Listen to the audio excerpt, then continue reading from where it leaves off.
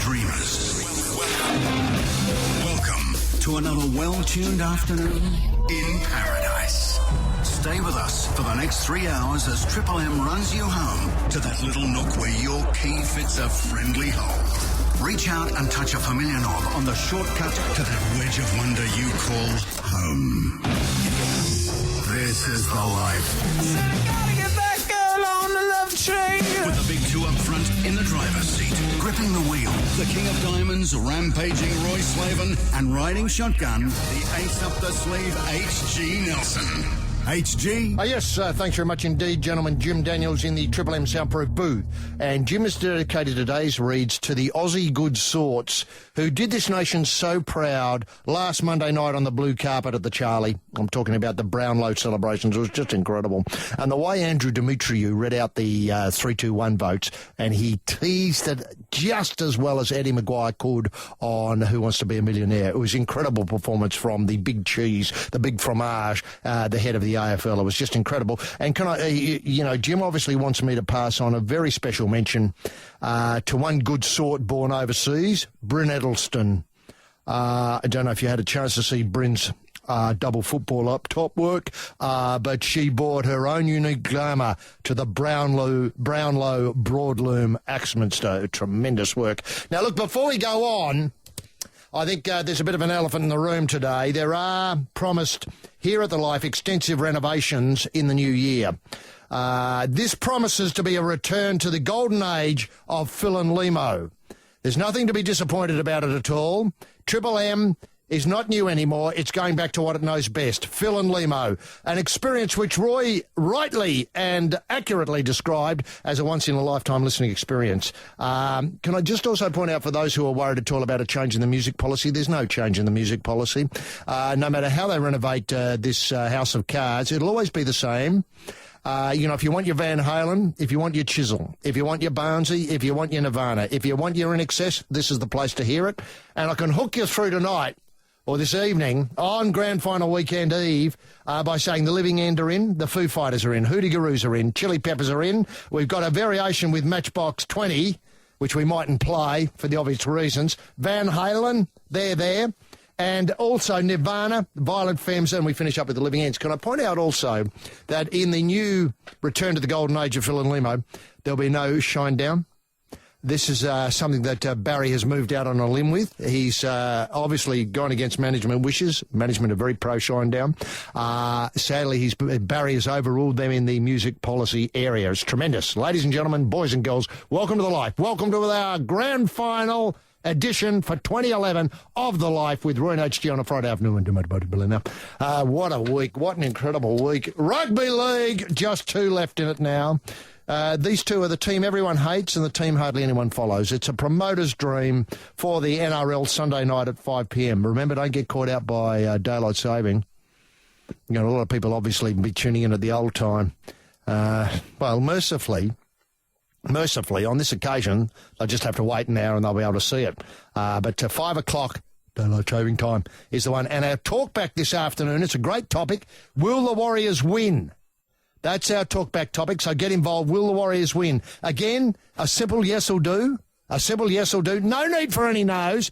No need to go out on a limb and say, no, we won't be putting any no's to air this time because we just don't have any time, I'm afraid. Just yeses only. And grand final star, Kelly Clarkson, who's here to sing at the grand final at the Granny, she rates every NRL player on her own particular Clarkson hunkability scale. It's a tremendous, and Clarko in the NRL final, it's a very, very tight fit. And let's not forget that she knows all about it. I think she was here in 1995 at the grand final, the NRL grand final, and she took it in. She took everything that the rugby league, could offer in those days, and she's added to it and brought her own special touch to it. Still with league, Gus Gould's OzTag experience was giving a standing ovation last weekend at the Penrith Panthers, and once your punters like your TAB and your Sportsbest and your Betfair and your online, etc., get involved with people overseas. Once they get a sniff, the sky's the limit for this exciting novel sport that I believe will take India by storm and turn it into, OzTag will become its number one sport. And the traditional end of season PNG versus Australia's Prime Minister's 13. That stink was the talk of lay last Sunday, rather. Australia triumphed in a tight one, 36-22. The Kangaroos were right at home as the police thumped and shot spectators who tried to get in over the barbed wire fences without tickets. That's what they like about their rugby league in PNG. It's uncompromising. Can I use the word passionate? That the people of PNG are passionate about their rugby league? I mean, sure, they're a bit like the Melbourne Storm, but they only boo Gallup. That's the only bit of passion I can see in the Melbourne Storm. But up there, they really take it to the max. A term I don't often use. In fact, I think that's the first time I've ever used it. Now, AFL... and it's the Cats v the Pies in the big one tomorrow afternoon. And the kiddies' favourite, Meatloaf, doesn't he still talk to kids? I don't know why he's not on our playlist. I mean, if Barry had any sense, he'd be playing Meatloaf on the hour. Set your clock by this. 2 out of 3 ain't bad, bad out of hell. You took the words right out of my mouth. They're the Loaf classics that will be heard at the MCG tomorrow. How did the AFL do it last year, Lionel Richie? Where did they pull that from? I've got no idea. And this year they've trumped themselves with Meatloaf. Who's it going to be next year? I mean, I dare to think, really, honestly, Daryl Cotton. I mean, there's something for the older set. The Meatloaf Fruits. Rieu? They've tried him. I don't think they've had him. They've tried to get him. No. Yeah, well, the set's a bit hard to get up and down in time. Anyway, that's all ahead of us. And could tasers be the answer to the seagull problem that has blighted 2011 finals in both codes? I do notice last Sunday in particular, you could hardly see the Warriors v the Storm match for the amount of feathers in the road.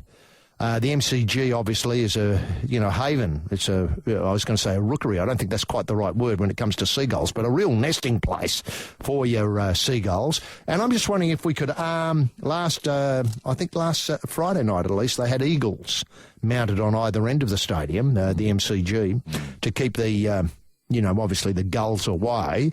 But I'm just wondering if we could get some people, obviously police people, bring along their tasers and, just clock the birds as they come in.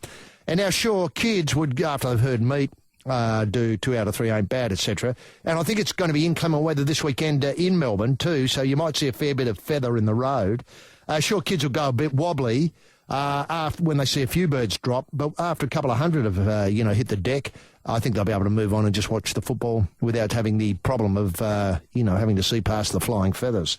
And remember, of course, with a taser, the birds eventually come to, unless they've been trampled to death by footy players, they eventually come to and fly off and resume their normal lives. Rugby Union and Robbie Deans heads off on his boat. Did you see these pictures? I'm just wondering if he's the right person to be leading Australia at this troubled time in Rugby Union. He headed off on his jet boat at, I think it's Hanmer Springs. You saw the Wallabies wandering around on bikes and trying to look interested in their week off. You get the feeling they'd be rather either doing something completely different or at home. This is The Life, the home of the plumber smile, and now it's time to lock horns with a man who's always up and about at this time of year. He's the king of the carpet layers. That man is rampaging Roy Slaven, and we get him on the gargle with all the stories that don't want to be told simply by asking what caught your eye in the swelling soup of the sporting swamp during the past set of 7. Desi? Yes, thanks very much, Tunksy. That's a first. I know it is a first. I bet it's a while since you thought of Tunksy. It is. I often think of Tunksy. I bumped into him not long ago. Looking good? Yeah, he looked very good. Same size? Yeah, or pretty bigger? much. No, he might have lost a little weight. Well proportioned? Yeah, might have lost a little tone. Fit? Yeah. Oh, yeah? How are you, Tunksy? I said. Yeah, and how did he go with He that? said, "Oh, g'day, Roy. How are you?" Mm-hmm.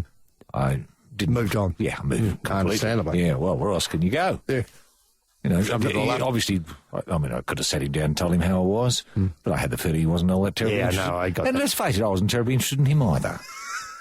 So it was sort of phatic communion. It was just noise, excellent. meaningful noise. Or meaningless noise, really. But you remembered Just it. suggested conviviality, nothing more, nothing less. Yes. But you remembered it because you related here remembered it today. now, Yeah, yes. that's excellent. That's right. Now, bloody hell, why don't we open the lines up? If anyone's bumped into Tunksy recently, Give us a call. give us a call. But would you Just want yes or no? Yeah, thanks. For any there, I think you've got to let him off the leash and allow him to talk about memories of Tunksy and when they last saw him That's before right. today. Well, Troy of Mount Annan's phoned in. Actually, he's saying yes. I don't Yeah. know if he means yes, I bumped into Tunksy or... Yes, or Manly's going to not. lose. Or maybe Troy did bump into Tunksy. Probably said, "G'day, Tunksy, how are you?" All right. Now, who should Sydney support? Doesn't it do your head in? It does. I can't work it out. Oh, Manly or New Zealand? Oh, God, let's think. Well, I think New Zealand. Because let's face it, Manly's not part of Sydney. Never has been, never will be. They're a different breed. I don't know where Manly... Where is Manly anyway? It's got to be somewhere. You have to take a passport, don't you? Do you? I think so. You got to get there by ferry, haven't you? Boat, swim? Yeah. You've got to, if you go to Fortress Brookie, you need a passport to get there. No, I've never been there. No, I understand. Do I ever want to go to Fortress Brookie? No. I'd rather bump into Tunksy. I would. Now, because when you think about New Zealand, you know, so many champions. I mean, we've bagged New Zealand over the... it's all been good fun. I mean, we haven't really meant much. But when you think about it, you know, John Walker... Was there a middle distance runner than John Walker? I don't think so. How about that bloke Loader was a swimmer, wasn't he? Bashed us up. Yeah, he's terrific. Split Ends. What a good group. A good, solid group. Neil Finn? Yeah, Crowded House, of course. Crowded House, because it came out of Split Ends, you'd have to say. Dame Kiri Takanawa. Oh, yeah, very good. Opera singer. God, she can sing. Hold a note. She can hold a note. I don't care what you say about her. She holds a note. You know, I know this is a bit left field. Flat whites. Yes. You know how people drink flat white coffee? That's how it's invented. That's what they say. Yeah. I don't believe that for one. I don't either. People do say that. Let's see. Edmund Hillary, of course. Forget about him. The third man on Everest. Yeah. Well, there was Irvine, Mallory.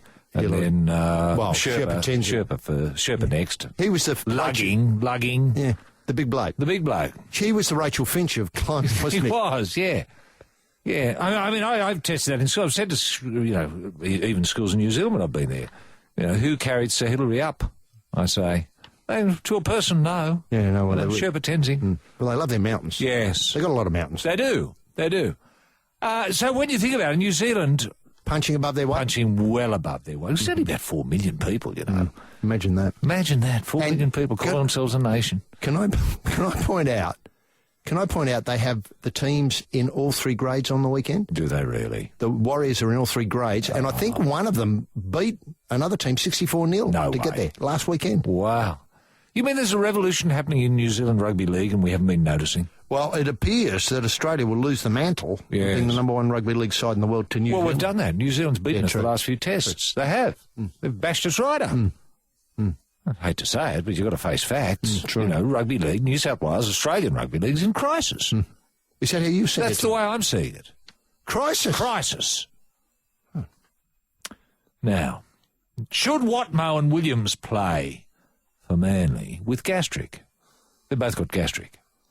Well, I'd suggest they should play. I do too. You know, a little bit of gastro's not going to stop a player playing rugby league if he really loves his rugby league, and I assume Watmough does. I assume Tony Williams does. I've got a feeling Tony Williams might be a New Zealander. It could easily be. I'd hate to see, Watmough continue his window cleaning work if he's got Gastric. If he's got Gastric, yeah. It'd be frightening. Well, I think we could all be in for something special on Sunday. Now, Nick Faldo argues that the man they call will not be the star attraction in the President's Cup. What? What rubbish is that? What would Faldo know? Is Faldo coming out for this? I hope not. No. We don't need that sort of rubbish here. No. Let him go to New Zealand. Waqar Younis resigns as coach of Pakistan. I didn't realise he was coach. Nor did I. Who cares? But if you want to get involved, phone us up if you care about Waqar Younis, just yes or no. Mark makes third his own in Singapore. I think he was only about 26 seconds behind the car that came second. You know, that might have been, I want to say, the Englishman. Yes, him. It was only 1.5 seconds in the end behind Vettel. Jenson Button. Oh, yes. Yeah, God, what a great drive from Jenson Button. Beautiful drive. Beautiful drive. Now, Brisbane Roar set to be bought out by an Indonesian consortium. Ah, great news. At last. Yes. I mean, is this what we want to happen with our soccer? Have we heard from Fozzie in this regard? Does Fozzie have a position on, other nations buying our teams? I didn't realise they were for sale. Nor did I. You mean that, say, somebody from South America could buy Sydney FC? Yes. And relocate in Rio de Janeiro. Wow. Hensby, 770. The first lecture by world-famous platypus denier Lord Mortlock of Dis, delivered at Government House, focused on the ability of the colony's indigenous people to transplant elements of one species to another. Lord Mortlock demonstrated the technique by sewing a snail to a mouse. This is the life. This is Sydney. This is Triple M. They were fun times back then. Now, look, Brisbane captain Sam Thaiday landed the... Doesn't that sound good? I know. You know? I know. Yeah. Well, of course, Darren... Yeah. Sadly moved on. I know. Now, Brisbane captain Sam Thaiday landed the Ken Stephen medal on Monday night. Did you really? It was a glittering night, and sadly competed, I thought, unnecessarily with the Brownlow. Yes. Because obviously a lot of people were interested in the count that got Dane Swan up in the Brownlow. Yes. Anyway, at the... How was the red carpet, HG, for the Stephen this year? It was terrific. Yes, terrific. that's what I heard. Australia, let's face it, Australian... partners of rugby league players in particular are world class. They are, aren't they? World class. You know, there's no doubt about that. Yes. And certainly put the rather tawdry show that was on a little bit later at the Brownlow right in its place. Yeah, good. I don't think, Australian fashion is served well by the Brownlow anymore. No. I think the Ken Stephen has certainly grabbed that mantle. Now, it was the night, of course, of the NRL One Community Awards, and he got it for his work with Indigenous youth. Thaiday beat a field including Titan star Preston Campbell and injured New Zealand centre Jerome Rapati to win the award for his commitment to a wide range of community charity activities in 2011, including the support of Queensland Health Campaign for the Indigenous Family and Child Support Service. I raise this with two things in mind. Firstly, the shocking oversight of Sick Cyril. Who's done so much with his he's obviously eat well, stay well, play well message. Yeah. And sure, it's all the big raps go to Healthy Harold. But no one notices Sick Cyril coughing and spluttering in the background, giving her kids a positive identification of what it'll be like if they don't pull up their socks and get, mobile. Yes. And let's face it, I don't think Sick Cyril's long for this world. No, he's not. I haven't looked at the doctor's report, but I'd be amazed if he's running out at the start of this season. Well, I know a lot of kids are going to the rugby league these days on the off chance they might see him die. It's a bit of a lure, a bit of a carrot, isn't it? And to me it's slightly unhealthy, but anyway, be that as it may, kids know what they like. And they've shown a propensity to enjoy watching someone die. Yeah, fair enough. And slowly, too, because... week by week. Week by week, yeah. Yeah. You often hear, is he going to go now, Dad? And he's looking pretty close, isn't he? Yeah. That sort of stuff. Well, that's fine. Do you feel as though it's cruel that the TAB's opened a book on when Yes, Sick Cyril... I do. I do. See, it's fair enough to have coaches. Who's the next coach going to get the axe? Yeah. But Sick Cyril is a person. Yeah, I know. I tell you what, that Sick Cyril poker machine's a wheeze. I know. It tells you right at the offset that there's going to be no payouts. You don't win anything. But it's very just popular. I know, people love it. The pleasure of seeing the buttons go round. That's right. And the weird voice it talks at you with. Yeah. Put more money in. That sort of voice. That's it. Yeah. Put the house through yet. Now, the reason why we raise this is that you and I have been very positive. I think we've had a very positive message here concerning poker machines and its support of rugby league. Yes. The lifeblood. The lifeblood, yes. In fact, all sporting codes, squash, table tennis, so it's all supported by poker machine money. Now, last Friday night, there was a fearless editorial mid-call, came out of the blue from Ray Rabbits-Warren and Gus Gould on Channel 9, supporting people putting their house and cars and, obviously any spare change they had in their pay packets through the poker machines to support rugby league. But they don't do it for the big raps coming from Rabs or Gus. No, they just do it to see the rugby league players go, that's the thanks enough. I know, that's beautifully put. That's thanks enough. Exactly. Seeing their heroes. Yeah. Watmo. Yeah, Watmo. And Lockie. Well, Lockie won't be there. No, I know that, but, in days gone by. That Brett Stewart bloke. Yes. Snake. People like, Snake, and his brother, Glenn Stewart. Glenn Stewart, yeah. The other Snake. Snake too. They'll be there Sunday night. Now, look, just imagine this week, you might have done your house. Yeah. The joy you'll get knowing that your house is supporting rugby league. Yeah. Now, look, and I know you've relayed stories about the people in Young and Lithgow and so on, but I'm wondering if it's time to suggest, instead of just coming along each week and saying, poker machines are great, that we actually get on the front foot. We get a medal up. Yes. Let's call it the Ryan Tandy medal, for the sake of the argument, for the person who's put the most through in season 2011. Now, week by week... hang on, but you'd have to register, the person would have to register their name. Would they? I think so. You're going to have the same privacy issues, HG, aren't you? Oh, The great thing about it at the moment is you just do it and no one cares. Yeah, you haven't got any nanny state looking over your shoulder. Well, I'm seeing this as a positive thing to get the nanny state off the punter's back by celebrating. Yeah. Instead of just damning all the time. Yeah. You know, so as if you put your house through and your car through and, you know, obviously this week's packet through, and you might be able to do it round by round, make a bit of a night of it, blue carpet, you know, get somebody, you know, sort of to celebrate, help you celebrate, you know. I was just wondering if... what have sort of Pokies Awards at the end of the year. Exactly. Where the nominees are, you know... Round one. Yeah. The best three. Yeah. Round two. You know, God, it's an amazing week. We've got Graham Perch putting 423,000 through, followed up by Sonia Todd putting 4,253,000 through, and so on. And so, on. Yeah. At the end, heroes. Thanks. They'll be acknowledged as heroes. On this day in 1804, Gerard O'Sullivan was flogged to death for feeding sheep fat to a magpie bird. This is the life. This is Sydney. This is Triple M. Yes, obviously grand final week. I don't know what goes through the minds of law enforcement, but the Daily Telegraph this week revealed the New South Wales Police are reopening the investigation into the disappearance of Saddler's famous 1970 South Sydney jersey.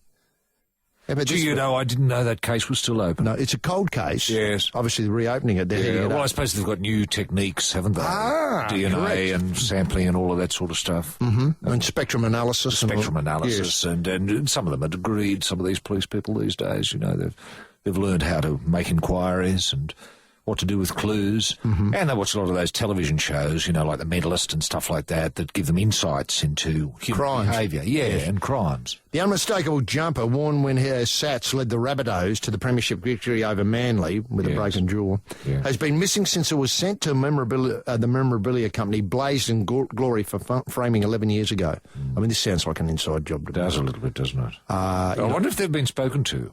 Well, the now defunct company, who do you speak to? Well, good point. Was owned and run by Michael, it looks like Halpin, who received the jersey from Sats's son Scott after offering to frame it as a thank you to the league great who had autographed a series of items for him.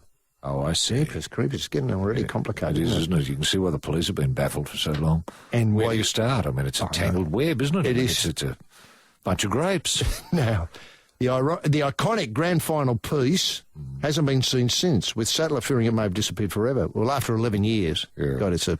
You know, I flickering thought I candle saw of a hope. bloke wearing it a couple of years ago. Did I you? could have sworn, because I said On the that- bus? Yeah, well, I remember saying to whoever I was on the bus with, Might have been saying, Tunksy. Well, it might have been Tunksy. Because I said to Tunksy, "G'day, Tunksy, how are you?" He said, "Yeah, not bad, how are you?" I said, That bloke up there. "Look at that." Yeah, this was a bloke walking along the street. I said, isn't that Sats's jersey from 1970? Tunksy said, "Yeah, looks like it." What drew your attention to the jersey? Was it the way the person was carrying it off with a jaunty gait and a sort of, I don't know, look at me sort of attitude? No, it was just shorts, thongs, and that Guernsey. But it was I tell you what was odd about it was wintertime for a bloke to be in shorts and thongs. Yeah. That's what made me look at him. You know, I nearly said something to Tunksy at the time, like, "Look at that bloke." Anyway, it was just the Guernsey. Look, That was it. I'm sure it was Sats's Guernsey. Now, look, do you think that...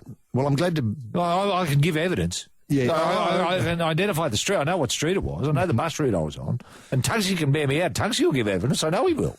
Now, is that what's likely to have happened, or is somebody sort of, you know, these football jumpers with what I call cachet, you know, seen in the heat of battle, all that sort of stuff, broken jaw. Yeah. You know, they're aphrodisiacs, aren't they? They are. You know, you put them on and all of a sudden you've got to look for somewhere to sit down. Do you think it's being used in ways... I think it's probably been used for very sick purposes. Sick. Yes, that's right. Very Like perverts? sick. Exactly. It's been obviously, and obviously the bloke I saw wearing it was a perv. You know, it was wintertime. Shorts and thongs. And nothing says pervert screams Exactly. pervert more than that. That's what I said to Tunksy. Look at that pervert. Yeah. Now, Then I realised Tunksy was in shorts and thongs. So the conversation didn't go anywhere, if you know. well, you held your tongue. I did. Now, Earlier this week, Penrith detectives reopened their investigations into a factory fire at Blazing Glory premises back in February 1999, where stock worth an estimated $14 million went up in flames. Yeah.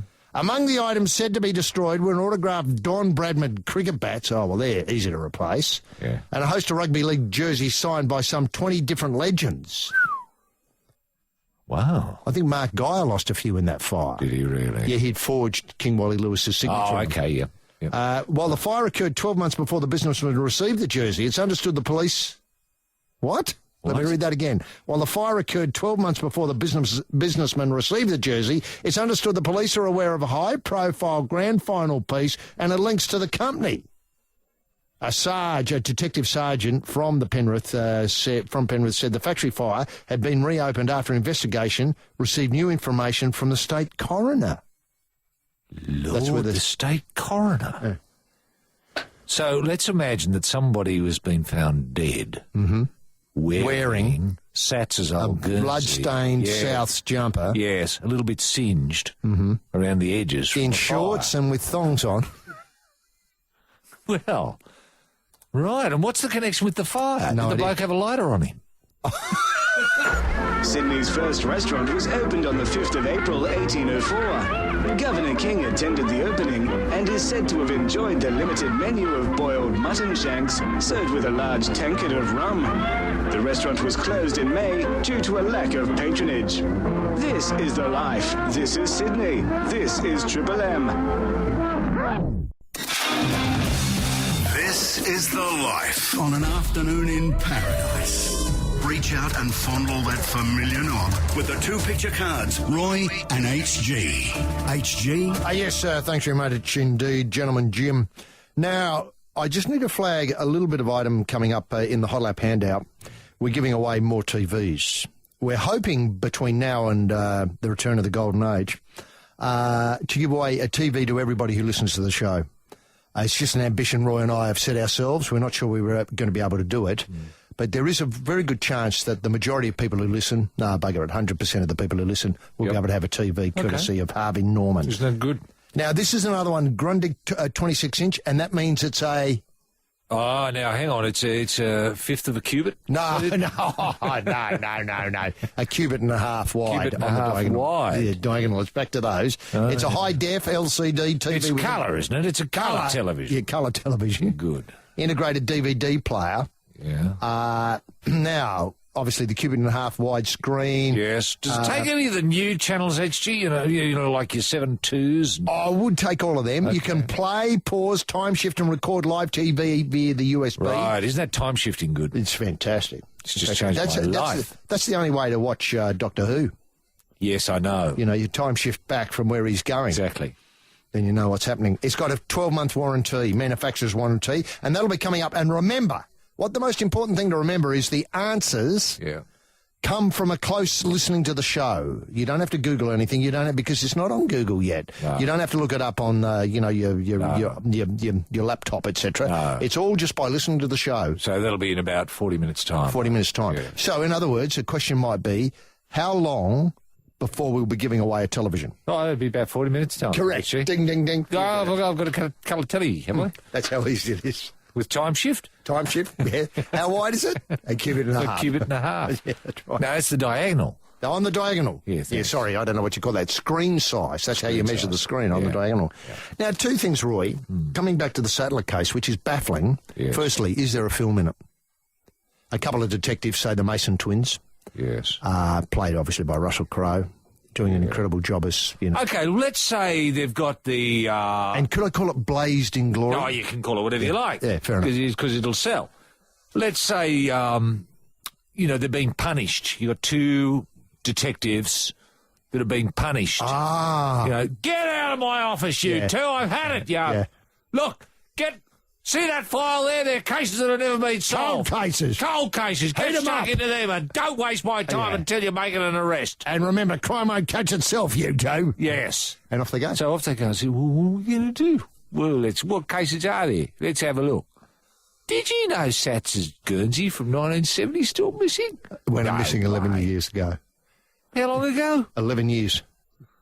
Right. Wouldn't it be great to find it? Let's go and hit a few heads with telephone books. We'll get to the bottom of this. Now, look, one thing that worries me about this is, what were the police doing for the intervening 11 years? They were sitting on this stuff, and they, poking around in it, looking at the embers, looking through the ashes, getting it out and looking at the old videos they've got of Souths playing and him, Sats getting the busted jaw, all that sort of stuff. Were they doing anything on it? Well, who was the Commissioner of Police at the time? That's where you'd have to start. Oh, well. And why was he interested in not pursuing this matter? Yes. Now, the next Who thing... was paying who to shut up and leave this case alone? Well, I tell you what, there's Manly dabs all over this. You reckon? Yeah. There is Rabbitohs, premiership victory over Manly. Aha. Do you get what I mean? Yeah, I do. Get where I'm I know. So you'd have to look at... Fulton, Arthurson. Yes. You'd Terry have to Hill. interview all of the, if they're still with us, the Manly players who played in that grand final. Max DeMelge. You'd have to look at everyone associated with Manly in that period. Would you look at Watmo? Yes. Because the stories would have been Filtered spread. through. It filtered through. Yeah, then you'd have to ask Watmo, what do you know, Watmo? Yeah.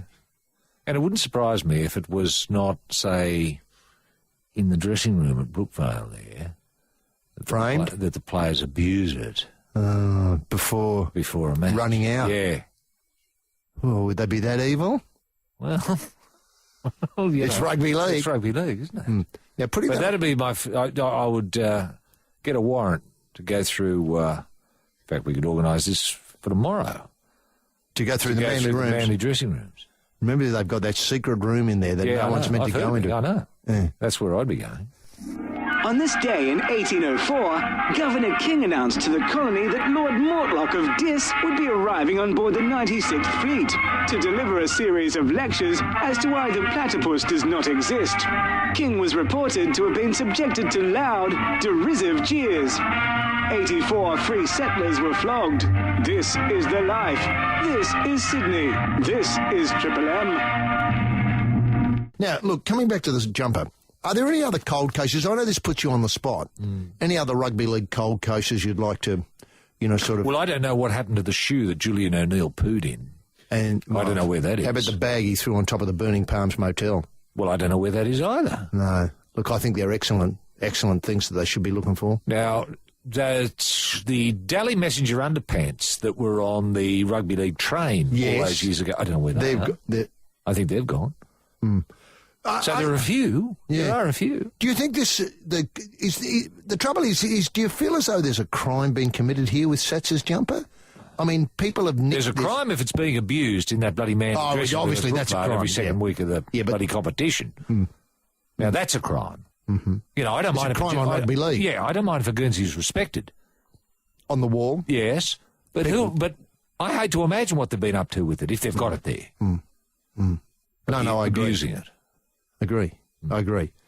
Look, I'm just wondering if, the people who have it, Yes. would hand it in, say... Anonymously. To us here at Triple M. Yes. And we'd pass it back, to the people who owned it. Well, Sats owns it, surely. Well, yeah, obviously Sats owns it. Or the descendants of, I know that was to do with other things he signed. But this is Michael Halpin offered to frame it free for Sats because he'd signed a footy and a pair of boots and a bag. That was the last time Sats saw it, when he handed it over and was expecting it back framed, within about a week? Probably, in about a week. And it gives you an idea of the workload that the New South Wales... Did Sats ever go around and say, have you done me Guernsey yet? Did Sats ever do that? I don't think so. No. Well, then the fire happened. Or have I got that wrong? Oh, I don't know. Now, look, can I just say, it gives you an idea of the load the New South Wales police are under, week in, week out, that they haven't been able to get onto this Where's My Jumper case. Do you know what I mean? I mean, they must have so many murders and... car thefts and break-ins and what birds they need is a rugby league division. They do. I mean, we've been calling for this for years. I know. And with Constable Craig heading up the division. Well, He's and got Brendan Favola, experience. 2IC. Yes. Because he wants to work with the police when he's I know. play football. I know. What happened to Changa's white boots? Oh, have they gone missing too? As far as I know. Weren't they seen on a bank job once? I think they were, yes. I thought I saw a bloke wearing them. Not from the bus, I hope. Yes. Oh. Did he have shorts on? Yes. Did he have Thongs? No, he's wearing the white boots. I know, I understand that. But did he have a rugby league Guernsey on top? Yes. Was it a South Guernsey? Yes. Did it appear to have bloodstains on the front? Yes. Oh, no. I said to Tuxie. Isn't that Blake? Now, look, leaving that aside, and I don't think we've heard the end of that, because I think that what will happen is there'll be an acceleration of this, hopefully, with the police be able to get onto these cases. And wouldn't it be great, say, on the footy show on Sunday, there's an NRL preview show. Oh, yeah. Channel 9. They'll be able to announce arrests. Correct. In the Sats Guernsey case. After their poker machine editorial. Now, Roy, could tasers be used to keep the seagull population down at rugby league matches? Well, I thought they'd solved the problem, as you mentioned, in With your the opening- Eagles. With the Eagles. That kept them away, didn't it? Well, the Eagles... I know they have difficulties with storm games.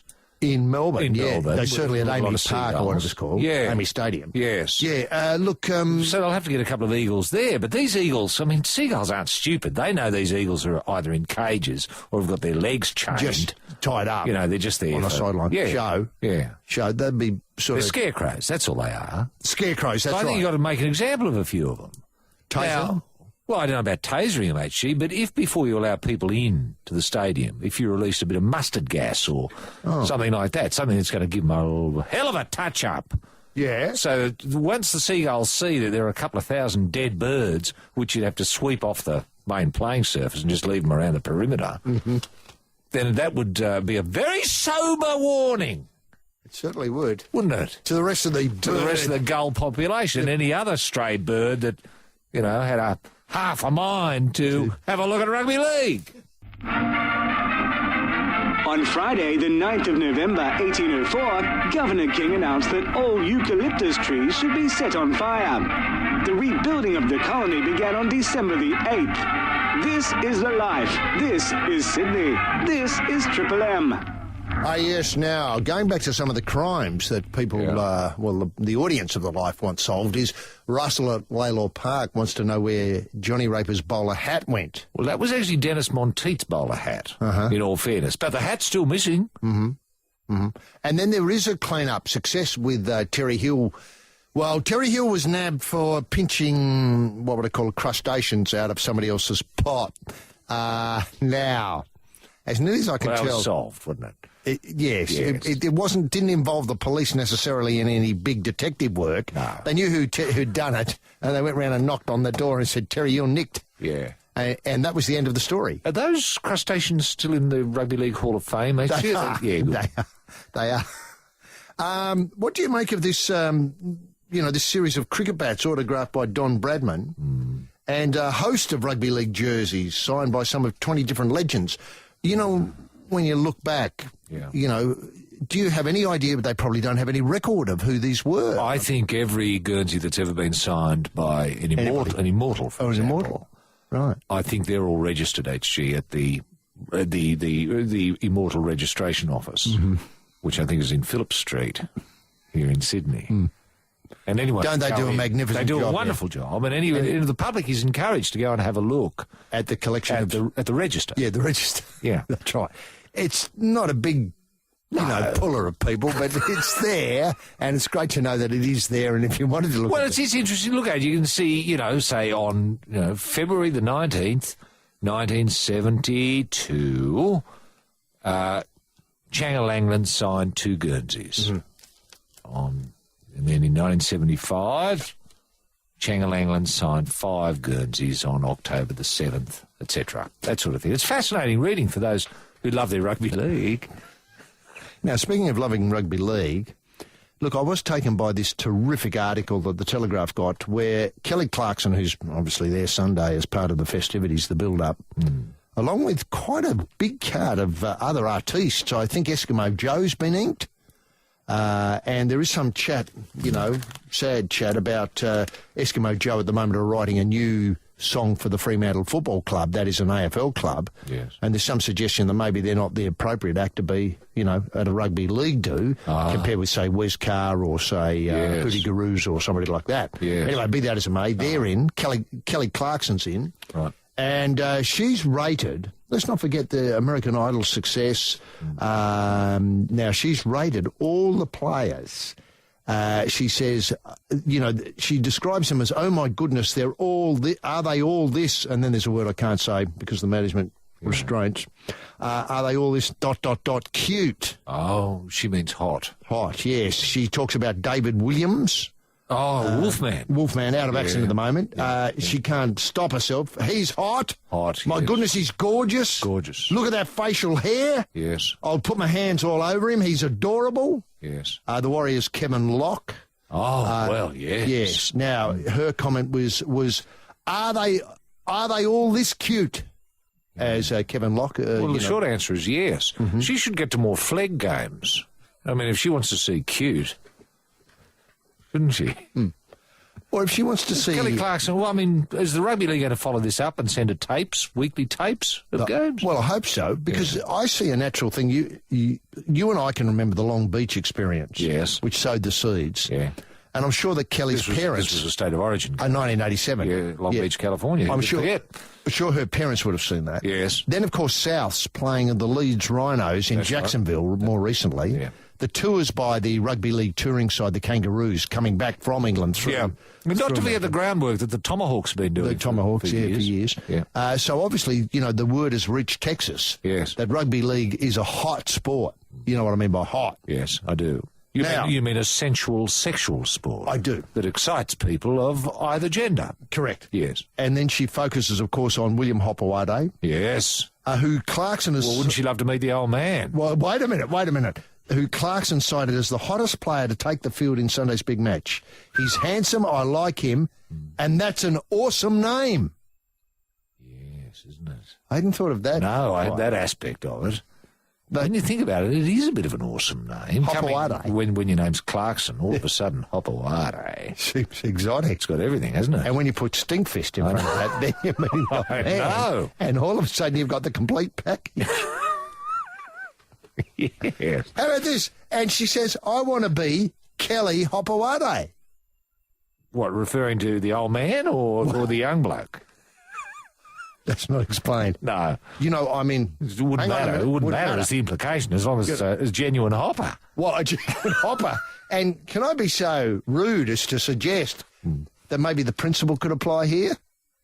Normally the principle affects blokes marrying more than one woman in the Mormon faith. Oh, that's true. Reverse that around. Yes. Yeah, right. Surely the balance of gender has to be restored somehow. Yeah. So either Hopewade. Clarkson isn't mercifully in this article in the telly. Could I suggest, though, that she should maybe meet one or two other league players before committing this early? Because she might be blown away. See, what if she met Gaz, for example? Oh, Gaz. Can you imagine the effect Gaz would have on her? And I've got one name for her. What, Mo? Well, yes. Lifers with communication skills. You want to get involved? I think that's a yes. Then email us at thelife@triplem.com.au. Hooty-garoos and What's My Scene? Sums it all up, doesn't it? Doesn't it?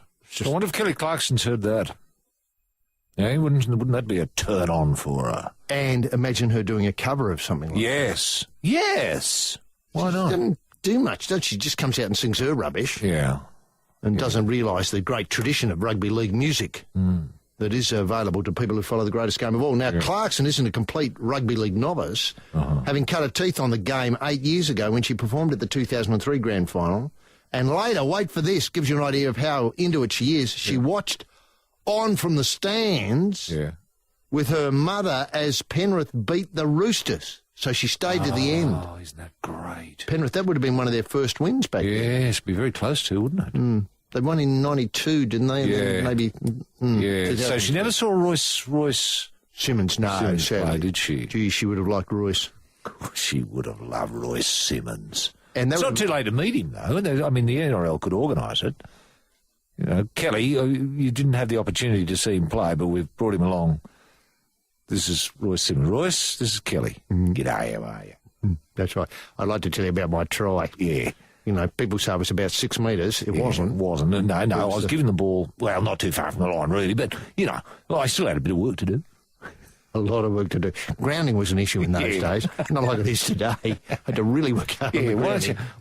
I've got a videotape of the game here if you want to watch it. Would you like to see it? I'll just turn the lights down. You don't mind, do you, Kelly? Now, she says she clearly remembers singing her debut single, Miss Independent. And how about this? Rugby League provided her with her biggest live crowd. Wow. She says here, this is how she remembers it. It was so cool. Yeah. People liked the song, even though my season of Idol wasn't shown over here. Ah, okay. Now, and the Mutual Admiration Society between her and the Australia has continued Yes. with regular appearances in the upper echelons of the charts, etc., all that. This Yeah. time she's going to be singing Know It All. Oh, Know It All. Great. Know It All. Yeah. The song isn't so much about an ex-boyfriend than directed at those who tried to command a career as she fought to find her own way after winning the first season of American Idol in 2002. It's autobiographical. It's something she's written herself, isn't it? It is. Isn't that good? I love young people writing new songs. I definitely dated a Mr. Know-It-All, unfortunately, but when Not a rugby league player. No, of course good. not. No, when I first heard the song, it was more about the fact I've worked with people in the business who are like that. People who think they know everything, and I know nothing, which is most annoying. Yeah.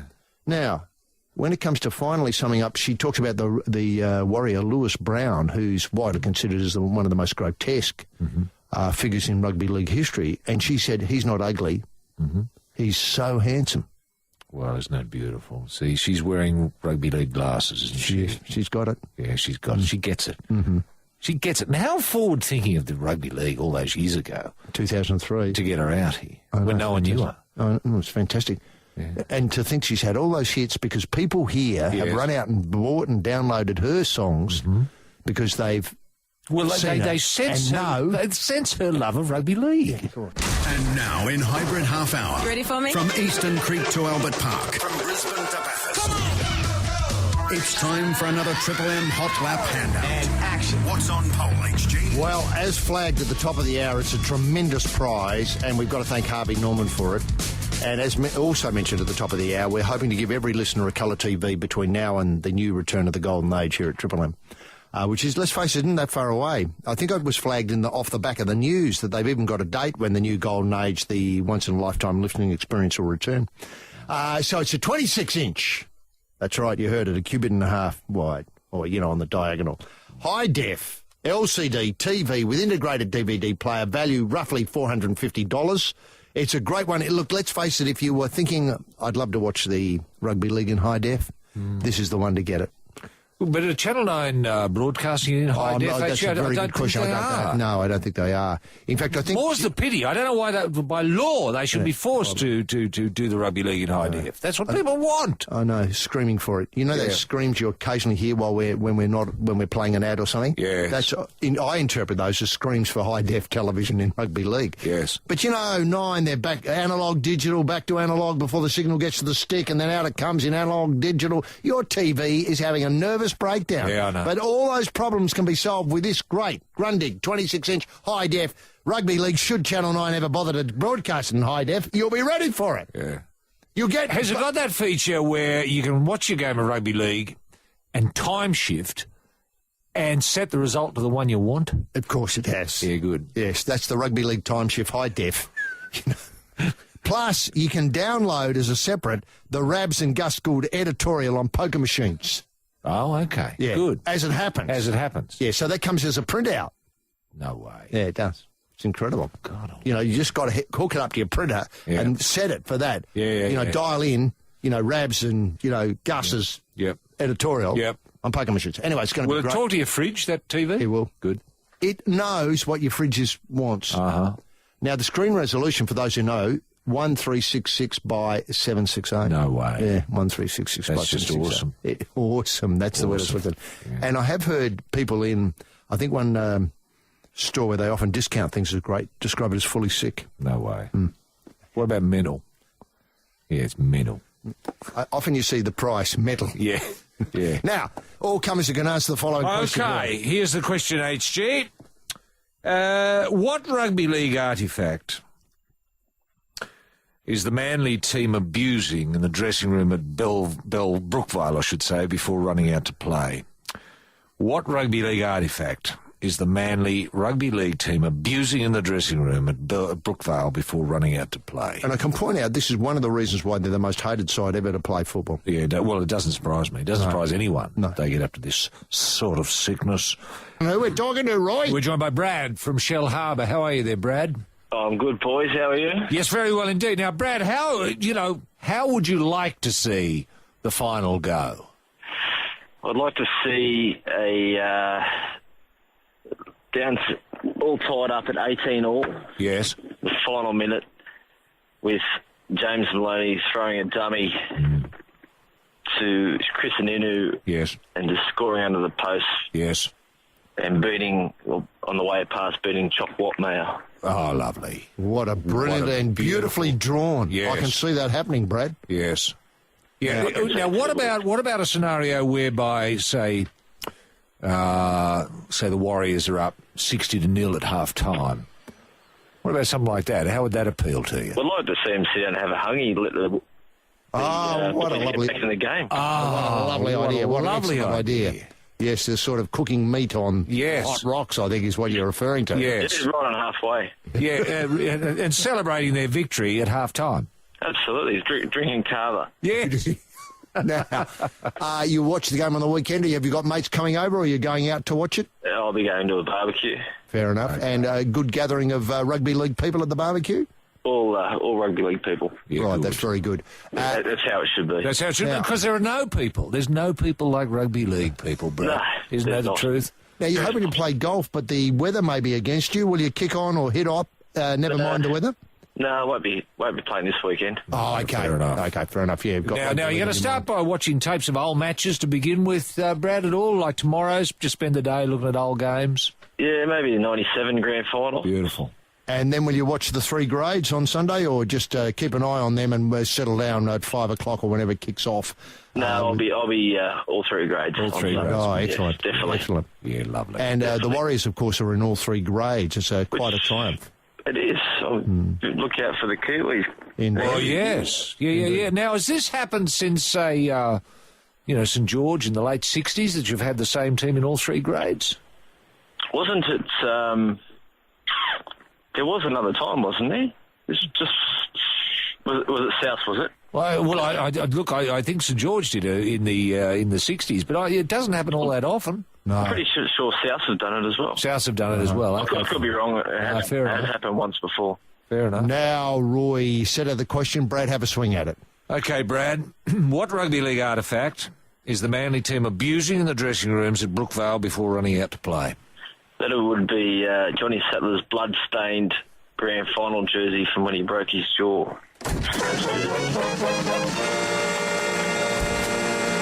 A thoroughly extensive and accurate answer. Yeah. Well done, Brad. Does that surprise you that the Manly players are getting up to this sick nonsense?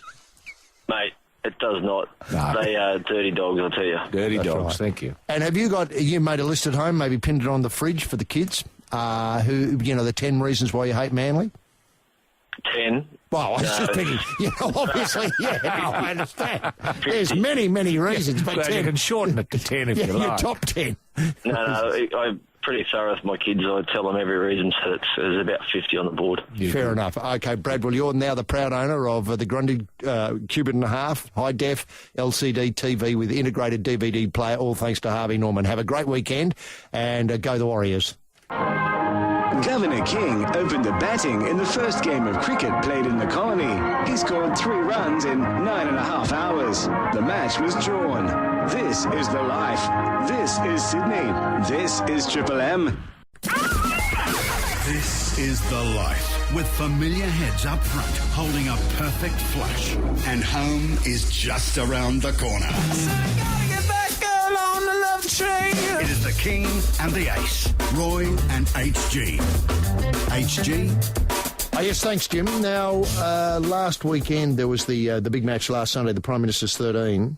Against the Papua New Guinea side, and of course there was a car crash on the way to the... Yeah, there was. Wasn't it official Kummel's team, HG? No, I don't think so. I don't know whether you asked me that at the top of the show, you might have, but it was a sort of like just a pick-up side. Okay. They had a number of messages attached to the game. Yes. But people they're so excited about rugby league there, and there was a sort of an incident on the way there where the bus carrying the Alvaro boys, crashed into a car driven by somebody who I think was intoxicated.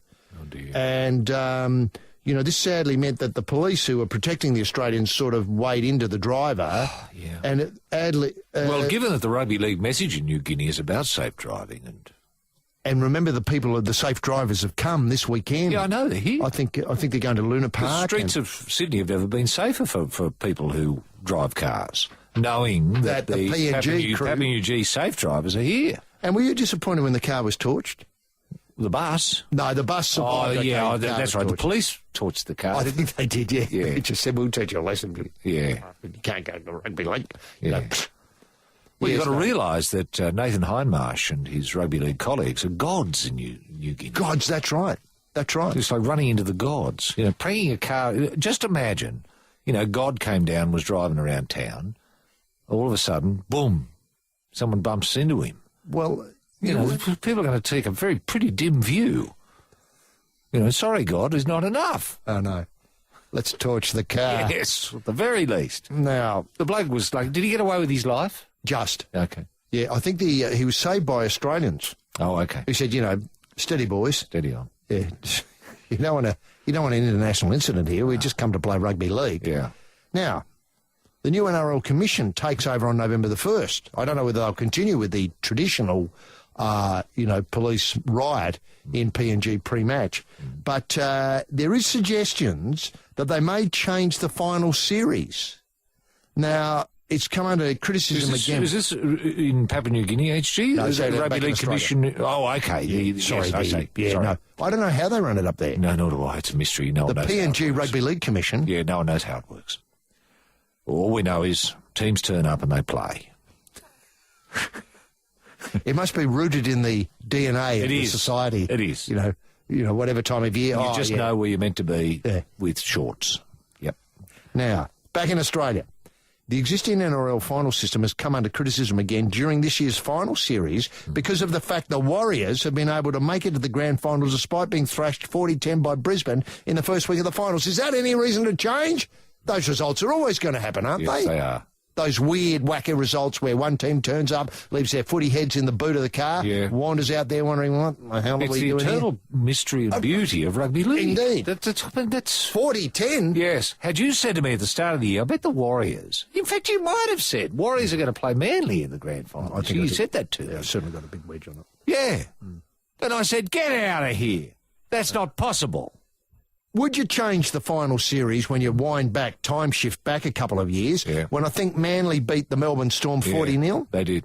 Would you change the thing? You can't have that. Yeah.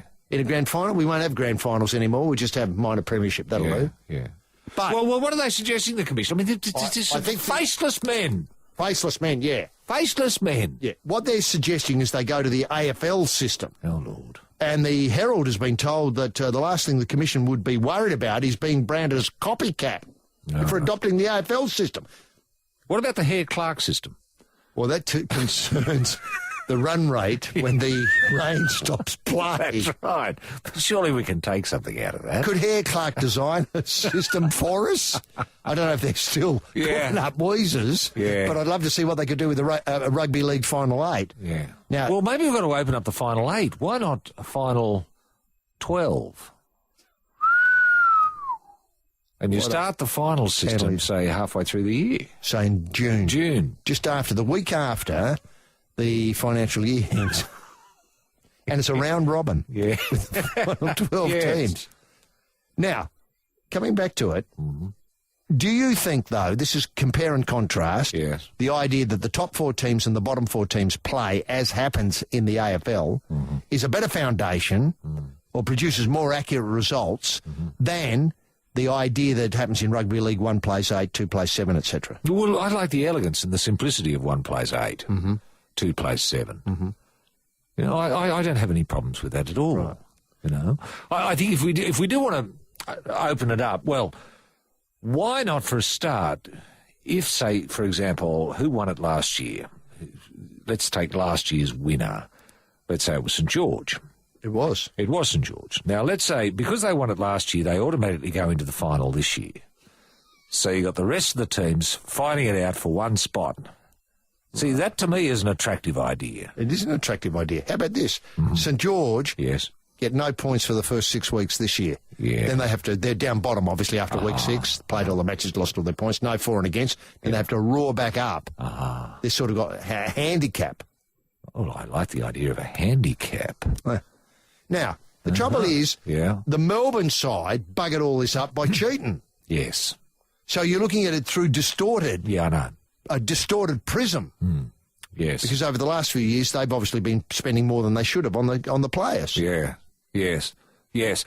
Yes. What's happened in the last few years that has distressed me greatly, HG, and we've editorialised this at length, is the undervaluing of the minor premiership and the presentation of the J.J. Giltinan Shield. Well, I thought it was fantastic this year. I thought it was a highlight. You know, have David Gallup drive down there Yes. in the Commodore with To the cop abuse. To cop abuse. I just thought it was wonderful. I just wonderful. thought it spoke. It's supposed to It me was eloquent, wasn't it? Yes. The passion of rugby league. passion of rugby Only rivaled by the Lay adventure last weekend. No. Where they take it just a little bit more seriously than the Melbourne people. That's right. But that was great, wasn't it? Yes. And I had hoped, of course, that, you know, had luck turned out a different way for the Melbourne people, that Sunday afternoon, say about 7:30, there they would be trudging up, all to a person, to meet David Gallup to get their footy cards from him. The annual traditional Yes, handing the out traditional of the handing of the cards, yeah. But I still would like to see whoever is the minor premiers to have 2 bites of the cherry. Right, well, that's what you get in the AFL. Yeah. I think there's a lot to be said for that. It puts more weight on the value of minor premiership. Otherwise, what's the point of winning the minor premiership? None. Isn't there a cash payment? You know, you might get 100. Well, you get a J.J. Giltinan Shield, and that's who nothing wants to be... Well, it's rubbish, isn't it? On this day in 1804, Gerard O'Sullivan was flogged to death for feeding sheep fat to a magpie bird. This is the life. This is Sydney. This is Triple M. And some emails. A terrific email from Andrew Brown. Andrew Brown, yes. He always introduces himself, or to us at least, with spearheads. Great use of the language. I'm absolutely devoted with the news of the show's future. Looks like the organisations like the IOC and FIFA have finally caught up with you.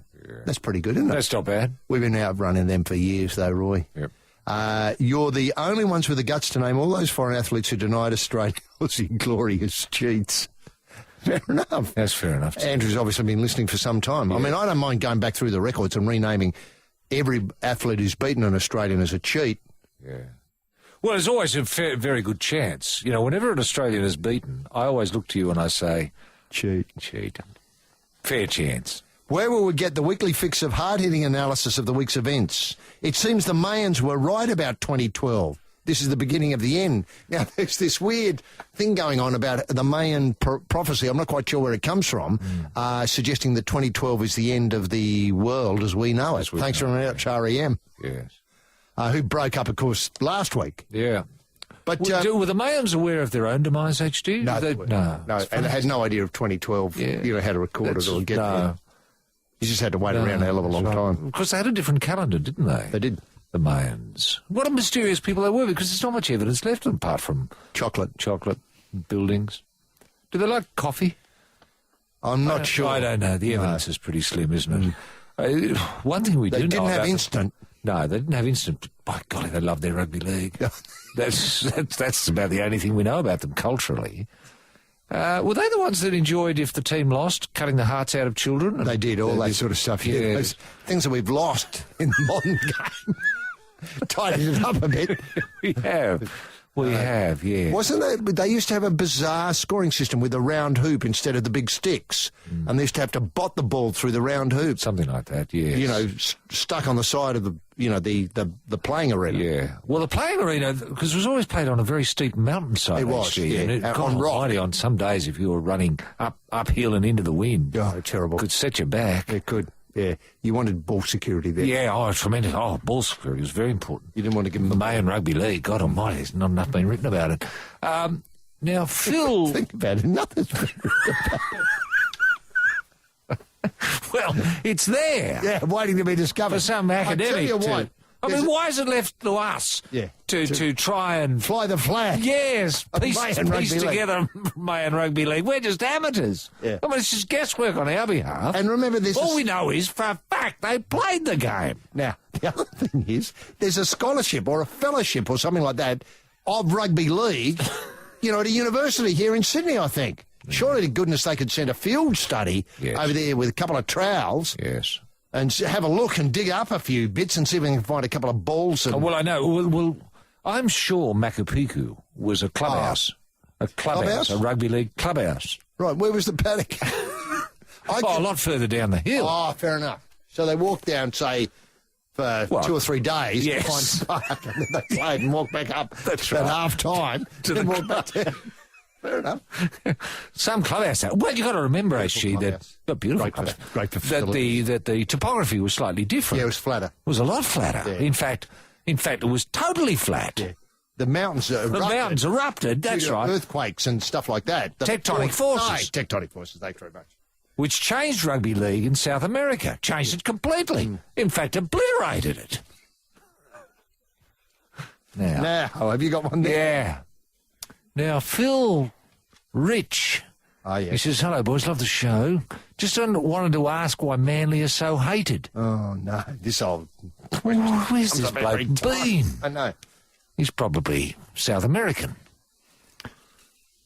But I tell you what, had the Mayans been around now, they'd hate Manly along with everybody else, and they wouldn't, that's for sure. Anyway, sure, he says they've had their fair share of clowns over the years, and he names a few clowns. Bozo, of course.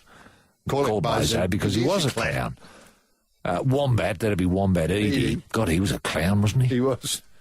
Rambo Ronnie Gibbs. Oh, yeah. Oh, yes, clapper shoes and funny hat, funny hair. Yeah. Remember? Cliffy Lyons, total clown. Martin Bella. Oh, clown. Remember the time he knocked on facing the wrong direction? He played the ball in the wrong direction. Played the ball in the wrong direction, yes. Might have been the first play of the ball of the night. Thank you very much. Bella. Never to be forgotten. Clown. Stinkfist, etc. But he says, but they have never been involved in any betting scandals, never had a phantom biter like St George in the 80s, haven't rorted the salary cap for several years like the cheating Storm. Yeah, but what he's forgetting here is what happened to the Guernsey from 1970 that was worn by Sats. Right. Doesn't mention that conveniently, forgets that. Oh, yeah. In his summing up of Manly, in his defence of Manly. Salary cap rorts and, all the phantom biters, they're not reasons to hate clubs. No. That's the beautiful fabric of rugby league. Everyone loved the phantom biter at St George. Terrific bloke. I saw him on the bus the other day. I said, Tunksy, isn't that the phantom biter? Was he wearing thongs? He was wearing thongs on the outside, sort of pushed onto white shoes. Oh, no.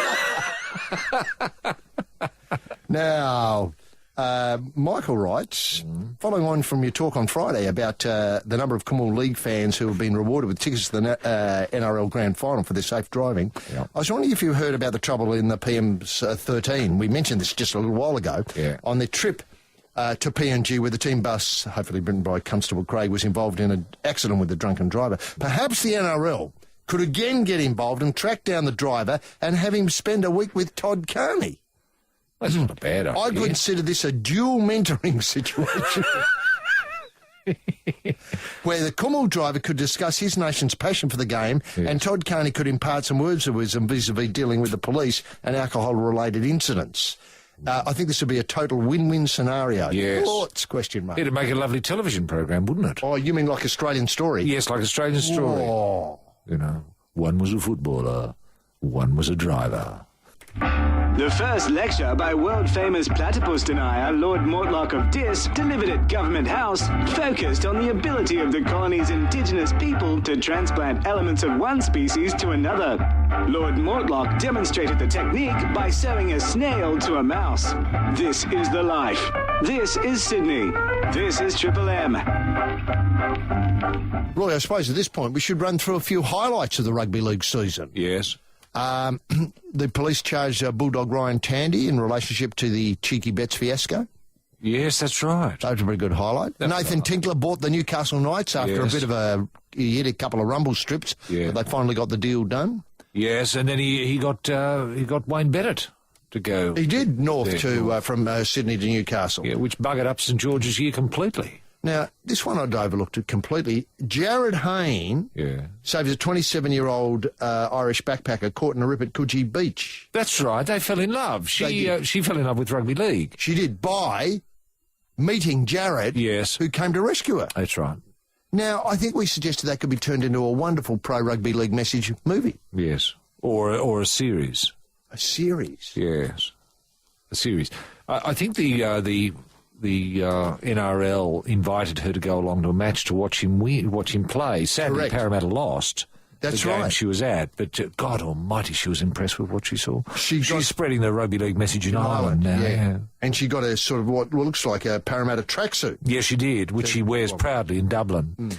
And all around the Ring of Kerry, she's been wearing it, trying to spread the rugby league message, much in the manner of an evangelist, much in the manner of, say, St Paul to the Ephesians all those years ago. Or Kelly Clarkson to the people. Kelly Clarkson to the people of the United Texas. States. Yes. Yeah. Now, Ray Warren was honoured with a statue in Junee. That's right.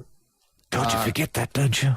You think, that statue's been there forever. Well, of course it hasn't. No, it was only on boat about a month and a half ago. Yeah, I know.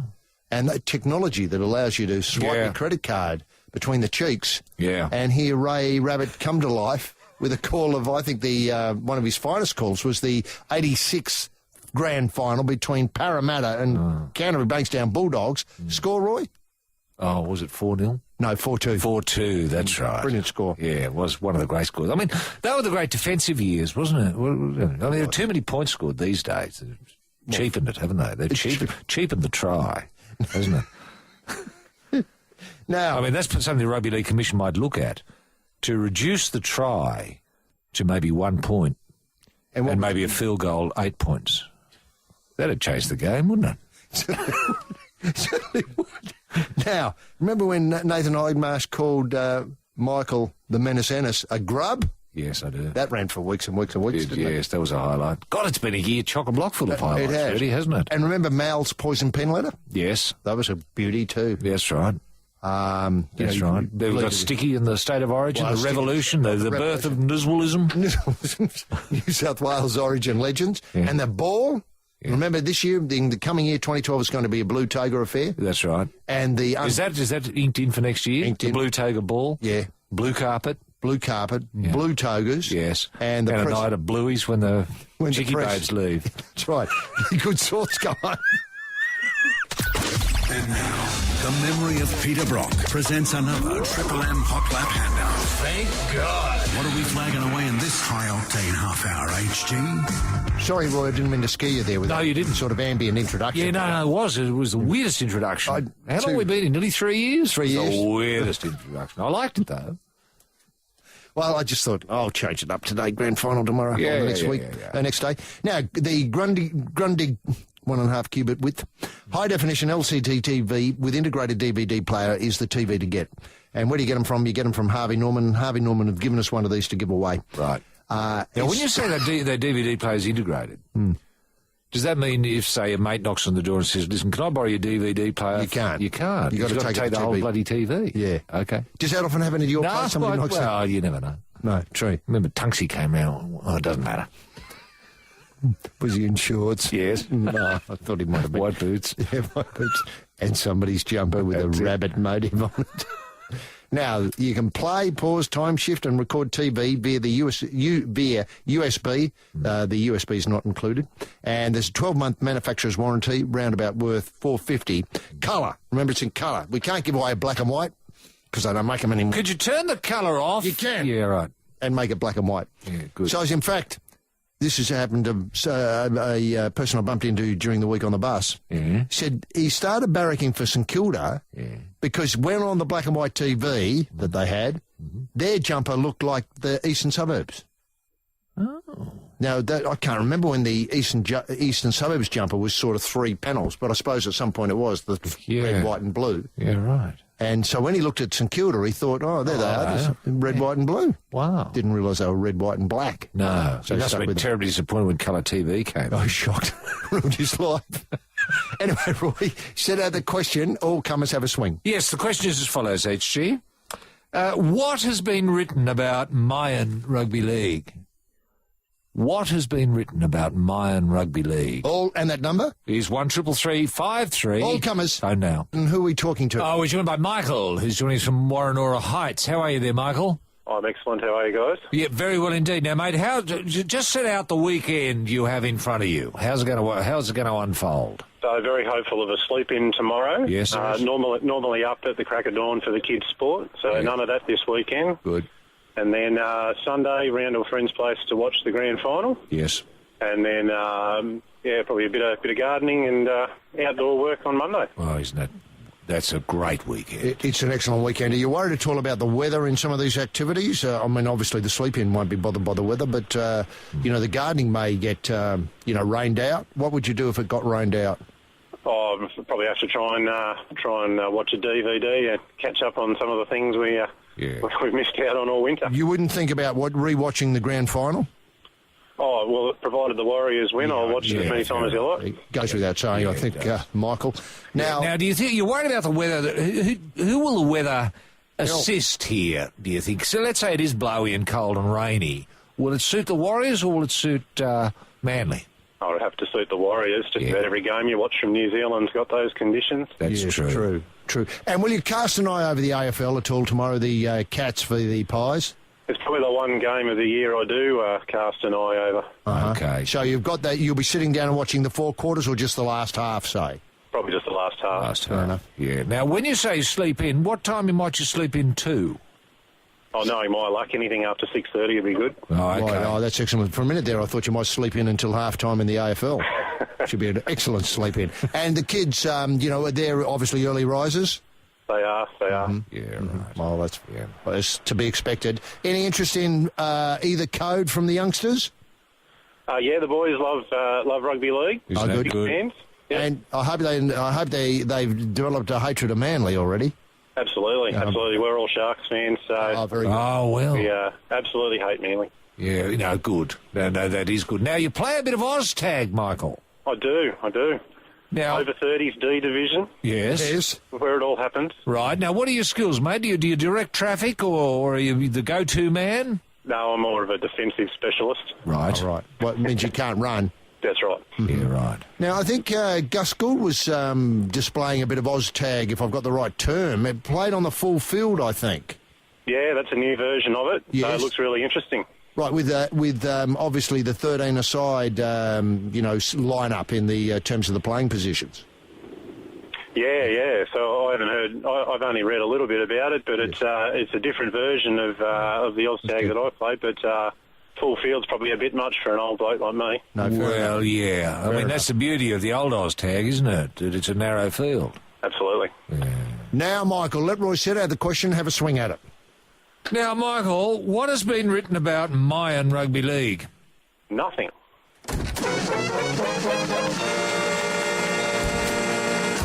Perfect answer.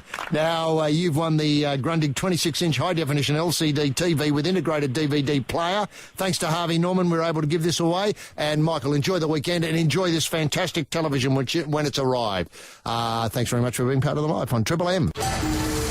Lifers with communication skills. You want to get involved? I think that's a yes. Then email us at thelife@triplem.com.au. Look, it's been a fantastic show again today. Very enjoyable. Topped by, of course, being able to give away a couple of televisions. Yeah. You know, giving away a television to every listener, do you think we'll have to up the rate of giving them away over the next few weeks? Probably, yes. Yeah, to be able to kind of really... Yeah. You know, it's only a dream. We're not sure that we'll be able to realise the dream.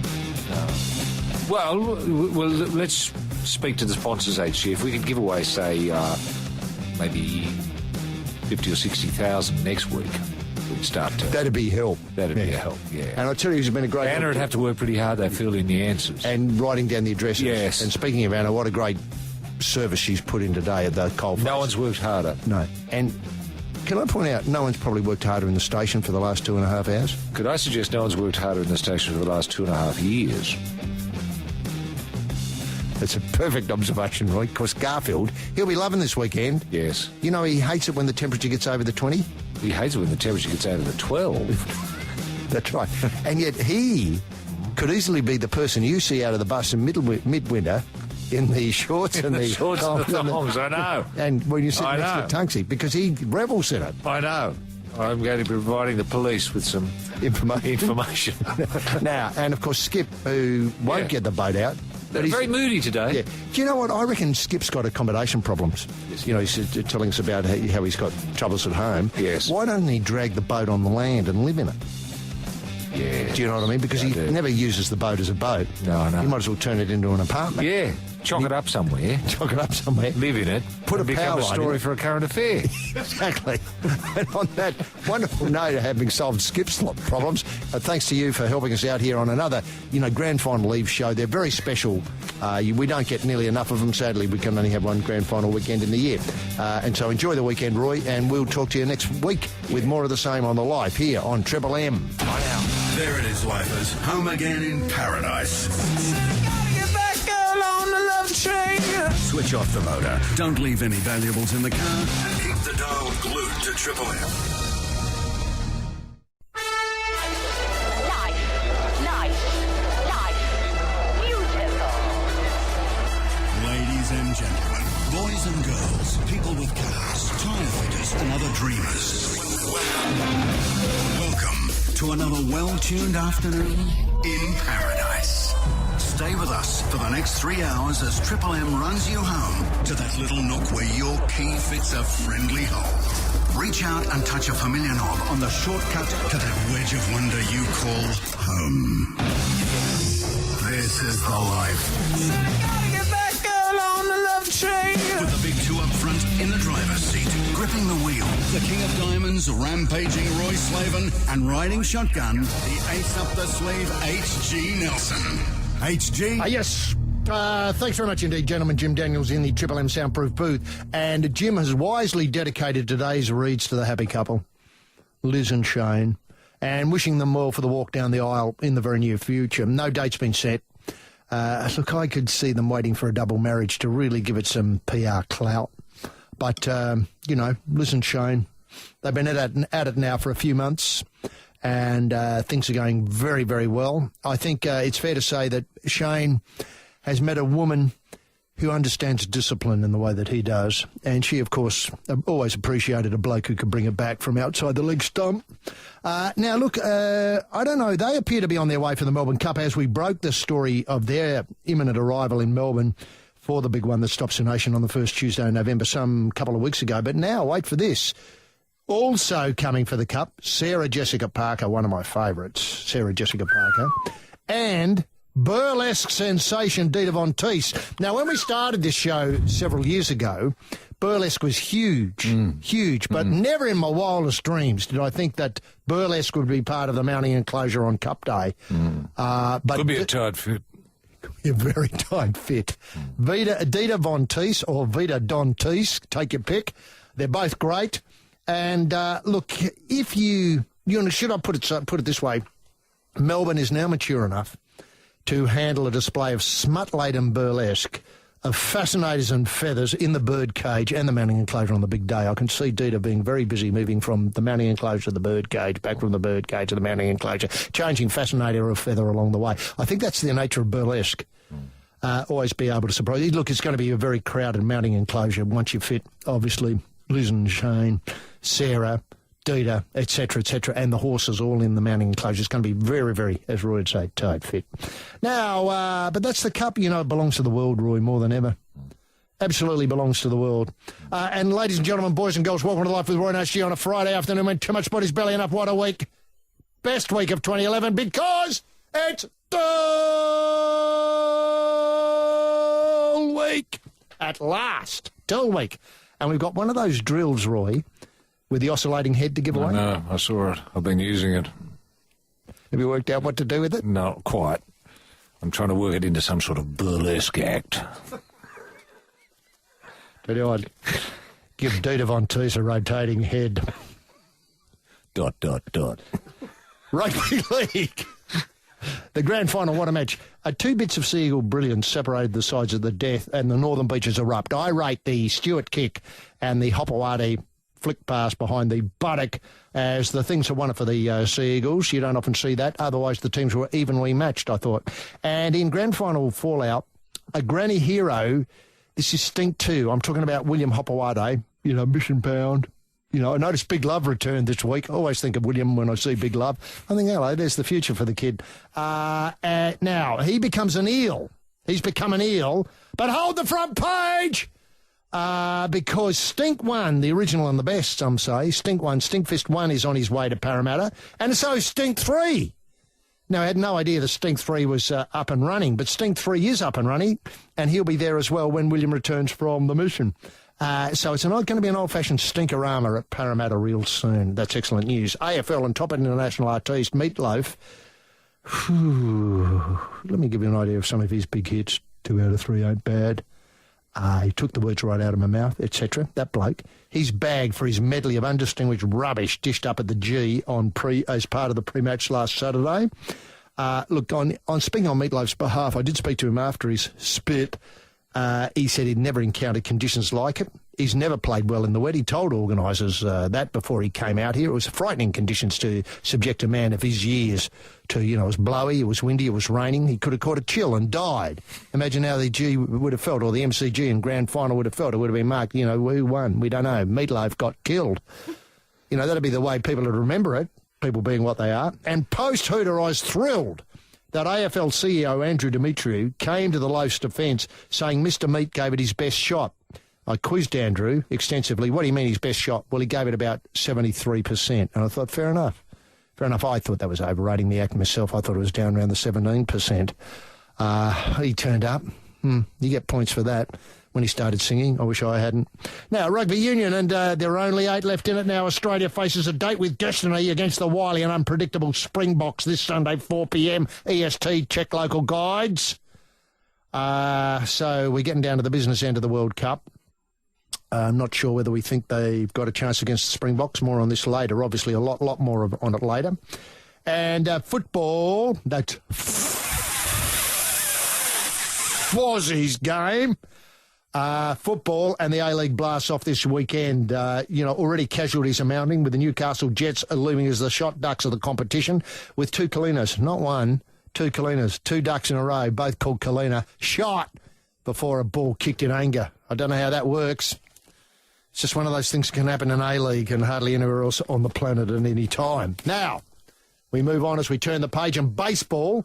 Just what is going on with Australian baseball, incidentally?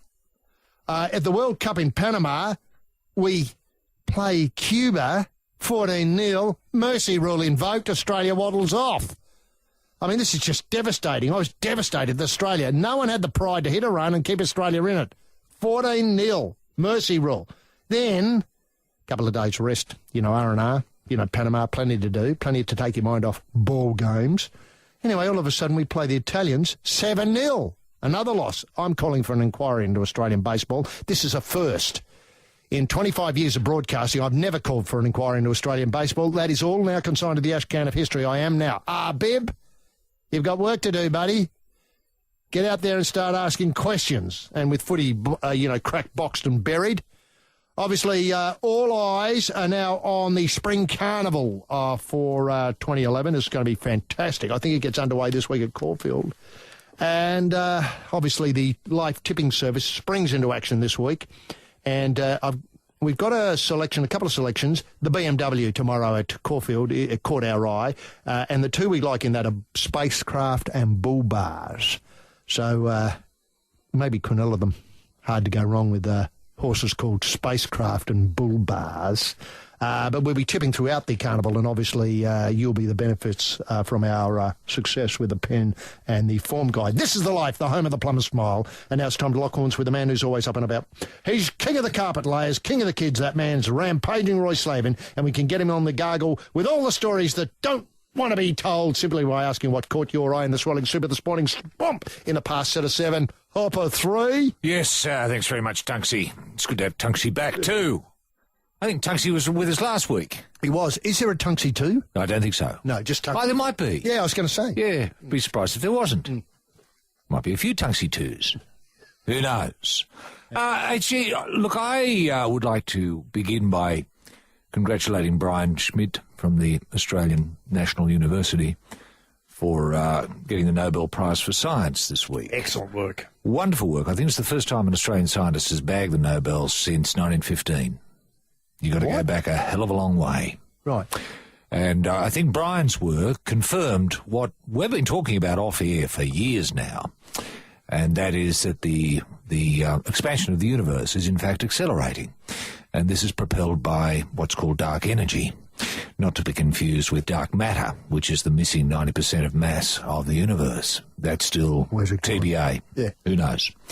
But the dark energy has been confirmed by Brian, and what dark energy is doing has been confirmed by Brian. So what I'm suggesting people do is go out and have a look at the night sky while you can, because in roughly, between 1 and 1.8 billion years' time... It won't be there. It won't be there. No. It'll all have gone straight over the horizon. It's extraordinary, isn't it? Where's the horizon, Roy? Well, good question. Good question. But full marks to Brian Schmidt and his team. I think he had a couple of mates. Who helped? Yeah, I don't think they did anything. I think he did all the heavy lifting. Now, because Brian's been working on this at least since 1992, when I remember talking to him about it and being very excited by what he was. See, he's following up the work of Edwin Hubble, of course. Oh, and the Hubble telescope. Yes, after whom the Hubble telescope is named. Sorry.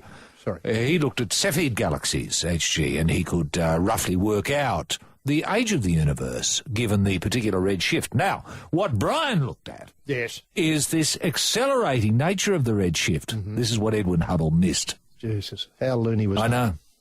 I mean, you've got to wonder about science at universities, don't you? I know. I mean, just you and I could do this in the backyard. I know you came up with these ideas and posted them to them on the internet. Thanks very much, Steve. R.I.P. Now, as you pointed out, actually, Meatloaf delivers certainly the most remarkable grand final performances. I tell you what, the woman who was singing with him, God Almighty, she worked hard. She was really trying to get him over the line, wasn't she? She was working. He refused to budge. I know. She was barking at him. Yeah. Wouldn't shut up. Bugger, up and do giving him the lines, telling him what to sing. I know. I mean, she was great. Why wasn't she headlining? Well, there's no answer. I knew her name, and I've forgotten that now, the listeners will know. But the person I liked also was the person who looked completely out of place with the violin in the back. Oh, I know. It's just a waste of time. I know. She had a strap to her neck. Some weird arrangement. Yeah. But it was. I enjoyed it immensely. Yeah. I stood and applauded in the lounge room. Now, have the Stewart brothers, that is the Snake Boys, brought the game into disrepute, that is rugby league, by reprimanding Gallup post-grand final? What did you think of that? I just thought he'd cast a pall over the whole day. People were waiting for it. I know. They hoped the Manly people would win. Yeah. So then they could see the Snake Boys confront Gallup. Yes. At least they got their compliment. It was unseemly. It was beneath rugby league. Beneath rugby league. Now, the Shark maintains that that's the Great White Shark. Oh, yeah. Maintains the man they call will not win another major. And this follows hard on the heels of Nick Faldo's comments last week, where he argued that the man they call will not be the star attraction at the President's Cup. Right. Why is everyone kicking the buggery out of the man they call at the moment? Give the bloke give him a little oxygen. Yeah. I've now changed my mind completely. So have I. I think you'll win 10 in a row. Move on, everyone. There's nothing to look at here. No, exactly. Move on. Exactly. Move on. Give the bloke a little bit of dignity. He doesn't deserve any dignity, really, does he? Well, that's the next thought. That's our thought for next week. He's just a mad shagging. Yeah. You know. Bloke let's face it, he's a cot case now because he can't get the leg over. Yeah. That's what it's all about. He can't sink a putt. Can't sink a putt. Can't pull a chick. Tell you what, if you I think Sharky's right. You know, I think Nick Faldo's right. Yeah. If you can't sink putts, you're never going to pull chicks. No. Or should I say pull good swords? No, you're not. You're not. You know. No. Chicky babes, they're not stupid. They're not, I mean, they're not drawn to losers. They're not. No. You know, it's part of our, it's the success of evolution. Yeah. You know, only winners put it away. Yeah, true. We were talking about Tunksy earlier. I know. Tunksy's a winner. Yeah. You know? Stink 3's a winner. Stink 3's a winner. Christ, can't he put it away? My word. But the man they call... Oh, Lord. Now, the Kings failed to secure the services of Andrew Bogut. Bloody hell, I hope they can get him. I thought he was in. Oh, he wants to be in HG, but it's just... The insurance. Insurance And business. did you read that? It costs. The premium is $500,000. Something like that, but it's worth every cent. Oh, yeah, true. To see Bogut. I did Now, see... Bogut's a winner. Now, hang on, wait a minute. Now, I did see that they were worried about a nickname for him. Hang on, and he's got a nickname. Bugger all Bogut. Bugger all Bogut. I mean, they don't need to look... They don't have to call him Mr. Magic Oh, no. or anything that hasn't stupid. been suggested. It has has. No way. It has. Mr. Magic's been suggested. No. Bugger all. Bugger all. Bugger all Bogut. Everybody knows Everyone him. knows him as Bugger all. Everyone does. That's on the contract. Yes. The laziest bludger on the planet. Bugger all Bogut. Take a bow, buddy. Hope the Kings get him. Ryan Tandy, who of course found guilty of spot fixing. No surprises there. It's only, I mean, it's just, it's the thin edge of the wedge, really, isn't it? I mean, it's been going on. It's been going on ever since rugby league began. And now that's going back. We were talking about Mayan rugby league last week. Goes back a lot earlier than that. I mean, the Mayans were Johnny come lately. In the fixing caper. In the fixing caper. Well, in the rugby league caper. Well, yeah, true, but... You know, Maku Piku wasn't built... You know, as the clubhouse, yeah, for nothing. For nothing, but many eons after rugby league had begun in... They say it began in the Middle East, and I have no reason to dispute that. That's where the Neolithic Revolution took place. Tigris Euphrates. Yep. Between the two rivers. Yes. That's Well, it. That's where it started, actually. I'm sure that's where rugby league started. They've just got to dig around and find the evidence. Maybe Brian Schmidt could do that now that he's cracked the expanding universe. Yeah, Time to look down at the ground, buddy. Yeah. Do something useful. Now, the flood inquiry questions the wisdom of placing the Queensland Tennis Centre so close to the Brisbane River. Oh, no. Now, I pointed this out to you at the time, before the flood. Yeah. I said to you, this is a recipe for disaster. Why would they put the courts here? Mm-hmm. They're going to be flooded. And what happened? Oh, flooded. Hensby 777. Wait. In an experiment that went wrong, Lord Mortlock of Dis, the world-famous platypus denier, was badly bitten in attempting to sew a live wedge-tailed eagle to a wild dingo. This is the life. This is Sydney. This is Triple M. You know that Lord Mortlock of Dis, he was the Schmidt of the age, wasn't he? Back then in 18... Yes, a visionary, you mean? Visionary, yeah. Hell of a job sewing a wedge-tail eagle to a... It took some courage. I know. You know, both the animals... To create another species, of course. Yeah. Now, the IRB, you know, the International Rugby Board, they turn out to be a... Well, I was going to use a word that might have been around at the time when Lord Dis was in action, a rum crew. Oh, yes. Now, the Telegraph got this week in a staggering directive.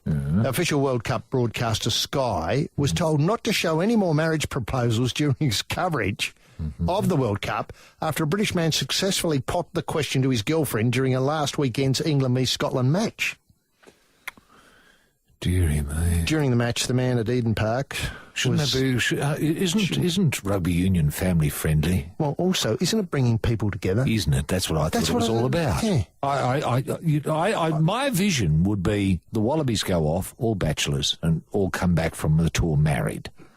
Well, at least with the wedding dates announced. Well, yes. Well, with the bands being read out at each test match.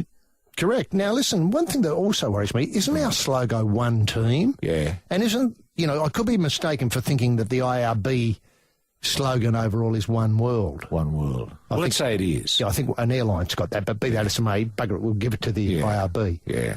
Now, surely to goodness, this is what we should be encouraging. Hands across the water. Hands across the water. Cross-cultural ties. Barriers. He's somebody in a stand in Eden Park. Yeah. Holds up a sign. His name's Richard Turner. Yeah. Just simply says, "Marry me." Yes. Turner and the cameraman approached him at half-time. The commentator, Richard Turner, noticed the bloke holding up the sign, "Marry me." Yeah. Turner and the cameraman approached him at half-time and found out the message was for his girlfriend back in England. Oh, well, that's a beautiful story. It's what rugby's about. Yes, it is.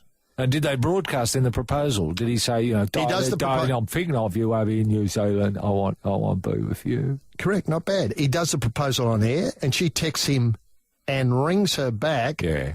and gets the thumbs up, and everybody in the stands high fives. Well, see, that's a beautiful story. We're talking about England v Scotland. Yeah. England v Scotland. Yep. Not a huge must-see television at its best match. I mean, I'm not knocking either team. No. It's just the way they are. It's just where they are in the world of rugby at the moment. Yep. So Well, this would have livened up the coverage no end and given it a real new dimension. indeed, especially Yeah. if they got some of the pictures that I saw of the happy couple. Oh. Now, they were obviously a long way apart, but they were showing the best bits of each other to each other. Oh, nice. Yeah. Via the mobile phone. Okay. Well, there's nothing wrong with that. No, it's very private. Yes. You know, I'm not flagging it to the world. Not like the St Kilda Football Club. There's nothing lewd or smutty about it. No. They're not happy snaps with the junk out. No. These are attractive young lovers. Yes. Anyway. Showing their best side to each other. That's right. What they're going to get on the marriage night. Nice. Yeah. Now, so we come out of an ad break, and there was a change at halftime, and I said a couple of updates, and the Scottish winger's gone, and the good news of the night is that it was a successful marriage proposal. You know, this is the commentator on air saying good on it comes him. out. Yeah, it good on worked. him. Yeah. Worked. The IRB on the blower. No more marriage proposals on TV, please. Now, they've already taken extraordinary measures of demanding to see all biblical scripture passages and references written on players' wristbands before they enter the field of play. Yes. What, some biblical texts are not acceptable, actually? I imagine some of the Old Testament quotes may not be rugby compliant. No, would you think that, say, the story of Lot and his wife was rugby compliant? Just to pick an Old Testament fave. Sure. Well, no. Well, I mean, and why would you write that on your... I mean, it's unlikely they're going to do that. Aren't they going to be more likely to write, like peace and love? Yeah. Or get it up 'em. Yeah. I know that's not a biblical quote. No. Now, Well, there's a fair bit of getting it up 'em in the Old Testament, That's actually, true. truth be known. that's true. But hang on a minute. Are they suggesting, the IRB suggesting, we control the information on a player's wrist now? Apparently. Okay, they've also fined the brothers, I'll never get this right, Alessandro and Manu Twilagi, a total of $10,000 for wearing mouthguards at a visible sponsor's logo. Oh, dear. They're embroiled with a battle with the Samoan player, I'll just leave it as Samoan player, who unloaded a tirade of criticism on their handling of the tournament's schedule. Yes. Restrictive demands and double standards on his Twitter page. You know, he obviously thinks that, I think his thing was that Samoa were harshly dealt by the details of the draw, which meant they had to play the matches in very close, near each other. Yes. Australian press journalists remained locked out of the grounds due to a standoff over website advertising. Oh, dear. And the IRB has infuriated teams after barring them from wearing sponsors' logos on training uniforms. Turner, the bloke at the centre of the storm, the commentator, said it was his idea to approach the man with the sign and bring a bit of humanity to Sky's coverage, adding that he would probably get smacked on the hand for telling this story. Wow. Humanity, that's what it should be about. You know, I just think this is outrageous. And who are these faceless people in the International Rugby Board? Shouldn't they be, carpeted? Told to explain themselves? Well, who by? What's wrong with a young couple sharing their love while watching a game that they love? Right. Played by players that they love. Well, maybe look at it the other way. The bloke's a bit nervous. Yeah. England's beating Scotland. All of a sudden he gets the courage to propose. Pop the question. He doesn't want to let the moment slip because he never knows when England might beat Scotland again. You know how these things are. Yes. I mean, Scotland beat Australia the last time they played, I think. Yeah, right. So it's not a given thing that England's always going to win, so he seizes the moment, carpe diem style. Sure. And all of a sudden he's at the centre of furore, of which he was just trying to have a little bit of fun. A little bit of fun. I agree with you. Look, I think love and rugby league, love and rugby league have gone together. I know, for many years. Well, years. since the development of the code in the Middle East. Twin River system. That's right, at the Tigris and Euphrates. Yeah. You could go to your biblical references if you like. It's all there. But I remember when Stomper proposed. It was during a match. Orange Sims. The woman he was in love with, well, let's call her Shirley.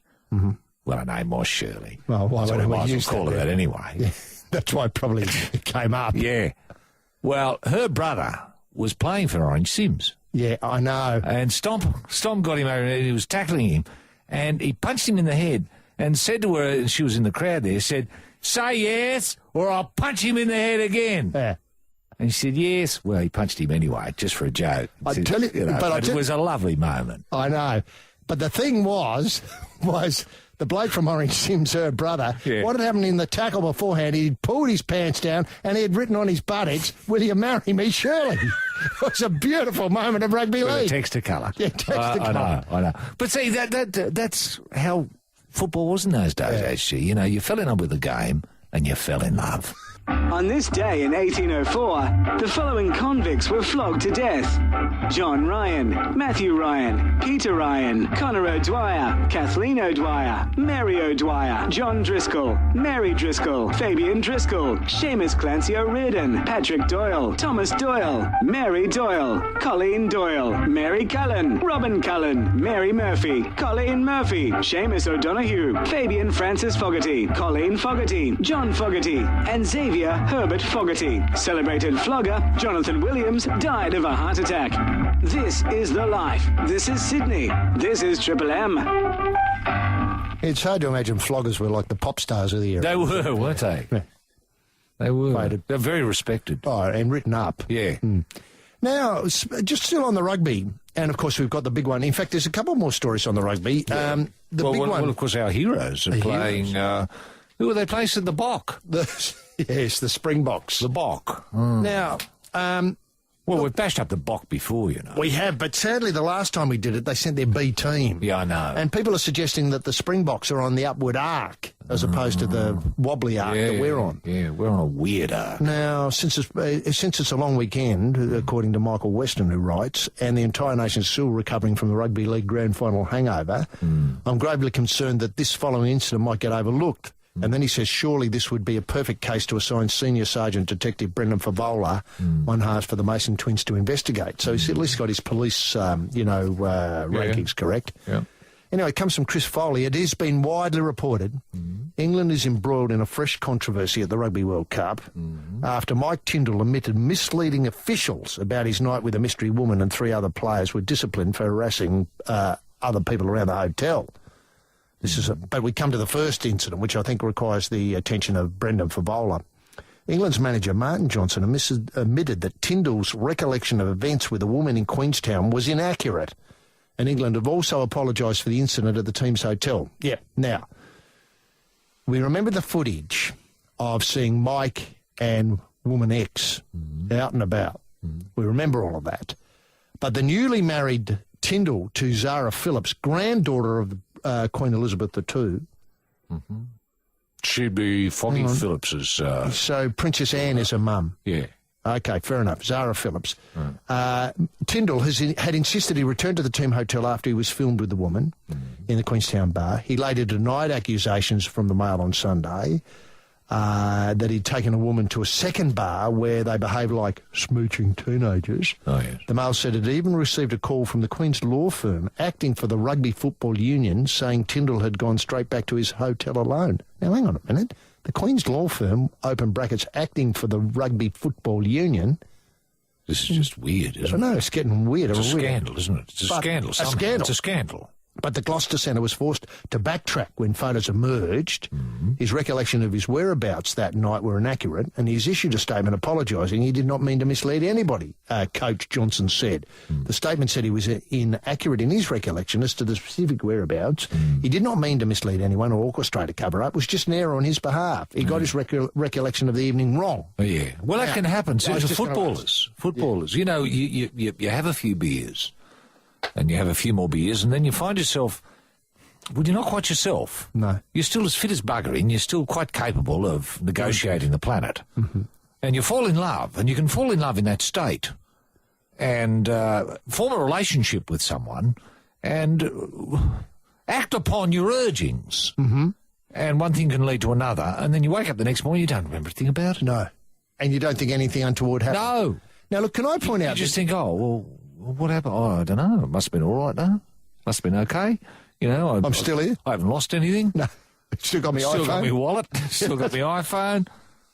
Don't know where my undies are, but who cares? Yeah, that's right. Now, look, can I point out that after a few beers, people like Nate Miles get completely disoriented? Oh, they do. And start pooing in a hotel corridor. Yeah. Then you get people Well, like... you're totally disoriented. Yeah, You don't know where you are. You think, just a oh, few well, bits. where am I? Well, this near looks it. like a toilet. Now, the next thing is Todd Carney, a player like Todd Carney. You know, all of a sudden, there he is. He has a few beers, and all of a sudden, he's behaving like a dog, just barking. Barking, yeah. You know, it can happen, and so it doesn't surprise me that it's happening to rugby union players as well. No. Especially people a long way from home. I mean, we saw the incident early, that shameful incident of the bloke proposing Yes. to his girlfriend, through the television coverage. I know. Unseemly Yeah. stuff. Yeah, rushing to the altar without thought. Actually, without being too unkind, when you're in New Zealand, you think, oh, bloody hell, this is going to be the dead end of the bloody universe. You know, it's a black hole here. No one's going to know. No rules here. Yeah, no one's going to know. No one's going to know here. Yeah. But it's wrong because, you know, they do have internet, they do have phones, and communication does get out. It does. Just. Now, another thought here.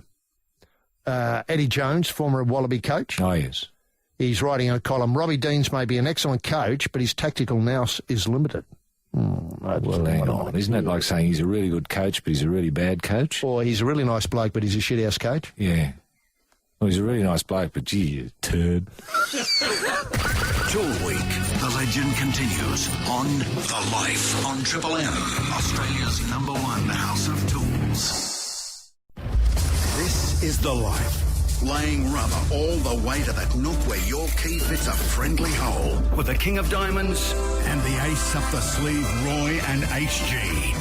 HG? And look, I should flag on my best radio practice a hook through here, which obviously it's Tool Week, so no surprises there about we're giving away heaps of tools, including that, who are we going to give it It's to? a drill, isn't it? A drill. A drill. An oscillating head drill. Oscillating head. Are we going to give it to Dita Von Teese to see if she could do something in the mounting enclosure at, on the one day in the year. But also, to spread the load, so to speak, we're giving away 2 double passes to Caught Inside, a new Australian film that's being released this Are there week. tools in this film, Tools, HG? heaps of tools. Good. It's got a That's theme. the plot, is it? It's a plot that involves... Bloke goes to the hardware and disappears. Not bad. Yeah, right. Not bad. Ends up on a boat, Yes. a Shanghai Leaking. He's got a leaking boat, nowhere to go. Yeah. I think I've... He's got a bit of sealant there and a bit of duct tape. Sealant and duct tape, that's right. There's a lot of sealant and duct tape. Yeah, good. And good, what do good. you call them? And Those plenty of cork and a knife to whittle a plug. knife. There's hundreds of knives. Yeah, I have to good. throw them all overboard. The baddie throws them all overboard. Yeah, right. And how about this? You know those ties you have to tie up, electrical cables and stuff like that? yeah. You know, you put them in... Yeah, you can use those as handcuffs. Exactly. Yes. That's exactly what happens in Caught Inside. No, it's a very exciting Australian film. Good. And it's got a terrific baddie in it who does a lot of this damage. Oh, yes. You know, he's been to Bunnings Right. Yeah. and got the duct tape. Is he and known as like the screwdriver or something like that? Not is bad, he? the bull. Well, it's not a tool. Not bad, though. The bull, if it couldn't be called, a screwdriver, the bull's the next best thing to be called. Caught Inside, look, it's a surfing All right. pick, but they're all trapped on a boat. You never know what's going to happen next. Oh, Lord. And at the end, it's tantalisingly set up for Caught Inside too. Yeah, right, okay. So the baddie's on a little bit of, wood floating away from the main boat where the young lovers, etc., of course, made their escape. Yeah. And And you're the sort of skip- left in the air, are you? It's unresolved. Well, Skip's gone missing, Yeah, right. so you hope they can find him. Yeah, right. Because I think they left him behind, if my memory serves me, on an island. All right, okay. What, an island with no one else there, like a lonely island? Where the wind through the trees. He doesn't form a relationship with a bloody soccer ball or something. No, he doesn't do anything weird like that. He holds up a sign, marry me. The first lecture by world-famous platypus denier Lord Mortlock of Dis, delivered at Government House, focused on the ability of the colony's indigenous people to transplant elements of one species to another. Lord Mortlock demonstrated the technique by sewing a snail to a mouse. This is The Life. This is Sydney. This is Triple M. Just going back to the Eddie Jones article, which will be yes. for the news. Yes. You know, this is the excellent coach, but Tactical Nous Limited. Yeah, right. Eddie Jones says he alluded to in his column last week the key difference between the Queensland game plan Yes. and the Wallabies game plan. People may remember the Queensland Reds won the Tri-Nations. Not quite the Tri-Nations, the Super Rugby. Super Rugby. Super Rugby. That's Anyway, Super 8s, 4s. no, it's 14 or something. Super 12. 10s. That'll do. 12. Super 12 rugby. You know, remember that Crusaders v Yeah. Reds game at, Yeah, I do. you know, Cauldron? Anyway, he, as I alluded to in this column last week, the key difference between the Queensland game plan and the Wallabies game plan is that the title-winning Reds each week had a specific tactical focus to expose a weakness of the opposition or nullify a strength. Now, that's what you normally do, isn't it? You You try and find weaknesses in the opposition or cancel out their strong points. That's it. Anyway, that's Eddie. The Wallabies game plan lacks this detail, according to Eddie. The Wallabies play the base game without the frills. The Reds shop at David Jones while the Wallabies shop at Target. Wow. That's one in the eye. That's one in the eye for... On the eve of our biggest match in 4 years. Yeah. Is that fair? Our biggest match in 4 years? Of course it is. Yeah. Springboks in the World Cup. Yeah. Gee. Wow. The Reds shop at David Jones while the Wallabies shop at Target. Yeah. Well, I wonder where the box shop. Well, I reckon, The box might shop, I don't know. say at Lowe's. Yes. Yes, or maybe just a sort of corner store. You know, they don't have much. Well, You know, hello, box, what do you want? Don't have that, sorry. No, haven't got any of that. No, Baked beans? No bread, no. We've got some newspaper to wrap nothing in. How would that be? but that'd be somebody trying to G up. Well, I don't know where this analogy goes. What about Samoa? Where do they shop? Well, that's has an Eddie excellent Jones question. mentioned that? Well, I think Samoa shop at, I don't know, let me see if I can say the Waterfall Fish and Chip Shop, for those who know the South Coast. Yeah, all right. Yeah, well, what's the fish and chips like there? Excellent. Is it better than the David Jones fish shop? No. Now, Eddie Jones, my advice to Robbie Deans is to swallow a little bit of pride and pick up the phone and call the Reds coach, Ewan McKenzie, from outside help to become tactically sharper.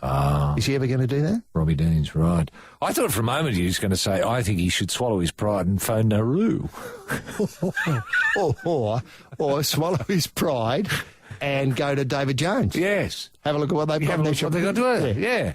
Maybe go to the handbag store. Yes, but you won't be able to buy fish there. I'm telling you now, that's a fact. No, they need to be. The Wallabies fire when the game is fast and continuous, the tempo high and the decision-making relatively easy. The game I watched from the stands at Eden Park, Ireland ran. This is the worst defeat in 20 years. Ireland ran, kicked and clapped, while the Wallabies still tried to pass their way out of trouble on a slippery pitch. Now, it's been very bad weather, I think, in New Zealand this week, and could be for tomorrow. I haven't seen the weather for tomorrow yet. Righto. That might affect their handling. It was trench warfare v individual flair. World Cup, and in World Cups, with the pressure on, Wallabies were severely exposed. We were so dumb. We missed Matt Giddo. Anyway, it goes on a Is bit. he saying Robbie Deans is dumb? It appears that way, yeah. Reading between, putting 2 and 2 together. Yeah, right. And making Well, is there any evidence of that? I mean, have we seen any scores that he might have got in the whatever the equivalent of the HSC would be in New Zealand? Yeah, or they have exams there. They mightn't have exams. Or that maybe nobody knows whether he's smart or not. Or that national test we have here in grade 3. Yes. What's that called? I forget now. Yeah, I've forgotten too. NAPLAN. Is that what it is? NAPLAN, yeah. Well, have they got a NAPLAN in New Zealand? New Zealand NAPLAN? And how did Deans go? Did they have it back then when he was at school? I don't think so. Did he ever go to school? No, he didn't. Now, then Eddie, his stinger is in his tail. The tough path now outlines a potential quarter-final against the Springboks, which is happening, a semi-final against the All Blacks, and a final against the best of the Northern Hemisphere team. This is why teams which have won the World Cup have not lost a game. Now, there's an interesting stat. I didn't know that. The Aussies now need to win 3 huge games in a row, something they've never done under Dummy Deans. What was disturbing to me before last night's game, he's talking about the Ireland game, against the US, midweek against the US, was the continued arrogance being shown by the Wallabies. When the Aussie coaches were asked their thoughts on the US picking a B team, the reply was they did not know that. Oh, how dumb is that? They're dumbos, aren't they? A life fact on Triple M. Did you know pantyhose is considered a tool? It has saved many a traveller as a temporary fan belt. Tools. We'd be buggered without them. Now, Fozzie, look, we have to deal with this because the A-League... Ooh, you can feel it in the air, can't you? A-League is You came to work with a real spring in your step. I did. I've got Harry fever. You know. Now, I've got Brett. Is it Emerton? yeah, Fever. It's everywhere you look, isn't it? A-League's everywhere. now, under a banner headline, Onwards and Upwards, let the beautiful games begin, Marvellous. Fozzie writes... Oh, I'm talking about Craig Fozzie Foster. Now, football season is almost here again, and how great does it feel? What a lovely opener. Partly because of the overly lengthy break, and also some inspired signings to build anticipation and bring back the beautiful feeling again. Yes. That the game is heading north, not south. This pre-season has reached levels of hype not seen since season 1. Yeah. We all know how great that was. Wasn't it ever? Now- Remember the parade of the uniforms? It was over at Westfield at Bondi. Yeah. You and I were there. Yeah. I know, we were the only people there. I know. It was very, very It was exciting. exciting, though. Yeah. I just thought, hello, something's going on here and I want to be part mental, I of thought. it. FA, that's the Football Federation of Australia, should by now have mailed out thank you letters to Anthony Di Pietro and David Trakatevenko. He says, this is Fozzie writing the letter for FFA. Hi guys, Ben Buckley here. Can't thank you enough for spending money we don't have and taking the focus off the government review. Jesus, even Warwick Smith can't fail to be excited by Harry and Emo. I'll have to ask for a signed shirt. If you speak to me now, you've done a job for us. Let us know if you need anything. Forever in your debt. Love to family, Ben. Now, he says, a bit of stuff we have to leave out here due to time. I can say a hearty well done. The new A-League campaign encapsulates what the game is, what it needs, incites fans to act and react in a certain way, and has been launched into an environment that is ready for the message. I love the new We Are Football campaign. We are football. Right. Now, for a host of reasons. So it's not Firstly- one world or anything stupid like that. It's we are football. No, not, they know we're coming. Yeah, right. We Are Football. We are football. Yeah. What's the rugby union's one team, isn't it? One team. We Are Football. Firstly, the FFA finally listened to the game. Ironic, really, since most of them are from outside football and still have a job, precisely because they have sold the lie that this is necessary. But after a disastrous period of making it up as they went along, the FFA have at last turned to the fans, who have been screaming for years that the game needs one thing above all else, unity. It's caught up in We Are Football, isn't it? Right. Is that what the fans wanted? Unity? I had no idea. I had no idea either. I thought they wanted to be part of a club that actually could exist. I thought they wanted to see maybe good soccer. Good, first-class, homegrown, locally run, professional soccer. Isn't that what the fans want? Now, could I add an extra 2 words to that? Route 1. Soccer. Yeah, Aussie soccer. Yes. Now, to come together, past and present, to create a brighter future, to finally bring our numbers to bear and to leverage our strength, the millions of Aussies with football in the heart. We Are Football is above all a rallying cry for unity in our game. But it's also a statement of pride, something missing far too often in a culture that still sometimes seeks to minimise. What is he talking about? Ambient, isn't it? It's weird, isn't it? Eh? Put down for so He long. have a stroke while he was writing this. Put down for so long. Football is not used to standing up, chest out, arms crossed, looking the nation straight in the eye and proclaiming who we are, the rights we demand until recently. God almighty. Does go on. We Are Football is a factual statement. This is a couple of pages Factual later. statement? What, We Are Football is a factual statement? With immense inherent emotional value. Oh, God almighty. We play under the Federation of International Football Associations, otherwise known as the IFA. Yeah, We those are- clowns. We know what those clowns are like. Well, those corrupt idiots. Aren't they the lot who gave the World Cup to Russia Yes. in 2018 and Yeah, that's right. in 2022? Yeah. They're just stench magnets, aren't they? And with Les Murray Yeah. Fozzie's co-worker On on the the ethics ethics committee. God. We are, in point of fact, football, the grandest game in the world. We respect all others and get on with our business unless provoked. But just because some on this island can't get into step with the rest of the planet, that's not our issue. Football is the biggest game in the world, and we're proud of what we are, who we are, of our inclusiveness, of our scale, of our passion, our shirts, our gender balance, our diversity, our international stars, our national teams, and make no concessions to no one, or to anyone, should I say. None. We are football is a statement of self-respect that should reverberate around every ground this season. One that speaks to every fan about who we are, where we have come from, where we want to go, and about getting there together. Unity, pride, reclamation and respect. So stand with one fist in the air and the other on the heart when you shout, "We are football," and I'll respond, this is Fozzie talking, "Yes, we are," and shoulder to shoulder we stand. Oh, God, help us. Eh? What can you do? What can you do? I tell you what you can do. You can vomit. And now in Hybrid Half Hour. You ready for me? From Eastern Creek to Albert Park. From Brisbane to Bathurst. It's time for another Triple M Hot Lap handout. And action. What's on pole, HG?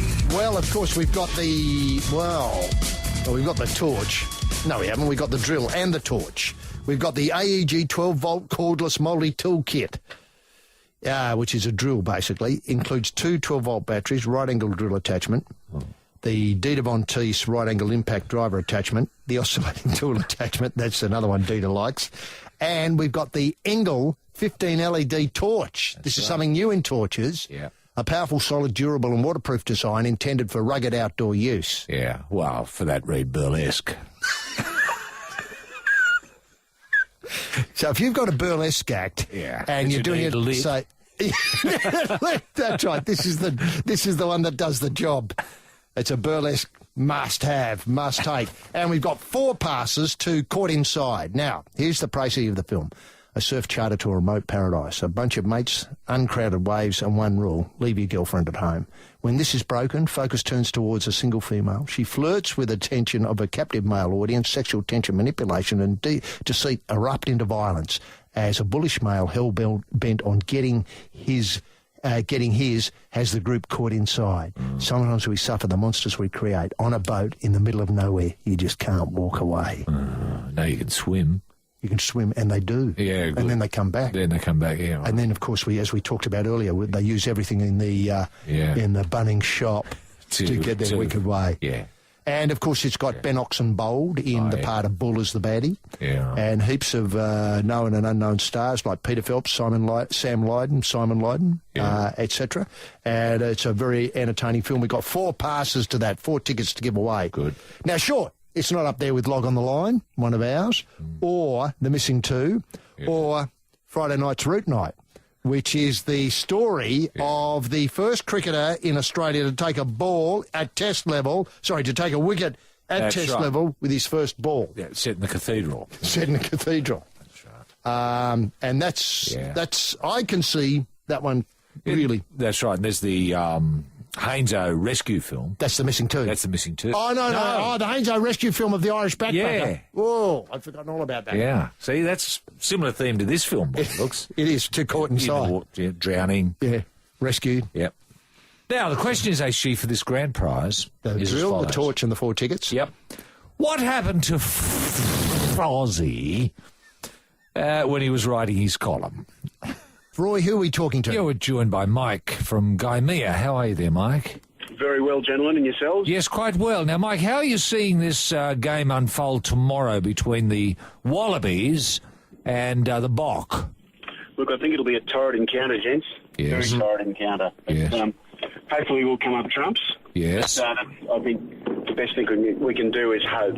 Hope. Wow. Are you confident in Dumbo Deans being able to come up with a game plan? Not at all. No. No, hope. Have you felt as though you've put hope to the test at other times, Mike, and how'd it go? I think under Dumbo we just all cross our fingers and hope, don't we? Every time they take the field. Well, what I was trying to get to was, let's say last weekend you might have hoped the Warriors could beat Manly, given that you live in Gaimea. Care factor was 0 on that. Manly pipped us after the mighty Sharks a few years back, you might remember, for a premiership, and fair enough. I didn't know it was an international competition. It's called the National Rugby League, so, you know. Yeah. Fair enough. So in the AFL, so you might have liked to have hoped Collingwood might win. No, God, no. No, fair enough. Fair enough. Well, you've got a wish there. Yeah. So I was just trying to work it out, you know, in previous encounters. Hope business. The hope business, Yes. how's she working for you lately? Oh, no. No good. And do you think there's anything in, you know, the idea that, you know, certain teams shop at David Jones and others shop at Target works as a concept that you're familiar with or that you could get next to? Look, I haven't given that much thought, boys, really. No, I understand. Does it really matter? No, this is Eddie Jones's position. He reckons Dumbo's going to the wrong shop. Oh, well, Eddie Jones, let's leave it at that. Yes. Fair enough. Fair enough. Thank you. So you've got hope now. And then I think Eddie points out that no team has lost a match to win the World Cup. Have I set that out right? No team loses on the way to... In the tournament. In the whole tournament. The team that's won it has never lost a match on the way through. Correct. Now we've got to win, as Eddie points out, 3 big ones. Yes, we've got to create history. We've got to create history. That's a hell of a lot of hope, Mike. We're in trouble, boys. Yes. We're in trouble. And, you know, people are suggesting Wales are the dark horse, if I can put it that way. You know, have you watched enough of it to give an opinion about whether Wales are coming or going? Look, I think Wales might be on the ascendancy. Oh, yes. There you go. Yes. Can you see New Zealand winning this thing, Mike? Not without Dan Carter. No. Right. Fair enough. So 4 o'clock tomorrow, will you be watching? Look, if I get a bit of a leave pass from you know, domestic bliss. Right. Oh, fair enough. Okay. Fair enough. I'll see if I can park the derriere in the lazy boy. And what are the jobs for the weekend? You got a few, have you, Mike? Oh, they're up, fellas. You know, on the fridge. Lawns. Yes. Paint the fence. Some pre-packed furniture. No, the fence is all right. That's good. Okay. Well, how are your gutters? They could probably do a bit of work prior to summer. Yes. Okay. So have you got leaves stacking up in your gutters, turning into soil? No, not yet. No, there are a few things that are growing there. I've noticed the other day. Little grass sprouts that might need attending to sooner rather than later. That's a dead giveaway. You've got dirt in your gutters. You've got dirt in your gutters. You've got soil formed there from leaves. Leaves falling in there and being there for so long that they've turned into soil. I think that's probably right. I'm loath to admit it, but I think you're right. Well, you might have to get the ladder out. You might have to have a serious bloody gutter fest. Mate, I might have to ring somebody, I think. It might be easier. All right. Now, Mike, let Roy set out the question. Have a swing at it. Now, what happened to Ozzy when he was writing his column, Mike? Well, I'm pretty sure he had a stroke.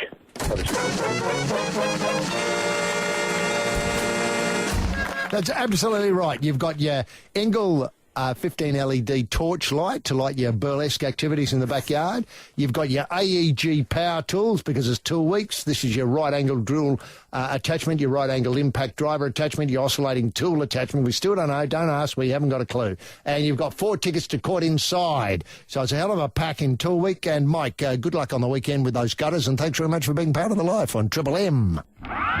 On this day in 1804, Gerard O'Sullivan was flogged to death for feeding sheep fat to a magpie bird. This is the life. This is Sydney. This is Triple M. This is the life with familiar heads up front holding a perfect flush, and home is just around the corner. It is the King and the Ace, Roy and HG.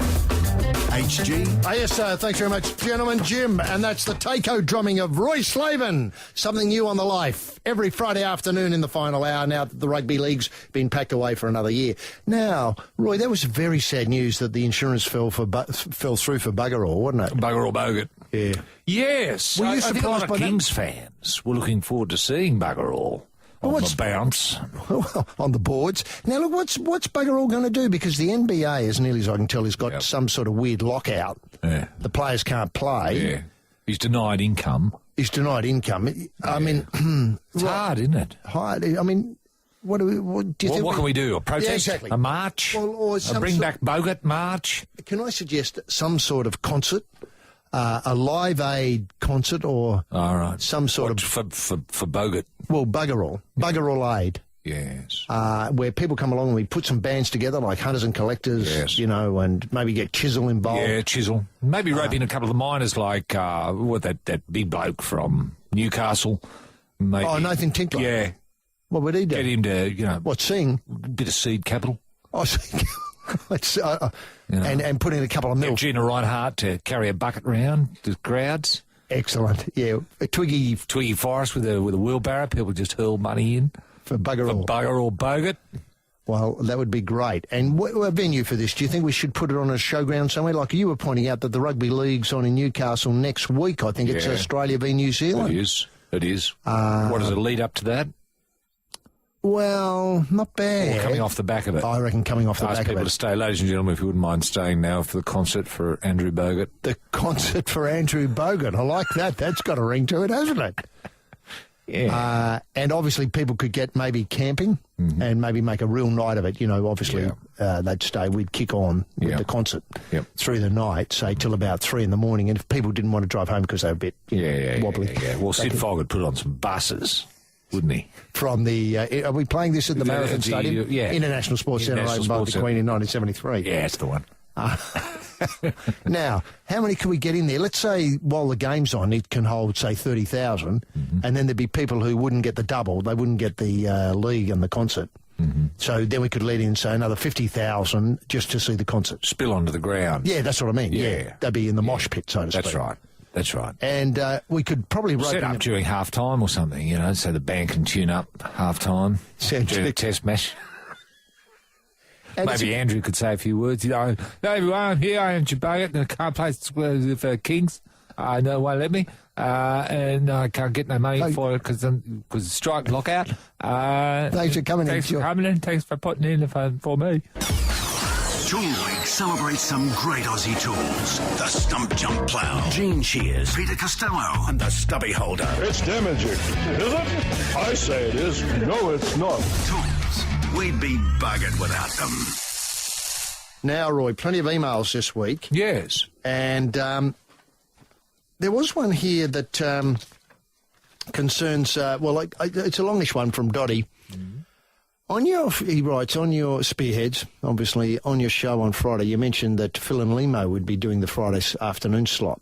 Yep. Well, if that's the case, I'm devastated, and so is my boss, and so is her mum. She's 90-odd. My boss described this thing as the thing that could kill her. I'll be buggered. The thing that could kill her. Now, I should also mention who my boss is. She's a spin doctor and has worked for the AFL, including work on Ben Cousins. God, didn't he need some work? We run political campaigns for people like the ETU. I think that's the Electrical Trades Union. Yep. I don't remember that campaign. I don't remember a thing about the ETU campaign. No. I think that might have been, what was this? That might have been involved in things like work choices as a part of part of the campaign. Yeah. Can't help. Now that the human face of bowel cancer have won, meaning Manly, and Eddie Maguire lost, and you guys are going, what else do we have to live for? It's a fair question. It is a fair question. So here's a proposal. We want to run a campaign. It'll have the aims, objectives and deployment, target management, spokespeople, the boss's mum, guess what, Mo, saying how much he hates the show. Can't lose with that. And what's sport without an opposition? Fair enough. I couldn't agree more with Dotty. Spearhead Hall, he'll say it's a mental game. I have photos to prove it. There could be stickers. I hate management and I vote. I put holes in Swiss cheese and I vote. Toxic taxes are good for rugby league. I'm rugby league compliant. It's very thought good. Through. Yeah. Very thought through. Yeah. Key spokesperson, he's got Shimmy Whoosh. He's been obviously Dotty's been impressed with his way with words in the columns. Yeah. Dare I say. Now, campaign strategy, the greatest brain in rugby league, education, every school in Australia to tie their shoes in that special rugby league way. That's good. God, he's a long-time listener, isn't he? If he's nice picking up on the Yeah. Lovely detail, Dotty. Political strategy, Bib, you'll at least get one vote. That's not bad, is it? I think our Bib's in the Senate. Is he? Yes, he can use as many votes as he wants. Campaign funder, Gina Reinhardt. Back of the truck going round to games of flag, rattling the can. Tell me you're not in, Dotty asks at the end. Perfect. Isn't that a beautiful email? Yeah, we're in. Yeah, we're certainly in. Just quickly, David Thomas has been in touch again, HG. Says, in Melbourne, poor bugger. Something which may have escaped your attention is the Warrego Highway between Ipswich and Toowoomba yes. is to be renamed Darren Lockyer Way. That's fantastic. Where is it again between Ipswich and Toowoomba? The Warrego Highway between Ipswich and Toowoomba. It's not big enough. No, That's it's not. That's not an enormous No, the distance. Savannah Way that links up with the Gibbs River Road. Well, recall that. Yes. That'd be the one I'd have for Darren. I was talking to somebody about that today. The Gibbs River Road or and the Savannah Highway, the Savannah Way. Yeah. It's quite a drive. It is a drive. Yeah. He says here it's thought of by many as a rough stretch of road, not deserving of being named after the living immortal. But then again, it might actually be a tight fit when we think of Darren's rasping speech. Then I got to think about other stretches of road with boring, meaningless names that deserve renaming in tribute of rugby league players. Say Jared Hayne Way through the Cross. Oh, lovely. That's not bad, is it? Stinkfist Drive or Watmo Way or Snake Brothers Boulevard past the Jumping Castle. That's excellent. Isn't it? The Jumping Castle, of course, being Fortress Brookie. Fortress Brookie. Yeah. Well, wouldn't that be great? That's excellent. You just say, well, just go up Watmo Way. And then turn left. Turn left. At Snake Brothers Highway. Yeah. Now, he's got Carney Road past the All Bar Nun in Canberra. Atherton Coogee Bay Hotel as a tribute to his nighttime barking work, or Julie O'Neill Parade as a reminder for that big smelly night in Dubbo. That's excellent. Isn't it ever? Cricket get a look in with Arthur Conningham's Road past St Mary's. The scene of Conningham's Fright Night's Root Night. Yeah, that's it. Where else? Sorry. This would ensure those great characters and their stories will not be lost to history. Alongside, sure, but what about the man they called Tiger Woods Drive past Crown Casino? Oh, that's beautiful. That is the man beautiful. they called Tiger Woods. That's beautiful. I can see that on a street sign now. Yes. No one would miss it. That's right. That was the last location where the old Tiger was still in full flight. Indeed. It is last too, scene. isn't it? Yeah, that was his last victory and his last bit of handiwork. Night work. Yeah, 1717, wasn't it? Right. From memory? That's right. Yes, you can cut the ribbon on this when he's back in picking up his cheque for the Australian Open. Could be a light bulb moment for the return of that old, the man they call Tiger Woods swagger. Now, Robert writes, he writes from, not sure. Anyway, Barry was right. Meatloaf performance of the AFL is why he's not on Barry's playlist. There you go. That's short but sweet there. Yeah. And another one, Jim writes, hi, boys. In previous show, you mentioned the possible names to replace Dally M, including a reference to other immortals. I suggest we rename the Dally M's the Bozos, as in a.k.a. Bozo the Clown Fulton. And we required the winner to go backstage and dress as Bozo the Clown with an orange wig, full clown makeup, and when he comes out to accept the award. It's not bad, is it? Not bad, is it? It'd certainly make the news, wouldn't it? It would. It would. And, look, here's another little one here before we go on. Dan writes, following your excellent analysis of the merits of issue several weeks ago, it's extremely disappointing to learn that the naysayers in the New South Wales Parliament are once again limiting opportunities for Aussie kids to exercise their right, if not their civic duty, to learn one end of a firearm from another. Now, we'll come to the details of the news report in a minute. With knives, bows and arrows and spears already blacklisted, it's only a matter of time before those in charge of the nanny state, that's the New South Wales nanny state, also ban kiddies from having anything to do with ferrets and nets. Now, this goes back to a There's topic been no we raised. specific legislation, though, outlawing ferrets and nets, though, with kids, is there? None yet. None yet. No, but we believe that no kid should leave a house in New South Wales without a knife, a bow and arrow, a spear and a ferret and a net. Yes. Which is fair enough, I think. Anyway, he... that should be just de rigueur for going to school. Dan goes on, surely this would be a perfect opportunity for rugby league players to go into schools and teach the finer points of marksmanships, the eat well, stay well, play well, shoot well message. Yes. And the youngsters of today could do far worse than take lessons in the art of bang-bang from such upstanding members and reputable members of the community. And I'll tell you, somebody who would be good in this area would be Angry Anderson, who's coming into Parliament probably at the next election. State or federal, HG? I think it's federal. Federal, good. Yeah, what's his platform? His platform is shooting in schools. Oh, good. And certainly protecting the rights of every kid to carry a ferret and a net. A net, yeah. Well, kids shouldn't be banned from taking their ferrets and nets to schools. This should be part of your uniform. A ferret and a trouser in one pocket and a net in another. Net in the other. Okay. Mums and dads, you right? You got your lunch? Yeah. Got your ferret? Yes. What about your net? Oh, forgot me net. In an experiment that went wrong, Lord Mortlock of Dis, the world-famous platypus denier, was badly bitten in attempting to sew a live wedge-tailed eagle to a wild dingo. This is the life. This is Sydney. This is Triple M. Look, this week there was the AFL Grand Final as well, and Cameron Ling, the face of Geelong Cup. Yeah, the blood nut.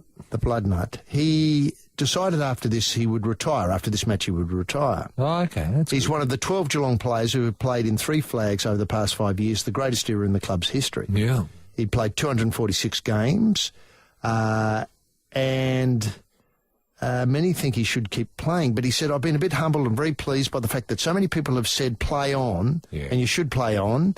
You've got something to offer. You had a terrific season. You did this, you did that. Yeah. That's nice. It's a hell of a lot better than saying about time you should have gone a long time ago. Yeah. I do know I'm 100% certain I'm finished. That's not bad, is it? That's pretty definitive. That is definitive, yes. I do know I'm 100% certain I'm finished. Yep. And therefore I'm contented with everything I've done. It's nice to know I've finished on a real positive, a real high, and I suppose finished with being able to contribute something. It's a bit tortured there, but... we get the idea. Yeah. He repeats himself a bit. Yes, he does. Roy, when you came to retire... Yes. You know, did you retire on an equal high? You know, say, Lingy, you know, went out obviously with the grand final. I was just happy to go out with mates. Were you? You know, that's all it meant to me. And did you know, say you played like he did, you know, in 246 games, did you know, as you went out for the 246, this was it, or did you make up your mind sometime earlier? No, I think I knew when I was going out, actually, that was it. You know, because it was just getting so hard to... The game had moved on? The game had moved on. Stomper had gone? Stomp wasn't well, you know, he'd lost a leg. So obviously his playing days were over. Because, as I said to him, Stomp, there's no one-legged rugby league comp going around that I know about. And he agreed, and that was that. But, you know... Knees had gone. Yeah. Ankles had gone. You know. And did you lose your hunger at all? I lost a lot of my hunger, yeah. That's right. To bash people. Pretty much. Oh, you never get sick of hitting people, but it's getting hit yourself. Yeah. That's the bit you forget. Yeah. You know, always in your dreams, you're punching someone's head in. But the reality is that you get your head punched in yourself. And that's not as much fun. I mean, when you're young, it's great getting punched in the head. You think, oh, you beauty, I'm part of something. You know? Rugby league? Yeah. Isn't it great? Yeah, isn't it great? You know, I've got a busted nose. Look at the paddle pop sticks over there. They look great, don't they? And you leave them in for ages, as long as you can, because you're proud. Proud of your busted nose. And you're proud of your injuries. But after a while... Yeah, they're not as much fun anymore, and it takes longer to bounce back. Yeah, well, I must say, Cameron Ling did appear to do something to his nose last Saturday, which they did, the sideline medics did do something rather dramatic. I'd never seen it before. It was as though the nose had become dislocated, and they pushed it back in. Oh, yeah, that can happen. Yeah, I've seen that happen plenty of times. I've seen a bloke almost basically with the nose on the other side of his head. You know, and you think, oh, God, what are they going to do about that? But, you know, rickety walk. Some of the medicos, players mainly, push it back around, and then the medicos have a look, make sense of it. Yeah, put a Band-Aid on it. Now, were you completely persuaded that you'd made the right decision? You know, that night, I wrestled with myself. And did people say, "Oh, Roy, you can play on another season"? Yes, they did. They did. Still enjoy hitting them, don't you? Yeah, they did. They did. You know, it was the hardest thing, and I can never forget the depression of when, you know, the boys ran out in the following season and I wasn't with them. Yeah, that's what Lingy's got to look forward to, hasn't it? Yeah, and I just didn't turn up. I didn't go. You know, I couldn't be there. I just went out into the bush with a ferret and a bit of netting. Tool Week here on Triple M is sponsored by The Light, Ron Walker and Victorian Big Events, the Queensland Rugby League, Aussie Formula One ace Mark Webber, the Mark Webber Club, the Mark Webber Boot Barbecue Concept, the Morris Twins, Blue Hen, the Melbourne Spring Carnival and Fev's Night at Crown. Now, before we go to Hot Lap Handout, can I just point out that Black Caviar's running tomorrow? Yes! Now, if it wins, if the horse wins... Yeah, correct. As many as Phar Lap, 14 on the trot. But the thing that Phar Lap didn't do was when its first... Well, Phar Lap, the horse, was win the first 14 races of its career. Which is what? Black Caviar's done. Yes. Look, it's not a great bet tomorrow. They think it's $1.06 favourite. Yes. The shortest price any thoroughbred has been since fixed odds betting began ages ago. Right. She opened at $1.08, which looks like incredible value. Yes. When she won the William Reid at Moonee Valley, and punters were more than happy to take it. There's every chance she'll be shorter, only a matter of minutes. This is according to Matt Jenkins from Sportsbet. Yep. Only a matter of minutes after we opened the market, we had a punter have $2,000 on it to win $120. Right. Wow. Jeepers creepers. Black Caviar is set to meet 8 rivals. Group 2 race with the Queen Bean flyer, Karata Queen, rated her biggest rival at $11. Right. Why has she been so quiet, actually? What's been going on with Black Caviar? Oh, she's had a spell. Yeah, right. Not a long spell, but seems after the win in the Doomben, which would have been in the winter. I think you and I were there for that. Yeah, we were. We were just amazed at the acceleration. Yeah. Then the horse went for a spell and is just coming back into work. Right. Well, it'll add some interest tomorrow. It's the Group 1s are not interesting tomorrow because obviously Black Caviar in this Group 2 race. Why is it in a Group 2 race? It's just I think it's the Scalacci Stakes. That's just the way they've organised it. I haven't got the complete form in front of me. It just seems weird to me, as if some... It should be the feature race. Yeah. Well, it sort of will be. I'm pretty sure it'll end up being the feature race for, for the person who wants to go along and enjoy the spectacle of seeing a horse do something that only Far Lap's done. Yeah. Okay, it's the Scalacci Stakes. It's a 120 EST. Check your local guides. Yeah. But the big ones on the day are obviously the Caulfield Guineas, the David Jones, and well, they're really who cares because Black Caviar's not involved. They're real who cares fixtures, aren't they? Those ones. Correct. And I wonder if we should, make plans for what we're going to do with Black Caviar once she leaves us. Shouldn't we have a look at her heart? Yeah. A look at. But let's keep the heart and the body together this time. Yeah, let's not separate. I know. And let's not make the mistake of sending this horse to America. No. Because we know what'll happen there. Of course, they'll kill it. And now, the memory of Peter Brock presents another Triple M Hot Lap handout. Thank God. What are we flagging away in this high-octane half-hour, HG? Well, we've got the power tools because it's Turtle Week, and this is the AEG 12-volt cordless Model E tool kit. The 2 by 12 volt batteries, the right angle drill attachment, your burlesque right angle impact driver attachment, and your oscillating tool attachment as well. Now, and then to light your burlesque act with your tool, your oscillating tool head, we've got the Engel 15 LED torchlight. Mm-hmm. Now, let me just run through a few features here. It's got an easy grip body. That's a feature. Let me repeat that. Easy grip body. That gets up my nose with so many torches. They're not easy grip. Oh, you think, what am I holding? Oh, this feels ordinary. Produces an amazing brightness. Oh, well, that's what you want. Yeah. Especially with your burlesque. Exactly, your burlesque style brightness during a battery lifetime. Now, ultra bright LED 15 bulbs. Oh, I've seen these batteries, they're great. These torches, they're great. Powerful, solid, durable and waterproof design. Oh, so it goes underwater? Yep. Can you use it at night? Does it say you can use it at night? You can use it at night. And, of course, along with that, we're throwing in 4 tickets for Caught Inside, this great new Australian film about people being stuck on boats. Can I just point out, one mistake they make is also, Roy, they take along a documentary filmmaker.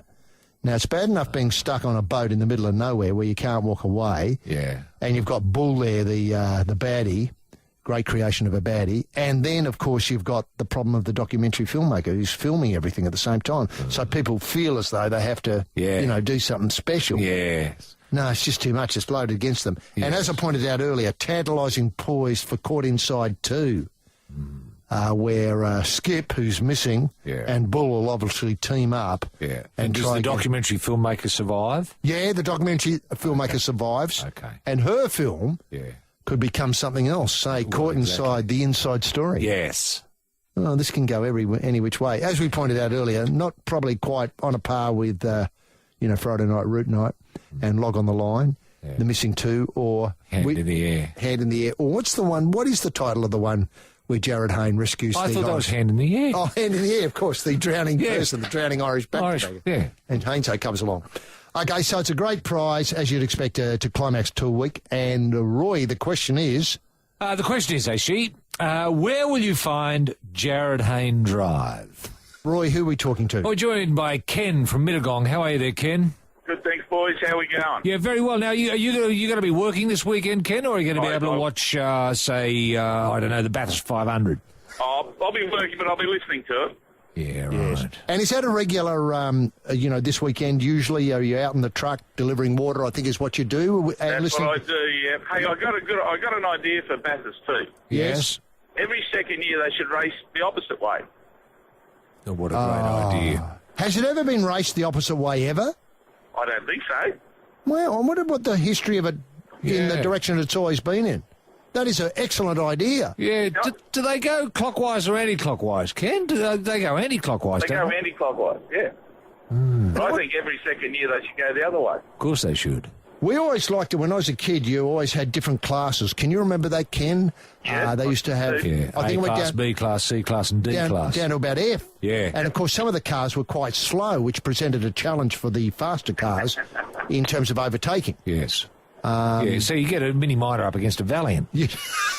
Oh, perfect. That was great. It was very entertaining because you could follow your own car because they would just take it out of showrooms. They weren't hotted up. And driven around, or a special class of car. Is it a highlight of the year for you, Ken, apart from the work? No. No. You're just happy to have it on. Yeah, just when the football's finished. Yeah. Watch the cars.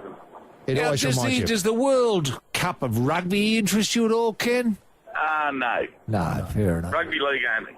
Fair enough. Good man. And how did you see the match on the weekend? I was barracking for the Warriors. Yeah, fair Well, enough. of course, everyone was. Yeah. Yeah. That doesn't answer the question. That I thought they were very lucky, Manly, to win. Yes. Very lucky. Very, very lucky. Well, very it was lucky. just the refereeing that kept them in it, Ken. Yeah, well, Anthony Watmo facing the sideline, waving to the crowd while he played the ball. And, Yes. but they were very lucky. They were very, very lucky. You're absolutely right. And the thing is, too, it makes it them winning. It's such a who cares. It's like what happened last weekend. I don't remember. Yeah, no one cared. No, did anyone play rugby? Did rugby league happen this year? Yeah, no one. Once they got a lead, most people turned off. They did. Most people left their homes and went for a walk. Well, took the dog out. Wow, that is an excellent view of the game and beautifully wrapped up. Now, look, the other thing is who does your allegiance normally fall to in rugby league? Who do you follow? The Broncos. Oh, right, good. Fair enough. Yeah, fair enough. Yeah, well, you would have had an exciting end of the year, though. I did. No, I had a very exciting end of the year. And obviously, Darren's, head injury put a full stop to the run a bit earlier than you would have hoped. Well, once again, the refereeing, Manly, against the Broncos. We couldn't have two out of Sydney teams in the grand final. Yes. Fair enough. Manly got the rub of the green. Yes. And away they went. And away they went.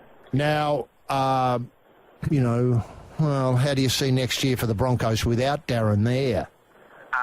My mail is Quade Cooper to sign with the Broncos after the World Cup to play 5'8". That is a very big call. Is that something you're able to, state with confidence? No, I don't. No, I'm just saying fair that. You're just saying I that. just hope it happens. Yeah, fair enough. No, fair enough. Okay, well, Roy, set out the question and have a swing at it, Ken, when you get a moment. Now, Ken, Yes. where would you find Jared Hayne Drive? King's Cross.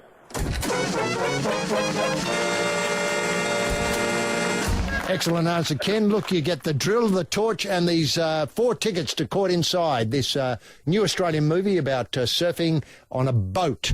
And enjoy that. And in the meantime, Ken, thanks very much for being part of the life on Triple M. On this day in 1804, the following convicts were flogged to death: John Ryan, Matthew Ryan, Peter Ryan, Connor O'Dwyer, Kathleen O'Dwyer, Mary O'Dwyer, John Driscoll, Mary Driscoll, Fabian Driscoll, Seamus Clancy O'Riordan, Patrick Doyle, Thomas Doyle, Mary Doyle, Colleen Doyle, Mary Cullen, Robin Cullen, Mary Murphy, Colleen Murphy, Seamus O'Donoghue, Fabian Francis Fogarty, Colleen Fogarty, John Fogarty, and Xavier Herbert Fogarty. Celebrated flogger Jonathan Williams died of a heart attack.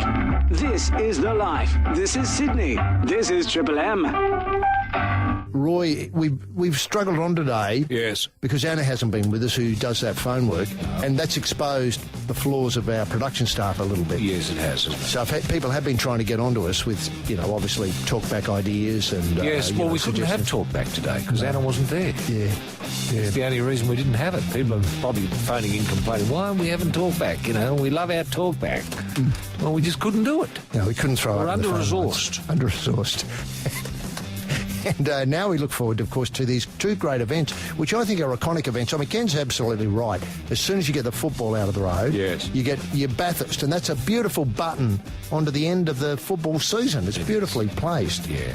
And going the other way. Black caviar tomorrow. Yeah, black caviar tomorrow. And then, of course, the... Dumbo Dean's outfit. Dumbo Dean's is outfit, yes. I mean, it's going to be sort of... I just hope they can get past the Springboks because let's not forget, earlier this year, and not probably only 5 weeks ago, we put the cleaners right through the Springboks. Yeah, we did. But it's the B team that came over. But it could be good for a laugh. It'll be excellent. So, Dumbo might come up with some really silly ideas. It's always that possibility.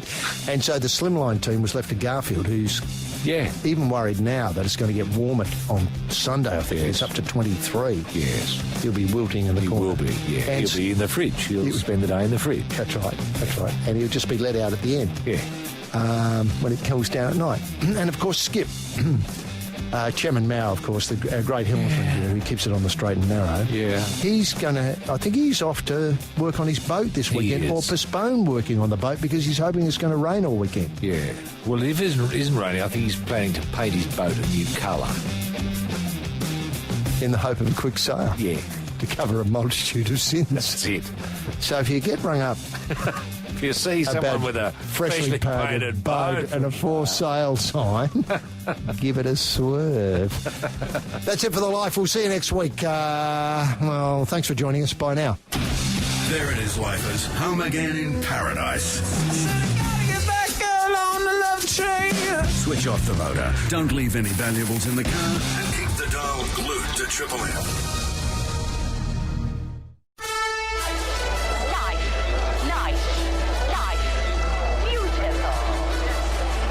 Ladies and gentlemen, boys and girls, people with cars, tyre fitters and other dreamers.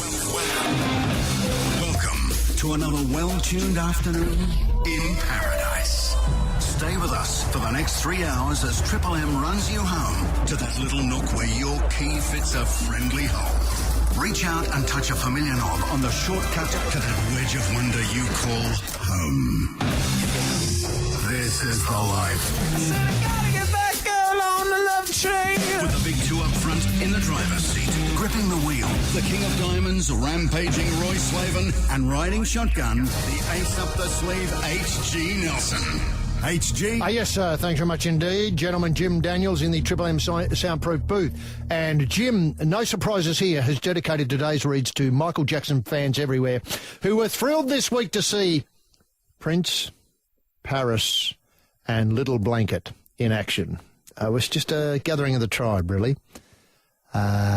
Look, there was an elephant in the room, I felt, when I looked at those wonderful pictures coming through, and that was the absence of Bubbles 3, the surviving primate from the compound. Bubs is still in very good voice and would have loved to have been involved. Fact. I know that for a fact. It would have been a real day out for the pup. Look, I've seen some YouTube footage of his recent Unplugged ABC. Holds up very, very well. Sure, you've got to accept Unplugged. It's a stupid advertisement for any sort of music or advertisement for any sort of music. But can I point out one bad apple? Don't spoil the whole bunch, babe. He's still note for note, and his moonwalk, fabulous. Still very, very fabulous. He brings a certain sort of, thing to it that obviously Michael couldn't. But there it is, a very big missed opportunity. But having said that, maybe when Prince Paris and Little Blanket. Think about another day out. They could include Bubbles 3. Ladies and gentlemen, boys and girls, welcome to the Life with Roy and HC on a Friday afternoon with Timothy Borders Billionaire. And what a week. What an incredible week. Easily the best week of 2011. Now, Rugby League, and do my ears deceive me, the clubs, that is the, clubs as in the Cronulla Sharks, the Wests Tigers, or the Tigers, let's forget about West for a while, the St George Illawarra, etc., the clubs, they've revolted. We've only got about 12 sleeps before the new commission gets going, and the clubs aren't going to join. In a surprise to many rugby league lovers, it now appears that most NRL clubs are shot ducks, financially speaking, and would fall over if left to their own devices. It's impossible to imagine, isn't it? Just a few weeks ago, we were enjoying the greatest season ever, remember? I don't know who won, might have been Manly, who cares, doesn't matter. Manly, playing some who cares fixture, in the grand final. It was great. Everything was going great. Now it's all arse up. The clubs want a bigger slice of the lemon meringue pie going forward. Thanks very much, Julia. Over the next 5 years. And rugby union. Now, before I go on, can I make an apology? Last Friday in the show, I suggested that the greatest match of all time, the Miracle, which we didn't know about, was going to happen at 7 o'clock on Saturday night. But I did advise people to check local guides, and if you'd done that, you would have discovered the match was actually on 7 o'clock on Sunday night and not on Saturday night, as indicated here. Apologies for anybody who tuned in, but at least you didn't miss it. Because you would have thought, he's got it wrong again, hadn't he? I better check the local guide. And then discovered, of course, it was on the following day. But the plucky, that is our plucky men in gold, snuffed out the Springbok World Cup tilt, and now they have a chance to break a 25-year hoodoo at Eden Park to make it to the final against, I predict, Wales. Well, if they can beat the New Zealand All Blacks, they will have won it. It was our finest hour last Sunday night at 7 o'clock. But I must say, in the build-up to Sunday at 7 p.m, the All Blacks are now widely considered cheats. They've been roping in players from everywhere to help get over a problem with Rich McCaw. McCaw is named in the run-on side. Looks as though he'll be out there. And I know I'm digressing a bit, but since I'm talking All Blacks issue, Brad Thorne, last try scorer. If only we'd followed our advice, first and last try scorer, we would have got there. Of course, when he crossed the line, as an email suggests, he didn't know what to do. Had to be told what to do. He was out of his composure, out of his comfort zone. And so just had to rely on instinct and flop over with a push from another player. On the other side of the draws, as mentioned, Wales, could they make a final? Well, it's a funny old game, just running game. Netball, and just how cactus is English netball. It's been completely blown away by Australia. First test, 62-47. Second test, 67-36. And that's our talkback topic. How cactus are they? Really cactus or really, really cactus? They're the two answers we're looking for today. Don't worry about gilding the lily.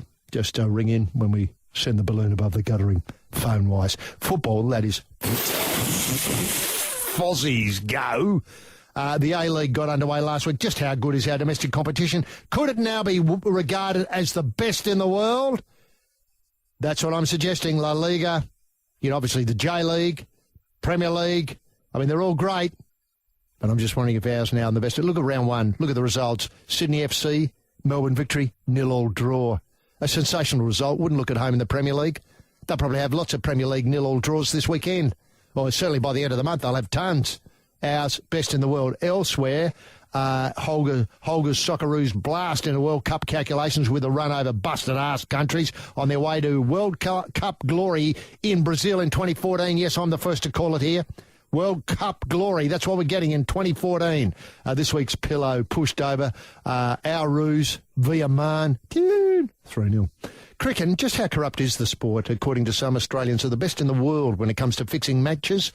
Look, we haven't been going so well with the bat and ball, so we'll take success wherever we can find it at the moment. So if we're the best in the world at fixing matches, wear it proudly. Trackside, now Spring Carnival tipping service dudded out last weekend because our selection simply didn't want to be involved. They didn't want to be there. I think I referred to bull bars and spacecraft. They were just hopeless, and they're sacked from all future involvement with the life tipping service. This week, We're going to have another crack, obviously Caulfield Cup Day, and I'm not ruling out Bart's in the big one, Precedence, but I'm going for one of Bart's in race 3, number 6, Gliding. Of course, it's Bart and Darren, the old firm, back together again. Darren Beedman and Bart Cummings with so many wins. They know how to find the post. And Gliding tomorrow, race 3, number 6, worth a threepence each way, I would speak. And then in race 7, number 10, Midnight Martini, Cav and Rudd. Oh, should I say Rudd? Slip of the tongue. Rod. That's what I meant to say, Michael Rod. Rudd's on my mind. It's on everyone's mind. I can't get away from him. I'm a leadership contender. I don't know. Anyway, it's Midnight Martini. Got everything going for it. The Cav polish, the Rod up top, and the double initial. I always like that on a Caulfield Cup Day. If you can find 2 initials, then you're certain to score. And now it's time to lock horns with a man who is no stranger to a blood oath. This bloke's made more blood oaths than anyone else I can think of, and he signs them in blood. He once got Johnny Farnham to sign in blood that he'd never tour again. That's the sort of blood oath this bloke sniffs out. He's the king of the carpet layers, and we can get him, that is, rampaging Roy Slavin on the gargle with all the stories I don't want to be told, simply by asking, what caught your eye in the swelling soup of the sporting swamp during the past set of 7? Tubes? Yes, thanks very much, Des. Des and Tubes. What a combo. What a great combo. And Tubes might be the first accountant to enter the ranks of rugby league coaching. Wow. I think so. Does he do the books for the club? He does. He does, so he'll be able to do No the wonder books. they're in trouble. Well, double entry bookkeeping. Yeah. You know, he's no stranger to the General Journal and the Ledger. Yet, I think it was invented by an Italian, that double entry bookkeeping method. And nobody knew at the time it was going to kick on the way it did and would end up, say, at Bookvale with Jeff Tuvey, with 2 sets of books. Nobody knew. It's a wonderful way of accounting. I use it myself. Double entry. Yeah. I use different coloured biros. I do. Green for the Ledger, blue for the General Journal. Do you have a set of white books as well? I do. Just so as when the tax department comes sniffing, you've got something to show them? That's the one Tubes told me about. And I use red as well for the lines. Quade Cooper puts the heat back on the All Blacks. Oh, yes, sir. Hasn't he ever? He's got a way of getting right up their noses. He's a hopeless player, let's face it, but by golly, he's good entertainment value when he puts it up the Kiwis. And you know why he can put it up Kiwis? Because he is a Kiwi. He is a Kiwi. In his passport. Yeah, in his past. I know. He's got that Kiwi look about him, hasn't he? Yeah. Sort of slightly not there. What, dickhead? Yeah, a bit. Now, you mentioned it, HG, the elephant in the room. That is the All Blacks have been cheating. Well, they've been cheating for about 122 years. Let's face it. This entry from the side business, I mean, it just drives me berserk. They're always entering from the side. Truck and trailer, all of that. There's a lot of truck and trailer. There's a lot of truck and trailer with the All Blacks. That's their go. Cheating is their go. Now, as HG's mentioned, the 14 NRL clubs threaten to break away. I hope they do.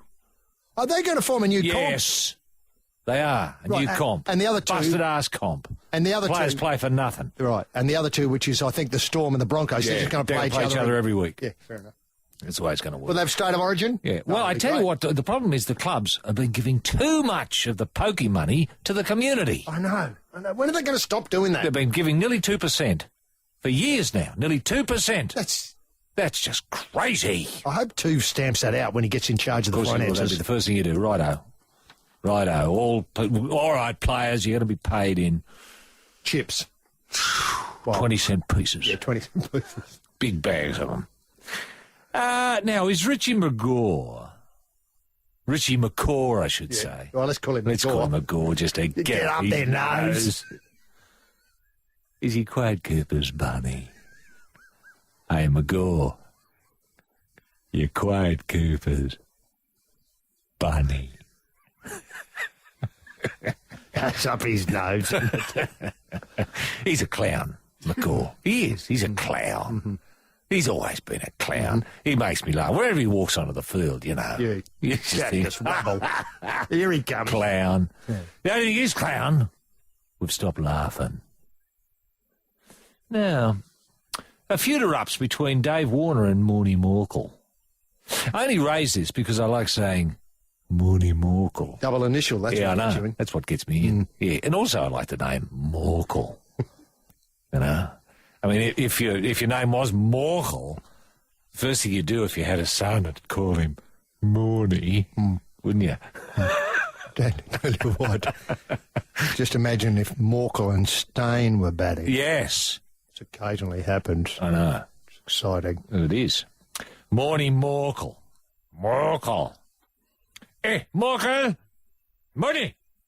Now, Matt Kuchar, Nick Watney and Hunter Mahan join a star-studded field for the Australian Open. I had no idea we were getting quality players like that. But who's not coming? Is Marty Fish coming? Yeah, I believe the Fish will be here. Oh, I hope thank so. goodness, because obviously... Yeah. Give us those names again for the Australian Open. Kuchar, Oh, yeah. Watney and Mahan. They've signed deals. They're here. They're coming. They'll be here. I hope they're at the big do, the PGA do, that, Sharky's going to. And I hope the man the one, the PGA. Oh, yeah, the 100 years. Yeah. Oh, right. Are they coming to that? I hope so. Be great to bump into Kuchar, Watney and Mahan. I just jumped codes there briefly. I had a brain explosion. I know you did. Yeah, but it was good that you didn't point it. Yeah, no, it was first class, really. First class. Kept going. Rafael Nadal claims the constant changing of balls on the tour could end up with the death of players. Now, I know his English is halting, but I think he knows what death means in English, so I assume he's not prone to exaggeration. Rafael Nadal, you know how it is. You might be playing with, let's say, Babolat ball at Singapore. Yes. Next week you're using the Schlesinger ball. But, say, and they're different. They're so different. They're different. I know. They're different bounce, different weight. You have to put your head in a different feel. Yeah, different feel. That's different feel. Yeah. So I think he's onto something here.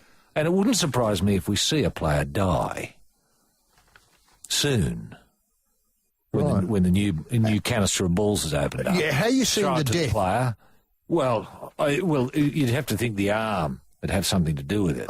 Striking the ball, suddenly the arm... Further forward than where it should be. Yes. All of a sudden, out of control. Out of control. Punch yourself out. Something like that. Something like that. Hit yourself on the head with a racket. Something like that. Yeah. Yep. Or some calamity. Or just your body disintegrates. That's how it's been. That's what Raphael. That's what Raphael. That's his thesis. That the body will completely disintegrate. So I guess you just get a pair of shoes there with a bit of smoke coming out of them, and people will be thinking, "Oh, what happened to Rafa? He disintegrated. What balls was he using?" Now Hensby's done it. I hope Hensby's going to be here for the 100th year of the PGA. Oh, he's got to be. Hensby. 800. Hey, Standers won. 801. He's cracked it. On this day in 1804, the colony's first flogging school was officially opened by Governor King. The school is the first of its kind, offering a 2-year course on the theory of flogging with a well-balanced practical component. This is the life. This is Sydney. This is Triple M. Gee, they're real collectibles, those diplomas from that flogging school, too. My word. Yeah, you get a few of them It was still. the flogging capital of the world. It was. The colony of Sydney. More flogging per capita than anywhere else at any other time in history. Extraordinary. And, I think it benefits from it. It has benefited from it. Yeah. People make decisions a lot more quickly here than elsewhere. Well, it's made us laid back in the end, I think. Yeah. Yeah.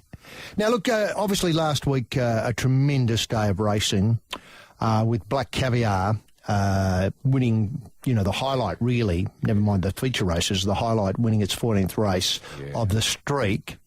When's it back again? Is it back this weekend? No, it's not. It's basically a sprint conveyance. I understand that, but don't they have sprint races? They would, yeah. There'd probably a fair few sprints Well, on why tomorrow. is Black Caviar in it? Well, that's an excellent question. Probably because the grades it's at the top of the grade for sprints. Oh, yeah. This is an arcane study of where the horse should be running next. Right. Because it can't go back and run in, 1,000-metre maidens, because it's obviously not a maiden horse. No, I understand. I was just looking at the guide tomorrow. Well, there's the final race of the day is the Carlton Draft Plate. Yeah. That's 1,100 metres. Yeah, well, couldn't it run in that? Well, fillies and mares, 3-year-olds and upwards, so I suppose it could.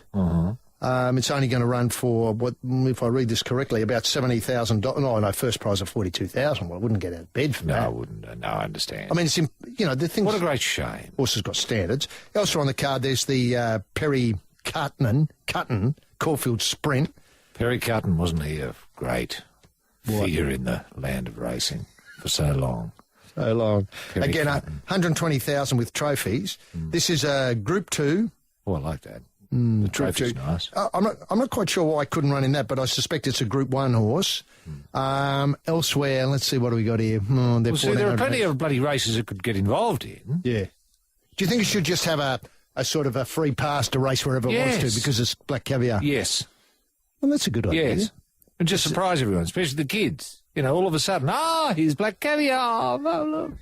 What a lovely idea. You mean, like, I think they're racing... Let me have a look here. They're racing... When's he going to get his own bloody show, too? The Black Caviar show? Yes. Got so many highlights, really, be chock-a-block. It's like he could go in the City Tatterstall's Lightning Handicap. The course broadcaster, say about 3 o'clock, would say, and there's been a late entry in the City Tatterstalls. We'll be delighted to be hosting Black Caviar. Whoa! Yay! Then people would go, Black Caviar's running at Randwick. Let's go down and see. Let's go down and have a look. Yeah, that's a great idea.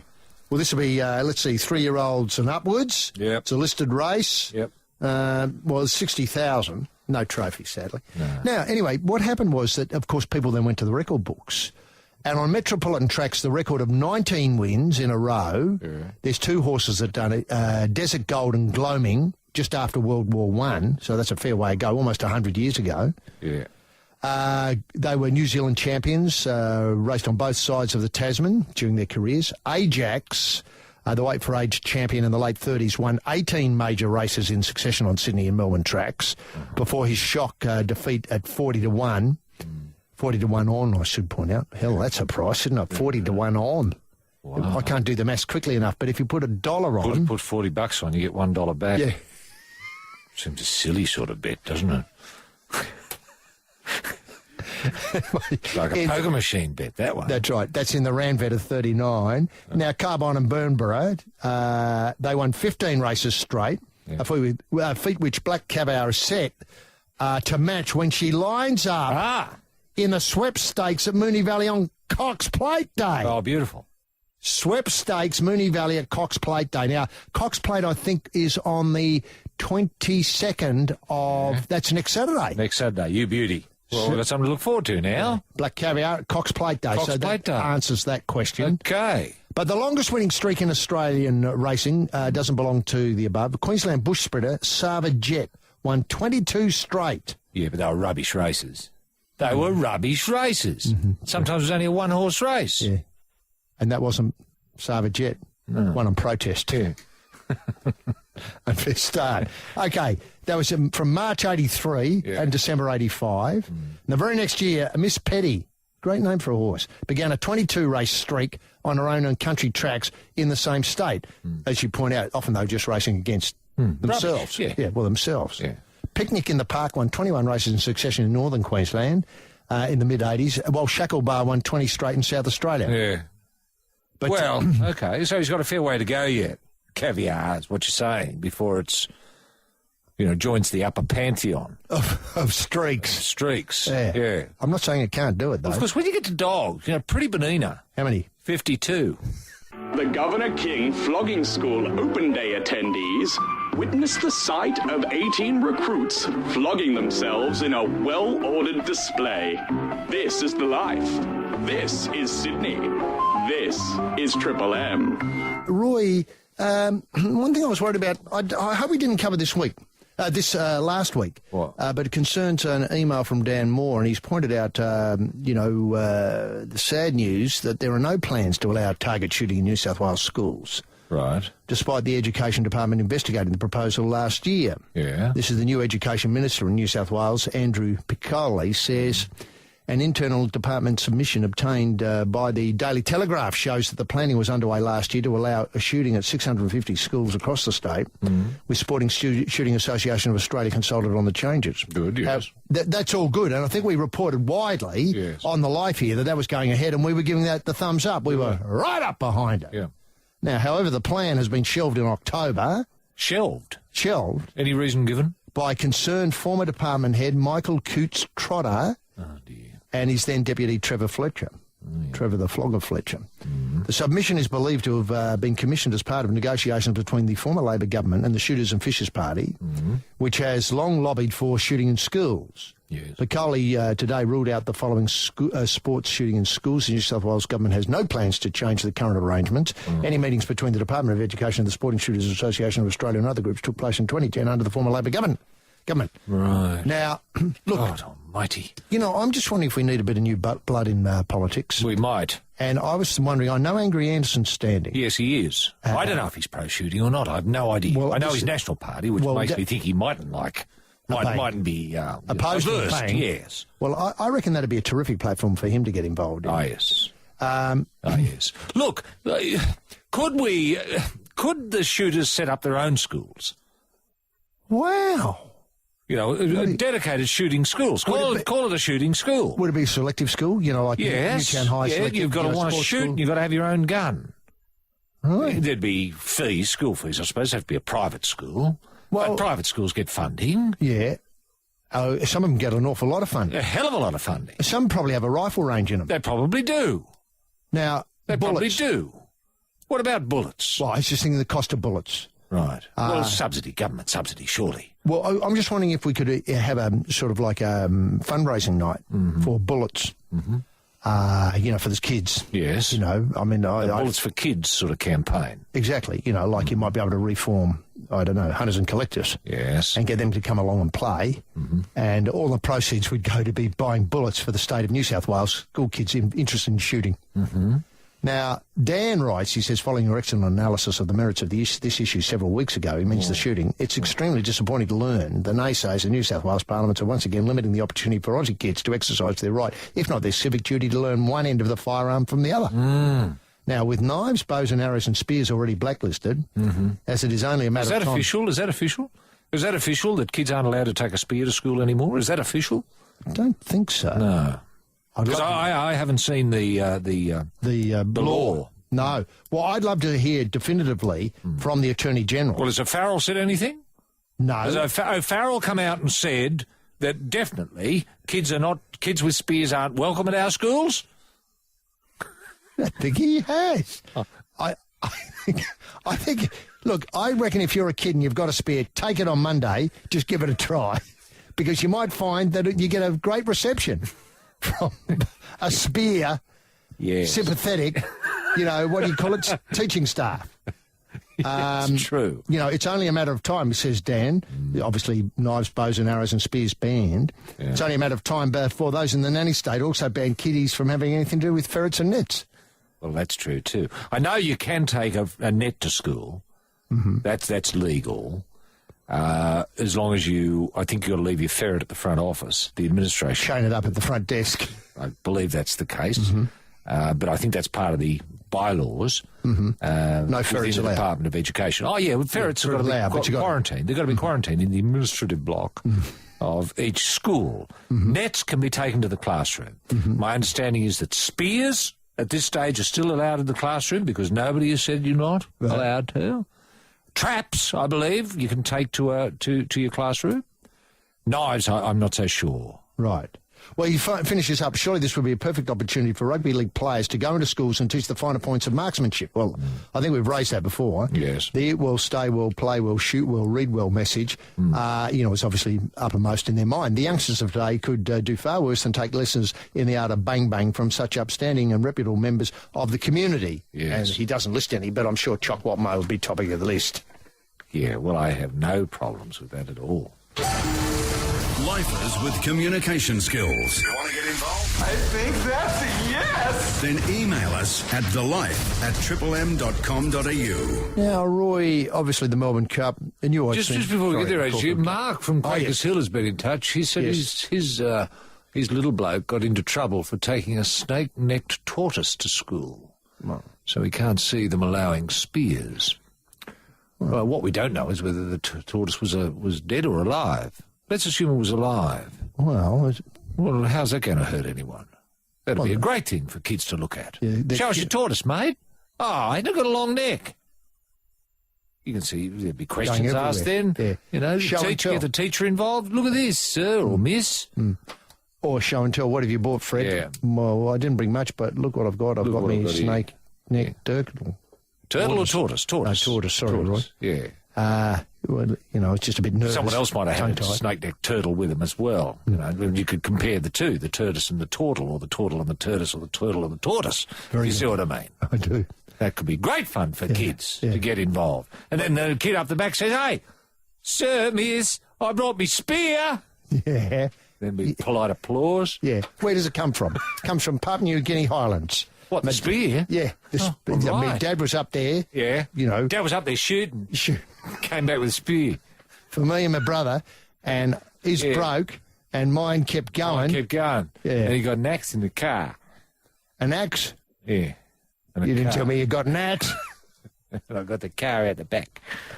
Wow. Look, Yeah. can I just say that this snake-necked tortoise, that's not a threatening, threatening. I've never heard of anyone being killed by a snake-necked tortoise, and that's a fact. I don't think the O'Farrell government has said anything official about the snake-necked tortoise. I don't think they have. Being a killer. Being a killer? Yeah. Has that warning come from O'Farrell? No, I haven't heard it. No. Has there been an edict? Look, an edict saying, as of now, snake-necked tortoises are not allowed in schools. I haven't heard that. No, that's what worries me too, because what I was thinking of was maybe if, a snake-necked tortoise can't be compared with a spear. Not really. Do you know what I mean? But that could be your discussion for the class, actually. Compare and class. contrast. Oh, ethics class. We've got a real practical example. Yes. Now, let's bring out your snake-necked tortoise. Let's have a look at this tortoise now. Bring out your spear. Give us a look. Come on. Now, compare and contrast. I want an essay, 100 words. Oh, 500 words. 500 so words. much to write about. And come to a sound judgment. Sound judgment, yeah. That's right.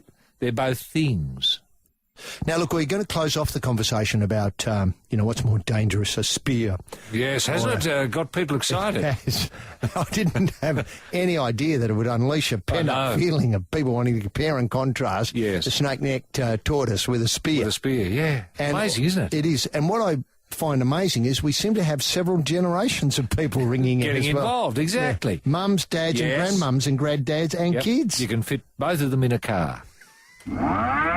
Celebrity platypus denier Lord Mortlock of Dis, on this day in 1804, left the colony bound for New Zealand with a mountain pygmy possum grafted to his leg. This is the life. This is Sydney. This is Triple M. This is the life on an afternoon in paradise. Reach out and fondle that familiar knob with the two picture cards, Roy and HG. HG? Yes, look, I did make another brain explosion problem earlier just before the news. I suggested it was Melbourne Cup tomorrow. It's not, of course, it's the Caulfield Cup tomorrow. Right. Don't think people would notice, but I like to correct these things because people going back through the iPod will notice it and think, what an idiot. What an idiot. Now, easy to make that mistake. It is, because I get excited. Well, the word cup's involved.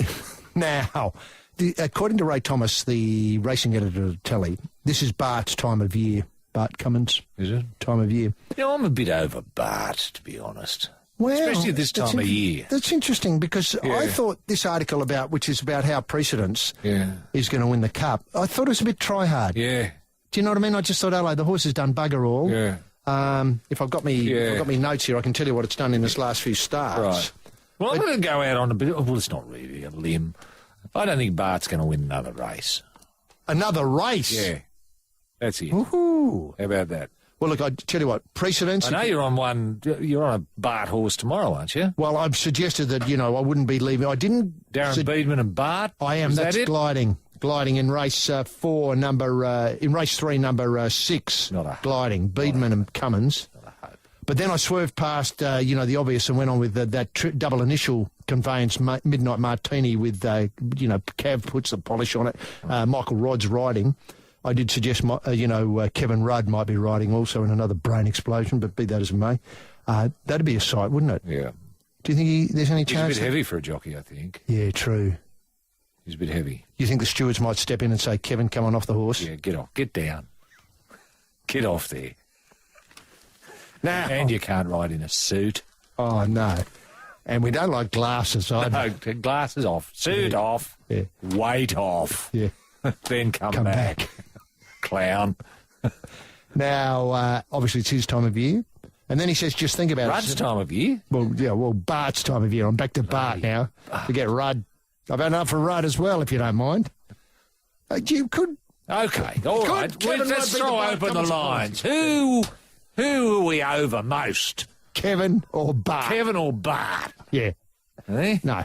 Get involved. Yeah, that's right. But, don't, for God's sake, don't rabbit on him with reasons why. No, we don't want to know why. Just say, hello, Kevin. That'll do. Hello, Bart. Forget the whole hello. Just Bart. Kevin. Bart, mate. Forget the mate. Yeah. Now, look, it's been a little different so far this carnival. The Maestro, according to Ray. Maestro. The Maestro. Makes me want to vomit. Maestro. All right. Maestro Cummins. Mm-hmm. Okay, the Maestro hasn't been a factor. Not yet anyway. And the record number of foreign horses here for the Cups is the dominant theme. But that could all be about to change. Ignore certain JB Cummings, open brackets, the Maestro, close brackets, at your peril, according to Ray Thomas. The Hall of Fame trainer got his eye in on Wednesday when Cosmonaut scored impressively at Caulfield. How does that happen? He got his eye in. Got his eye in. When Cosmonaut scored. I don't know. Did you ever have that feeling with the King? The King had got his eye in. Well, you'd got it, your eye, because the King had won something on the way to one of the big ones. Well, people used to say, hey, Roy, you got your eye in. Yeah, that was when I was carrying a spear, though. I just thought, oh, well, they must have seen me throwing. Or the rabbit dangling from your belt. That's it. Now, Cummins says there's a record, well, should I say, Cummins' obstacle is a record of 4 Northern Hemisphere trained runners in the Caulfield Cup tomorrow, and another 5 former overseas stays now trained in Australia. They're determined to take the money from us, but we're determined to keep it, says the Maestro. Precedence, his horse, according to Ray Thomas, hasn't set the world on fire this spring, but there is a sense of the famous Cummings timing about the stayer. Trainer thinks so too. He says, this is Bart, the Maestro. He's just coming right. He's turned the corner and I couldn't be happier. I've taken the blinkers off because he's been working without them and working well, so he doesn't need the race in them. Even the barrier 20 I'm not too worried about. It'll be up to the jockey to find a position about midfield, one off the fence. I'd be happy with that. Then, of course, Cummings says he's a Zabeel, and the older they get, the better they get. Well, that's not quite true. It's not quite true. Try digging up a horse that's 120 years old and win with that. Yep. Clown. On this day in 1804, the following convicts were flogged to death: John Ryan, Matthew Ryan, Peter Ryan, Connor O'Dwyer, Kathleen O'Dwyer, Mary O'Dwyer, John Driscoll, Mary Driscoll, Fabian Driscoll, Seamus Clancy O'Riordan, Patrick Doyle, Thomas Doyle, Mary Doyle, Colleen Doyle, Mary Cullen, Robin Cullen, Mary Murphy, Colleen Murphy, Seamus O'Donoghue, Fabian Francis Fogarty, Colleen Fogarty, John Fogarty, and Xavier Herbert Fogarty. Celebrated flogger Jonathan Williams died of a heart attack. This is the life. This is Sydney. This is Triple M. Look, Pete thinks Kevin, but Bill thinks Bart. So that just gives you an idea of some of the talkback we've got on that. This is another great topic. Now, of course, Bart's story in the Melbourne Cup, we move on to the Melbourne Cup now. He's got a horse running in the Melbourne Cup, Illo, I-double-L-O, a German horse. This starts to worry me, Bart and the Germans. I mean, who said that could happen? Yeah. I mean, standards? Does somebody have to step in? What happened? Did they phone him up? Hello, Bart. We got one. Yeah, you train horses? Oh, good. We have horse. It's very fast. Yeah. Run long distance. You listening, Bart? Yeah. Bart's That's how it is. Okay, buddy. Okay. Bring it over. Yeah, Fritz, bring it over. We'll have a look at it. According to Bart, it's got long arms and short cannon. He has a long stride. Yeah, I know. He's lost it, hasn't he? Yeah. Could he have been hit by a... He might have Fozzie's disease, mightn't he? Bart and Fozzie. There's a connection. Yeah, that's right. Now, he has long stride and races up on the pace. He's just got a great nature for a stallion. He's quiet, friendly type, not bullish in any way. He doesn't sound particularly German, does he? No, he doesn't. He's very similar to the champion that went to England, so you think he was friendly type too. Friendly? Friendly? So you think? Don't think that's right, Bart. So you think was an idiot. Look, we'd run through his record, though. Look at his record in his Caulfield Cup. 1966 with Galilee. This is Bart, one of the best, a great horse. He's the only horse to win the Caulfield Cup, Melbourne Cup, Sydney Cup in one season. He got the trifecta up. That's great, Galilee. Big Faloo. Big Faloo. What personality horse. Really friendly. Yeah, you still see Big every now and again. You do. Yeah. He won the Caulfield Cup on protest. It was the right decision, too. He would have won the Melbourne Cup if he wasn't nobbled. There's a story.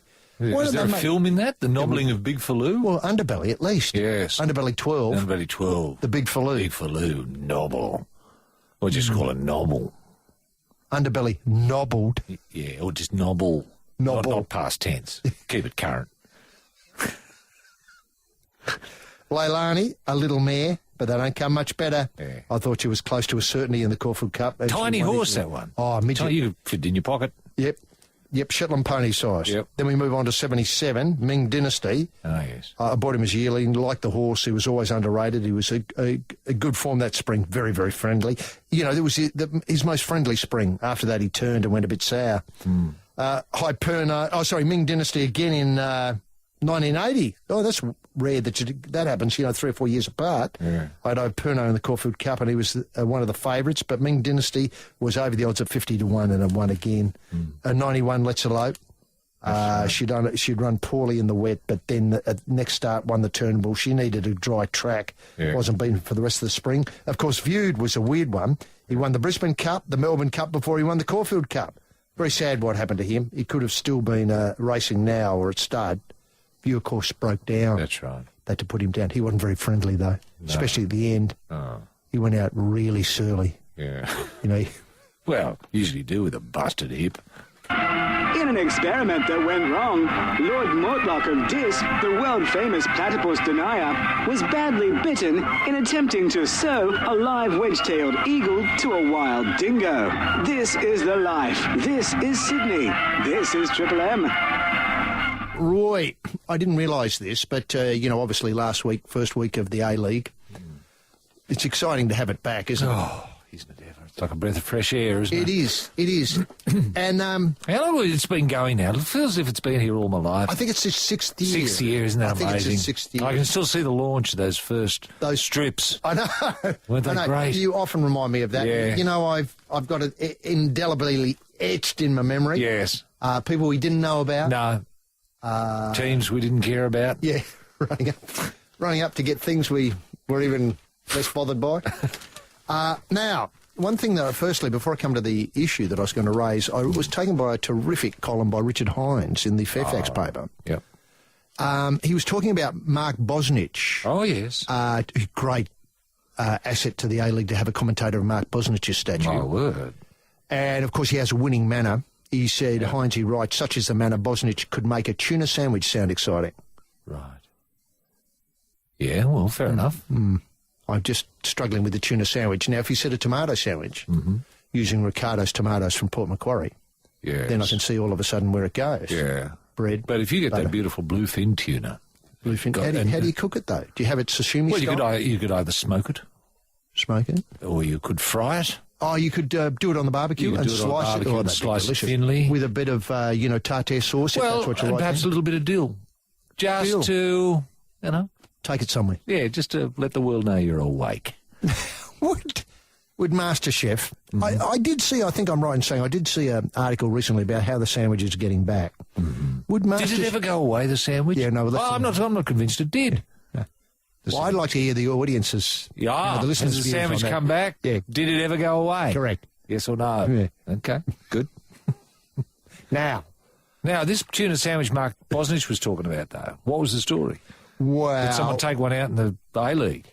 He was basically comparing, well, if I read it, if I get the metaphor that Hines is constructing here, he's saying the A-League is as exciting as a tuna sandwich described by Mark Bosnich. Oh, okay.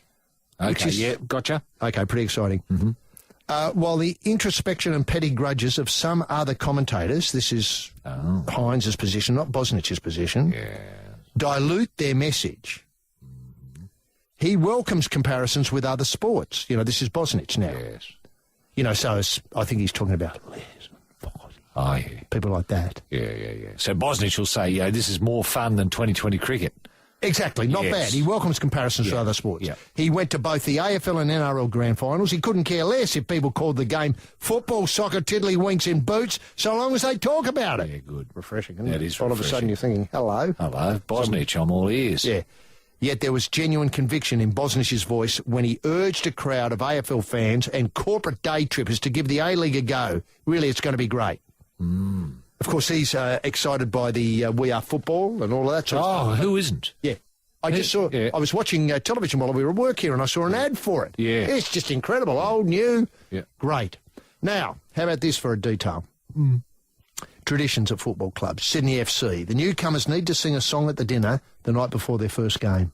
You can see it now, can't you? You know, all the big names coming down, having a bit of a, pine sauce, Yeah. a bit of salad, preparing for the match. Now, the five... Don't they have traditions?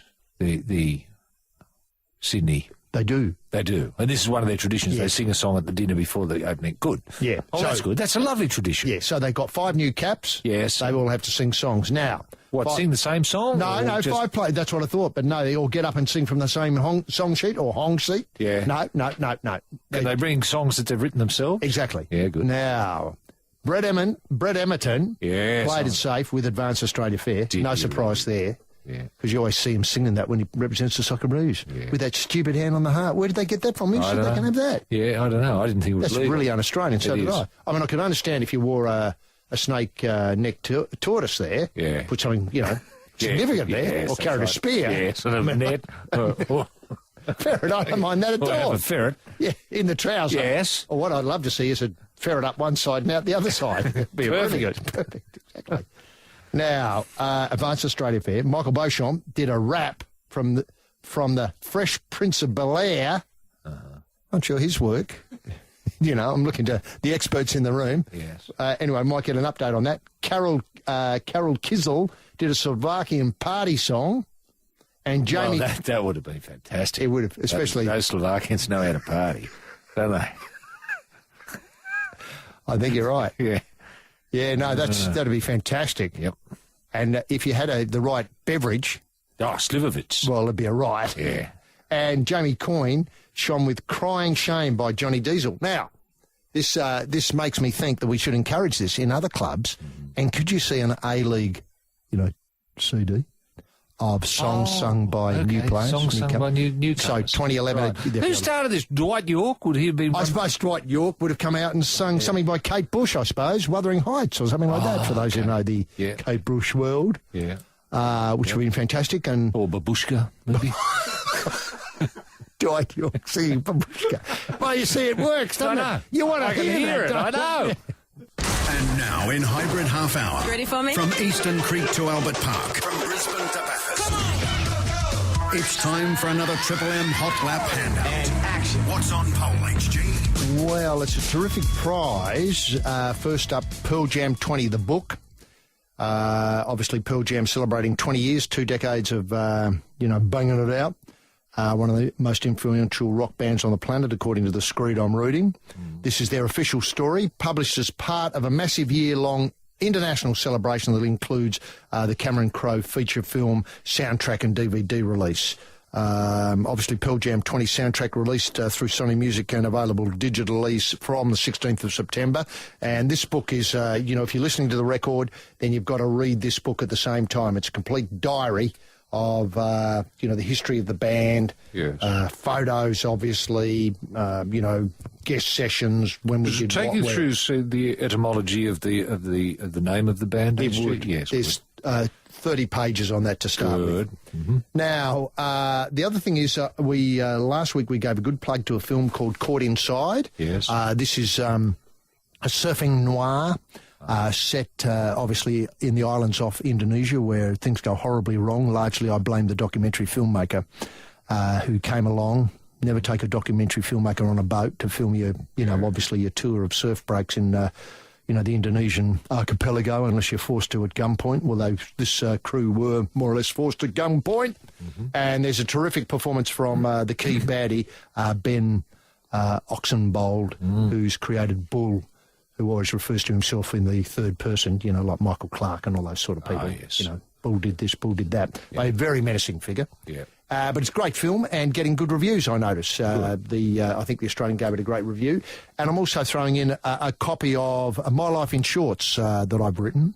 It's a book, I think, that's fairly aimed at the gift-giving chasm that has opened up for presents for Mad Uncle Theo's.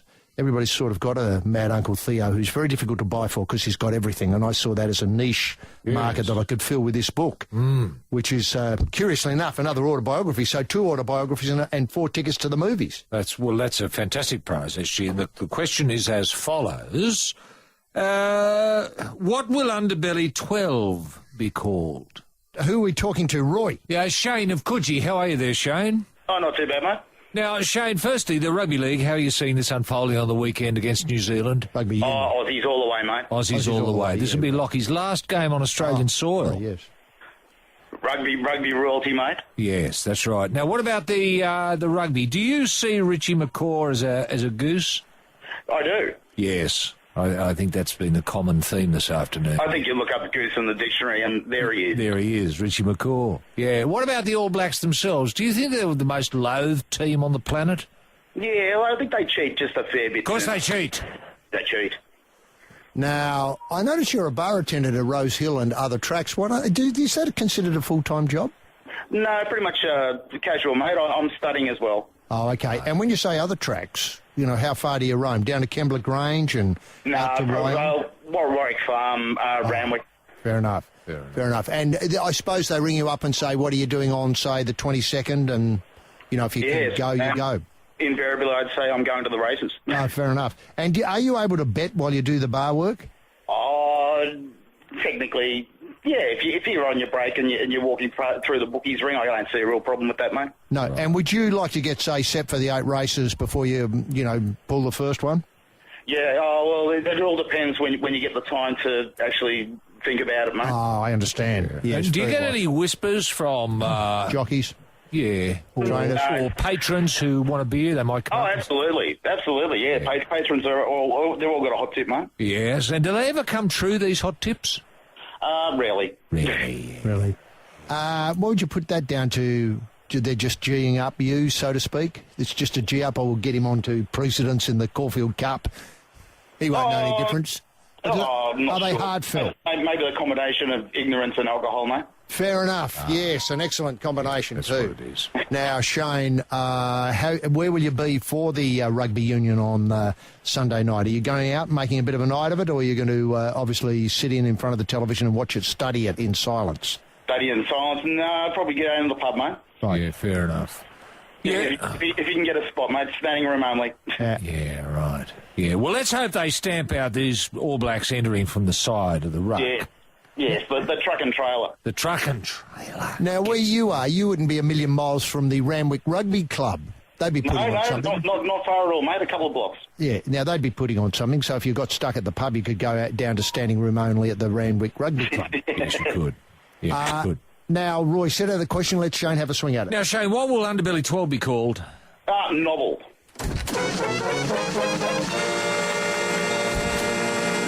Very good answer. Now, you get the My Life in Shorts from H.G. Nelson. You get the Pearl Jam book. That's 20 years of Pearl Jam. You get the 4 tickets to see Court and Side. Shane, enjoy the weekend. It's an action-packed footy card. And thanks very much for being part of the life on Triple M. Popular Governor Lachlan Macquarie was said to spend up to 16 hours a day in the nude. Thus the title, Macquarie the Sunburnt, before becoming Macquarie the Builder. This is the life. This is Sydney. This is Triple M. This is the life, with familiar heads up front, holding a perfect flush. And home is just around the corner. Gotta get back, girl, on the love train. It is the King and the Ace, Roy and HG. HG? Yes, thanks, Jim. Now, we haven't dwelt with this, and I must say, I hesitate talking about it because so little has been revealed. It's the problem of harness racing in New South Wales. Remember, of course, it was for many, many years safely ensconced at Harold Park. Yes, it was. Now they've moved it to, I think, what's called Tabcorp Park, Menangle. Is that where the Miracle Mile is these days? I think the Miracle Mile and the Inter-Dominion will be at Tabcorp Park, Menangle, coming up whenever they should fall due in the calendar, the trotting calendar. God. But something's happened in the transference of the, obviously the Square Gators from, Harold Park out to Menangle. Yes. And it seems to have come horribly unstuck. Now, the ongoing investigation, this is Nick Tabikoff got this for the telly. The ongoing investigation into alleged corruption in harness racing is set to dwarf the scale of the Fine Cotton affair in the 1980s, involving, wait for it, hundreds of races going back years. Oh, Lord. You mean Paleface Adios? Wow, Hondo Grattan. Hondo Grattan. Eh? That's a long way back. It is. I was always suspicious of Paleface Adios's wins. Were you? Yeah. Did you think they were rigged? Yeah. You just couldn't think it could be that good? No. And I have been called the Red Hots for a long time. Now, Reid Saunders, the regulatory boss of harness racing New South Wales, Yes. and the man in charge of the new three-man industry panel investigating allegations, told the telly the scale of the investigation was unprecedented in racing history. In my knowledge, there had never been an investigation of this nature and scale in any racing coat in Australia or the world. I'll be buggered. Now, I'll tell you who's helping him out. Who's blowing the whistle? Well, wait a minute. On the committee or on the panel, there's obviously Reid Saunders, Yeah, Reid. Brendan Favola and Willie Mason. So they're very okay. serious. Yeah, right. They've got the Mason twins. You're going to get to the bottom of it. They are. Yeah, good. Fine Cotton was one race. We are dealing with allegations that some stewards were corrupt, and as a result of that, there are an infinite number of people involved. Yes. Or, up to their Well, necks. thousands, tens of thousands. Tens of thousands. Oh, well, I'll tell you this. What twigged me with the Paleface Adios races, that every other bloody rig had a brake on it. And the brake was on. Right. When the Adios went around. Yeah. But was there ever a brake on Adios's rig? No. And what tumbled you to the braking system that was knobbling, kind of phrase, all the other horses in it? I built them. On this day in 1804, the colony's first flogging school was officially opened by Governor King. The school is the first of its kind, offering a 2-year course on the theory of flogging with a well-balanced practical component. This is the life. This is Sydney. This is Triple M. Now, Sanders said the panel, that's, him, Mason and Favola. Yeah, this is Reid. Reid Sanders, is investigating multiple races, but is not yet aware of the full magnitude of the alleged corruption. And this is, if you've just joined us, we're probing the problem with harness racing in New South Wales. Yes. And what has been described here as I can't tell you if it's one race or 500 races. Lord. One race I'd be or surprised if it's going to be 500, you might as well say it's 5,000 races. If it's 5,000 races, you may as well say every race has got to be investigated. Every harness race that's ever happened in New South Wales has got to be investigated. Right. And obviously money's returned to... prize money, trophies, reordered in the record books. Yep. Stuff like this. It is a hell of a job. Hell of a job. Now, he admitted that the sheer weight of documents gathered had taken him by surprise. Mm-hmm. I always knew it wasn't going to be small, but the volume of evidence we're collecting is huge. The paperwork alone would stand 2 filing cabinets high. No way. That's a hell of a... Well, 8 drawers high. Yeah. That's about, 12 feet. Old speak. Oh, sorry, yes, old speak. Yeah. How many roods, poles or perches? Or cubits. Yeah. Hell of a lot of cubits. I mean, it's just unimaginable. It's a pyramid full, really. Now, the Daily Telegraph says that the panel, made up of Saunders, Industrial Court Justice Wayne Halen, Brendan Favola, Willie Mason, and Victoria's former thoroughbred racing chief racing steward Des Gleeson, hold meetings away from the body's Bankstown headquarters amid concerns crucial evidence could be leaked to the industry participants. Yes, that's right. This is just weird. Yeah. Sources say a key meeting of the investigative panel last week was held in Sydney's CBD main court precinct in Phillip Street. Yep. Sources also reveal the panel's meeting would continue to be held off-site indefinitely. Sanders would not comment on where last week's meeting was held, but there are believed to be concerns key CCTV footage of suspect betting activity, both on course and other venues, etc., would be revealed. Key industry figures said revelation of the information could compromise the investigation. If a suspect knows they've got film coverage of their activity, they can concoct a story to cover whatever they're doing. Yeah, that's right. so obvious when you think about it. The three-man panel was appointed by Harness Racing New South Wales. Two of the stewards were stepped down in August, should I say, after being confronted by the body's bosses with corruption allegations. The panel is passing key evidence onto the police, who've set up a task force. Yeah. This is Task Force Trot. Trot, good. Good.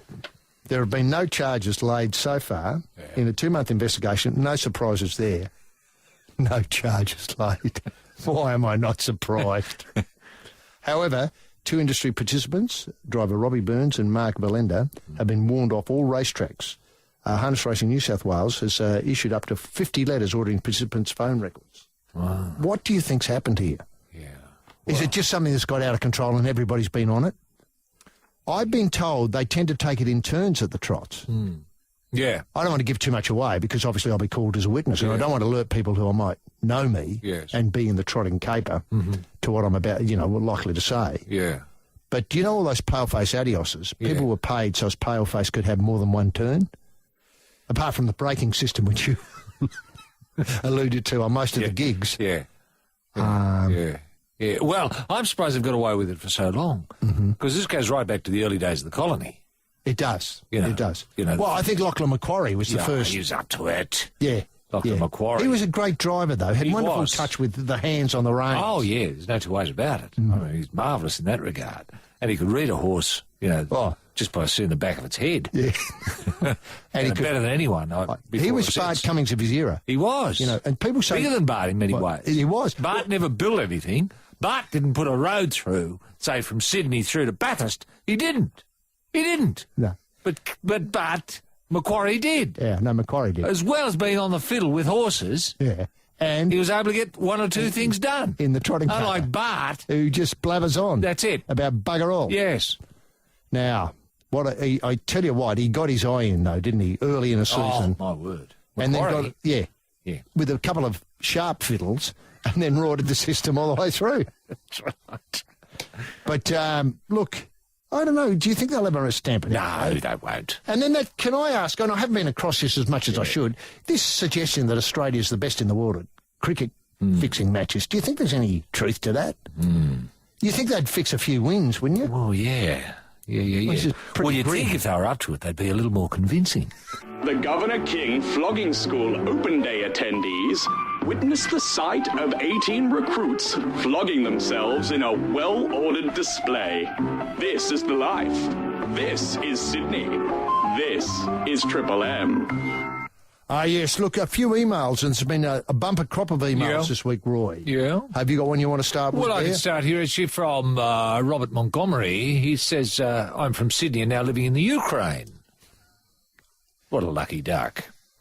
He said, on Grand Final Day, I heard a Sydney radio commentator say that Hitler hated the French Rugby League code, perhaps because communists loved the game. Is there any truth to either of those assertions, that he heard a rugby league commentator, would have been probably on the ABC on the worldwide service? Well, it might have been, or it might have been a local Ukraine comp. I don't know. I see what you mean, yeah.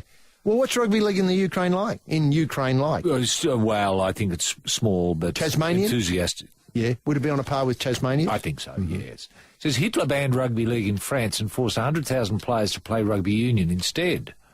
Oh, that'd be right. Hitler loved the rugby union and could not get enough of it. He always hobnobbed with snobs, wealthy bankers and upper-class industrialists. They all loved their rugby union, obviously. Your Krupps and Junkers types, he adds. Even the aristocracy could get enough of him in the 1930s, that's true. I think the big question is, why did the French keep rugby league down after the war? For decades after the war, rugby league was not permitted to use the word rugby to describe their game, and that's true. Thus, Hitler had one of his victories stand. Did de Gaulle hate the league? All the best, Robert. Look, I don't know where de Gaulle stood on rugby league, and I know the underground, the French underground, kept a competition alive. They did, playing in forests. Yes. And, sort of very much out-of-the-way places. In the dark. In the dark. Yes. Often matches that start at midnight. That's right. But very, very dedicated. Very And you see that generation reflected, when the tricolour turn up here every so often for a game. I mean, you always recall Puig Albert. Oh, Puig Albert, the bentwood chair. Yeah. Take the chair out when the scrum was being set and have a smoke. into bed and see what happened. Oh, no, he was a direct descendant, though, I think, of the Resistance. Yeah. People in the Resistance. Yeah. And look, isn't it fascinating to think that Robert is listening to rugby league coverage in the former Soviet Republic? Yes. Yes. And has enough time to think about the issues connected with French rugby league during the war years. Yeah, I know. It's incredible. Incredible. Now, Peter writes, he says, boys, I'm wondering what it takes to get an email read out on the show. Keep it brief. Indeed. That might be enough. Good on you, Pete. He said, I've been listening to podcasts for the last couple of years and loved the show, but have never had emails read out. I assumed it was because they were too serious. I wrote a long, funny email a couple of weeks ago talking about Lockyer not playing against Manly, and it still wasn't read out. Are you getting my emails? Well, obviously we are. And look, there's two things here. I assumed it was because they were either too serious, and then he says, I wrote a long, dead wrong, funny, dead wrong email a couple of weeks ago. Just keep them serious and to the point. Enough said. We haven't got... we're busy people. We're busy people. We haven't got time to down tools. To stop For God's sake. He's got a touch of the McGaws about him, that bloke, hasn't he? Yeah. Richie McGaw. He's a Richie McGaw type. He is. Isn't he? Quite Cooper's Barney. Now, look, we like reading as much as the next person, but we haven't got time in a busy week to sit down and read a Dostoevsky length, like Crime and Punishment email. No, it's not going to happen. Don't. It's not going to happen. They're all, People have sent funny novels. They've been really funny, but we're not going to read them out on air. No. It's just not going to happen. Peter Vanderkrook, HG's in touch with us again. He said, after hearing Dave Thomas's very brief but great email last week, he said instead of putting in speed cameras, that New South Wales Transport renamed the stretch of road that had experienced the most amount of car crashes in the previous year Webber Way.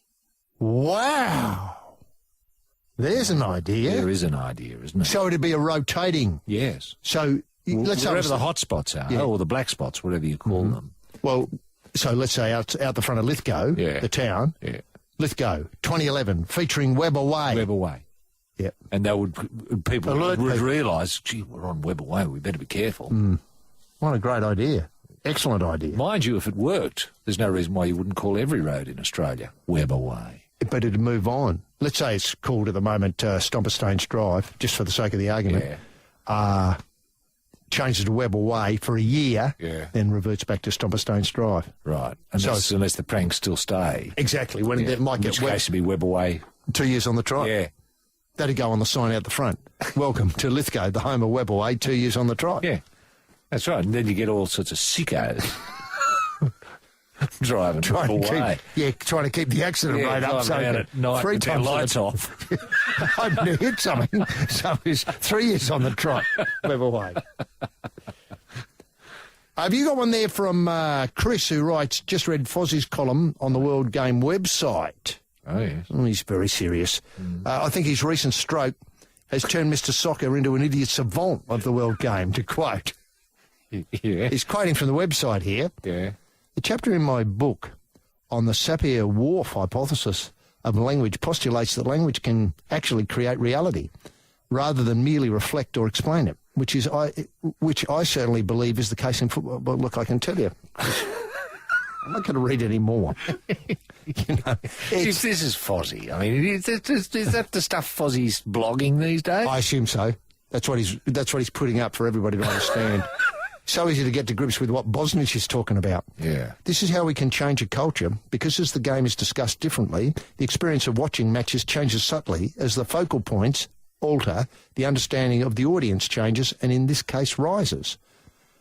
Chris sums up, Fozzie obviously understands his relationship. I was thinking you could have a Q&A style roundtable debate about the above statement. And then he's attached the link to the column. Look, it does make Bosnich's comment earlier, which I can't put my hand on right now, about I don't care what they call it. They can call it soccer, tiddlywinks with boots on. It's so refreshing, isn't it? So refreshing. Well, Fozzie's become a sort of Richie McCaw type, hasn't he? Yeah. Enough said. Got any more? No, look, I think that's about it, actually. Okay, fair enough. Yeah. Oh, no, just quickly, Kerry Tunstall, HG, is in touch. He said he had occasion to visit Hammerfest in Norway. Oh, yeah, Hammerfest. Now, I don't know if people have been to God, it's a great... It's a happening place. Celebration, yeah. Brilliant. the most northern city in the world. Is that right? I would have thought Reykjavik might be further north in Iceland from Norway, but I'm prepared to accept it. And the first notion to pop in my head was Ironfest. I dismissed it as a mere word association, but the longer I thought about it, the more it made sense.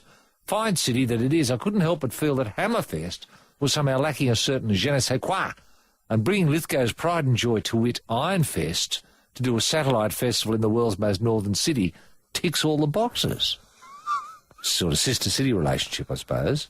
Shouldn't we move Lithgow further south? So the most southerly place and the most northerly place. Oh, okay. Wouldn't have to go very far south. Well, yes, you would. You'd have to go to the southern tip of Tasmania, wouldn't you? Oh, yeah, but relatively speaking, that's not a long way. Yeah. I mean, you don't have to go to Heard Island or... Or we might have to go down to Mawson's Hut. Mawson's Hut, yeah. Yeah. That is a long way south. Mawson's Hut qualifies as a city. Yeah, right, eventually it will. The city of Mawson's Hut.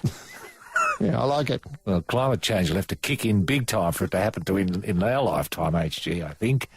Anyway, I think it's a great idea, and we've passed this on, Kerry, to the Ironfest people organisers. To try and hook up a sister city deal with Hammerfest. With Hammerfest, yeah.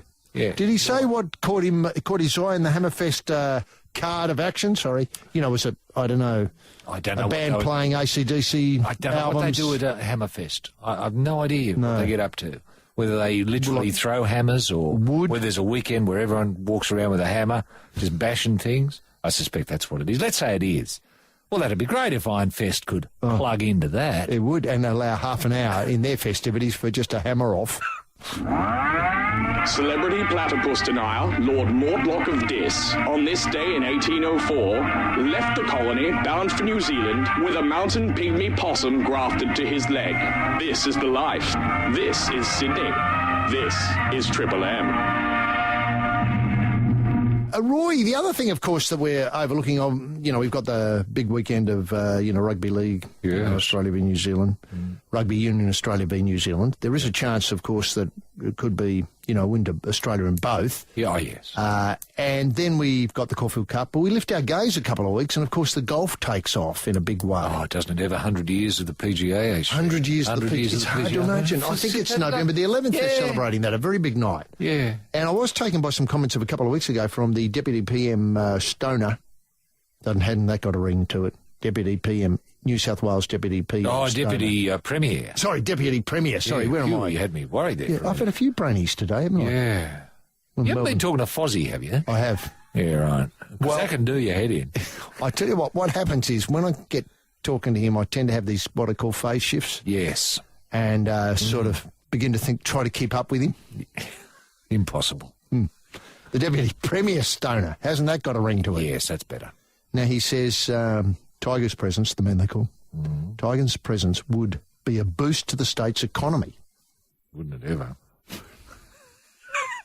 Now, look, I think you and I broke the story concerning the V8 supercars, that whenever they come to town, they drop 100 million into the economy. They do. They take nothing out, they just put 100 million Absolutely. into the economy. Straight into the coffers. Yes. Yeah. Roads, mental health, yes. Hospitals all get a big boost when the V8s come to town. Every hospital in New South Wales has been built by the V8 supercars. Now, a boost to the state economy. Yeah. Tiger Woods' and participation is great news for the Open, obviously, and comes as a result of a lot of hard work to secure the coveted lead-in dates to the President's Cup. Right. Now, I can't quite line these up, but the President's Cup is next year, is it? Oh, good. Not sure. The eyes of the world will be... the eyes of the world are going to be here anyway. On Australia's because of the PGA, global events. Years. Australia's global event city, according to Premier Stoner, that's Deputy Premier Stoner. Yeah. We caught the shark and now we've snared the tiger, so that's great. Yeah. Because the PGA... I wonder how many, say, schools Tigers visit will be responsible for. What a great question. Or freeways. Look, could I... Tollways. Look, I haven't looked at Education Department development. No, I haven't. I haven't seen projects. But I think that's the way we've got to look at it. Yeah. And make it real for people. I think it's all well and good to say, Tigers coming, it's going to be great for the economy, snore. Mm-hmm. If it's Tigers coming, we're going to get 8 new public high schools. And let's have their names. Yes. So let's say it's... Tiger Woods High. Oh, I didn't mean that. No, I know mind that, but... Yeah, you could have one, say, at Nowra. Yes, Start at Nowra. Yes. The one they've always wanted there that they haven't, say, Nowra, what would be Nowra West, which is a boom area. Yes. So many people moving in there. Yeah. And they haven't got a school. People have to go to Nowra East and Nowra East, Central. That's right. Now, this Nowra West High might School be named after, say, Deputy Premier Andrew Stoner. I don't mind Well, that. he could turn the first sod because he's responsible for getting Tiger Woods out here. Yeah. Then we go... There's your connection. Exactly. We go to a growth area like Castle Hill or Richmond, that area. They might like a high school out that way. Yes. And that could have another name, like, named after another politician. The Barry O'Farrell. Or what's a Berejiklian or whatever. Yes, Gladys Berejiklian High School. Yeah, it's a bit of a mouthful, but opened by Gladys Berejiklian. In, say, 2012. Yes. And then a little tag on the bottom. This school was made available due to the wonderful work of Tiger Woods playing golf. Yes. And the man they called Tiger Woods, who came to Australia quite famously in 2011. To play a game of golf. Yep. I think that'd be great. Yes. And to celebrate 100 years of the PGA. Yeah.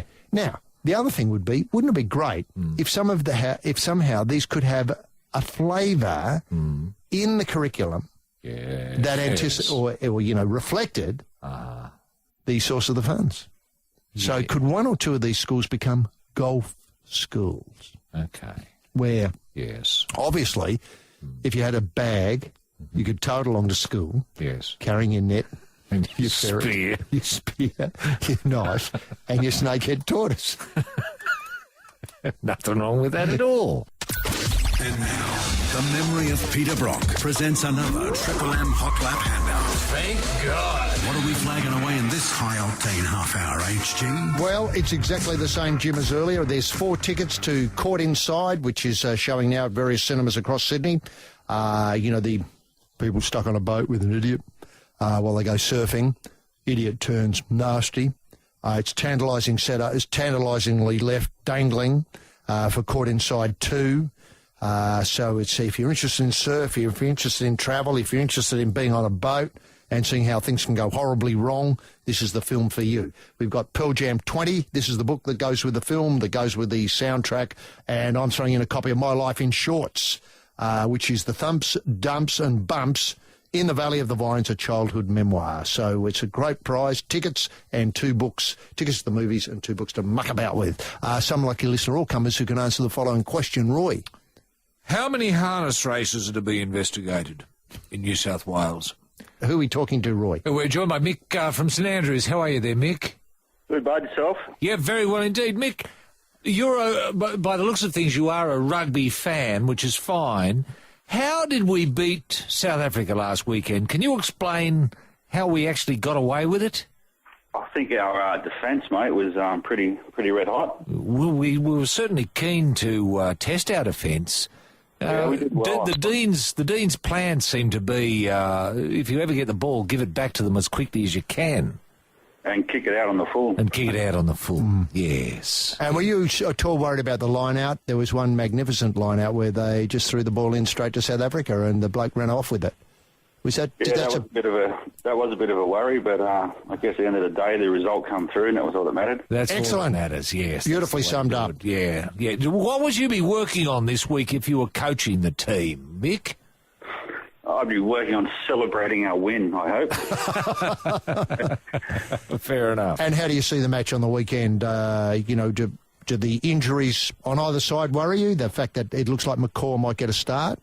And I hope he does get a start, because I don't want them to use that as an excuse for not winning. No, excellent. Well done. No. Hopefully gets a run. Yeah. Would you be encouraging Quade Cooper to knee Richie McCaw in the head again? We're both knees this time. Both knees, fair enough. And can you explain to me something? You often see them at training, and they appear to be running in a ladder that's laid out on the ground in the tiny steps, and then they get a ball passed to them at the end of that. How does that actually help with the playing of rugby? I was a prop forward. I never ran. No, fair enough. Yeah, fair enough. Fair enough. But you've got no insights into what the backs are doing when they do the dolly steps and get a pass at the end of them? No. I was in the showers, mate, when the backs were training. Fair enough. Good. Okay, Mick, we'll let Roy set out the question. Have a swing at it. Now, Mick, how many harness races are to be investigated? Every race.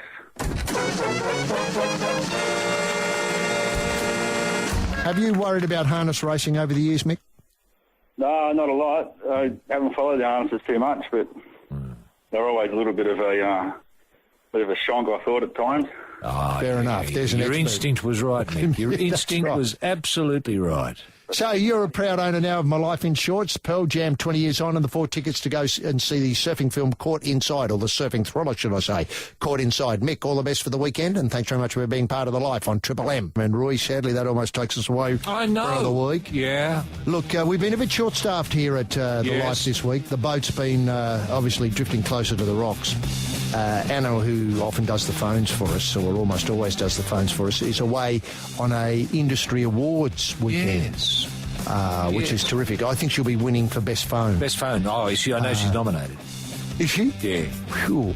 Were you allowed to say that you're allowed to reveal the nomination? Yes, yep. Fair enough. Do you know who she's up against? Any idea of the competition? I know. It's Australia-wide, isn't it? Yes, it is. She's up against, it's only FMHG, her category. She's up against 2Day FM. Ah, yes. She thrashed them. WSFM. Who else is she up against? I think there were 2 or 3 others. Right. Yeah. Right. Gee, that's pretty good for Anna. Yeah, I know. And judged on, blind calls, as we call them. Blind calls, efficiency, perception, how to weed out dickheads. That seems to be the main skill. And was there a lot of, tacit to that, keeping New Zealanders away? Yes, that's right. Making sure that no one with a New Zealand accent gets to hear. Now, Garfield's filled in manfully, though, filling up that space that Anna's left. That's right. And even though he doesn't do the phones, I think he's risen to the occasion incredibly. You know how people come into their own when there's crisis? That's what Garfield's done today. That's what he has. And sadly, the reverse is true of our skip. He's just thinking Japan. I don't know why. I don't. And how to talk to Japanese. Yes. He thinks somehow that if he shouts louder each time they misunderstand and talk slower, he'll get the message through. The message. He's dreaming. But he'd say, he's dreaming! Anyway, we can only hope that he comes to his senses before he goes on his 2-week trip to Japan. Anyway, we'll be back with more Life next Friday night. And guess what next week is, Roy?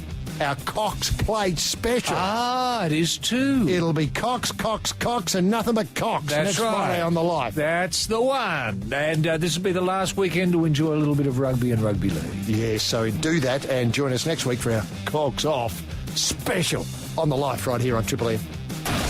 There it is, Lifers. Home again in paradise. Gotta get back, girl, on the love train. Switch off the motor. Don't leave any valuables in the car. And keep the dial glued to Triple M.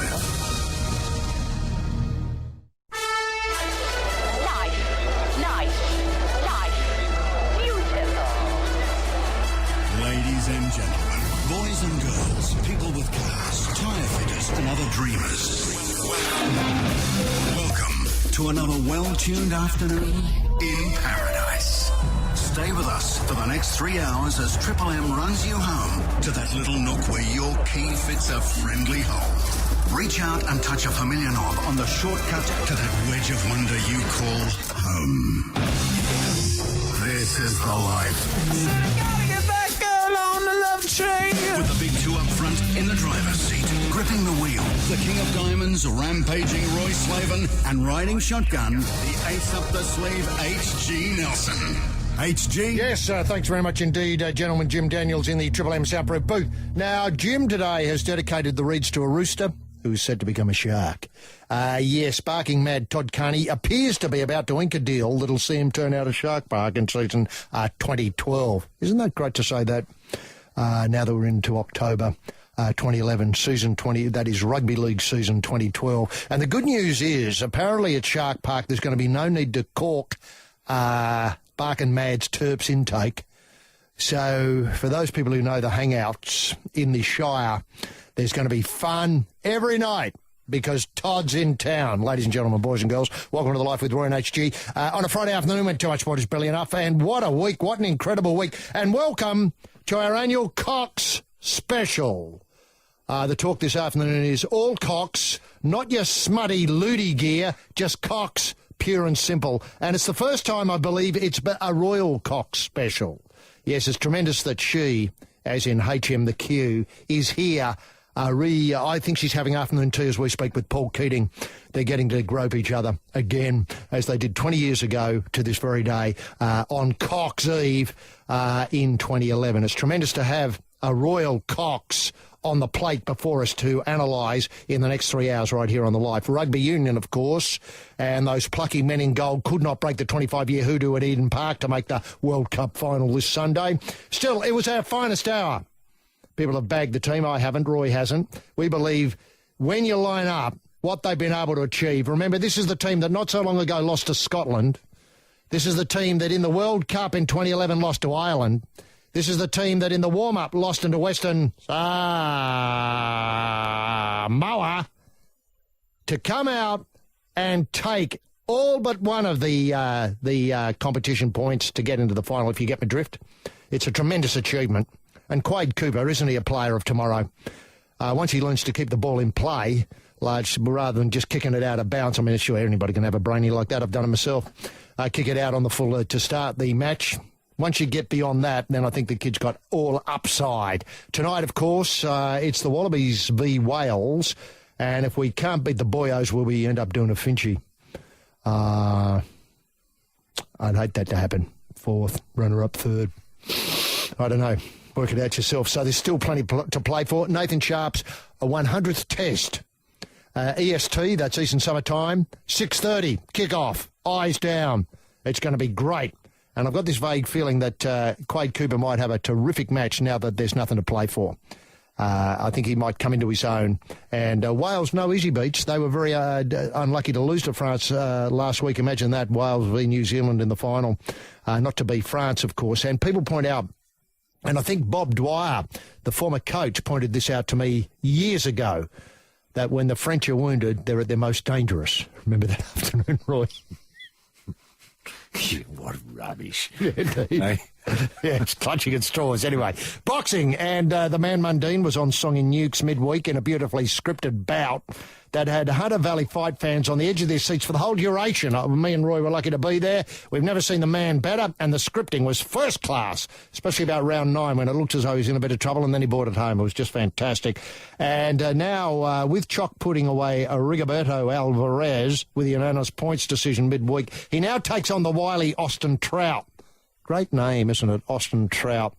A name you can do a lot with for the WBA light middleweight crown. Trouty, no stranger to the scripting caper, and has a few ideas up his sleeves that I believe will keep fans guessing right up into the final bell. Not sure when the deal is, when the stink's going to be on, but we'll keep you posted here on the Life. Football, this is Aussies go.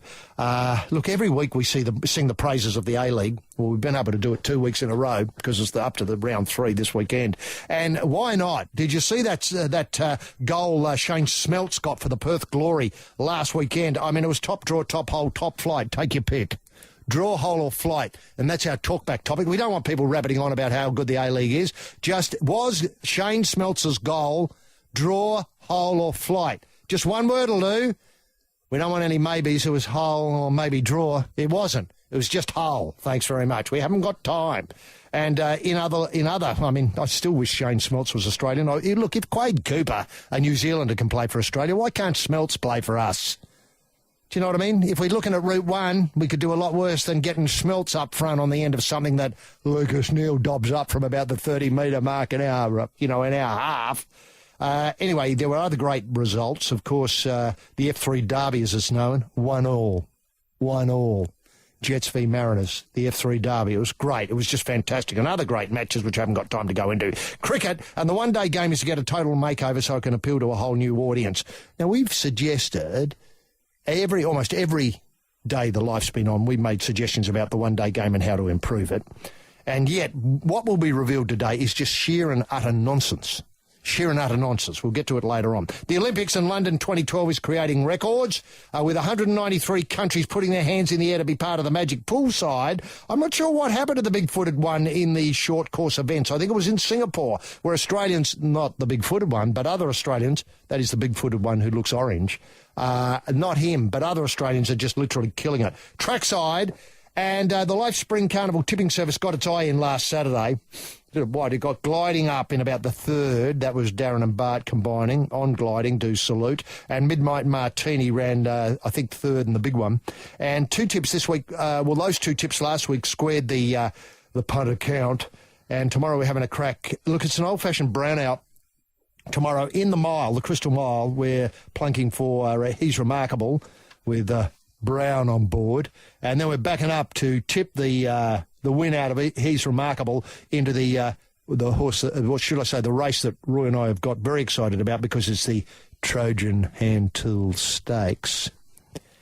What a great name for a race. Let me repeat it again. The Trojan Hand Tool Stakes. Tools, hands, Trojan. It all works. We've got another brown ride there, High Bell. So that's race 7, number 12, and race 9, number 6. Yes, this is the life, the home of the Plumber Smile. And now it's time to lock horns with a man who's no stranger to a blood oath. Why not? As we said before, he got Johnny Farnham to sign one once saying he'd never tour again. He's the king of the carpet layers, and we can get that man rampaging Roy Slavin on the gargle with all the stories that don't want to be told, simply by asking what caught your eye in the swirling soup of the sporting swamp during the last set of 7 top ton up test. Nathan? Yes, thanks very much, Martin Bella. And the reason I mentioned Martin Bella, and I don't think I've ever called you Martin Bella before. I haven't. This is a first. I called you Tunksy a couple of times, and I'm prepared to accept that. And sometimes you call me Gaz. Sometimes I did call you Gaz. I go weaker than that when you call me Gaz. I know you did. Anyway. Rubble. Because I thought of Martin Bella as soon as that idiot Quade Cooper kicked out in the full. Because I think that is the equivalent. The equivalent. Rugby league. Yeah. So it'd be interesting to see, to put a time on, the most idiotic act. The earliest act of stupidity by any player at any time in any game. Mm-hmm. Geez, close run thing. But the ball travelled in the air longer to Bella for him to knock on in that State of Origin match and then play the ball in the wrong direction. Yeah. So even though Bella's was marginally stupid, or more stupid than Cooper's is earlier. So I suppose it comes down to if ever you're in one of those... those quiz nights? Yeah. And someone says, who's the earliest stupid goose to have ever done anything on the international level or the top level? Cooper's your man. Now, I called you Nathan, of course, because of Nathan Sharp. Nathan Sharp, yeah. Isn't he great? Oh, 100. Isn't he great? If only we had a few more Nathan Sharps. Doesn't he turn it around? Whenever he gets out there, you think, you beauty. At least we've got Sharpie out there. Our line-out king. Oh, could this be the last time, though? Oh, God, at least we can only hope. I don't think I've ever seen Sharp win a line-out once. No. Has he got people lifting him, or is he a lifter? What's he do? He disappears in the line-out. Can I just Honestly, if you had a line-out of 1 and put Sharp there, he'd still disappear. Can I just say, of all the 100 tests, I've seen none of them. Well, I think I've seen them all. But if you said to me, was Sharp playing there? No, I'd have to say no.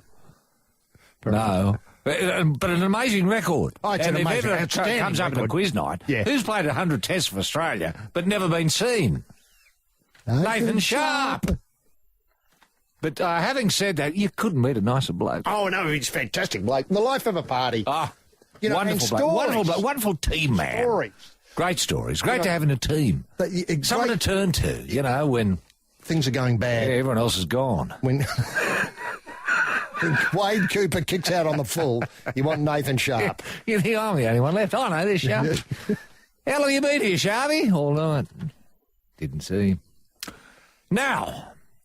can Casey Stoner now stand near Mighty Mick Doohan? Oh, what a in good the question. pantheon of 500cc greats. Mm-hmm. That is a very good golly, question. we've had a good... Mighty Mick. Mm-hmm. God almighty, wasn't he good? Broke every bone in his body. I know. Once. Half a dozen times. Mighty Mick. Mighty Mick, we don't forget you. We don't forget you, Mighty Mick Doohan. Unlike Nathan Sharp. Unlike that other... Who was it? What's his name? Sharp. Was that it? Nathan Sharp. Yeah. Go on, talk about an ironic name. Now, is the French rugby team mad? Talk back topic? Yeah, if you want to get involved, yes or no. Having said that, we don't care what you think. Now, Jeff Ogilvy, critical of Fred Couples' decision to pick the man they call for the President's Cup. You think there's something not right about it? Something corrupt. What? Yeah. Corrupt. You heard it here first. Fred Couples. Fred, open brackets. Corrupt, close brackets. Couples. Uh-huh. Anyway, maybe more about that later. Maybe not. Jamie Whincup hopes this weekend on the Gold Coast can still be fun. You know, because we had the problems of the week. Tragedy. Las Vegas. Did you think that was an accident waiting to happen? Yeah, there? I did.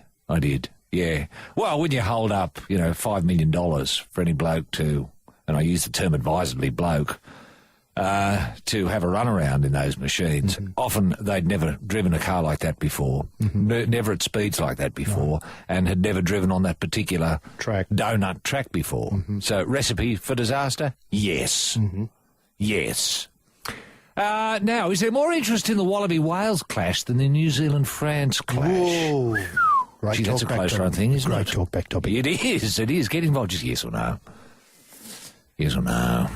Sam Stosur on course to end the year as the world number 2. Number 2. Fair way to go, isn't it? Fair way to go. I know that. Is Black Caviar racing's rock star? That's one to think about, isn't it? Mm. What a great discussion starter around the dinner table tonight. While you're watching the Wallabies. Yeah. Oh, by the way, what, Black Caviar, is it racing's rock star? Oh, sit down, Dad, you're mad. Oh, he could be. You know what I mean? Then you've got a discussion.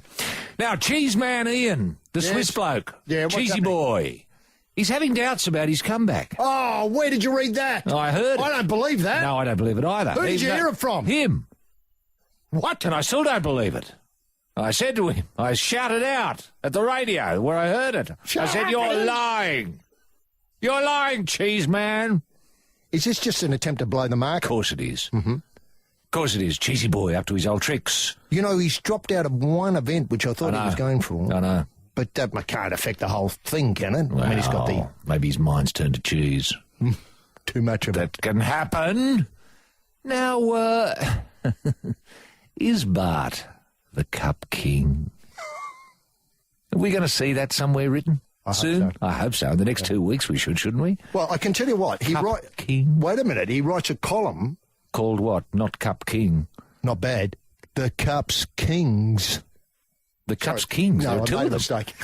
What's it called? The Cup's King. Oh, the Cup's King. Yeah, I just tried to right. lure you on. Yeah, right. The Cup's Kings I like. It's sort of mad. Yeah. It's as if Nathan Sharp created that. Yeah. Hey, what'd you say, Nathan? I said the Cup's Kings. Sit down, fella. We're not listening. Hensby, 817. The inaugural Sydney Colony Flogging Awards in 1804 saw 3 outstanding winners. Jonathan Smith for delivering 300 lashes in 5 minutes and 10 seconds. William Collins for causing the deaths of 18 convicts in one afternoon session. And Morton Wilberforce Steele for slicing a child in half with one spectacular stroke. Governor King presented the awards. This is the life. This is Sydney.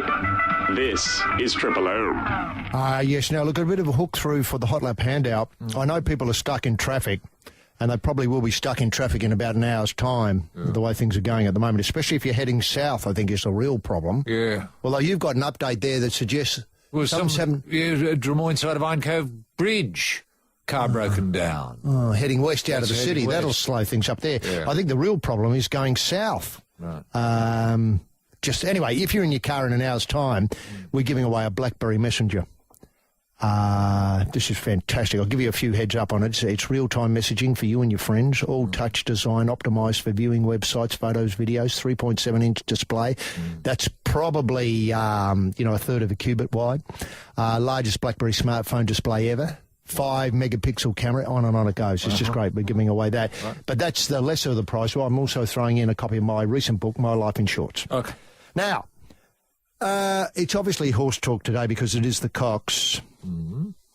Now, an amazing statistic has emerged that if you were looking for the winner of the Cox tomorrow, it'd be wise to, have a look at recent arrivals of the international horses, because researchers in Bristol and Melbourne, according to Bridie Smith, researchers in Bristol and Melbourne universities have found jet lag boosts the performance of racehorses, enabling them to run at full gallop for an additional 25 seconds before reaching fatigue. Hell of a stat, isn't it? Now, the findings from almost a decade of research published in that well-known racing journal, the Journal of Endocrinology. God, I can pick some winners when I read that. Yeah.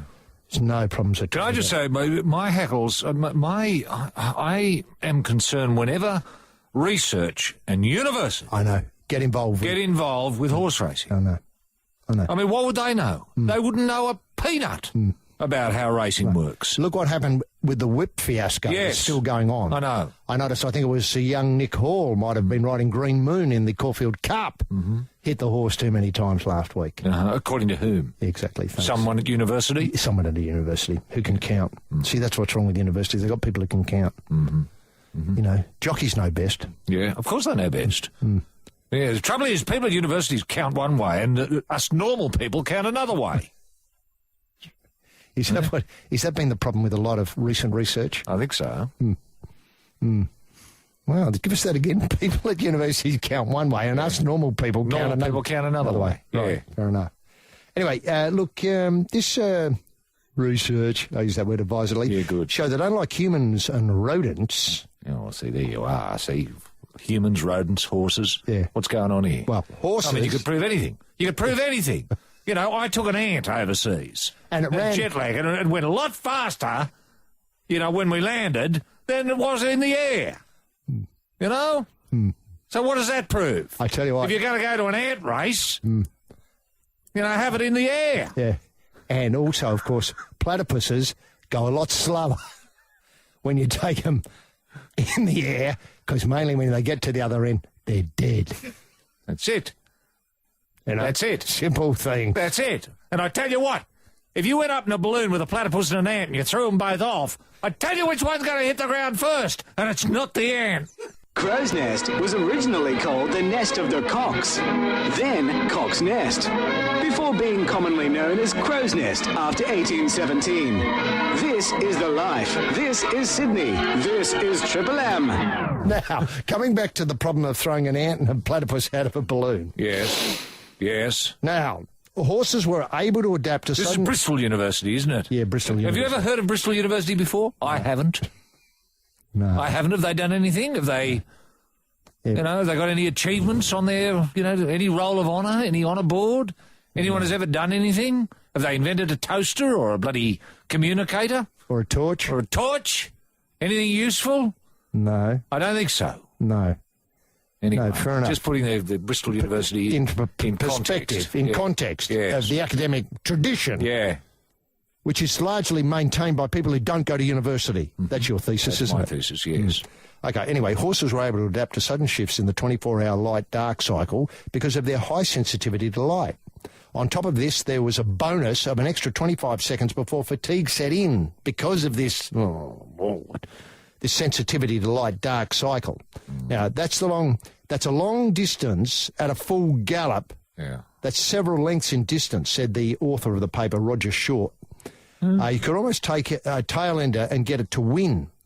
Now, Professor Short, he got graduated between those two sentences. Yeah. If that's promoted, should I say. Professor Short. Yes, all right. Said results should be taken seriously by trainers who would do well to reconsider the traditional routine of training horses at dawn and racing them in the afternoon. That's idiocy, Short said. You need to train them at the same time that you race them. All 7 thoroughbred horses in the study had previous race training. They were put into a daily fitness program, including high-speed treadmill, over 3 months. The horses were put into a simulated environment to mimic, an easterly flight across 7 time zones. Oh, yes. Horses aren't stupid. No, no. They know when they stay on the ground. Yeah. They know when they go in planes. When they go in a horse float, a lot of them don't like the horse float, so they don't want to go in it. I mean, this is just stupid. Yes. Anyway, it was the equivalent of flying Dubai to Melbourne. We couldn't believe the results, said Prof. Short. The performance-enhancing effects of flying across multiple time zones need not to be limited to international thoroughbreds. Locals could benefit, as the effects could be achieved artificially. Yeah. You can do this with just the flick of a switch to control the lighting in the stable. Maybe this ushers in photoperiodic doping, and I think the authorities need to start looking at this. Photoperiodic doping. Well, I like that. I tell you what, though, just an interesting corollary here, HG. I remember once with Rooting King. Yes. Have you ever experimented with him in... Accidentally. Uh-huh. I remember once, one night, it's only occurring to me now, the significance of this event. I had a bulb that, you know how bulbs used to just come on and off? Yeah, I know. You know, the filament would sometimes connect and other times, so it was going on and off, flickering all bloody night. So I'm thinking about it now. The king probably thought that was time passing, you know, with each flick of the light, there was a whole day. Now, that being the case, he did the fastest time ever that afternoon when I got him out. I didn't know he was not particularly frisky or anything. He seemed perfectly relaxed and normal. But he had an absolute bloody blinder that day, and the jockey couldn't hold him. You know, it was roughly a 1,000-metre race. Yeah. But he ran 5,000 metres. Couldn't stop him. He just kept going round and round. And with each orbit, he got faster. I know. It was extraordinary, HG. Now, I'm only now thinking that it must have been to do with that flickering light. You know, and you had to throw a brick And I replaced that bloody light bulb, you know. Oh, you're mad. I know. I'd go back and get the light glove. Exactly, I didn't realise. I tell you what's amazing is the vision of you throwing bricks at the horse trying to hit him and knock him out to slow him up. Yes. On this day in 1804, the colony was rocked to hear that Lord Mortlock of Dis needed to have a badly infected leg removed in New Zealand. The famous platypus and kiwi denier plans to return to England. This is the life. This is Sydney. This is Triple M. Roy, this horse stuff... I mean, the blinking light, the changing time zones. The changing time zones. The Bristol University. Please. Rubbish.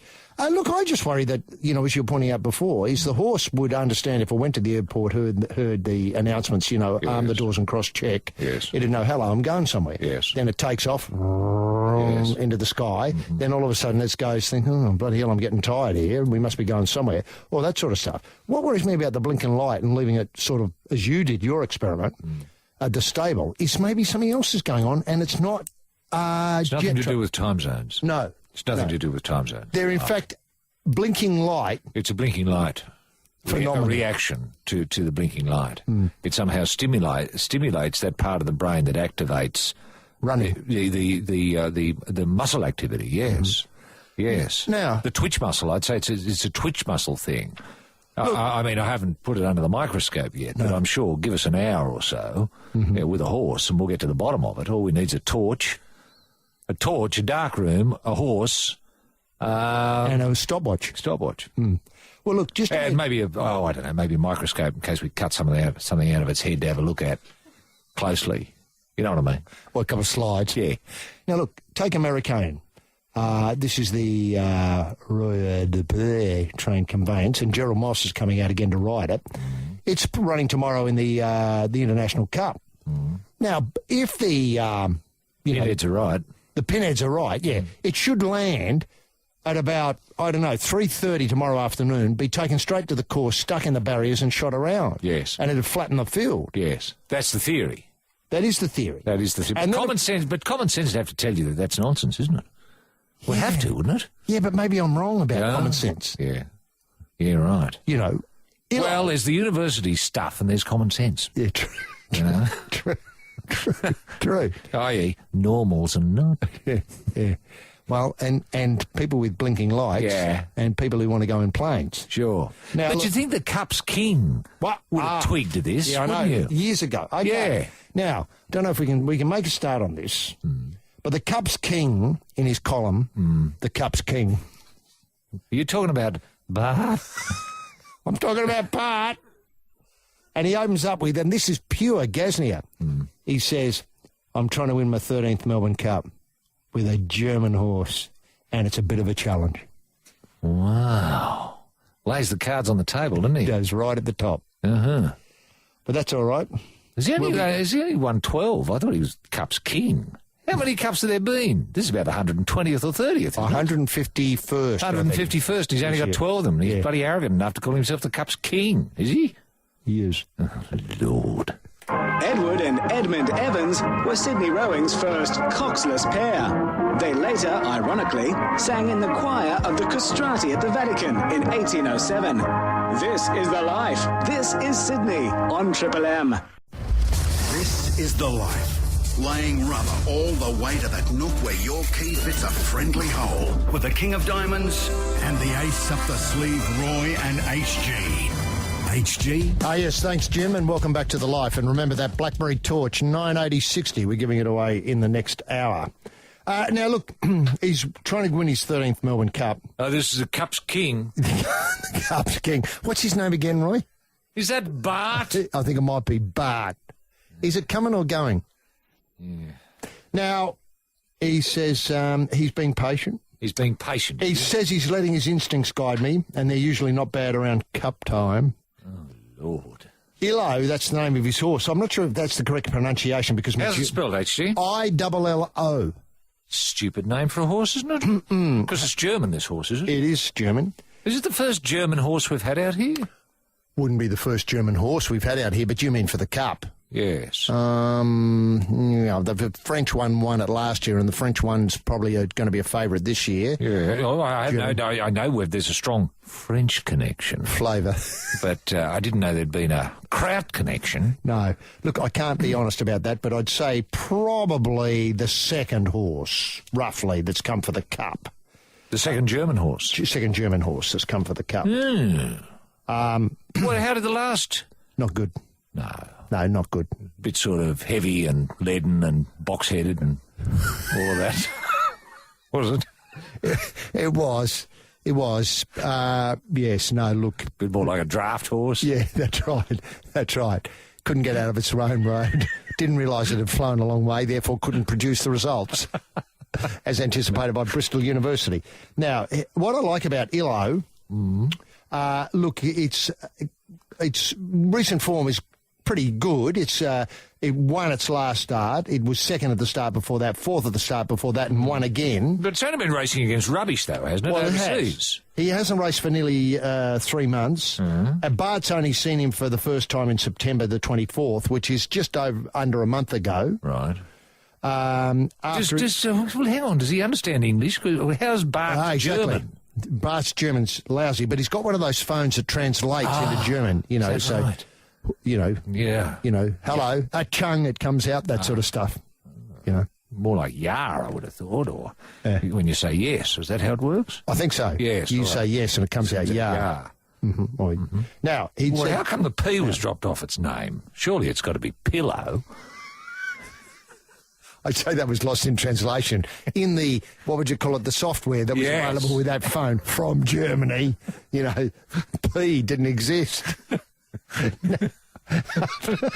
Now, wait for it. Listen to this. Yeah. September the 24th, he sees it for the first time after he spent a long time flying about and in quarantine.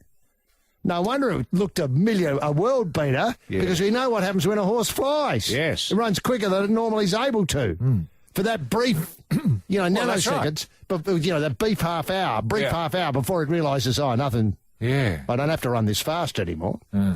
Now, I've known the owner, Richard Pegham, for years. He's a relation or a friend of mine. He's a relation of a friend of mine. He wrote me a letter, or I met him at the races. I don't remember. But he asked me to train this German horse he had bought. He's qualified. This is the horse Pillow, has qualified for the Cup.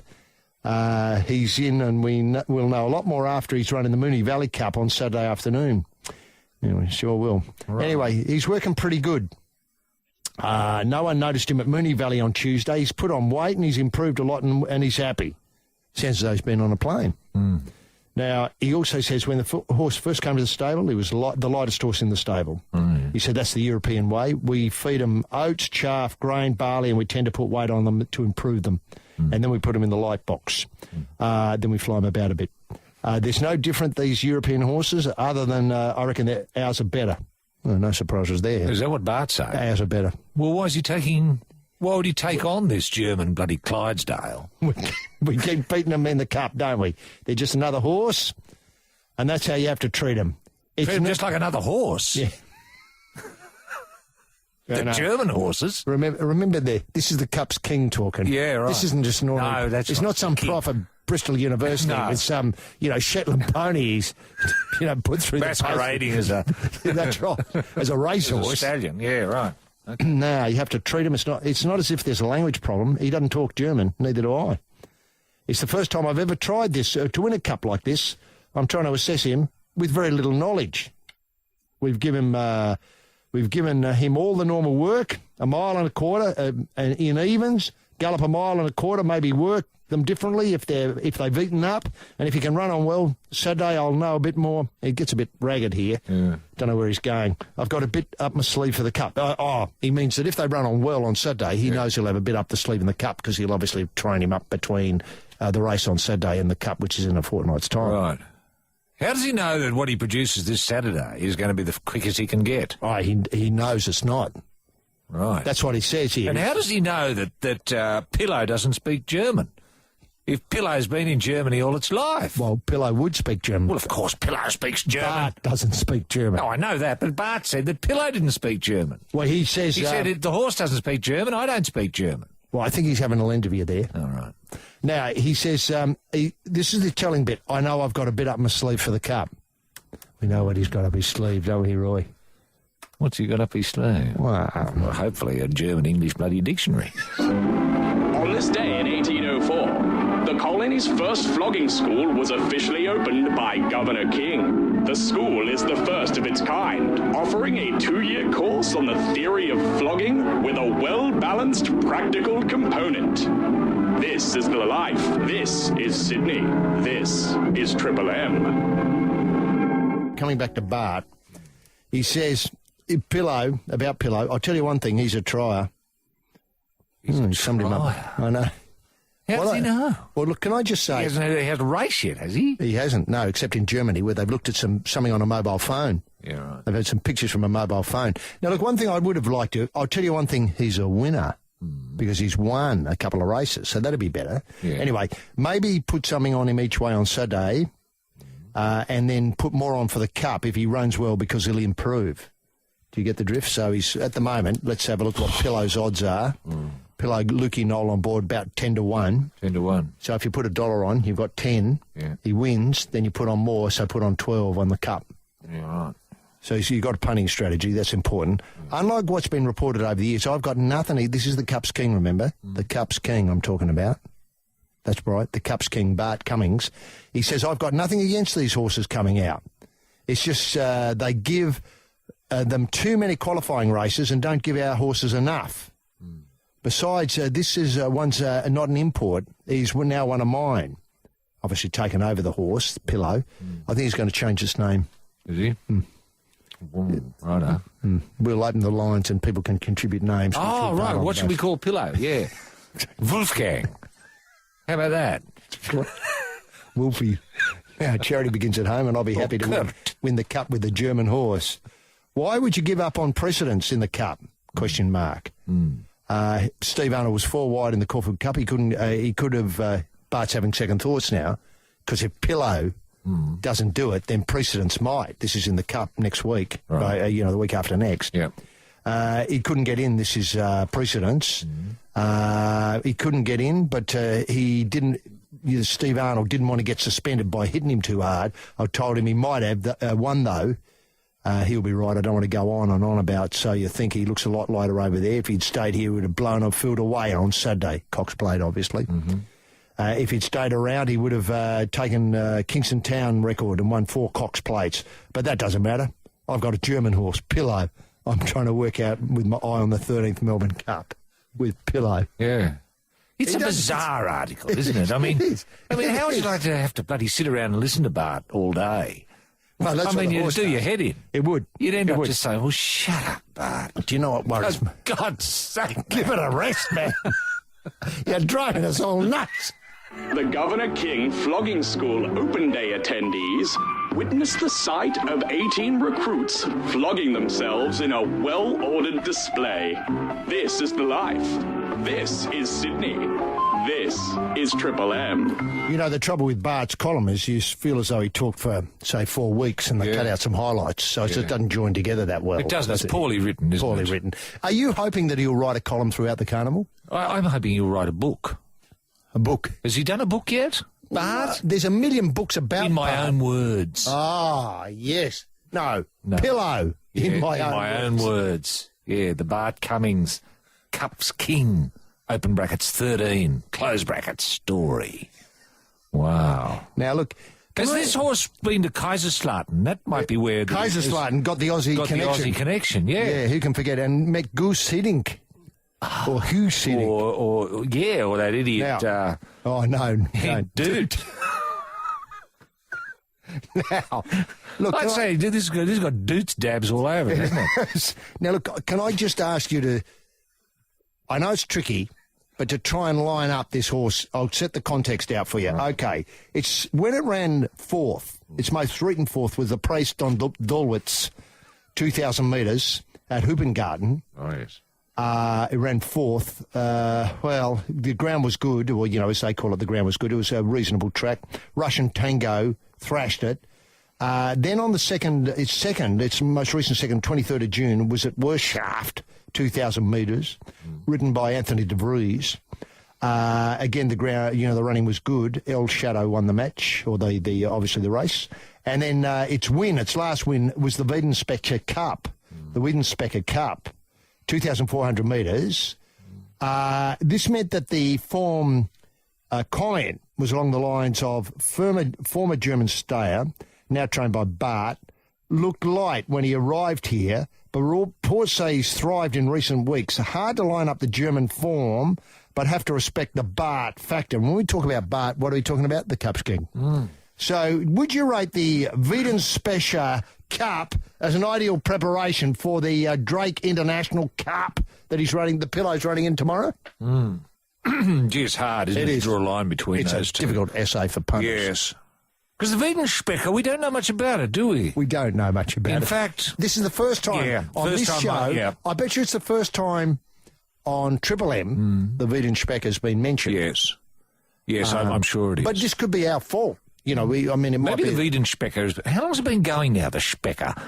150 years? Yeah, easily. Oh, yeah, easily. It's a glamour race. Yes. Well, of course, it could go back a hell of a lot earlier than that. German history goes a hell of a long way back. What, to Roman times? Yes. I know it goes beyond Roman times in the reverse. Yes.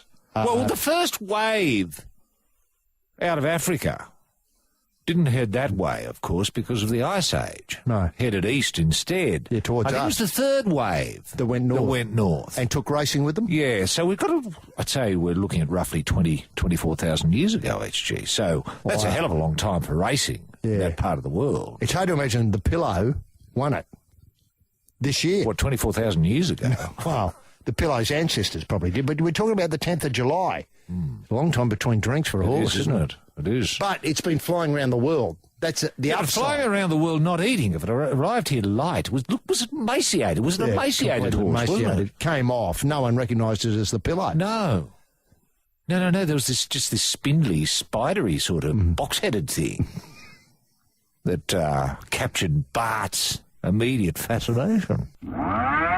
Celebrity platypus denier Lord Mortlock of Dis, on this day in 1804, left the colony bound for New Zealand with a mountain pygmy possum grafted to his leg. This is the life. This is Sydney.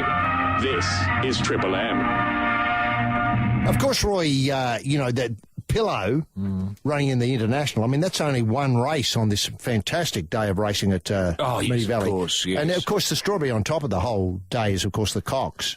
Yeah. Sadly, we don't... Well, it's robbed, the Cox, for me, because there's no black caviar involved. I know it's the wrong distance, but I'm only really interested in black caviar now. The rest, I couldn't give a bugger about. Honestly, Look, can I just say about black caviar, though? Did it surprise you that the race officials... switched the... the barriers around for it to avoid here the Angels? Yeah. I don't know that I approve of this. I mean, if the luck puts you against to a, what's known as a barrier rogue... then you should be able to wear it. You got to. Presence of mind. The King was a barrier rogue. He used to like biting other horses. Well, he used to like biting them in the mounting enclosure, biting them in transit, biting them in the barrier, biting them in the horse stalls, biting them at training. Yeah. And, let's face it, he could kick a barrier to death. Bloody hell he could. Yeah, My word, he's destroyed many barriers. Rooting King.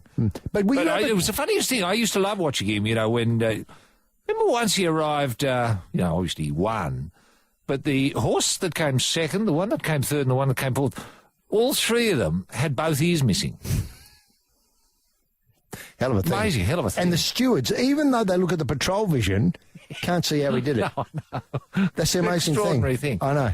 But, he was. But it was him that did it because there were bits of their ears hanging out of his mouth. Yeah. Well, that's a bit of a dead giveaway. It was. Yeah. It was. But I've got to say, And it affected his weight, of course. Yeah. When they re-measured him, hello, King, you've put on 2 kilograms. kilos here. Now, look, can I just say I had also, to point out, his ears. He's been eating their ears. Look, also, but remember, he was, tullocked in a lot in that race. Boxed in, yeah. Boxed in. Oh, if they boxed him in, he bit him. Yeah. Well, he just climbed over him Yeah. and bit them on the way up. I mean, he's a hell of a horse. Hell of a horse. Now, this is described here by Ray Thomas, the chief racing writer for the telly. In an extraordinary move, the stewards have arranged for Fiery Starter, here the Angels, to be moved out of barrier one, out of one barrier position wider from the hot favourite Black Caviar to ensure the race is not spoiled before the starter hits the button. Now, what more are they going to do for this horse? Yeah. Do you know what I mean? Yeah. Have it build its own track? All the other horses have to run in the wet. He can run in the dry track. Water the ground where it's going to... Do you think it's being mollycoddled? I do. I mean, these are horses. I mean, here the Angels is drawn to start from the outside barrier in the 5-horse field. Would you have liked to have seen the King run against Black Caviar, just by the by? Yes, I would have. Would have been. It's got me intrigued. Do you think it would have won?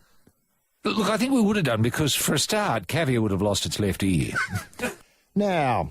The racing chief steward of Victoria, Terry Bailey, explained he'd received a phone call from Moody midweek raising concerns about Here the Angels, was in the slot next to the champ.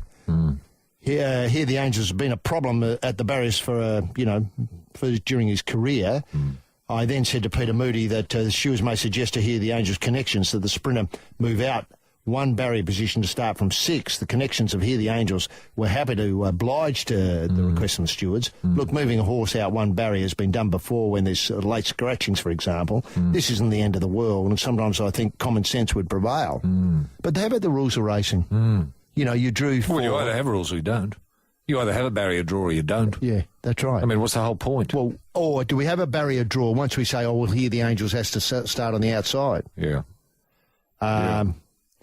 The decision was reached after consultation with the connection of Here the Angels and takes into account the horse's previous history. Here the Angels was barred from racing at the end of 2010 in Victoria due to its manners, but it's since the ban's been lifted.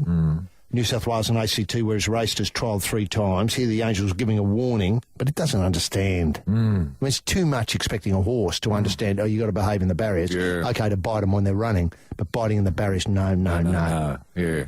But look, I tell you what, people often only go to the races just to have a look at what happens in the barriers. I know.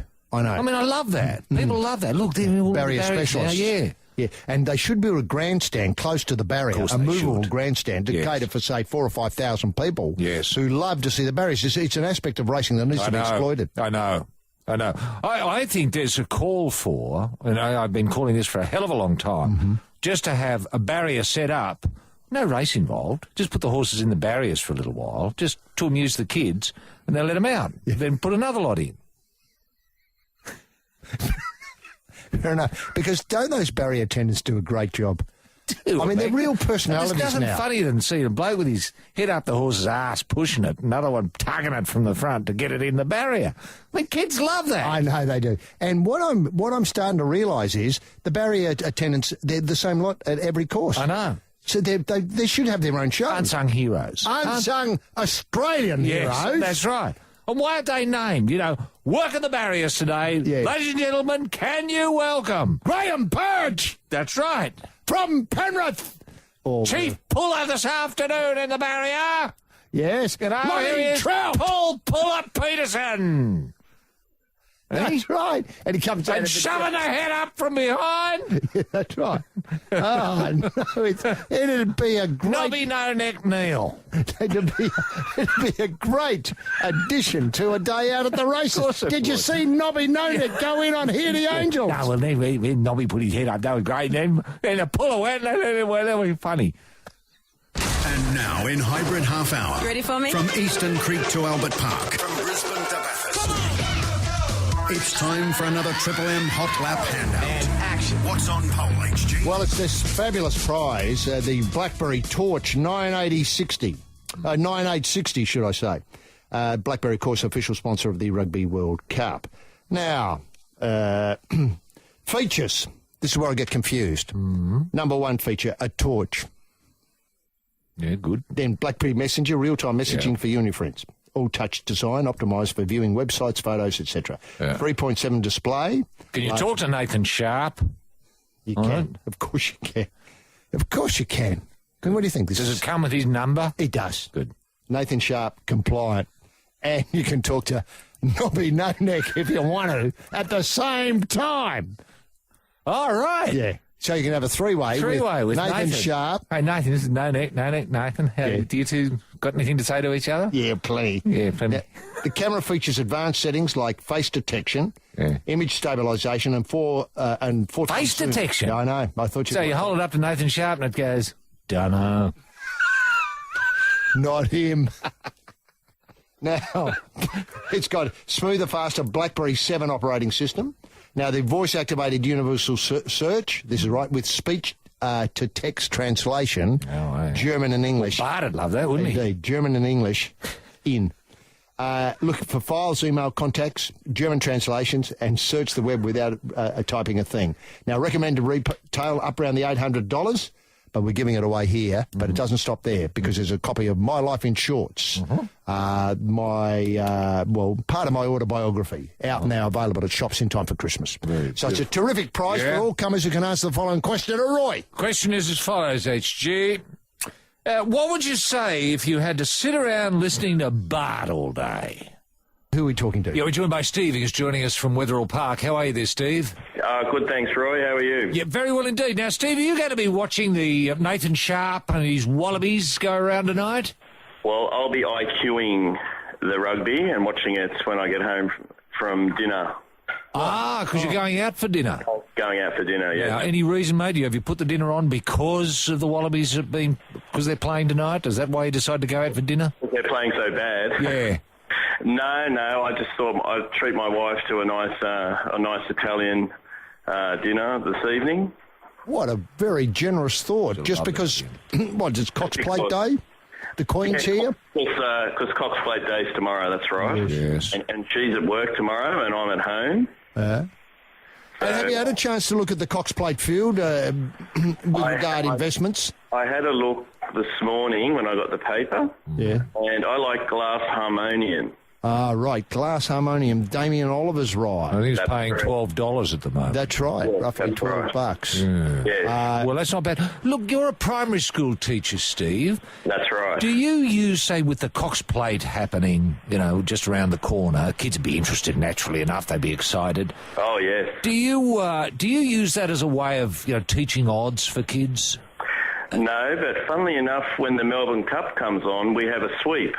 Oh, that's a good idea. With the kids in the classroom? That's right, yes. Yeah. And, we offer things like you can miss homework for a week if you get first place, and last place, has to bit of detention with me. Yes. Time, Yeah, that's a great idea, Steve. That's a marvellous idea. In fact, you could go a little bit further. Whoever loses, you get them to clean the toilets or something. Oh, that's a good idea. Yeah. Now, two things. Firstly, do you have rugby league players coming in with their eat well, stay well, play well, read well message?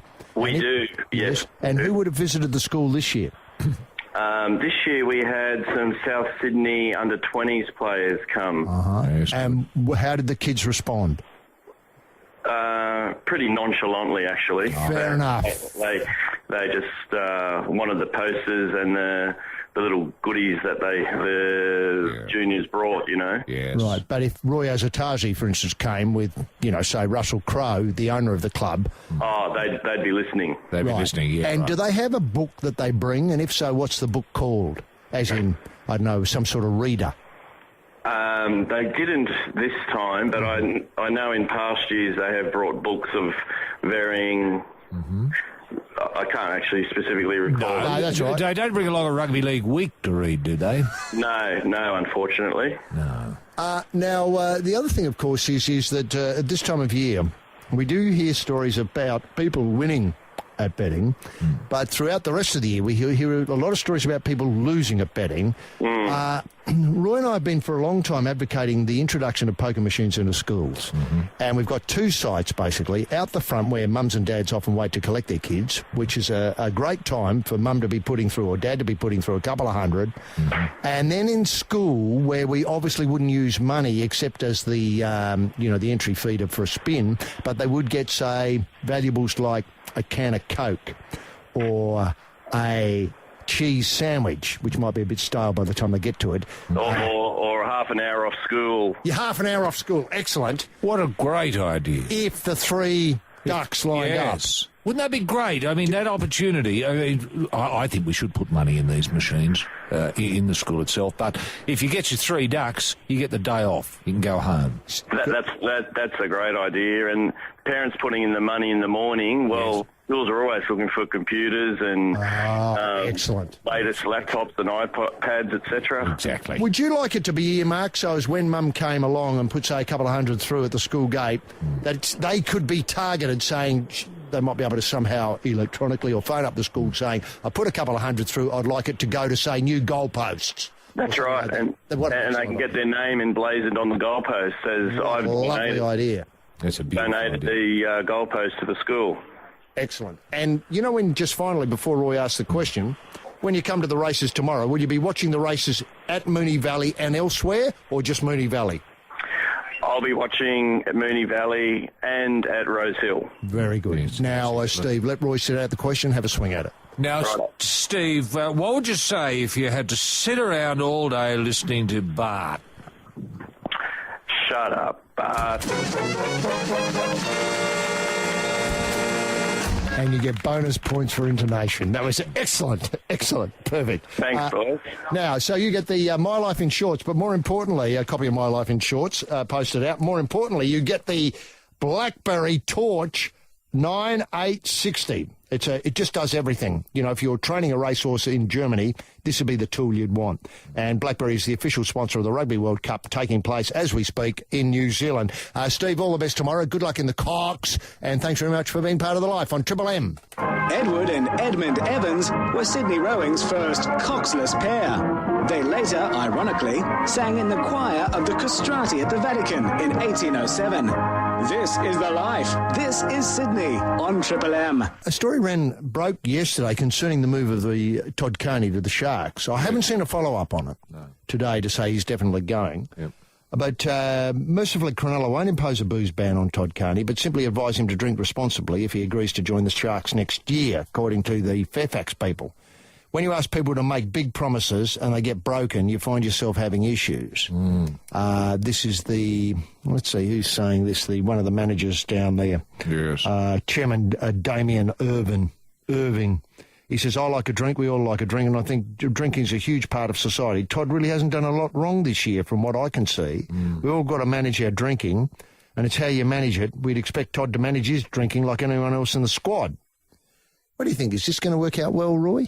Look, I think it's got a fair chance of working out. I mean, I've always had problems with, an absolute ban. And this goes all the way back, HG, to, the problem that was confronting Adam and Eve with the apples, with the apple tree. Do not touch this tree. Well, a red rag to a bull, of course. Eve slithered over immediately and grabbed an apple and started munching and talked Adam into having having a bit of it as well. But life began. Well, I know, but it created this sense of this mortal sin that we're born with now, HG, that we've got to atone for. Now, had God at the time said, look, don't overeat the apples, just have one or two, then we wouldn't have had a problem. And I think the Cronulla Sharks have looked at this and thought, well, what was the big problem with humanity right at the off? That they were denied all the apples. Well, let's not make that mistake again. Beautifully summed up.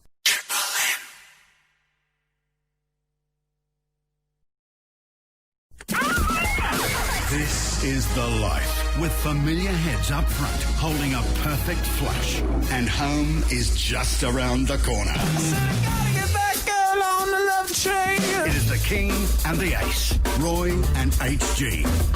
HG? Yes, thank you very much, gentleman Jim Daniels. Now, one-day cricket. The forgotten version of the game. Yes. Now, the Fairfax paper came out, and I'm sure that we've made about 300 suggestions over the time of being on the radio about how to improve one-day cricket. This one's been given the thumbs up by a number, but I don't think it's particularly revolutionary. It's described here by Peter Roebuck, no less, as a radical proposal to revamp 50-over cricket. Is under consideration, has already secured the support from some of the game's most influential voices. Right, who would they be? Well, exactly, a very good question. Like Trevor Chappell. I don't know who the influential voices in Australian cricket are anymore. I have no idea. Not that clown Hilditch. Oh, him. Well... Is he the influential? No, I don't think he's influential. It's why I believe the 50-over version of the game has become tired. Is that right? Well, is it? Is it really? Or are we just going through a phase where we don't have very many good players in Australia? I think it's the latter. I think two things. We get better players, and I would make it 51 overs. Lovely. You know, that last over. Mm-hmm. Make it all about the last over. Mm-hmm. Well, Dick Wood, a number cruncher from Cape Town who reached the top of his profession at the early age but withdrew to follow his heart, wants a change. Dick Wood does. Dick Wood. That's an influential name. Yeah, it is, isn't it? It's the first time I can tell you for sure and certain that I've mentioned the name Dick Wood in cricket. I know, together. I know, that's never happened before. Is he sort of South Africa's Henk Doot? Well, not bad. Not bad. What I like is the name Dick. Well, so do I, in association with Wood. Wood. On works either way, doesn't it? Yeah, it does. It works either way, doesn't it? Yeah. Wood, comma, Dick, full stop. Or Dick Wood. Now, this sounds to me like a sort of G-up. It does, doesn't it? It's like Illo being called Pillow. Now, with time on his hands, Dick Wood. Oh, I don't like Dick Wood with time on his hands. Looked at the 50-over cricket and realised it was too slow. Is that it? Right, too slow. That's the Wood position. In particular, he felt that the format with one team batting for around 4 hours and the other side trying... You can see where this is going. Yeah. Oh, I thought he meant sort of, the change of overs, that the fielders sprint to their new positions to speed it up. Save that, because there's plenty of chance to improve on the Dick Wood formula. And the other side trying their luck, obviously, with the bat for the next 4 hours, did not create a drought. Teams were too far apart. One side had scored 300 before the opponents had a chance to put a run on the board. Yeah. Contrastingly, he's a towering genius, this bloke. Yeah. Contrastingly, he noticed that a baseball side stay in close contact throughout the state of play, and it's clear to see, the spectators find it easy to follow who's up, who's down sort of thing. Same in tennis. Yes. One player doesn't serve 100 times before giving the opponent an opportunity to reply. Be too long and repetitive and boring. Yet cricket allows one side to complete an innings spread over an afternoon before allowing the rival to have a go.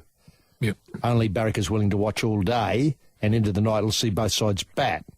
Even then, the contest will be like the nip and tuck observed in other sports, including boxing, rugby, football, and so on. I tell you what, that's the comparison to make between cricket and boxing, isn't it? It is, isn't it? So, Wood's solution. This is a bloke with time on his hand, and his name is Dick Wood. It was simple and audacious. Without interfering with the laws of the game in any way, he advocated letting teams bat in short bursts so as tension is sustained. Look, I'm sure other people have suggested that. We've suggested this. Exactly. We suggested this years ago. I know. Have a sort of 10 innings, and so the new name of the game is fives. Fives. Except they have one over each at the end to complete the 51. That's the killing. Fives plus one. 10 fives plus one. Yeah. Cricket has been tinkering around the edges. Well, wouldn't you just call it Dick Wood cricket? We would. Dick Wood cricket, we would. He's interested in power plays. Wood did not think these improvements and other suggestions. I hate power plays. Yeah, so do I. Everyone hates them. He didn't think the improvements went far enough because they didn't tackle the real problem. Fives cricket. Team A bats for 5 overs. Team B bats for 10 overs, completing the first cycle, with a bonus point at stake. Yeah, but hang on, why should one team have 10 goes, 10 overs, and the other with just 5? Because then already it's doing my head in. Yeah, the other team gets 5 again.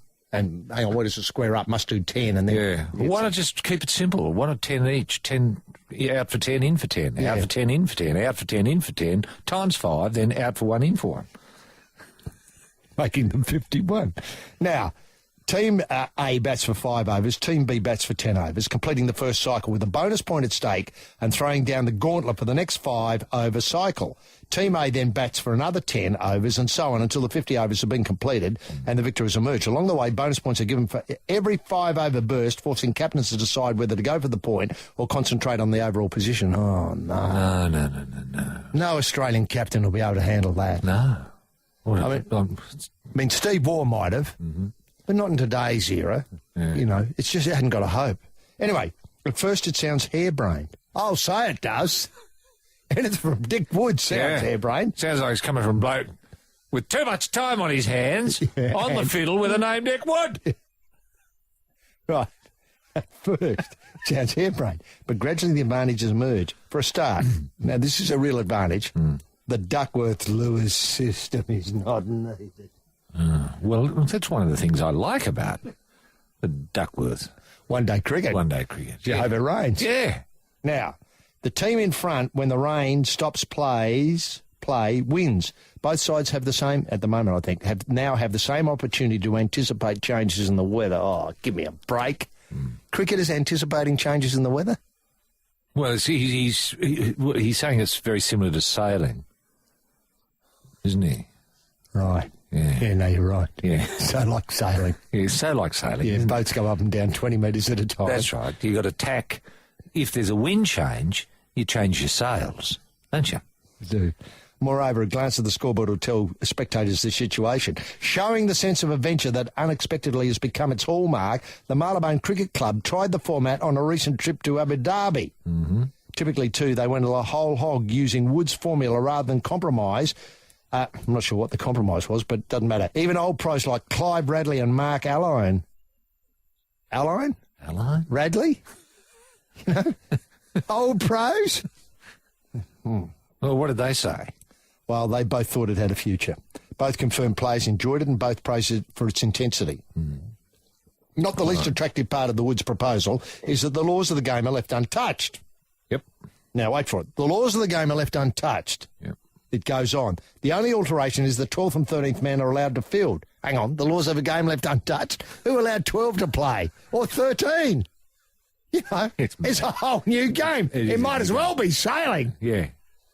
Just madness, isn't it? It is. The laws of the game are left untouched. Yeah. A strategy that quickens the changeover, letting not-out batsmen get ready while their side is fielding. MCC reported that turnarounds took 90 seconds in Dubai. Both coaches thought the 10-over, 40-minute batting stints worked. Clearly, swift turnarounds and informative scoreboards are essential to the purpose is lost. I'll say it is. In any event, other respect for the game, blah, blah, blah, blah, blah, blah, blah. Besides the MCC, the fives format is trialled in South Africa. Yes. University this summer. Cricket Australia likes it, so does, wait for it, Sonny Gavaskar. Yeah. Both advise Wood that the ODI format will not change until after 2015 because the teams want to prepare for the current rules. Yeah. But both sides thought the idea had merit. Fives is worth a look because the current format looks weary. Perhaps the last word should be left to, wait for it, Radley, Alline and Robert Woolley, the MCC's university captain. Asked if they thought fives cricket could catch on. Alline, certainly. Radley, yes, at a professional level. Woolley, yes, I believe it will. So they went out on a limb. God, didn't they ever. They really opened up. They did open up, didn't they? Well, I don't know. I just don't like this sort of tinkering with the game. I mean, if it ain't broke, don't need to fix it. You know, I remember having a talk, and I was suggesting, when a batsman gets to, say, 10 runs, that you add a stump, so you have 4 stumps. When he gets to 20 runs, 5 stumps. And that way, I think you get a lot more interest happening in the game. Especially, you could have a player there, on 99, he's got 10 stumps, the bowler's got 10 stumps to aim at, tension building, Is he going to get this run? Because by then the stumps are sort of out as far as point. Square leg. Yeah. Well, see, this is the way we've got to think. We've got to think outside the circle. Okay, so you've got 10 stumps and, a bat the size of a knitting needle. Yeah. Now you start to. I know you and I disagree with this, but I've always suggested that whenever the batter misses a ball, he's got to take off a piece of apparel. Yes. Obviously, they come out like looking like Michelin men and gradually get whittled away to normal people who are nude. Yeah. Should they have a run of outs. Mm-hmm. So then in the end, all he's got to defend off is his buttocks, the ball off the wicket with his buttocks. Yeah. Now, don't tell me kids wouldn't like to see that. Well, they would. If they could see, this new guy, Cunningham, I think his name is, bowling a speed to say people from South Africa with 2 batters nude, and all they've got and to... 10 stumps. 10 It'd be a match. On this day in 1804, the colony was rocked to hear that Lord Mortlock of Dis needed to have a badly infected leg removed in New Zealand. The famous platypus and kiwi denier plans to return to England. This is the life. This is Sydney. This is Triple M. Roy, we had a terrific night midweek up in Newcastle when we were lucky enough to get ringside seats for the Rigoberto Alvarez v Anthony Mundine bout. Yes.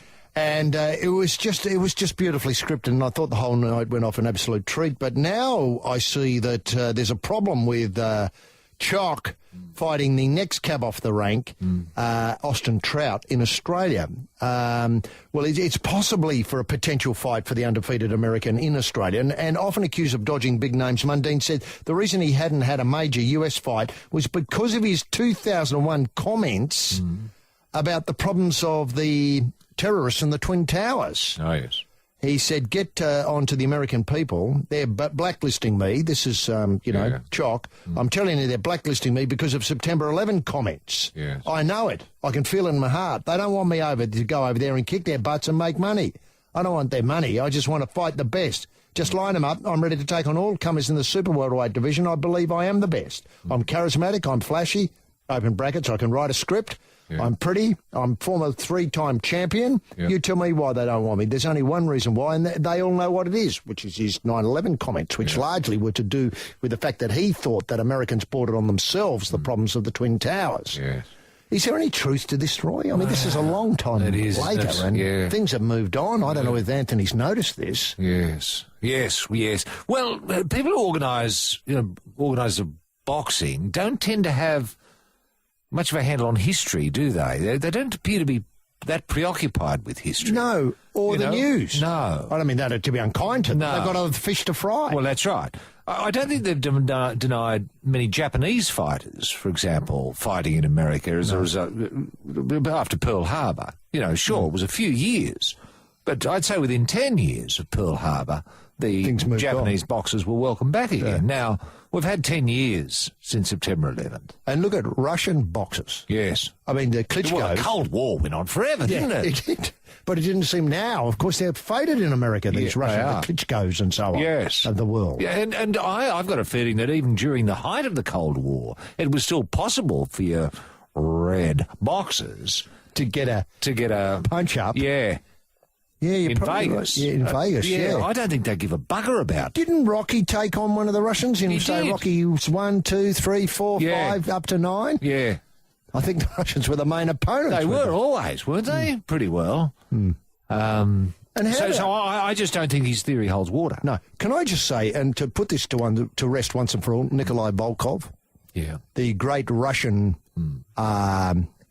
wrestling champion, who teamed up with the Iron Sheik for many, many years as a great, in fact, a top-rating tag team of Nikolai Volkov and the Iron Sheik. Yes. Were a great tag team that won many, many belts. Yes. And that's a Russian, and I think he was Iranian. Yeah, I think that's right. Yeah. Well, even going back to your wrestling days, you have Killer Kowalski, who was Russian. Now, he spent a lot of time in America during the height of the Cold War. Yeah. So I think, do you think Chuck's shining the light a bit too much on himself? I think so. Yeah. I think so. But look, all he can do is let's say, what Stinkfist Hopewadi did. Yeah. Go over there, hang around the barber shops and see what happens. Yeah. The inaugural Sydney Colony Flogging Awards in 1804 saw 3 outstanding winners. Jonathan Smith for delivering 300 lashes in 5 minutes and 10 seconds. William Collins for causing the deaths of 18 convicts in one afternoon session.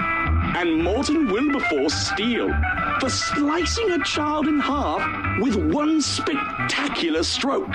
Governor King presented the awards. This is the life. This is Sydney. This is Triple O. And we're underway in the battle for fourth. That's how I'm seeing it at Eden Park as part of the World Cup. Roy, tactics so far. At least the ball wasn't kicked out. Well, the Australians are playing wonderfully well, the Wallabies. They're really attacking, HG. They've run the ball through the hands.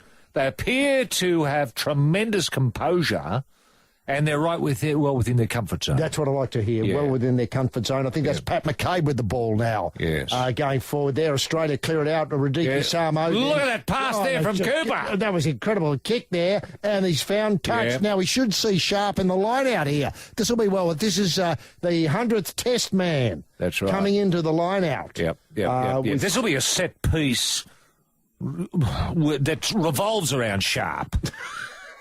Won't it be? It will. Where is Sharp now? He's in the line out? Ball. Yes, it's a Welsh throw-in, but that won't worry Sharp. There he is. Up he goes. Go Sharp! Yes, he got it back. He almost got out. Wales get the ball back. No. As the Welsh Sharp ball. dropped it, and the Welsh have got it. Yes. So well done, Sharp. That's Oh, he's terrific, isn't he? And now we've got a breakdown of play here, but they decided to run the ball. They thought shape for a box kick, but decided to go against that. Now the ball's come free. Oh, there must be a knock-on, sure. No. It's all right. Okay. Advantage Australia. No, advantage Wales. Yeah, Wales are there. Wales are still with the ball. The play on there. Tempted truck and trailer. Through they go. And so it's exciting here at Eden Park. Yeah. Where here comes a clearing kick now from the Welsh. They're playing Australia off the break at the moment. Yeah, the they Welsh, are, but they're under pressure, aren't they? The Welsh, they didn't find touch with that kick. Did not find touch. Cross the back line. Cross Is the this back Cooper line. now with the ball? No, Beale. Wrong boots. Oh, no, that's him. That's Quade Cooper with the ball. Here's Beale with the ball now. The orange Beale! It's a great game. Kenya from the breakdown there on to Iwani. Iwani with the ball. Horville comes in with the blue hat on. Let's see if we get Sharp up here. Yeah. Kenya again from the breakdown of play. Round it goes through. Off wide. Tapped Touch on in by the the air. Welsh. And Wales with the ball. Wales with the ball. Thank you very much, Sharp. Decide to get involved and give the Welsh the ball. It comes to the Reds. Reds along the ground. Oh no, it's knocked on by the Reds. Oh, he's got to. Here comes Sharp. Oh, yes. Sharp involved. Not really. No. No, well, it would have been a knock-on for the Reds had Sharp not got involved. Truck and trailer there from the Welsh as they move it through the centre. Horville on the far side directing traffic. Back it goes now, the kick from the Welsh. Will they find touch this time? Are they looking for they're not touch? kicking for touch. They're kicking for touch. Brilliant kick. Brilliant kick. Bounced just inside the field of play. Yeah. Now, this will be Cooper. Again. No, they're not going to go for the quick line out. They're going to wait and organise themselves and Sharp. Yeah, that's right. Let's just take this as if there's a line out, wait for Sharp. Yes, there's the bench now, and they're looking very, very exciting. I might have called Samo Radike on, but he's actually Radike Samo on. He's actually on the bench. He's I don't on know the how I bench, made that mistake. But No, you confuse him with Sharpie. Yeah, that's right. And Horville telling him where to stand. That's good from the skip. Yep. And there's... I'm not completely convinced that Sharp's out there, is he? Sharp's... There he is. I mean, he's tapped it down beautifully. That was the 100th Test moment. Yeah. That'll go on the show reel. Now... Righto. We should take a short break and come back with Hot Lap Handout. And remember, of course, we are giving away this BlackBerry Torch 99860. I should point out as well, actually, this stage in the Wales versus the Wallabies, it's 0-all. And we've got a couple of injuries to slow things up. Is that Sharp down, is it? Oh. It does look like Sharp, doesn't it? Can we get What's happened to him? A report on that? Oh, obviously Cooper, while they're standing around swapping phone numbers, he decides to kick it out, even though there's a bloke down on the ground. Go figure. I don't know. But there's going to be another line out, which, of course, automatically brings Sharp into play. Well, somebody's warming up. Well, someone's dancing on the sideline. It is Sharp. It is Sharp, Absolutely right. Yeah. Oh, they're trying to put his... They're trying to put his knee back into place. Look, he went down awkwardly, didn't he? After he got that line-out success. Oh, yeah. Well, no, he got in the way of the bloke who actually got the ball, I think you'll find, HG. Yeah, no, he was right in the wrong position, wasn't he, Sharp? Oh, I think he'll have to come off Sharp. Yes. I don't think he can play on with that. No, well, I tell you what, he created a little bit of magic in the 4 minutes he had out there in his 100th test. I tell you what, he's done more in that 4 minutes than we've seen in the bloody 99 tests beforehand. And now in Hybrid Half Hour. You ready for me? From Eastern Creek to Albert Park. From Brisbane to Bathurst. It's time for another Triple M Hot Lap handout. And action. What's on pole, HG? Well, now they've flattened Beale by the looks as we watch him replay. Or what's he done? Oh, no, Bill's done his hammy again. Oh, no. Yeah. Sharp and Beale in the first 5 minutes. How can we expect to win? Imagine being beaten by the Welsh. No, Beale's being replaced. Beale's off, is he? Yeah, Beale's off. So the hammy's done, and now we've got Sharp with a busted knee. Yeah, and I hope they slot Sharp into fullback. That's what he could do. 100th test, where'd you play fullback? Fullback. Now they've got the ball away from the line. Anyway, listen, I should leave that. Yep. Blackberry Torch, 980-60. You could watch the whole match on it if you wanted to. Yeah, I guess you could. A lot of pressure on Wales here now. Actually, I think they might have knocked on about 5 metres out from their own goal line. Killed a player. And it looks like one of their players has actually been killed. This is the Welsh. Yeah. Let's have a look at this in replays. It's a good kick. Now he comes down to clean up and gets kneed in the head. Yeah, that can happen. And then he falls over. By the Brand. I think the Brand kneed him. Right. Oh, no, it was Pocock actually involved there. Well, no surprises there. That's his go, Pocock. So we've got the Blackberry Torch 98-60. This is a fantastic thing. If you want to watch the World Rugby Cup or the Rugby World Cup, you can easily on this. Yep. If you want to talk to your horse in German, you can as well. Yep. If you want to look for voice-activated search things like speech-to-text translation, or if you've got hieroglyphs you want to translate into English, it's all possible with this fantastic thing, and you don't have to type. No. Don't have to type. I mean, that drives you crazy, doesn't it, with communications these days? The amount of typing you've got to do. All you have to do is say, Nathan Sharp, and there he is on the end of the phone. Is that right? It's incredible, isn't it? Yeah. Oh, right. That's the response you get. A normal response, rather than it doesn't say something like loser. Oh, well, it says loser. Are you sure you want to talk to a loser? Are you sure? 100-test loser. Sure, obviously. Yeah. Then you have to say... So it comes with a little bit of tude. Tudey, it's very tudey. Yeah, right. This thing, the Blackberry Torch. And I think Blackberry, correct me if I'm wrong, weren't they instrumental in the recent return in England to the golden age of riding? For some reason, they only talk from Blackberry to Blackberry. Oh, I see. They don't talk generally. Oh, I see. Yeah, I think I'm not sure of my technical terms here. But I'm pretty sure that was why the riders were able to communicate away from the police without letting the cops know what was going on, because they were talking on Blackberries. Right. It's not the same here, but there they love a Blackberry. So you can join the revolution. Yes. That's happening around the world. Blackberry Torch 9860. And, of course, I'm throwing in a copy of My Life in Shorts as well, the early years of H.G. Nelson. For some lucky listener who can answer the following question, Roy. I tell you what, I've always enjoyed blackberry jam. Oh, they've got to try. Australia's got to try. Who scored it? Sharp's blowing up. Sharp's blowing up. Why? So that's... Oh, he's forgotten that it's a good thing if we score. Berwick Barnes got the try, and it's being converted. So that's, what are we up to, 8-0? 7-0. Right, 7-0. There we go. 7-0. Well, that's good after 10 minutes. That's marvellous. Yes, I've always enjoyed blackberry jam on toast. Well, you can get that out. Can you smear it on your toast? Yeah, you pass it over the toast and it oozes out. Well, that's marvellous. Question. What does Dick Wood have on his hands? Then who are we talking to? Yeah, we're joined by Andrew, who's joining us from Lapstone. How are you there, Andrew? Yeah, good, mate. How are you going, fella? Yeah, very well indeed. Now, you're going fishing this weekend. Well, I'm hoping to. My wife actually suggested, she said, I haven't been fishing for a long while, so why don't I go? So I think I'll keep her. I mean, it sounds pretty good. Where do you have to go? You're up Lapstone way. You're a long way from... It's a long way, so I make a whole day of it. We probably usually drive down to Thirroul. Oh, Thirroul. You'd go that far to fish. And beach fishing. Beach fishing, yeah. I got the long rod. And how do you need tides to work in your favour here?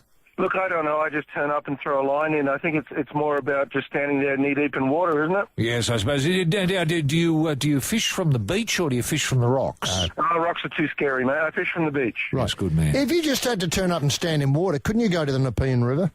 Well, yeah, there's not much water left in the Nepean River. It's mostly sludge and mud and things you don't want to know about. What about going west over the divide and, say, going to the Cox's River? Well, that could be very, very nice, but I think a beach rod looks a bit ridiculous there.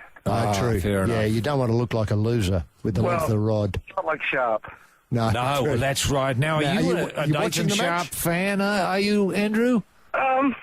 He's all right. I think he's a bit of a misnomer, really. I mean, he's called Sharp, but he's really quite dull. Yes. Now, look, they're having a shot at goal, the Welsh now. The Welsh. Yeah, looks like it's going to be. What do they get for a? Do they get 3 or 4? 3. 7-3 if they get this over. Are you watching the match as well? Well, no. I'm sitting in the driveway listening to you fellas call it. I think it's better than the visuals. Oh, thanks very much for that, enough. Andrew. Fair enough, Excellent. too. Well, Who would you like to see win this match? Oh, I think it would be good if Canada won, but they're not playing, so we'll go for the local team. Ah, fair enough. So they've got the local team here, but obviously you mean Australia as opposed to the local team in New Zealand. Our local team. Our local team, yes. And the Welsh are on the board. They score 7-3. Yes. Yep. And when you say you haven't been fishing for a while, would it be several months or several years? Probably several months, I think. And what was the last fish you caught? Can you recall? I caught flathead. I caught about 4 flathead. Oh, excellent. They're a good eating fish, a flathead, aren't they? How do you prepare them, Andrew? Do you gut them there on the shoreline before you bring them home, or do you gut them at home? So otherwise, if you don't gut them, they can go off while you're driving home, especially when it takes about 2 hours to get home. Yes. And do the fish hide in the heat? Yeah, they hide in the heat and the sun, so you've got to kind of coax them out a little bit. Right. I tend to go when it's a bit overcast, so believe it or not, I'm hoping for an overcast weekend. Yeah, well, I think it might be fun on Sunday, but I think it might be a bit bright tomorrow. What bait are you going to be using? Do you use prawns? I use prawns and worms. I pick up both, and I kind of alternate and see what's happening. Right. And would you chat to other fishermen as you go along, or fish No. Just solitary activity? Yeah. Just there on my own. Yeah. Do you have a radio you listen to? I take a radio and an esky. Fair enough. For the catch, I suppose, the esky. Oh, yeah, well, as the esky empties out, it makes more room for the catch. I understand. Fish, yeah. Well, Andrew, that's great news. Roy set out the question. Have a swing, Andrew. Now, Andrew, what does Dick Wood have on his hands? He's got a lot of time in his hands.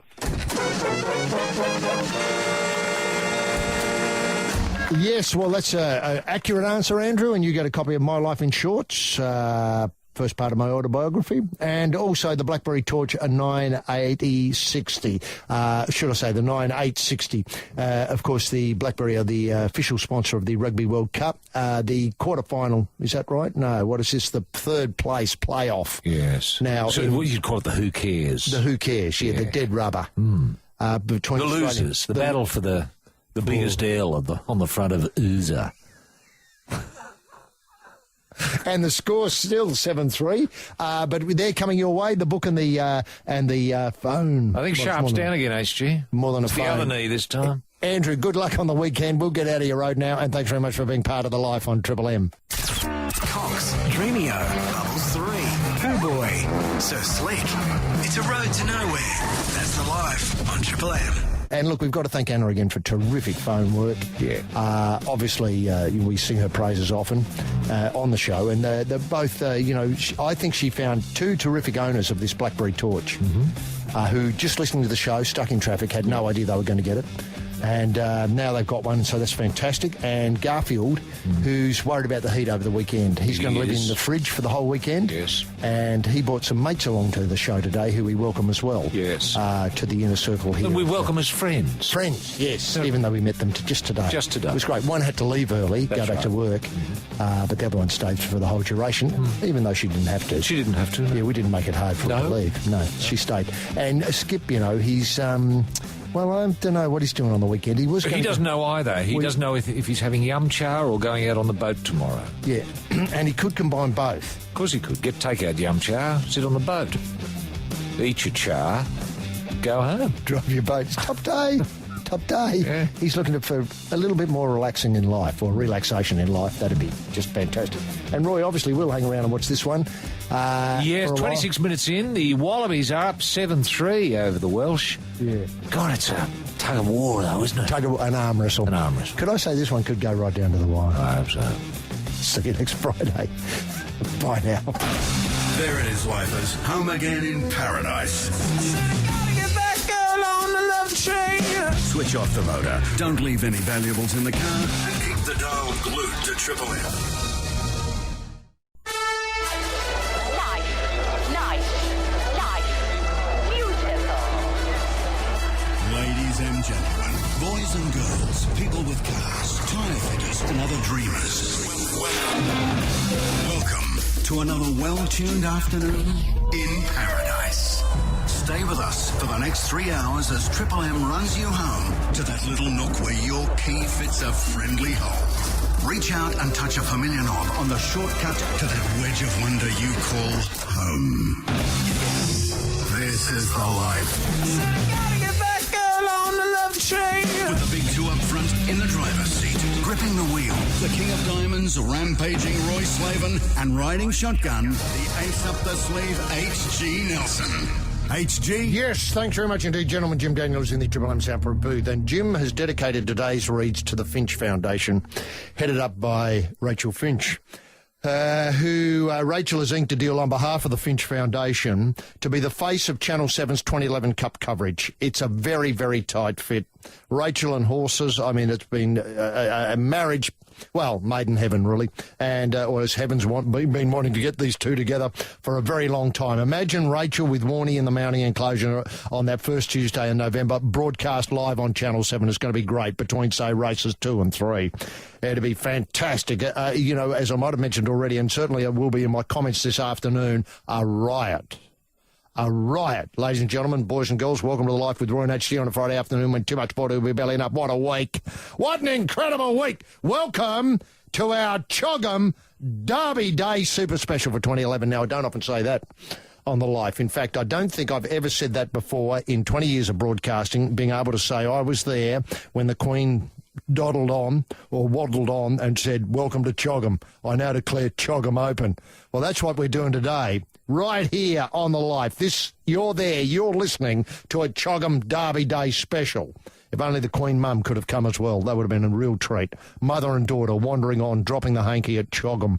I mean, don't tell me the Queen Mum's no expert at it. Well, of course she's an expert at it. She's opened it hundreds of times before the current Queen took over that onerous task of dropping the hanky at Choggum. Rugby Union and those plucky men in Canary. Well, they broke a 25-year hoodoo at Eden Park, sadly not against the All Blacks, but Wales. That's right, 25 years of beating nobody. Oh, you know, obviously, yeah, beating nobody at Eden Park. And that reverse streak beaten or finishes with Australia beating Wales. Tremendous news. Our Canaries snared a very exciting brownish finish to the World Cup tilt, coming away with bronze. Nothing wrong with bronze, just ask Finchy. You know, who obviously we're dedicating the show today to. Ask Rachel in the mounting enclosure on Tuesday. Is there anything wrong with coming third? No. Meanwhile, New Zealand rugby community, after decades of heartbreak, snare the, wait for it, William Webb Ellis Trophy. And then back up with a double of delight on the same weekend with their netball side putting away the Aussie Diamonds by a point. And then in Test 2 midweek, the Diamonds came back, turned 51-44. The D's... I like that term, D's for diamonds. D's were led by goal shooter Catherine Cox. The Cox was the difference. She snared 34 from 42 attempts. It was a week of Coxes, in fact. The Cox plate got us underway with Pinka saluting. Then Montana Cox snared Australia's top model. Catherine Cox brought it home in the netball. Wherever you looked, Coxes were up and about. Tremendous. Cricket and T20, the world rankings were released. We're 6th in the world. That's right, 6th in the world, and this is not some wheeze knocked up over a few beers by B and Roy and, Garfield. This is official ICC rankings, 6th. You know, we used to be number 1, 6th. You know, we're behind everyone who matters, including Sri Lanka, Zimbabwe, Canada, and Holland. I mean, how does that make you feel? 6th in the world. Racing and Bart's, and I've got to do this correctly, open brackets P, close brackets Illo, plugged home 3rd in the Drake of the Death Valley on Saturday. He, that is Pillow, will now be piloted, go straight into the big one. No surprises there. Bart pulled a few strings and got the horse straight in. Pillow is going to be piloted by Jimmy Cassidy in the big one that stops the nation. Yes, that's right. Bart, the Pumper and the Pillow, a winning trifecta. And young lovers, if you are enjoying or going to be part of our annual Melbourne Cup trip, remember to get the 100,000 from the bank, bring your tennis rackets and be available at Eddie Avenue to clamber on board that midnight bus to direct to Melbourne. And, if you have any trouble, get the 100,000. Just remind the bank manager it's for the carport. It's for the carport, and it'll be the time of your life because everybody who's been on this trip, we put it on every year for now, many years, maybe about 15 years. Tennis lovers, trip to Melbourne for the Melbourne Cup, and with 100,000 in the kick, it's just going to be great. Don't be surprised if Bart pulls a rabbit out of the hat with the pumper and the pillow wins the Melbourne Cup. Still trackside, and local trainers are on the bleat, claiming overseas horses have it easy when it comes to getting in the big one that stops the nation. These bleeding trainers were led by none other than Gai Waterhouse. Oh, hasn't Gai been good for racing, that Gai Waterhouse? And I think Chris Waller was also on the blub about it. Gai says there are just not enough events for who like to have a bit of a run. She's outraged at the fact that races like the Brisbane Cup, which used to be 3,200 metres and now only 2,400 metres, or that, great sprinting races are now even shorter than what they used to be instead of longer than what they used to be. And the Life Spring Carnival tipping service went for an all-out brownout last Saturday, finishing with, out of its 2 selections, silver and bronze. So each way punters were all square. Tomorrow we're having a crack. Well, it gets harder and harder as we approach the big one. But look, in the McKinnon, the tipping service is suggesting the Mooney-trained Lucky Luke belted Lights of Heaven, horse 14 in race 5. Perfect Punch for something if you must have a bet in the Derby. Perfect Punch with Lindop up and the South Australian horse. Obviously with a terrific polish there from the McDonald camp, who know how to bring something to Flemington for a big run. And then in the Salinger, we've selected 2, Temple of Boom and Sterling Grove. This is the Williams, Sterling Grove, the Williams piloted horse. And amongst all of those each way, I'm sure you'll have an enjoyable afternoon. Yes, this is the Life, the home of the Plumber Smile. And now it's time to lock horns with a man who's no stranger to a blood oath. He's the king of the carpet layers, and we can get him on the gargle with all the stories that don't want to be told by simply asking rampaging Roy Slavin what caught your eye in the swirling swamp of the past set of 7, Prince Philip. Yes, thanks very much, Coxie. Isn't it great to have another Coxie on board? It has, as you say, it has been a real week of Cox, hasn't it? It has. Especially with Catherine Cox. I was worried about Catherine Cox after they were blown out by the netball, New Zealand in the first game. Yes, in the first game. A lot of pressure on Catherine Cox. I know. But she answered the best way possible by putting that ball straight through the hoop. And don't tell me there wasn't pressure on Montana Cox either. Oh, there was. In the top model. I've never known a week when so many Coxes have been under so much pressure. And the Cox played itself with a lot of pressure there. And how much do you feel for Williams' appeal now has been knocked back? Talking about the Cox and Peter Bigger. Yes. He had a chance to go for the quartet of slams, so to speak. I know. Melbourne Cup being the final leg. Now he won't be able to do it. I think that's only been done by Athol Mully. Sadly, it's been done by no one. No one. Even Athol Mully. Even Athol did it heaps of times, really, but he was never recognised. Never recognised. Not by official to, what Athol had. It dogged him his whole career. A host of international stars to see the Cup. And I noticed that a number of these stars, there's been some suggestion that we don't need the stars here. Wrong. I love the stars. I love the stars that come to the Melbourne Cup. I'm absolutely outraged by this. I love the stars. And this year's stars, who are they? Kardashians? The Kardashians? Well, they're great. And we got Warnie. And he's bringing, I think Warnie's already here. Is Liz here? Liz is here. Of course she's here. Well, they're stars. See, they're real stars. You're Kardashians. You're Warne. You've got Dita Von Teese, a burlesque star. I know, she's wonderful. Wonderful. And they all love horses. They do. They do. That's the thing you overlook. And horses want to perform better in front of them. That's the thing. That's what people overlook. These people say, oh, well, we don't need stuff. We do. The horses do, to bring out the best in them. Once those horses sniff a Kardashian, by golly... Blistering paste. Blistering paste. I was going to say that put in. And remember when the Hiltons came? Yes. All those years ago? Oh, I know. Horses broke records. Now, will this cup be the biggest ever? Get involved if you want to. But if you want to say no... Do you mean in turnover? Yes. Just biggest. Biggest. I'm not quantifying the biggestness of it. Just will it be the biggest? If you want to say no, if you don't agree, don't phone.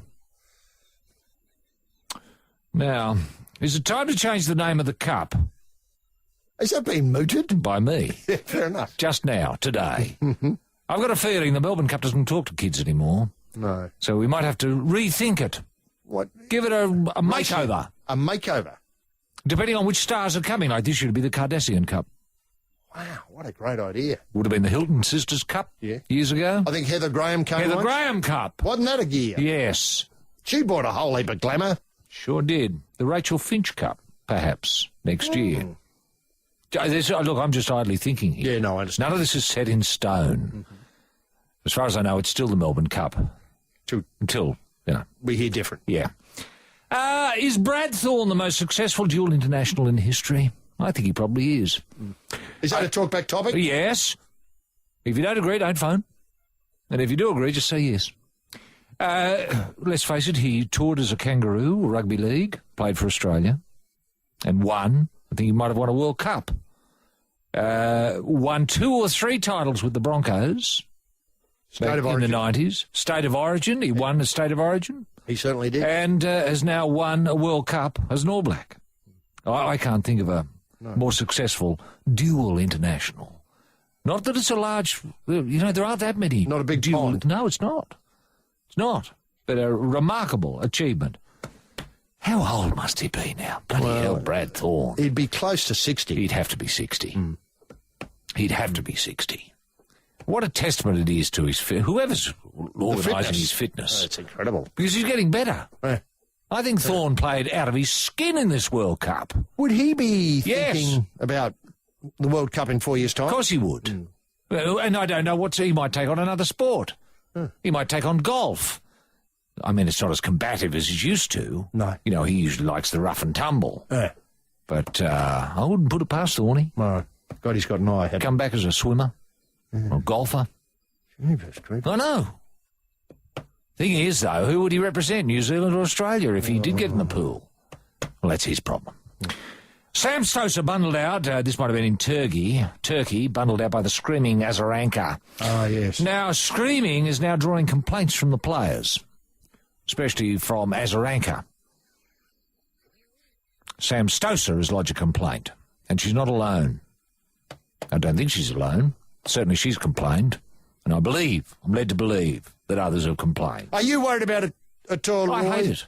Yeah. I hate it. Do you think there's more now than there was, Yes. say, 5 years ago? Yes. There's a lot more screamers Yes, going around? there are. There are, and the volume's gone up. When you think, we look now at old tapes of Monica Seles, she's hardly screaming at all. I know. And yet she was definitely She was an ear blaster. Days gone by. Now, Todd Carney to get Cronulla, this is a plan, to get Cronulla into the top 8 by 2015. What a plan. Hang on. Is that official coming from the club? Yep. Or is that just somebody, making that up? No, that's from the club. That's not the people at the Daily Telegraph, just... No, spitballing this it. has come from the club. The club has From a the plan clubhouse. The club has a vision of of being in the top 8 by 2015. Mm-hmm. Now, hell of a vision. It is a hell of a vision. I take my hat off to him. I think Top 8? Yeah, I think it's the first time Cronulla's had a plan that people have sat down and said, well, what do we want to achieve here? Yeah, as a rugby league As side. a rugby league Going forward. Yes, going forward. We've Top got to have 8. Aims, ambitions, Goals. procedure. Yes. So if they were top 8, let's say they got to 7th, let's say that was their plan, they'd be happy with 10th. You know, as the way these things go. It's not a bad year. No, they don't want to be happy with 10th. They want to be in the top 8 by 2015. Now, where are we now? 2012, they might come 13th. 10th. Then 10th. Yeah. Then 9th. We did really well. 2014 got 9th. Well, come on, Tyler, we did go heading in the right direction. Now, 2 things about this. Carney won't be playing for him in 2015. Oh, he might. Oh, true. He's still young. Yeah, true. And He might blossom. Yeah, true. Sorry, I take that back. Yeah. Very, very previous of me. Yes. And the other thing is half the team that's playing now won't be playing in No, 2015. that's true. It'll be a different team. I don't expect the same team to be there in 2015 in the top 8. Yeah. I mean, that'd be a big ask, wouldn't it? Too much. Keeping this mob together.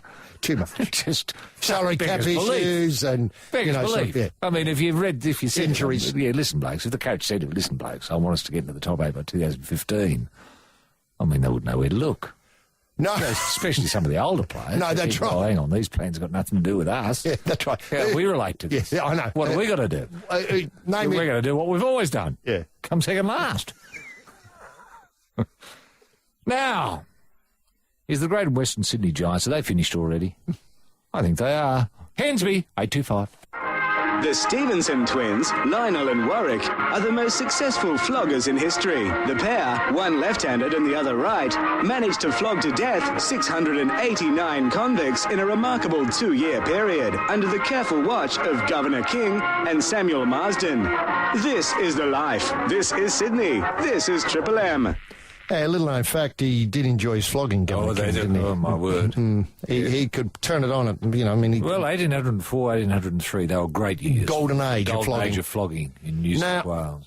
Now, look, and I mentioned this for the people who listen on the podcast, there'll be no life next Friday. No, that's right. That'll be the ratings break next Friday, so don't be surprised if you don't hear it on next Friday, because literally it's not there. Yeah. Now, also, just an interesting sidelight, Andrew Brown noticed this, was the spearheads. He writes, I'm just wondering if the forgotten man of Australian golf, Hensby, he's wondering if Hensby's rankings will break the 4-digit number by the time we finish up this year. Is there? Have you done some projections? So. No, look, he seems to be dropping by about 10 to 15 per week. No, not a hope, I wouldn't have thought. So he's 825 at the moment, as mentioned. And the best we could hope by the time we get off air at the end of November would be another 90 spots. So if he did that, he'd be in the low 900s. Yes. Oh, what a blow. To be great ambition, wouldn't it? To get the forgotten man into the 1,000. To be there, yeah. And what an achievement in this. I think it's the 100th year of the PGA, the Australian PGA. Yeah, to have an Australian in the 1,000th. Hensby flying the flag. In the 900s.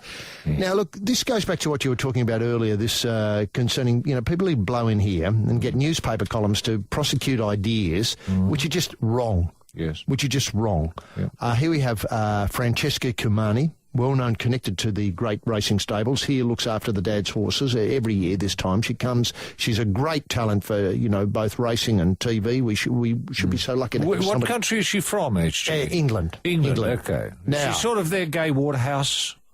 Well, there would be a Gay Waterhouse equivalent, but she's not it. She's not it. More like if you combine Gay with, say, Rachel Finch. All right. She came fourth at something, did she? Not bad. Now, she comes and says, she writes an extensive column here in the Daily Telegraph, and she writes, I've got to read it, Australia should stop seeking endorsement from overseas for the Melbourne Cup. I've been coming here for 5 years, and it continues to surprise me that locals need their great race authenticated or approved by foreigners. I don't think my dad, Luca, or Dermot Weld or Frankie Dettori saying the Melbourne Cup is a great race makes it any better than it is already. A personal bugbear is the fascination with getting mainly celebrities with no connection to racing to appear for half an hour undressed or uninterested in the sport. By doing that, by doing that, I think it shows an insecurity in a race, an event, a carnival, which is like no other in the world. Well, it's like no other in the world because we've got famous people coming here. God, she's an idiot. Francesca, isn't she? She doesn't think it through. She has not thought it through at all. The reason why people come and why we go is so we can see people, great stars. Yeah. Great stars. Great stars. Their only opportunity, mixing with the hoi polloi. Yeah. Just average each day punters, people pissed out of their minds, unable to work out where they are, but they know that's Warney. Yeah. They know that's one of the Kardashians. Yeah. They see themselves on the TV news standing alongside a Kardashian or see the Kardashians getting into a car where they're in the background of. Yeah. I mean, that's why people go to the races. Of course it is, actually. And the stories you have when you get home, Mum, Dad, or Guess who I saw? Dita Von Teese, I had no idea she was so small. Yeah. She can fit inside a martini glass. Right, yeah. Burlesque, it's back. How can I get involved? Yeah. They're the sort of knock-on effects. Of course. The gall of a person to come here for just 2 or 3 days a year. Yes. Do you know what I mean? Yes. 2 or 3 days a year. And try to tell us how to behave. Exactly. I mean, we know how to run the biggest racing carnival in the world. That is, Australians know how to run it. We don't need advice from idiots who just come here with a horse or two. Remember some of those Torfan Melody and that, the one that came with the little pony? Might have been Torfan's Melody that I'm talking about. Had to come with a special horse that it ran around with. Yeah, I hated them. I hated them. They were rubbish. They were rubbish. They were rubbish horses. Now... And, of course, we'll get some statistics in a moment which show they've got no better a skill at winning the thing than our locally trained horses have. She goes on. By doing this, getting these stars in, by doing this, I think it shows an insecurity race, ... Now, The continual talk about the capping the number of international horses in the Cup is ridiculous. Surely everyone wants the Cup to be the best race it can possibly be. And for that to happen, we need 22 two-milers, that's 3,200 metres, horses to line up. If they happen to be 90% horses bred in Europe, then so be it. If half the field are trained overseas, who cares? Wouldn't it be worse if the international raiders were not coming? Well, Want them here? Yeah. I'm more concerned about getting stars like Warney and the Kardashians and Sarah Jessica Parker and, whoever, Yadida Monteith here. Yeah. Or Heather Graham in the past, or the Hilton sisters who we talked about already. Yeah. They brought so much to the Cup. They did. And I tell you what, Francesca Comani is here directly because the Hilton sisters were here in 2003. Fact. Because it's... Well, that's the thing. You don't remember which horse won in 2003, but you know which stars were here. That's got to be the... That's your benchmark, isn't it? It is. You know, going back in the olden days, yes. Remember when Jean Shrimpton, now I can't picture... The Shrimp, when she came. 64, I don't know who won that year. No, I haven't got a clue. But I know she was here and looking good with it. Yes. Sarah Bernhardt was here in the 1920s. Is that right, boy? Yes. Yes. Wow. The tradition began way back then. Way back then. Scantily clad women coming to the Cup and standing about for half an hour and then moving on to find something else to do. Well, she stayed for quite a while. She fell in love with the Cup. She came up to Sydney then, and I think she got involved romantically with Louis Pasteur's nephew. Wow. And he was here. He was in the horse business? No, he was in the rabbit business. He was here to try and work out a way of killing lots of rabbits because they were becoming a problem. He's your original Mr. Matosi. He is, because the Premier Lang, Jack. Oh, yes, I remember him. He put up... Well, I don't, but, historically. The big fella he was. He was the original big fella.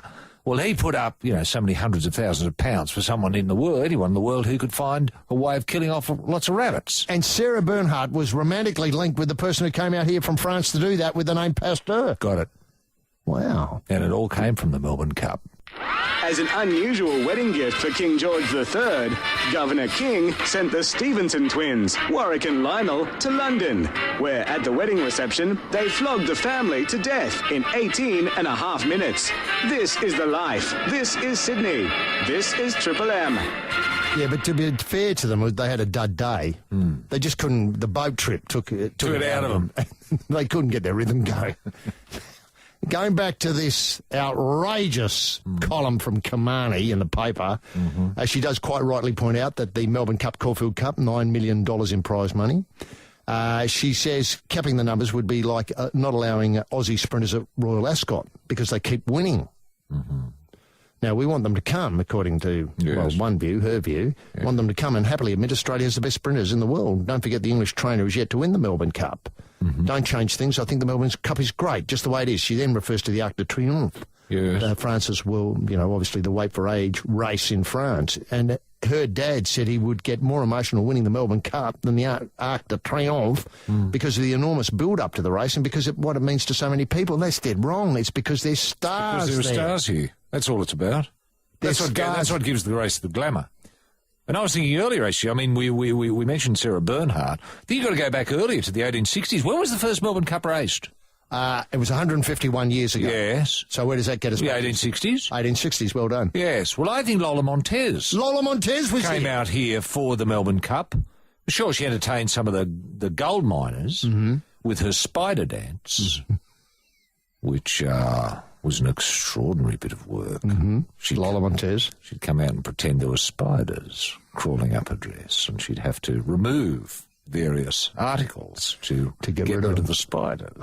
And then it got worse and worse and worse. Well, so the more spiders that got involved, well, the more nuggets of gold ended up on stage. I think that was the thinking behind it.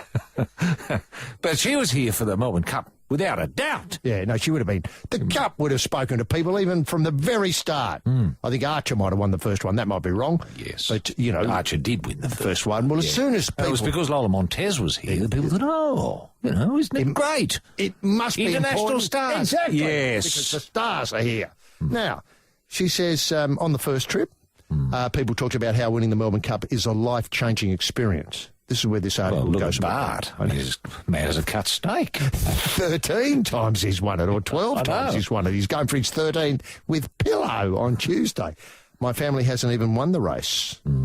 Yes, don't remind me. We've run 2 seconds. But the race has already changed my life. God almighty, where's this? What happens if they win it? The responsibility of being in charge of our horses for my first 3 trips to Melbourne and the anguish of going so close to winning with Purple Moon in 2007, Bow 2008, really taught me a lot, really toughened me up. I burst into tears when Purple Moon got beaten because I really thought he'd win. Yeah. It was in the race, he should have won.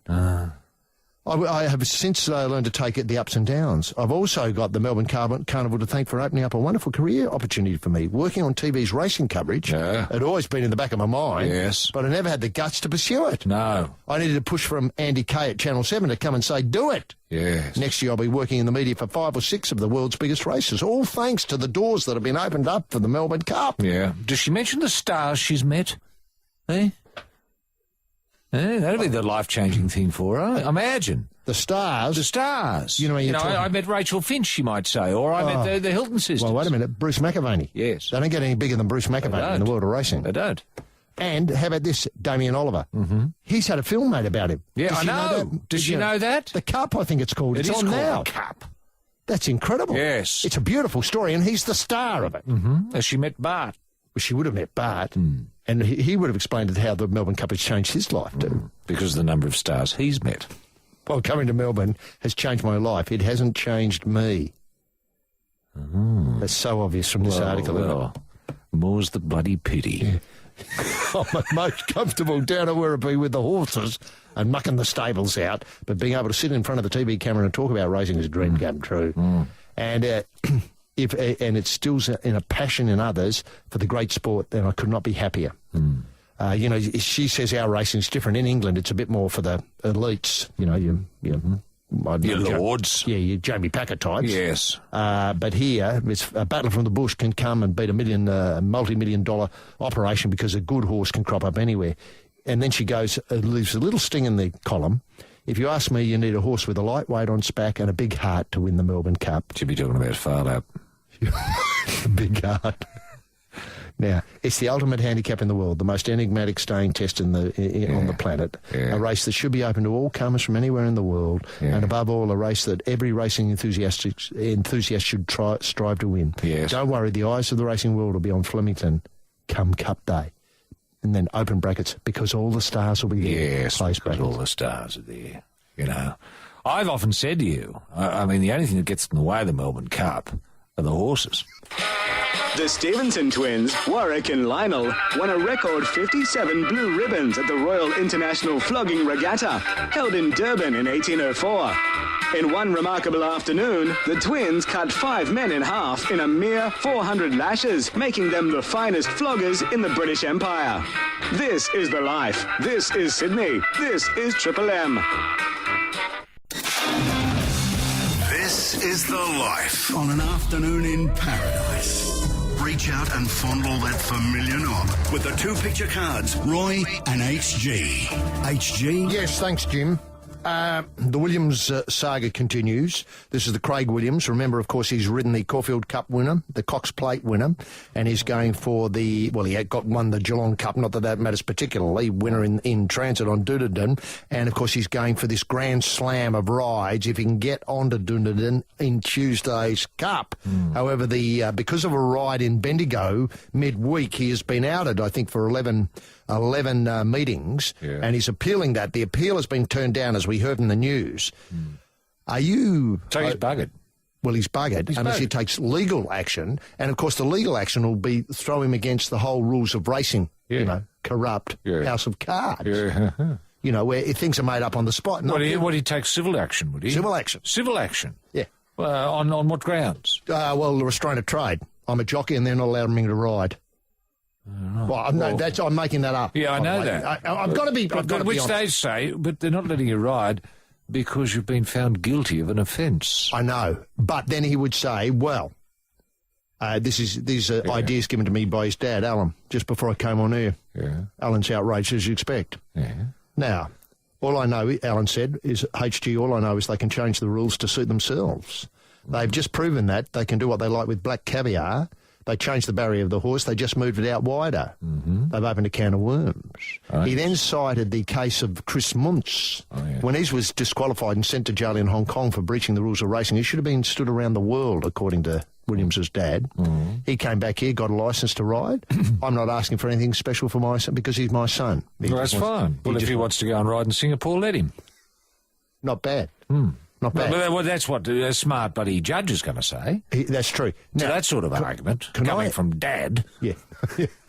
That's right. We've seen enough of you mad dads in tennis. We don't want you hanging around the racetrack. Yeah. Now, look, anything to add, Dad? Is that it? Well, the connections, the French-trained Dunedin have placed Christophe Lemaire on standby. Good. He's in Japan, isn't he? I think so. He's ridden him twice, finishing third both times. So he's not a world beater. He's not a world beater, but he can throw a leg over and hang on. Yeah. Now, are you suggesting, as I've suggested in other media commitments, that a number of people back a float up to the stables and kidnap Dunedin and produce it, let's say 5-3, wouldn't take it through the mounting enclosure, just slot it in and then get Williams to jump aboard?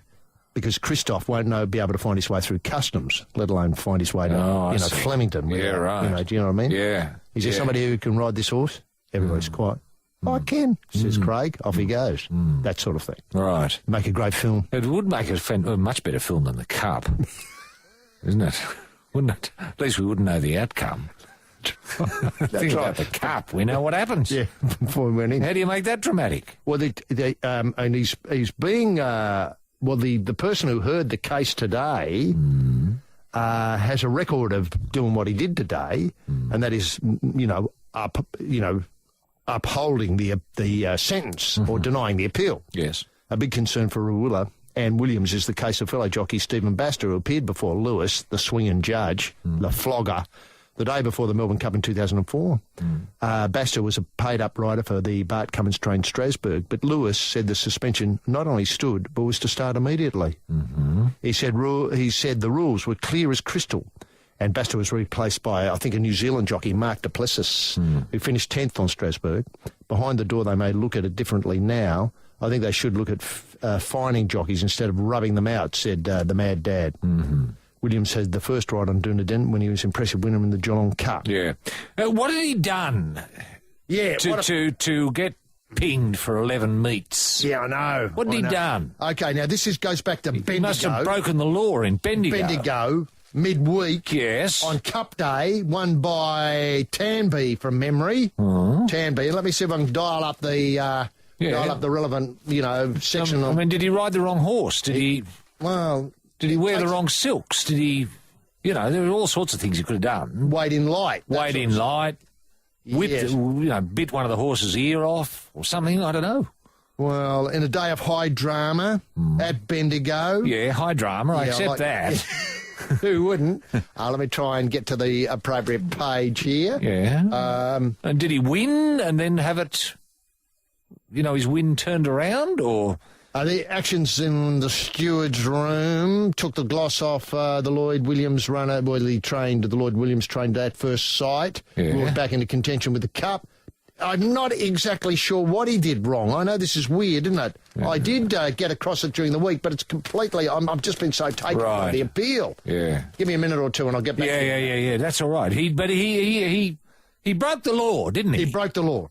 Yeah. It was suspended. Suspended, right. Yeah. Well, I understand that. So it's cut and dried. He broke the law. He did. He put the horse... rules of racing. He put the horse in the wrong spot.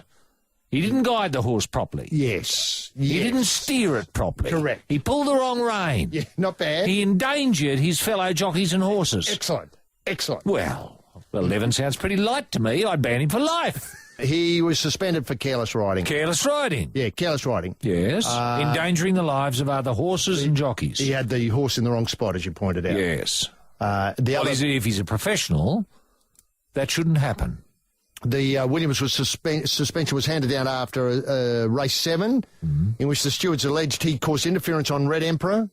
The other jockey suspended was the Sydney jockey Nash Rawilla. A ban was issued following the opening race in Bendigo yesterday, where he shifted out and caused interference at about the 900-metre mark on the third-place Star Bender. So he shifted out. Well, that's the Rawilla position. The other one was interference. Could have done anything. Well, can't they be the same thing? They can, I suppose. Couldn't shifting out cause interference? It could. Yeah. Well, it sounds like he shifted out and caused interference. The trouble is, Do you think it's too harsh? A penalty? No. And what do you think about the Black Caviar circumstance? Different thing. I mean, what's it got to do with the Black Caviar business? It's just I know Black Caviar was shifted out to a wider... The other one. The other one was, because the other one's a known biter. We know that. Yeah, known biter. That was common sense. If Williams had been a biter, do you think he would have got better hearing? No. I don't. I don't see... I mean, one's a horse, the other's a jockey. The only question I've got here, really, is... Are the rules of racing... madness. It's madness trying to argue, as far as the dad, trying to argue that because a horse has been treated differently, the jockey should be. Yeah, fair enough. Who's running the show? Who's running the show, the horse or the jockey? The jockey. Yeah, I know, sadly, but it's an imperfect world. Would you say this is, people overseas would be even more entertained by the Cup with the drama of, people being suspended and then trying to overturn the rules of racing? He's going to have to work hard because he's I know that. I mean, they would be impressed, I suppose. I mean, they would be if he hadn't shifted out. Yeah. Oh, I know what you mean. You know what I mean? Yeah. If he just seemed to be arbitrarily pinged for just being little and a jockey and sitting on a horse at a certain I like day. that too, yeah.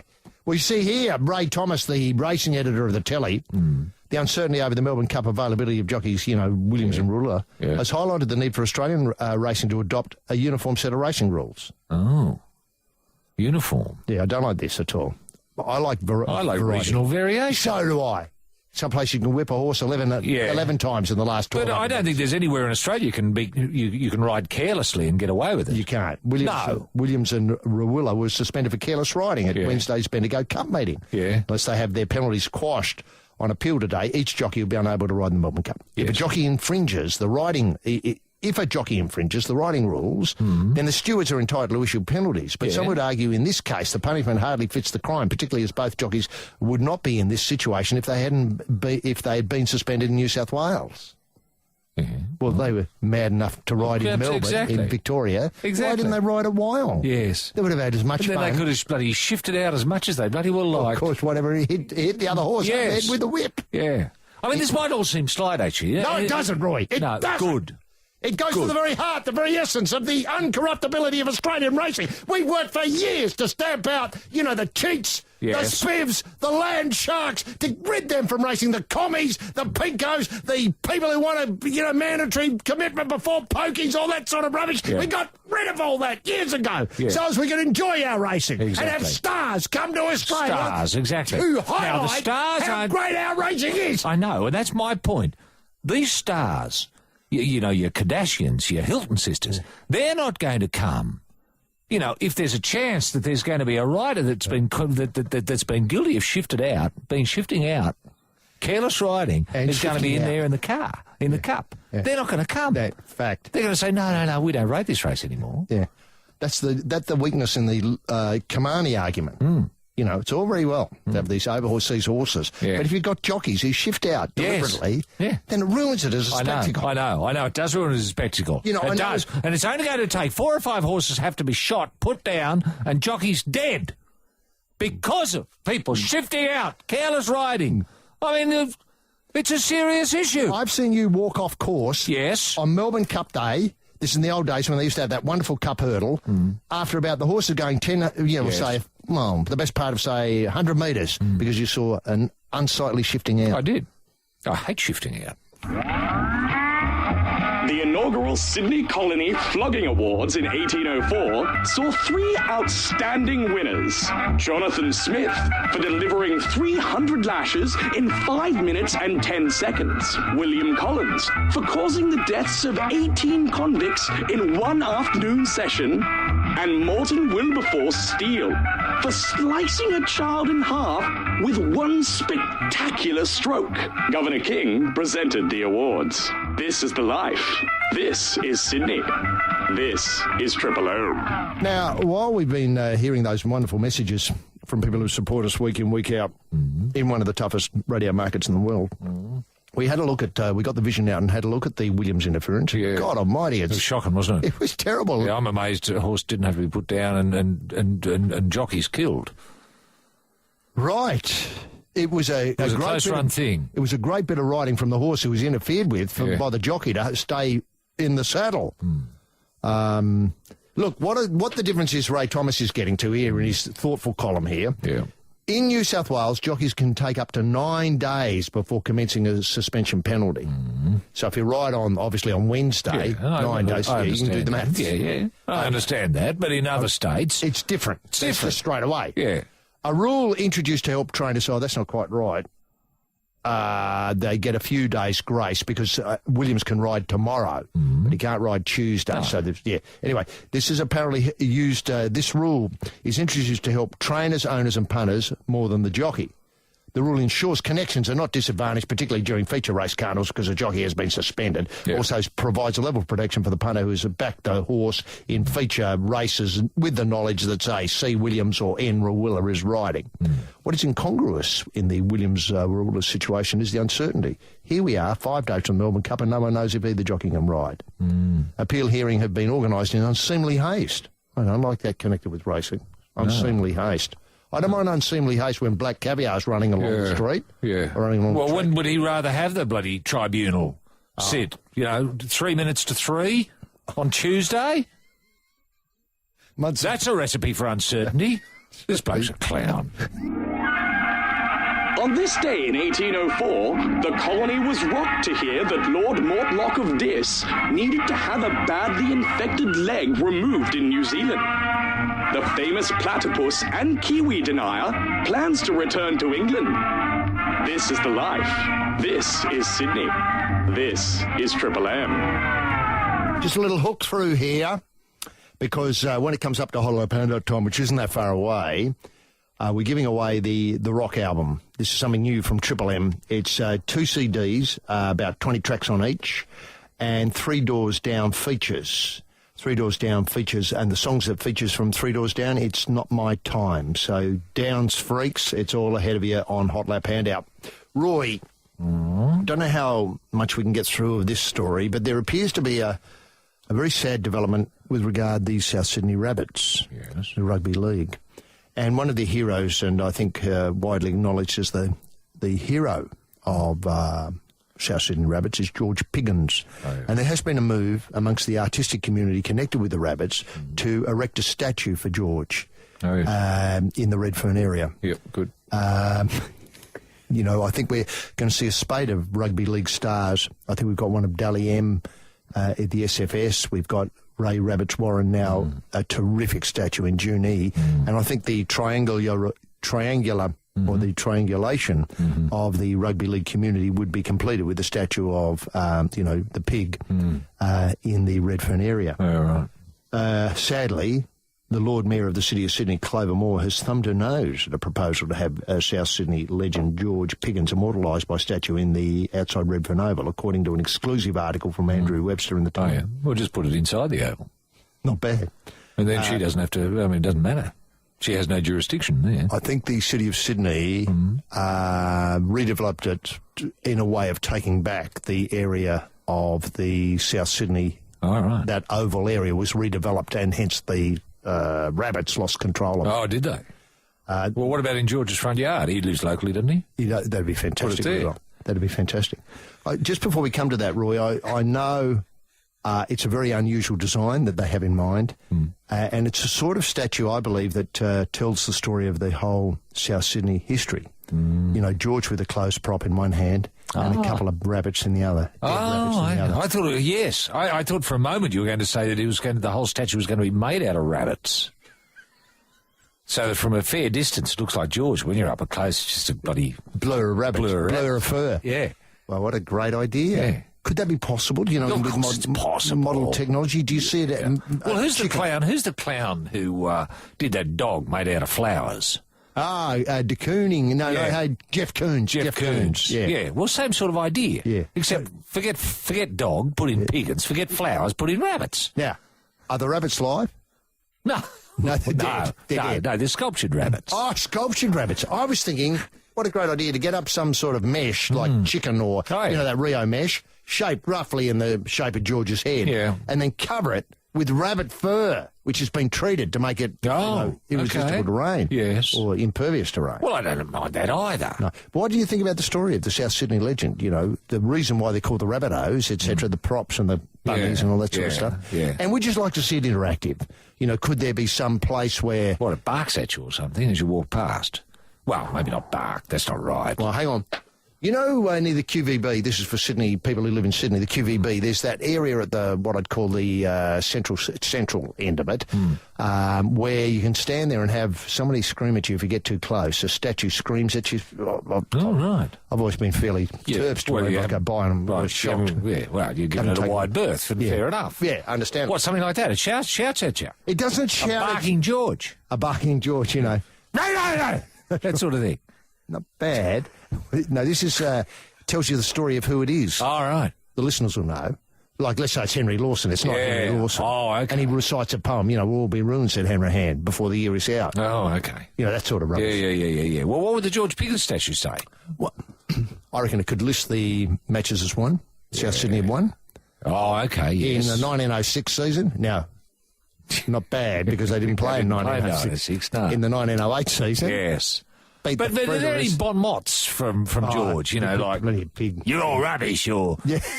You know, it's not going to work. Yeah, that's right. 1 week at a time. Yes. Yeah. In 2015, we want to be 8th. Yes. Yeah. Now. I mean, didn't he say things like, you know, he didn't like Crow getting involved. It's going to go nowhere with Crow. Yeah. Well, that's not bad. Yeah. That's not bad. It's going to go nowhere with Crow. Yes. You know, it might, in 100 years' time, the message might be a bit obscure. Yeah. Well, it's fairly obscure now. Just be more obscure. Now, what I like is the idea that somehow the council seem to have an anti-Souths position. Oh. They could, of course, be pro the new Broome at Souths, which have, oh, Lord, do we have to open this old wound again? You know, Russell Crowe and Peter Holmes at court. Well, how do Russell feel about having the statue of the pig? I haven't got no intelligence at all. No. Does the club want it? I mean, who's for this bloody thing? Wait a minute. Yeah, who's for this bloody thing? That's a good question. Now, look, Why not one of Sats? Well, indeed. Yeah, or Michael Cleary. Well, hang on a minute. Or one of the Brannigan brothers. Yeah. Or how about Gus Gould? Because he played for South. He did. How about Mario Fennick? Well, indeed. Have to be a large statue. Anyway, look, the Daily Telegraph can reveal plans have been afoot since July to have the former chairman honoured to mark 10 years since the Rabbitohs' readmittance to the NRL. Mm-hmm. An organising committee, oh, no, you're never going to get anything. Yeah, Forget it. Not a hope. An organising committee headed by former Souths boss Junior Henry Morris has already obtained a quote. God, they've gone out really hard. They've got a quote of $70,000 to build the statue. And well, how much did the one for Rabs cost? That was done in China, wasn't it? I know. Well, that's where they've got to go. They've got to go offshore to get these things done. And describe George Piggins over the phone. You know, nose, centre, 2 eyes. The Chinese can look after the rest. They're genius. I wouldn't send him a photo. Well, the one with Rabs, I mean, sure, it doesn't look like him, but it looks... It looks like a rugby league caller. It does. You know, if you can't ask for more than that. And now in Hybrid Half Hour. You ready for me? From Eastern Creek to Albert Park. From Brisbane to Bathurst. It's time for another Triple M Hot Lap handout. And action. What's on pole, HG? Well, it is a terrific prize, and as flagged, the rock album. This is 39 tracks of heavy-duty rock and roll in 2 CDs. It, it just feels as though, you couldn't get better. You know, even if I designed it myself, it just couldn't get better. And we're throwing in as well Rugby Union World Cup champions 1991 and 1999. And guess who they were in those years? Australia. Uh-huh. So it's a DVD. John Eales. I still ask myself, what would John Eales do whenever So do I. were ever confronted by a tricky problem? Yeah. Exactly. You know? Yes. Should Craig Williams be outed for life? Yeah. You know, often ask what myself... would John Williams say? Yeah. Oh, not John Williams. God almighty. What would John Williams say? I've got no interest in that at all. I don't care. Yeah, I don't care. But John Eales, I'm all ears.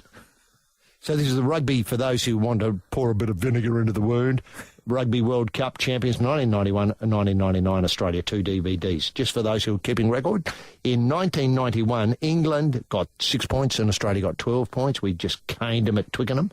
And in 1999, Australia 35, France 12 at Millennium Stadium, Wales. So they were great results. So you've got the book, you've got the rock album, and you've got the DVD of Rugby World Cup wins by Australia. For some lucky listener who can answer the following question. Yes, the question is, HG, where should the Piggins statue be located? Who are we talking to? Yeah, we're joined by Troy, who's joining us from Parklea. How are you there, Troy? Good, thanks, gents. Now, Troy, will you be getting up to watch Australia versus New Zealand in the Four Nations Rugby League tomorrow? I will be. Good man. What time is it on? Yes, what time does it start? Well, I think it's around either 4 or 6 in the morning. I can't remember. I check the guide, mate. You'd be more happy with a 4 o'clock kickoff, wouldn't you? Well, yeah, that way I don't have to hang around till 6. I'll stay up all night and then do the 4 o'clock kickoff. And what's your plans for tomorrow with regard to Derby Day? Obviously, you're taking a very keen interest. Mate, yeah, looking forward to it. I've got to work till 1, but the television will be on in the office watching the coverage, and mate, hopefully I can pick a few winners. It doesn't happen that often, but I'll do my best. Now, the rain, are you worried about the weather? I think they've got some bad weather thunderstorms hitting Melbourne tonight, and then bad weather tomorrow. Yeah, it doesn't look real pretty, but, you know, it might favour some of those mudlarks a bit. But, mate, I do my best. Yeah, I understand. You've got to have a crack. Now, of the days of the Melbourne Carnival, do you have a day where you seem to go better than the other days? I mean, let's take the 4 days. You've obviously got the Derby Day, you've got the Cup, you've got Oaks Day, and you've got Emirates Day. Do you have a day where you seem to go a little bit better than others? Mate, I enjoy tomorrow. Derby Day's the best day of the year for racing, but the Melbourne Cup, I don't like betting on it. There's too many horses. Majority of the time, only 2 or 3 of them can win, and I can never choose the right one. Well, as Roy pointed out earlier in the show, I don't know if you're listening, the big problem with the Melbourne Cup is the horses. Yeah. Everything else they seem to have worked out to pretty Everything's good about it, apart from the race itself. Now, do you dress up for the Melbourne Cup? Are you going to have a bit of a, fun day at work at all, Troy? Yeah, we will be. I work for a business that's a service-based company, so we don't get to take time off, unfortunately, for it. So the office staff are all got to come dressed up in something to do with the races. And well, isn't that good? Do they come dressed as their favourite horse, perhaps?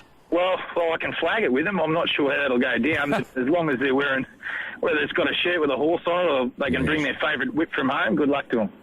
What a lovely idea. Right, and do you have a sweep, or do you have a bit of a tipping punters club? We'll do a bit of both. We'll have a few sweeps, and then we'll also they'll all chip in and give their thoughts on all the races for the whole day, and whoever does the best the business I work for is going to chip in and give them a $100 voucher to wherever they like.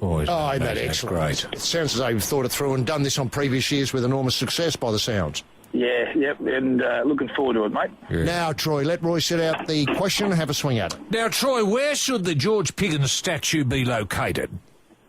In his front garden.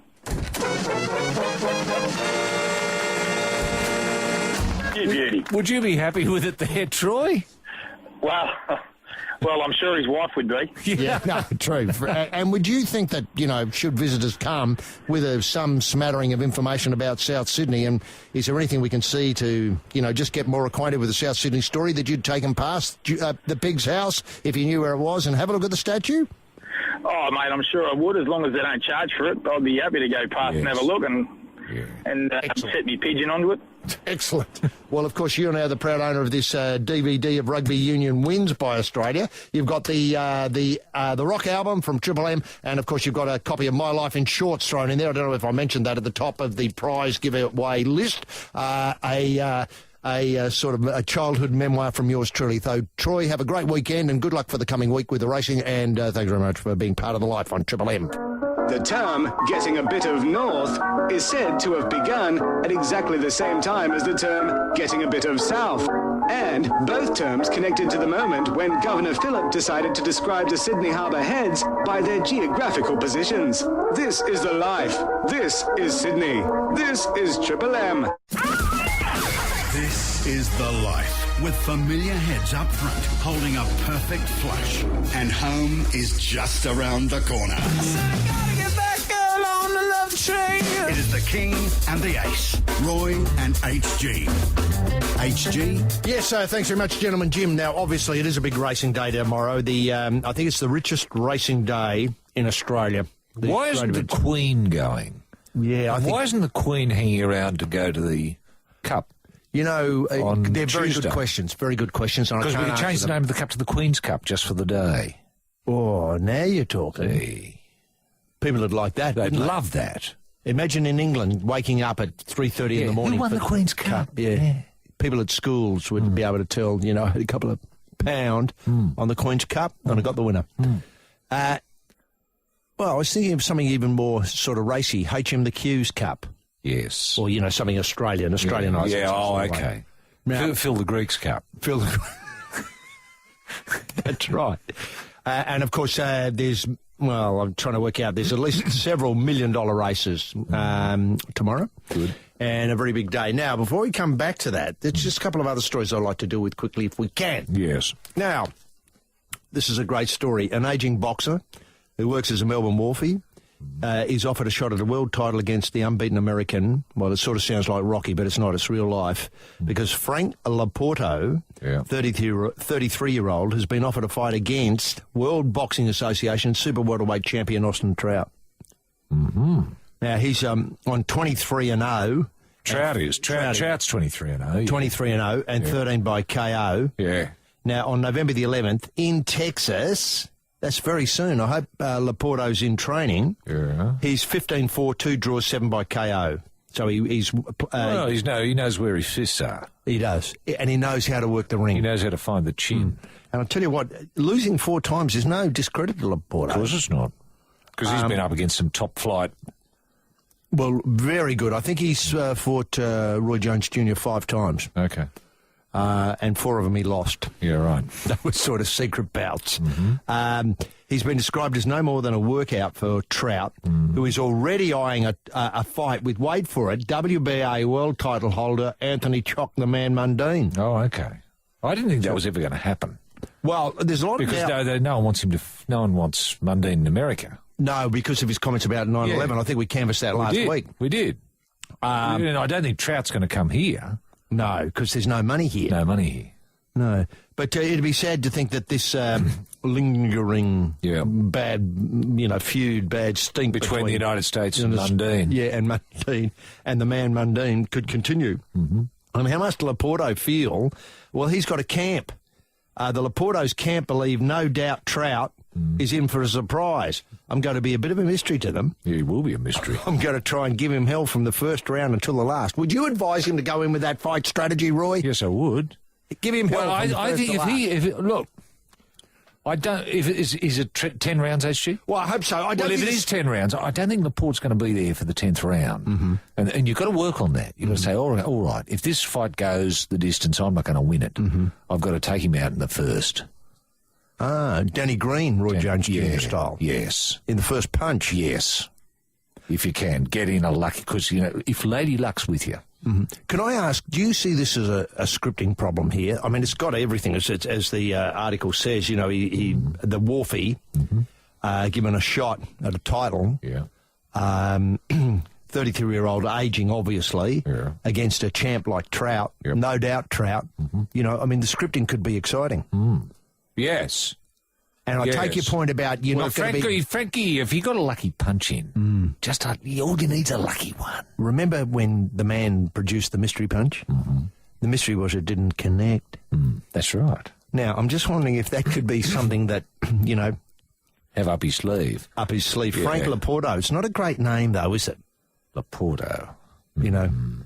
No, not really. Well, I'm just trying to work on something that might stiffen it up and give the doubt Trout. Put Mad in front of it. Mad Frank Laporto. Excellent. The day after Joseph Cullen presented Governor King with a pair of bespoke iron trousers, the popular blacksmith was found hanged outside his premises in Pitt Street. The trousers were never worn and can be seen today in the Fisher Library. This is the life. This is Sydney. This is Triple M. Now, Mad Frank Laporto. Yeah. Cranky Frankie's just a bit weak. Isn't it? Yeah, and was often connected with Frank Sinatra. Yes. If you sort of called Frank mad, you got shot. Yes. But Mad Frank Laporto... yeah. Yeah. If you wanted to make it Mad Dog.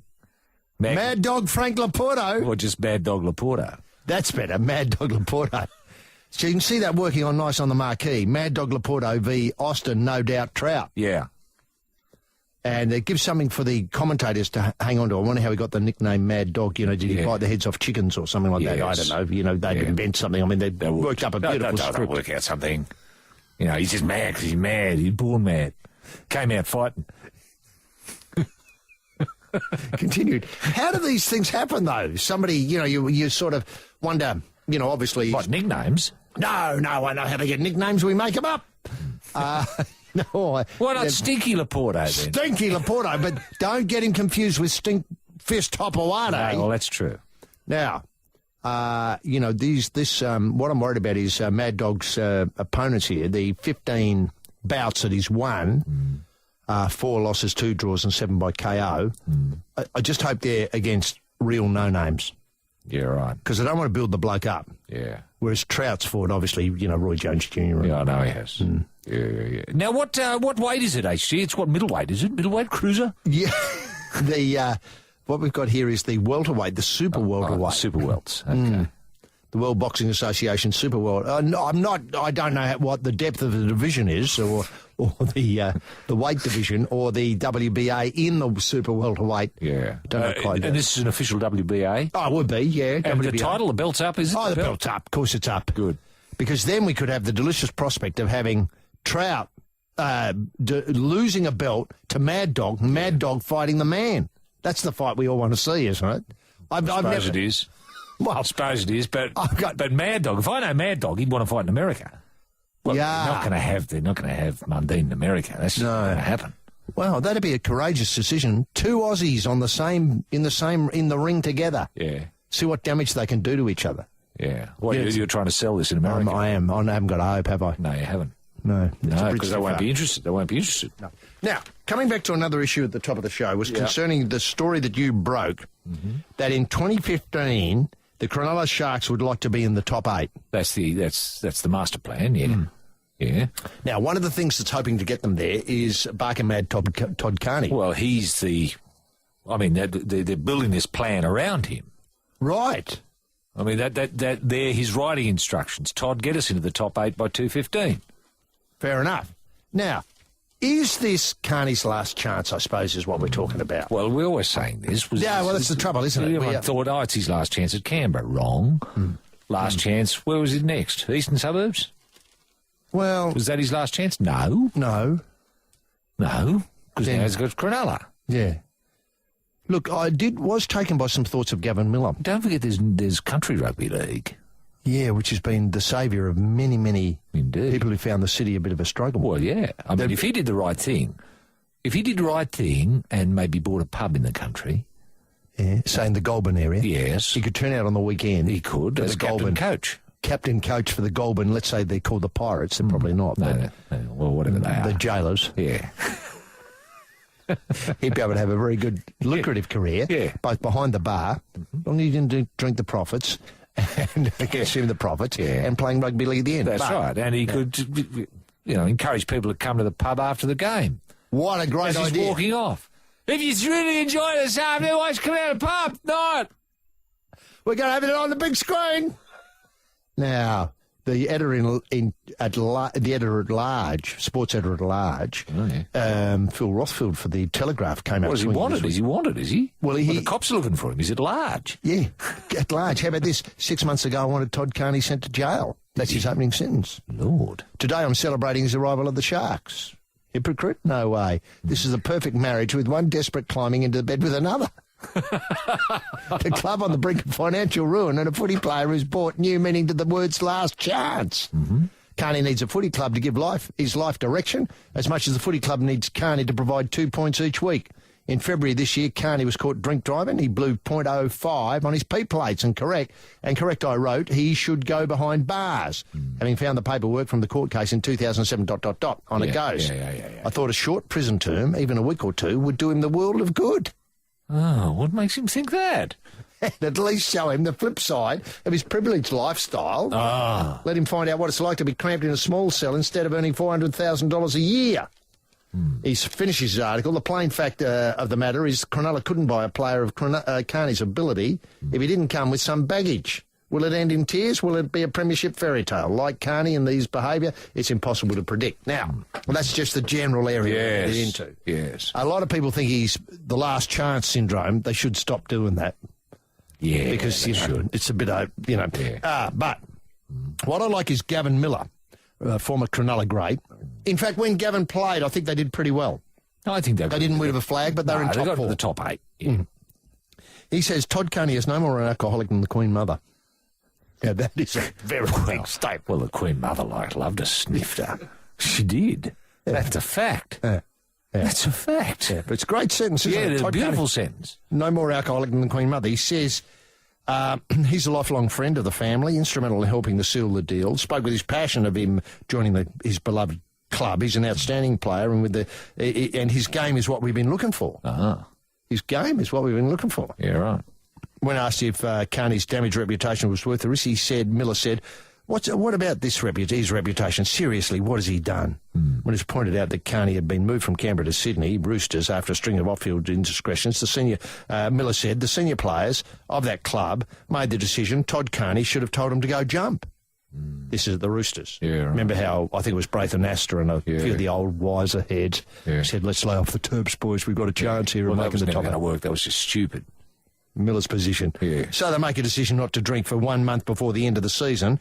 Why wouldn't they have made it at the start of the season? Can you tell me why? Yeah, what a good question. No one's ever asked his stat, have they? Should they go on a 60 Minutes tonight? Yeah. All of them there? Yeah. Do the Terps ban at the start of the season. I'm not defending the fact he got done for drink driving. I'm not defending that at all because I know the effect drink driving has on families. I only know too well. But at 7 o'clock the next day, I think we all at some stage of our lives have mistakenly run the gauntlet. I think he means getting done by the RBT. Well, at 7 in the morning, that's common.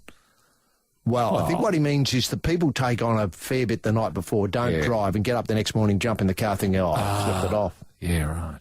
Run the gauntlet. I don't want to put words in his mouth. No, fair enough. Yeah. Again, I'm not defending his actions, but the situation could have happened to anyone.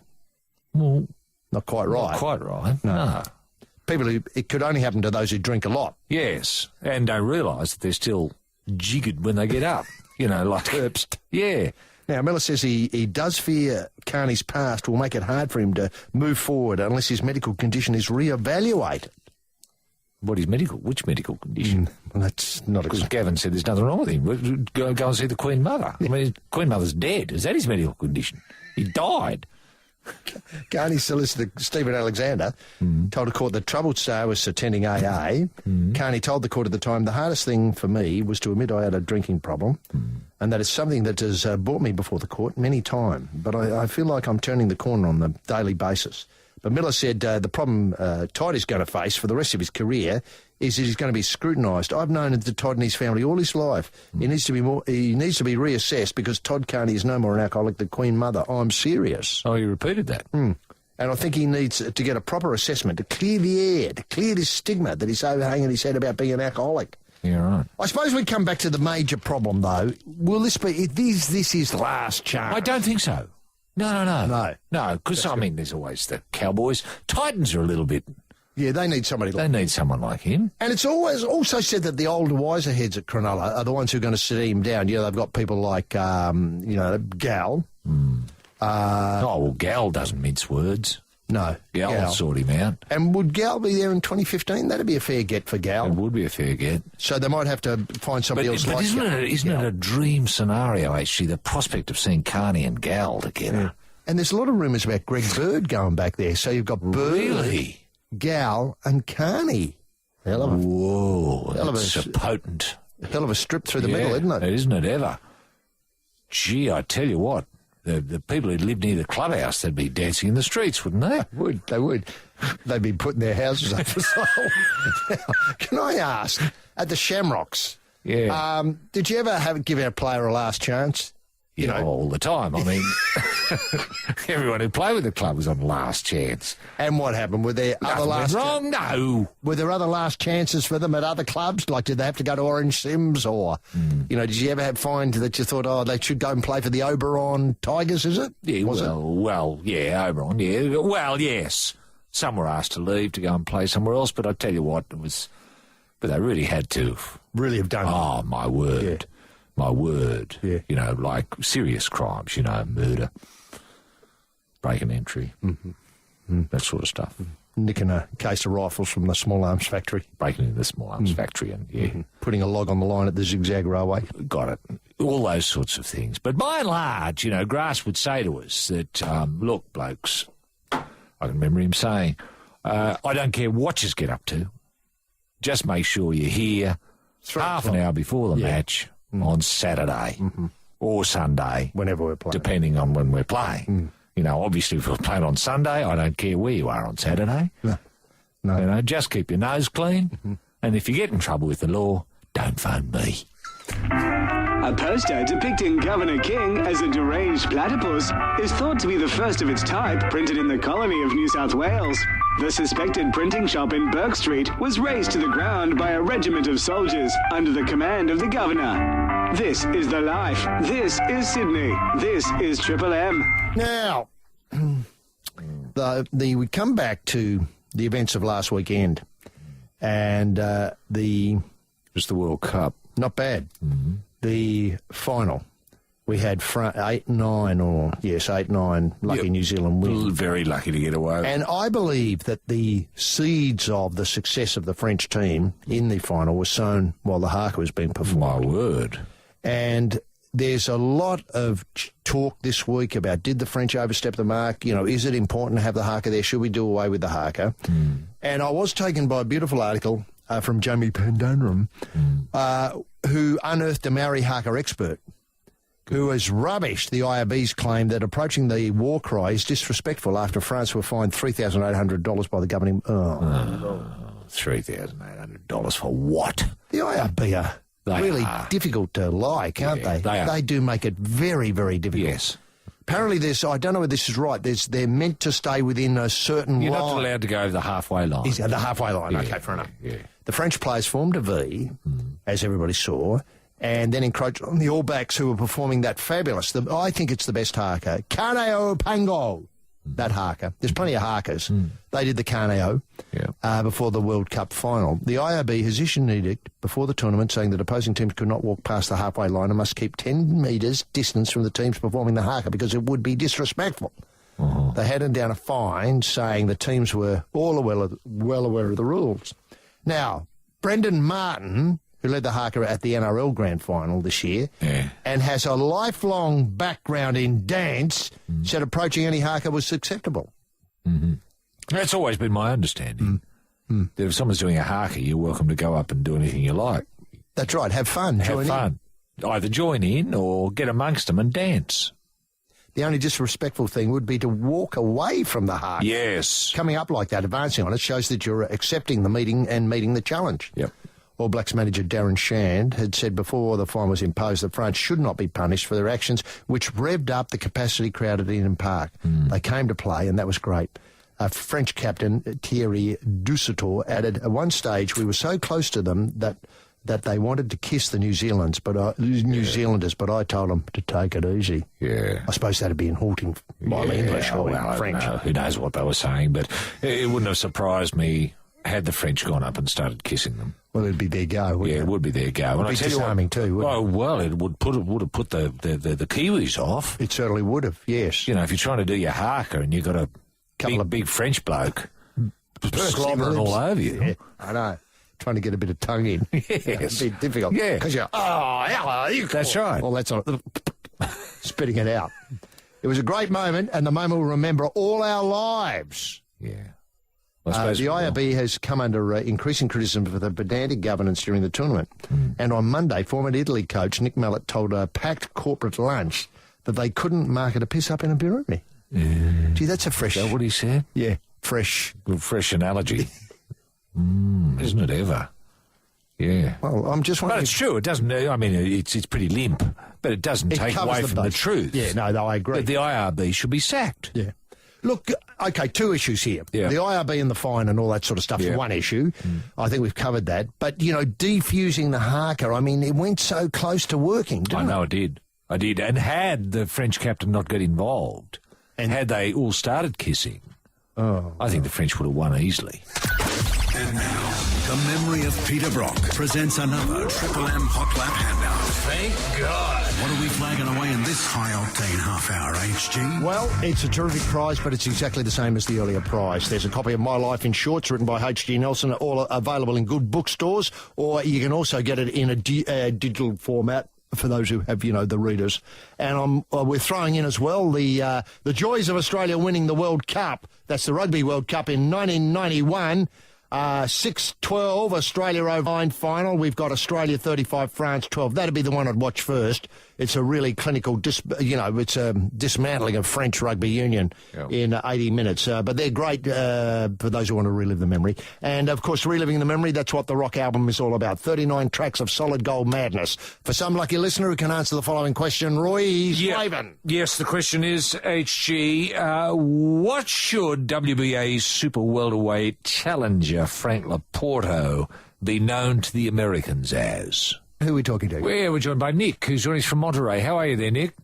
Very well, Roy, yourself? Yeah, very well indeed. Now, Nick, I notice here in your notes that you're off to a school reunion, but your wife's school reunion, mate, you'll have no one to talk to. I know that, but, hey, I can talk to anyone, apparently. I suppose so, yeah, but none of the stories you're going to be particularly interested in, are you? Well, look, in the line of work that I do, I can sort of pretend to try and be interested, I suppose. Why, what's the line of work? Oh, well, I'm a used car salesman, so... Yeah? Oh, well, you might be able to shift some units at the party. Well, you never know. Does that happen, Nick? Look, no, I think it happened once a long time ago, but, yeah. Well, what let's say, just open up the conversation, used cars, what are you selling a lot of these days, Nick?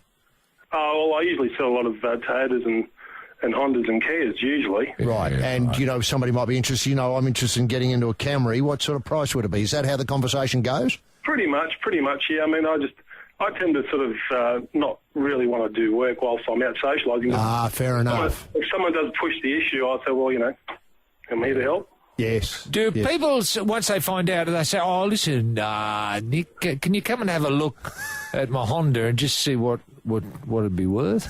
Yeah, I do get that on occasion. That must drive you crazy. It does, actually, yeah. Now, is your, the other half school way away from where you went to school? Yeah, no, not that far. Only about 20 goes. She was raised in the southern Sydney suburbs of Mascot, and I was in the Sutherland Shire. Oh, fair enough. Okay. Fair enough. Yeah. Now, is this primary school or high school? High school. Oh, at least that's a bit better. Yeah, and have you been to this event before? No, she had one about 5 years or 4 years ago, and now they've organised another one, so... Well, they had so much fun, they thought they'd get together and see each other again. Pretty much, right. Yeah. And can you remember, you obviously didn't go to the last one? No. And did you know her then when she went to the last one? Yes, I did. Yeah. Okay. And why didn't you go to the last one? Well, I just thought, who am I going to talk to? But this time, see. So who's twisted your arm this time, Nick? Well, she wants to show you off. She wants to show you off. Yeah, I suppose so, to her friends, and I wouldn't mind getting to know a few of her school friends that she said that she wouldn't mind introducing to me. So, How do you relate to school in relationship to how your wife relates to school? Did she had a great time at school and you had a great time at school, or you had not so good a time at school? How does that play out?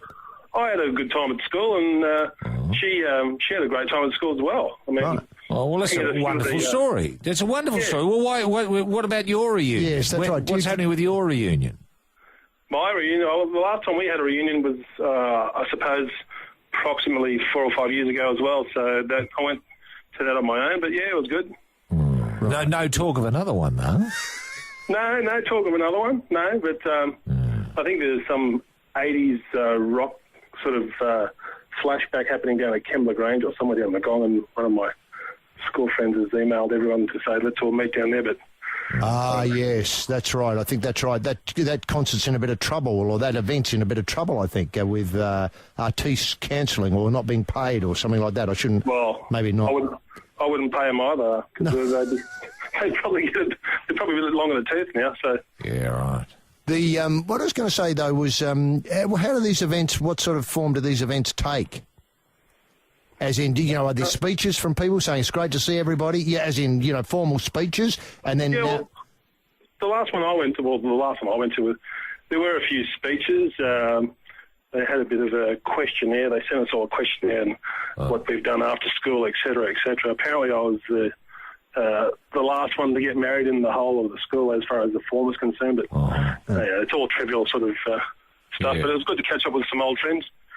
Did the school captain give the speech, or one of the house captains? No, they just, whoever organised it basically gave the speeches, I suppose, and that was about it. But it was pretty relaxed affair, just a few drinks. And right. Was there a sit-down meal? No, there wasn't. Just pretty much a piss-up, basically. Yeah, no, fair enough. Yeah, well, see, if it was a sit-down meal, you might get stuck sitting with someone that you'd never liked. Yeah, well, that's the thing. You can move on. Yeah. Now, Nick, let Roy set out the question. Have a swing at it. Well, okay. Now, what should WBA super welterweight challenger Frank Laporto be known to the Americans as? Mad Dog Laporto. An excellent answer there, Nick, and you get the rock album. You take that along tonight and play it loud, and they'll think you're a genius. The Rugby World Cup Champions 1991-1999 on DVD, and a copy of My Life in Shorts by yours truly, available everywhere. Nick, have a great night and a great weekend, and thanks very much for being part of the life on Triple M. The colony's first athletics meet was held by the banks of the Parramatta River in September of 1804 and was dominated by Mole Driscoll, alias Mole, who won the 110-yard sprint, the 220-yard sprint, the pole vault, the long jump and the triple jump. Driscoll's time of 13 seconds for the 110-yard sprint was not bettered for 160 years. This is the life. This is Sydney. This is Triple M. That takes us away for another week on the life, Roy. It's tremendous. And can I just point out for those who will be listening on the download, remember, no life next Friday, so don't complain. And now it's been a terrific show, and I'll tell you what's made it even better is that our helmsman, the great Chairman Mao, is in Japan. I know. And having a sense of freedom here today, where we can talk about things that we want to talk about. That's right. No handbrakes. No handbrakes. Or no stern looks. Yes. Or no coming in and saying, lift your game. Yes. All that sort of rubbish. Yeah, I know. He did try to text us from Japan, but we refused to look at it. Yeah. Now, we have had a change of not only has the chairman been in Japan, but Pete, whose brother makes an excellent cup of coffee. We've had him working on the phones. Yes. Well, he was sort of here and there working on the phones. Garfield's had to manfully carry out He did everything. Superhuman effort. Yep. And we thank him for that. And well, we're hoping that he can get through the next warm day into the cooler weather of next week. Got it. Otherwise, he'll be a wreck. And look, it's been another terrific show. Yeah, great show, Aishi. Have a lovely weekend and happy punting. Yeah, thanks very much, Roy. Happy punting to you. And look, Chogham, doesn't it bring Australia? I love Chogham. The Melbourne Cup and Chogham at the same time. Australia's right on the map, isn't it? It brings the red bits of the world together. See you next fortnight. That's on the 11th for more of the life right here on Triple M. Bye now. There it is, lifers. Home again in paradise. Gotta get back out on the love train. Switch off the motor. Don't leave any valuables in the car. And keep the dial glued to Triple M.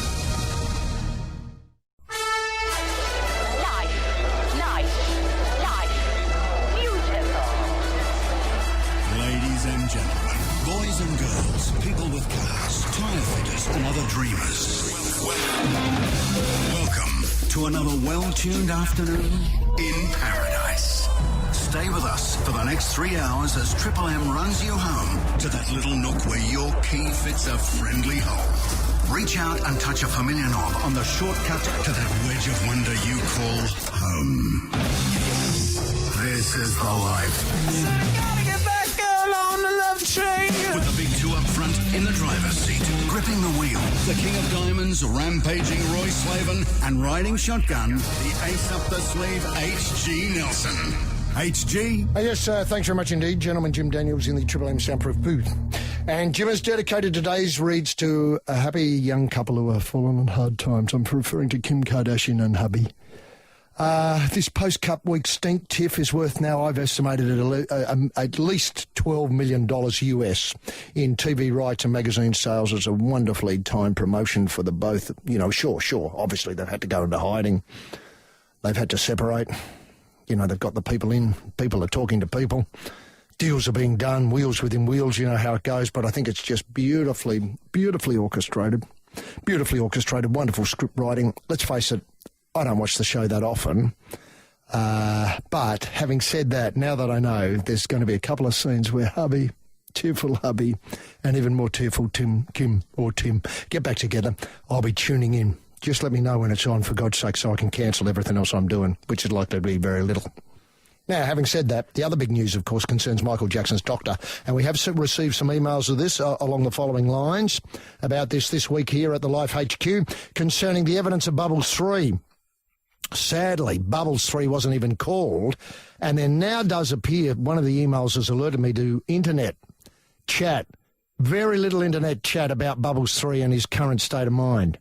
I find this impossible to believe. I would suggest to the emailer, who we might get to later on in the day, he's just not looking in the right part of the internet. I mean, there must be a site, Bubbles 3 Appreciation Society, Bubbles 3 Fan Club, that sort of thing, which would be able to have updates on Bubbles, his current state of thinking, what sort of drug consumption or he's using, you know, to keep himself sane and happy in these troubling times. Why wasn't he called? How does he feel about that? The emotions of having all this raked over in, you know, in the courts, and him not being part of it, him not being able to tell his story, him not being able to do what he does best, and that's do the moonwalk. Imagine that, Bubbles moonwalking into the witness box. Don't tell me that wouldn't be the image everybody wanted to see in connection with this. Oh, sure, very well, nail the doctor, but leave half the cast out. We've only heard a third of the story. We haven't even got to Simba and Thriller, who I believe still have their side of the story to tell, although it's going to be a lot harder to get evidence out of a tiger. Anyway, ladies and gentlemen, boys and girls, welcome to Life with Roy and Ashie on a Friday afternoon when too much water's barely enough. And what a week. What an incredible week.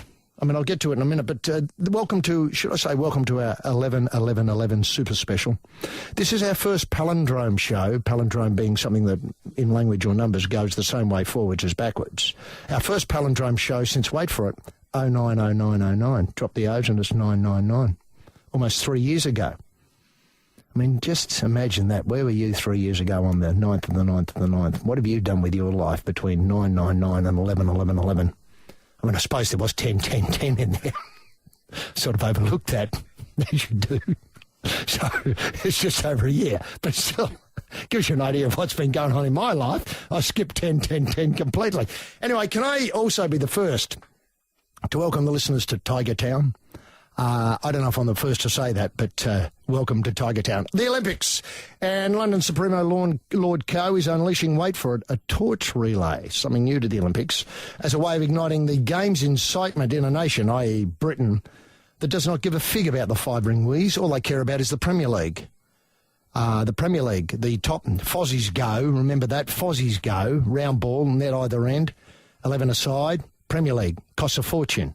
That wheeze, they don't care about the Olympics in England. I don't know why we bother to give it to them. The Coast Super Plan, wait for it, is to run the torch 8,000 miles around the UK.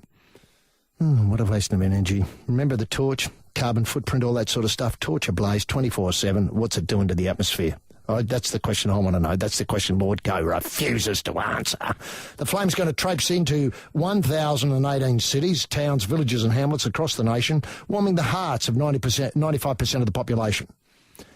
Good luck. Now, still with the Olympics, Australians don't despair about Captain Cheese's recent performance in the pools of Singapore, Beijing, etc., etc., etc. Mr. Orange is working hard, and it's not the right time for all Australians to get off his comeback tilt. There are problems. I mean, let me be the first to say there are problems. The bloke's slow. That's obvious. The times aren't attractive.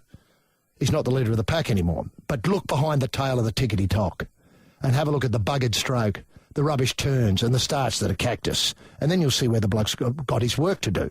On the upside, sales of Ian's organic water in China and soy milk in Japan are now, at last, headed in the right direction. Not by a lot, but they're trending upwards. Cricket and the man they call Warney is back. I'm cricket, sure. South Africa notwithstanding, Steyn, Morkel, etc., Philander. I want to get to that in a minute. But anyway, cricket and the man they call Warney is back. Yes, Shane, bored with the slimming life, has inked a deal that'll see him play, wait for it, 2020 until 2020. Talk about palindromes. I mean, it's not just the date. It's the whole world of sport that's gone palindrome mad. 2020 until 2020. At last, his current squeeze, that is Liz Hurley, and the love of his life, who is cricket mad, let's face it, cricket mad, will be able to see Warne do his thing with a fit wrist. I mean, sure, she's seen him do his thing with a lot of other things and enjoyed it probably. Otherwise, it wouldn't be together. But now they'll be able to see Warney do his thing with a fit wrist. She's gagging to see what he can do coming in from the punt road end with a fit wrist. His first hit out is with the Melbourne Stars against the Sydney Thunder on December the 17th. Aren't those names great? Melbourne Stars. A lot of work went into that. Sydney Thunder. Great names. Very Australian. Golf, and the excitement is unbelievable with the PGA dinner on tonight. Celebrating 100 years of the PGA. The President's Cup teeing off next week. The stars of the game are here, and there's only one name missing. No surprises there. The forgotten man of Australian golf isn't here. Arguably, the forgotten man of Australian golf isn't here. More on that later. Now, we get to the cricket. Well, it will always be referred to as Remembrance Day, won't it? The 11th of the 11th. A day of infamy and doom in Australian cricket. All out for 47. Let's not forget that Nathan Lyle got 14 of those 47, and Siddle, that is Peter Siddle, the new broom in Australian cricket, got 12. Short of the last wicket. I know it doesn't quite work out this way, but Siddle and Nathan Lyle got 26. The rest made 21. I mean, where do you go to from here? And I don't believe this was a punter special. I'm not referring to, punter, our skip, but I mean a punter special, something that there are a few bob on. Didn't look that way to me. Just a lot of stupid, idiotic players playing hopeless shots. That's what I saw. But that's not bad. So if you drop out your bottom two, those who had the ticker, the guts to stay there and face the might of South Africa, Steyn, Morkel, etc. If you get them, the blow-ins who just wheezed out there to get their frequent flyer points up, they made 26. I don't know where we go to from here. It's beyond me. This is The Life, the home of the Plum Smile. And now it's time to lock horns with a man who's no stranger to the blood oath. When it comes to cricket, he's the king of the carpet layers, and we can get him on the gargle with all the stories that don't want to be told simply by asking rampaging Roy Slaven what caught your eye during the past set of 7. Shucky! Yes, thank you very much. Thank you very, very much. Jared Lyle. I think Jared might have been top of the leaderboard last night. I don't think he's any more. I think Jared could do to lose a little bit of weight, in my view. It's not a good advertisement for golf when you've got a tubby bloke with a silly hat, the head of the leaderboard. I don't mind fat blokes coming last. I think that's funny. But right up the top, not right, in my view. Gives the game a bad name. How did you get there, Roy? Well, the fat bloke? Yeah. He played well. Oh, good, fair enough. Now... I thought you were suggesting he might have... No, cheated. No. Why, because he's fat? It doesn't mean he cheats. No, I wasn't suggesting. No, fair you go. I know a lot of flat blokes don't cheat. They're just fat because they're fat. They eat too much. Simple as that. Put too much in. Don't let enough out. What about holding it in? It's a great skill. But it's not a sport in itself. Otherwise, I'd be happy to see Lyle up there number one. For holding it in. 3 weeks. Good on you, Jared. Let it go now, fella. You've done enough. Ah, dear. Could be a family sport. Now, Ian's return. Well, the best thing that could be said, and nobody's made point of this, he didn't drown. He didn't drown. For that I say, well done, Ian. Well done. He hopped in one end, and he got out. He got out. Well done, Ian. Now, should black caviar be allowed to travel overseas? I don't think it should. I think it's too important an animal. Too important a horse. I think if the world wants to come and take on black caviar, fine, but come here. If you think you got a quadruped fast enough. Have you got support from the racing industry yes, for I this have. controversial position? Yes, I have. A lot of support. Gay? Yeah, well, not so much gay. Huey Bowman? No. No. I mean punters. Oh, punters. The ordinary people. Caviar freaks. Yeah, caviar freaks, of which I'm one. I'm proud to say I wear a black caviar pin wherever I go these days. Conversation starter? Conversation starter, exactly. What's that doing on you? What's that, Roy? Is that black caviar. What, do you know him, do you? Yep. What's he like? Great bloke. Not that he's a bloke, because he's No, not. But anyway, gilding the lily. Has Simon Kadich been dudded by Cricket Australia? We might just put that out there for talkback today. Just, yes or no? Yeah, well, not no. If you're going to say no, don't bother phoning, because you won't get to air. Now, talk of a statue of Darren Lockyer to be placed just beside that of Wally Lewis. Is this a good idea, or is it devalue the Wally Lewis statue, which I love? So many people I know only go to Brisbane just to get out and have a look at Wally's statue. Well, if it's going to be crowded, I mean, you might as well let every bloody clown that's played for the Broncos there. Eh? Where's it going to end? You know, the yo-yo kitty? So you're going to get a statue next? Where's it going to end? I don't know, Sam and Slam Backo. Yeah, well, Slam and Sam. Why hasn't Sam got a... Should be. Gave his knees to the game? I know, he should have a statue. Because even just a couple of statues would go, even just his knees. Big knees. Yeah, two big knees. People would love to see that. And imagine the rest. Yeah. Now, Smokin' Joe Frazier leaves us. Very sad. Very sad to see Smokin' Joe go. I used to enjoy it. Smokin' Joe used to sing. Oh, yeah. A sort of soul style. Oh. You know, the classics? Well, they're more a religious sort of gospel sort of style. Call and answer style. Yes. You know, Joe would come out with, praise the Lord. I'm bound for the bound for the promised land. That's it. And then the backup singers would repeat that. Yeah. Say it again, Joe. That sort of thing. You know, it was great. That'd go on for 20 minutes, and then someone would turn the lights out. Now, Ricky Ponting believes South Africa might be underdone in their preparation. Oh, yeah. Oh, yeah. What a bunch of crap. Coming from Ponting. And who would have asked him that anyway? I mean, I don't believe that story at all. Who's interested in what punter thinks? You know, no journalist. They'd be asking Pup, wouldn't they? They would. Pup thinks, if I read the... yeah, what does Pup think about their preparation? Pup thinks we can still win. Oh, well, forget it. Is Pup our greatest batsman? I'll just leave that there. Talk back. Yep. If you think yes, don't phone. Should John Daly be forgiven? Now, I wrote this a little bit earlier in the day. It seems that he has, because it looks as if he's playing the next event. I thought he was going to be frog-marched onto the first plane. Stamp never to return. But oh no. So if you want to see John Daly blow up, you got to wait a week. Now, should Siddle be moved up the order? Oh, I think that's the talking point.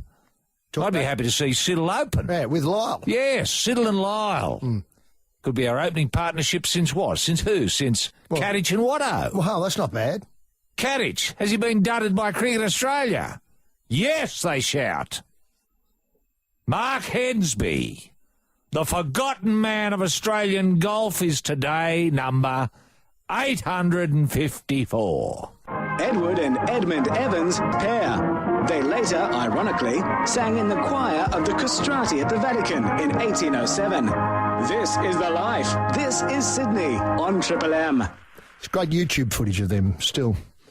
God, they could hit a high note, that duo. Now, look, what I love about golf is sure Tiger gets all the plaudits, and at the moment we think he's on top of the leaderboard. He is. But also, of course, here is the great Adam Scott. And along with Adam has come Anna Ivankovic. Yes, doesn't she add a little something? Exactly, my very point. She's been out watching, Adam go round and spending time in Sydney and loving it. This is the part of the Tiger fallout, you see. Tiger comes and brings all these other great stars with him. Yes. She says, I love the beaches. I love Manly, I love Bondi. It's hard to choose which to go for. I thought we could help her out with a bit of talk back, Where should she go? Manly or Bondi? Great question. I love the culture of going to the beach and having breakfast there and then just relaxing. That's right. That's a hell of a culture, isn't it? It is, isn't it? You know what I mean? I suppose that's up there. She understands us well, doesn't she? Yeah. How's the tennis going, Anna Ivanovic? Haven't heard much of it lately. Wow.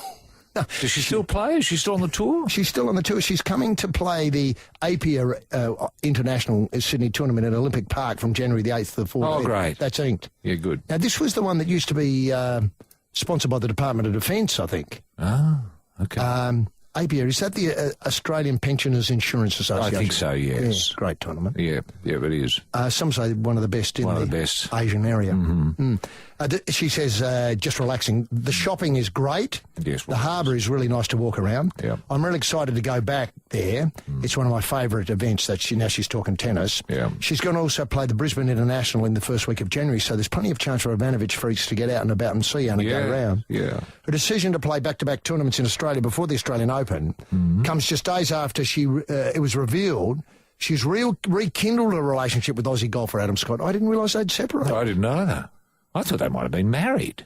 She was spotted yesterday, cheering him on, obviously, at the golf. Yeah. All my friends back home get so jealous. Do they? She said, obviously, they know. Jealous of what? Being with a golfer. But she said, I get text messages from them saying, we're freezing, and I'm here in Australia sunbathing during Christmas time. Yeah. There's an upside, isn't there? There is an upside. Fantastic. Yeah. See, and is Adam going to come out to support her during the Apia Open? Wouldn't that be brilliant? What a great thing that'd be. To cheer her on, so to speak. Yeah. And sit in the crowd. Well, Proudly applaud her shots. Careful with that word crowd. Yeah, sure. Yeah, it might be just him. Is that what you mean? Cocky Colin and his Crazy Cocks opened at the Tivoli Theatre on the 5th of September 1904, but closed down 3 days later when it was discovered that Colin had been administering hallucinogens into his Rhode Island Reds, causing them to behave erratically. He opened a follow-up show in Windsor the following year called Cocky Colin and his Cod Ordinary Cocks, which failed to strike a chord with the community. This is The Life. This is Sydney on Triple M. Now, we have to talk about Captain Cheese, don't we? Yeah, I guess so. Mr. Orange. Yeah. Mercifully, there seems to be many schools of thought now that he's still on track. Early on, there was a lot of doom, gloom, he's not going to make it. Oh, really? Well, look, how about this? Olympic swimming great Kieran Perkins says it'd be naive and silly to write off Ian Thorpe's return simply based on his underwhelming, performances in FINA World Cup. Okay. Series. That's wise counsel. It is very wise counsel. Yeah. The 29-year-old continues to come back in a series-ending meeting in Tokyo tomorrow. I hope that's right, tomorrow. And will line and be up against it in the heats of the 100 metres freestyle and the 100-metre IM, the individual medley. Is this going to be a long course or is it another short course? No, I think it's normal size. Normal size, 50 good. metre. Okay. Yeah. But while some have already forecast doom and gloom, as mentioned, in Thorpe's attempt to qualify for London, two-time Olympic gold medalist Perko, said it was no surprise Thorpe looked a long way off his brilliant best, quote, I would think it'd be pretty silly to write him off at this point because of what can you possibly know from your first meet back after 5 years off. I think you've got to be pretty ill-informed not to recognise that it was always going to be hard for him to do anything other than perform average. I suppose that's a measure. That's wise too, isn't it? It is. Thoughtful, isn't he? He's really thought about this. It's going to take months of training, months of racing. I don't know that he's got that many months to go. No, he hasn't. Can I work this out quickly? 7, 8 months to go. 8 months, yeah. With a bit of wriggle room on the end of this month. I suppose so, yes. But I suppose Gennady Turetsky'd have him in the pool every day, you'd have to think. Yeah, Gennady would have some ideas about that. Unless Gennady's thinking, well, maybe he's had too much time in the pool. Let's just keep him out until London. Not a bad idea.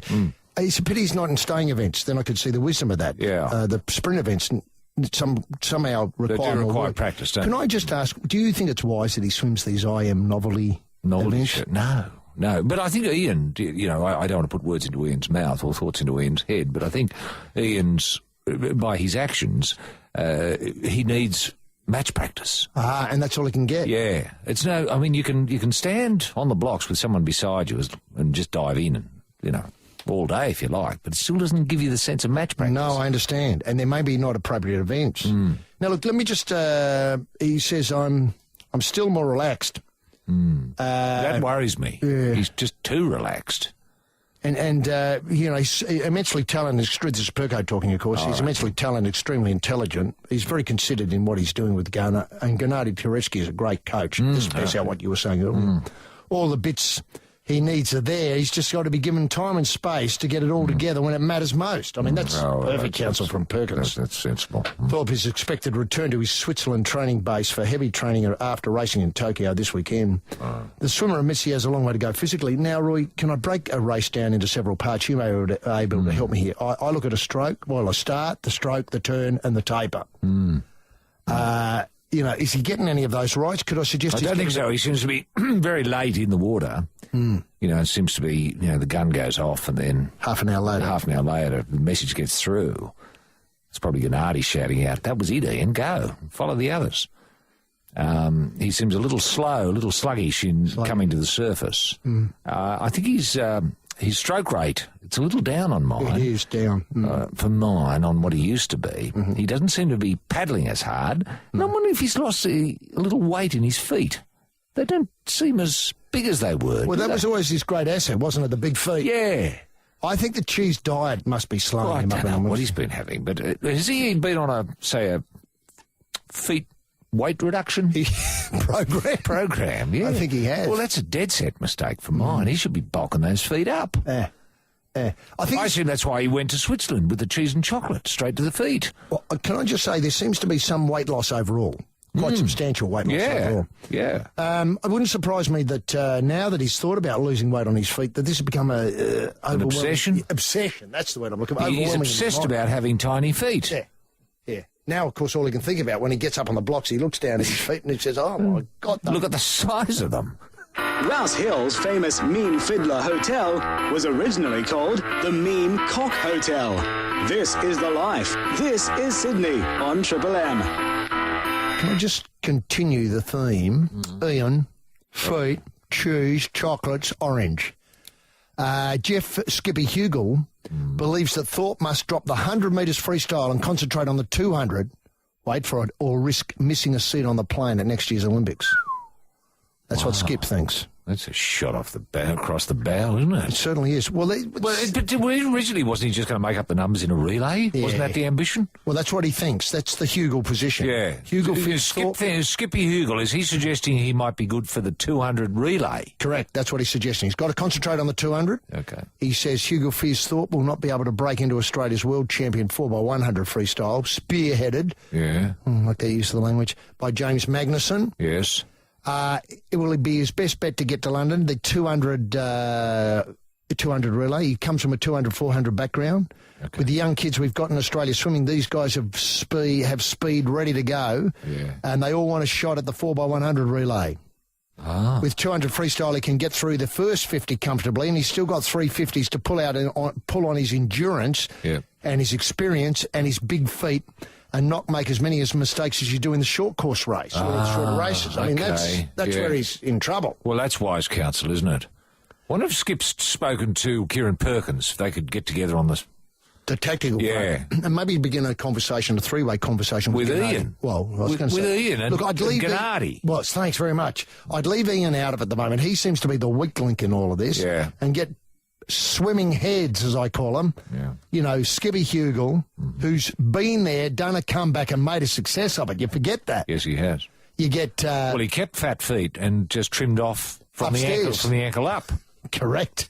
He's got pizza feet. Yeah. Now, look, the other thing is get him talking to Gennady and Gennady talking to Perko. Yes. So you got Skippy, Gennady, Perko, a triangular that's sharing ideas. Yes, not bad. Mapping out a program. Yeah. I wonder if it's worth getting John Conrads to plug in on this one. John Conrads, did he ever make a comeback? People would forget the great... I think he did. What about Murray Rose? Oh, Murray Rose. Say Murray, John Conrads, Skippy, Kieran Perkins. Can I suggest this way? It works this way. I don't want to get run up an enormous bill on our mobile phones here. What I'm hoping to do is maybe short-circuit this, get the three together to start with, and if they want, seasoned sounding boards, they've got John Conrads and Murray Rose to fall back on. All right. Okay. Let's not forget Murray Rose is still swimming. He's still putting on that great Malabar Magic event. Exactly. I mean, he's still in the water. Yeah. How about Neil Rogers? Why not? So why not? And they work in concert to try and map out a program that gets Ian to the starting blocks in London. Yep. Now, according to the Telegraph, Neil Cordy, right now Thorpe has at least 5 sprinters ahead of him vying for a place on the 4x100. Mm-hmm. There's champs like Magnuson, Eamon Sullivan, Matt Ahoud, I think it is, Matt Target, and James Roberts. Okay. Hugel says Thorpe's recent lacklustre results are no surprise. He's about where I thought he'd be. Wow, who's saying this? Skippy. That's all he says. He's about where I thought he'd be. Oh, wow. Australia, nowhere? AOC boss John Coates said the public and the media were being naive if they thought Thorpe could simply pick up where he left off. I mean, hang on a minute. People don't forget how to swim. No. As you pointed out, the bloke didn't drown. He didn't drown. No. You know, and can I just say, he looked very presentable on top of the blocks. Yeah. I He know. didn't embarrass anyone. No, he swaggered He out knew there, what to do. He took knew the where to tracksuit off. stand. Exactly. Took the tracksuit off. Yes, he put the didn't goggles gob on. off at any of the marshals or anything like that. He was absolutely impeccable with his behaviour around the marshalling area. He looked the Ian Thorpe that we know. Sure, people had to put their fat glasses on to see him. Yes. But doesn't matter. Mm-hmm. Yep. Now, Yep. the only bit was when he hit the water that it all seemed to go Well, pear-shaped. pear-shaped as soon as he got wet. The suburb Rooty Hill was originally called Root Hill. Root Hill was the place where members of the Rum Corps courted young women of the colony. This is the life. This is Sydney. This is Triple M. This is the life on an afternoon in paradise. Reach out and fondle that familiar knob with the two picture cards, Roy and HG. HG? Yes, thanks very much, gentleman Jim. Now, just following up from where we left off before the news. Oh, yeah. Concerning, not about Ian so much, but about Olympics and, Yes. you know, obviously London next year. You're going to talk about Coates' comments? Oh, outraged. Absolutely outraged that the leader, the person we look to for insight and inspiration in our going forward towards London 2012, our Olympic challenge, has come out and said we've got to lower our expectations. Yeah. We can't finish fourth. We're going to get beaten by Britain of all. I know. He's suggesting we're going to come eighth. Eighth. Anyway, let's go through the comments. Neil Cordy got this. Neil Cordy winkled this out of Coates. Anyway, visions of an Australian gold rush at next year's London Games have been replaced by the sobering reality our medal haul is on track to be the lowest since 1992. Oh, God. Remember the bad old days? Yeah. That's pre-Atlanta. I know. Pre-Atlanta, that's Barcelona. You'd be very few people alive who'd remember the debacle of Barcelona, thank goodness. Coates revealed this week that we're projected to finish 8th on the medal tally Yes, in London. eighth. After finishing 4th, obviously, in Sydney, Athens, and 5th in Beijing. The current benchmark study shows Australia won 30 medals in 7 different sports so far this year. 30 medals in only 7 different sports. A worrying trend, said Coates. I mean, a worrying trend. Is that what you want, the sort of language? Surely we need to fire up, harden up. Yeah. Yes. You know? Should be talking up our chances. We should be going for second or first. Exactly. Second or first. I'd prefer to hear that from Coates. You know? I think we're in a good position, and I think we might come first this year in London. Wouldn't you love to hear that from Coates? It'd be how brilliant. proud we'd feel. I know. And how our little Olympians who are trying their guts out, Yeah, trying their guts out. you know, would be tempted to put in more. Oh, Coatesy reckons we could come first. I know. I'm going to try harder now. Do you feel as though this is the Olympic, should I say, the Ian small feet lack of success rubbing off on the Must senior be. management? I think so, yes. You know, if Ian had won, say, in Singapore and Beijing, all of a sudden we'd be talking number one again, numero uno. Yeah. Yeah. So who do we do? Do we blame Coates or do we blame Thorpe? I think we've got to blame both of them. Yeah, right. Surely it was time for Coates to put the problems of Thorpe into perspective and say the kid's trying, like all our Olympians, and one is achievable. Anyway, come back to him here. He says it's a worrying trend. We are meddling in less disciplines. Meddling, does he mean fewer disciplines? Meddling, I hate the use of that word. I Anyway, do that's too. a separate problem. Yes. Even more alarming is the prospect of being thrashed by the hosts. We lost the Ashes. And again, our sporting paintings continue with Great Britain projected to win 50 medals to our 30. Yeah, right. Well, 50 Coates mentioned the Ashes. But cricket's not an Olympic sport, is it? No. Nothing to do with him. I tell you what is, though, an Olympic sport, which might get us a medal, is golf. Imagine our team. Who are you selecting? Oh, well, hang on. We'd have to go with Shark. Obviously, we've got to go with Shark. Go with Shark, just for experience. And how about, surprise him, Jared Lyle. Yeah, not bad. Not bad.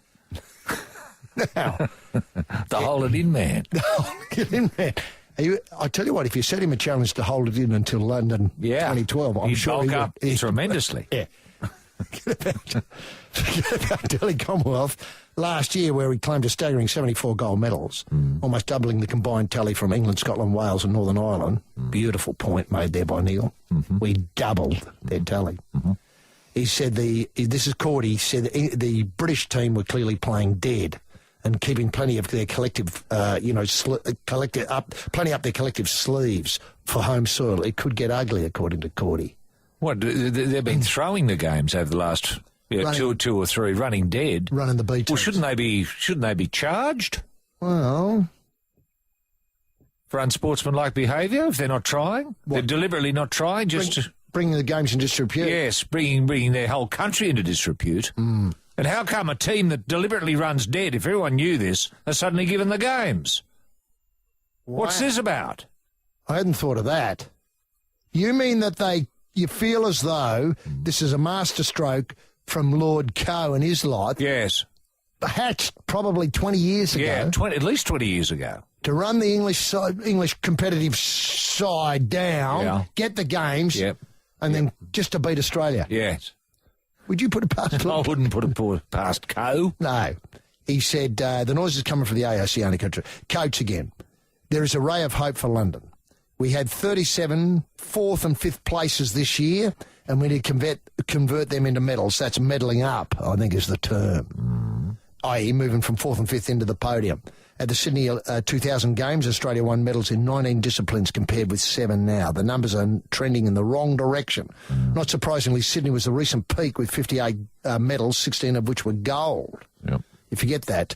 Yep. This would be the worst performance at an Olympic Games. Obviously, already mentioned Barcelona, where Australia finished 10th on the medal tally with 7 gold and a total of 27 medals. Great Britain, on the other hand, has been moving the opposite direction, building from 28 medals, including 11 gold in Sydney, to 47 medals, including 19 at Beijing. I mean, we've got to do something. Yeah, we do, don't we? I mean, would you... Is it a case of Arbib? Is it anything to do with Arbib? Arbib's got to get involved. Well, Arbib should fall on his sword, shouldn't he? Or, why not, something, I don't know, out of the blue, like a real change-up. For instance, if we could get somebody who might win tennis, he'd give him $1 million. Yes. Oh, well, that's not a bad idea. What, offer, let's say, for every gold medal, $1 billion. $1 billion. For every... Well, you know, for every gold medal we get. You see, you've got to get in this perspective. Radio stations give away $1 million now at the drop of a hat. Yeah, they do. I think somebody dug up $1 million at Bondi Beach the other day. That's right. And it wasn't Anna Ramakko. No. Did she know about it? She was Manly at the time, having breakfast. But see what I mean? People don't bat an eyelid. Oh, yeah, whatever. They don't bat an eyelid about $1 million anymore. No. We've got to get Arbib $1 billion. The Arbib billions, that's what I'm saying. Yes. Yeah, just as some sort of carrot. Incentive. Yes, that's right. What worries me also is, hasn't the opposition, I mean, I don't mean to give the federal government a hard time, the opposition has been silent about all of this. Do you think if there was a change of government between now and, obviously... Yeah, right. I don't know. I hate to imagine what is Abbott doing in London, talking to the enemy? What's that about? I know, I've got no idea. He had a meeting with their sports minister. I know that as a fact. Rubbish, he did. They're Olympics people. Right. So what's that about? Well, what I was going to say was, I just hope he's not going to say no, like he always does. What, no to the billion? No to the billions. They are big billions. And then what worries me also is that he'll get into office and take it off them. See, people need certainty at this time. Certainty going forward.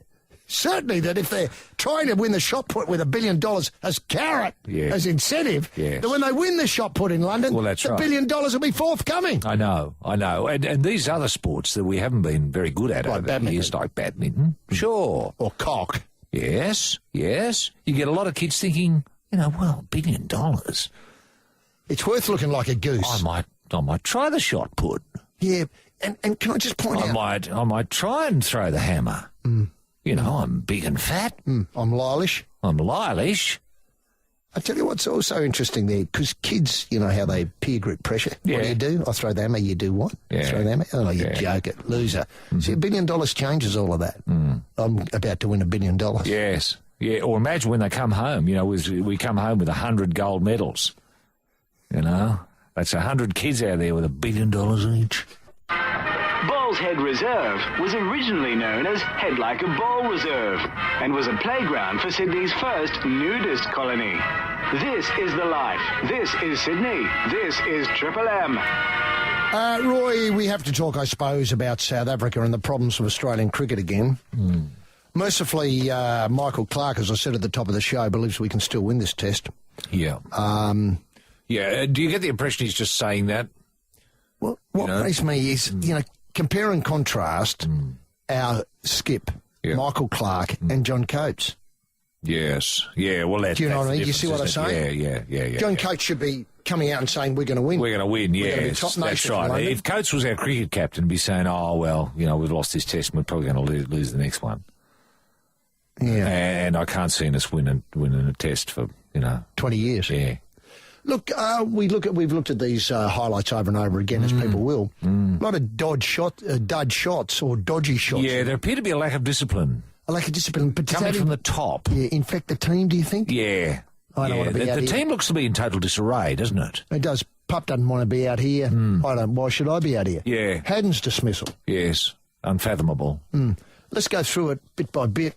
Unfortunately, I have to use some language I'm not terribly happy about using on Triple M. Watson out for 4, LBW to Stein. Phil Hughes dropped by Graham Smith off Phil Philander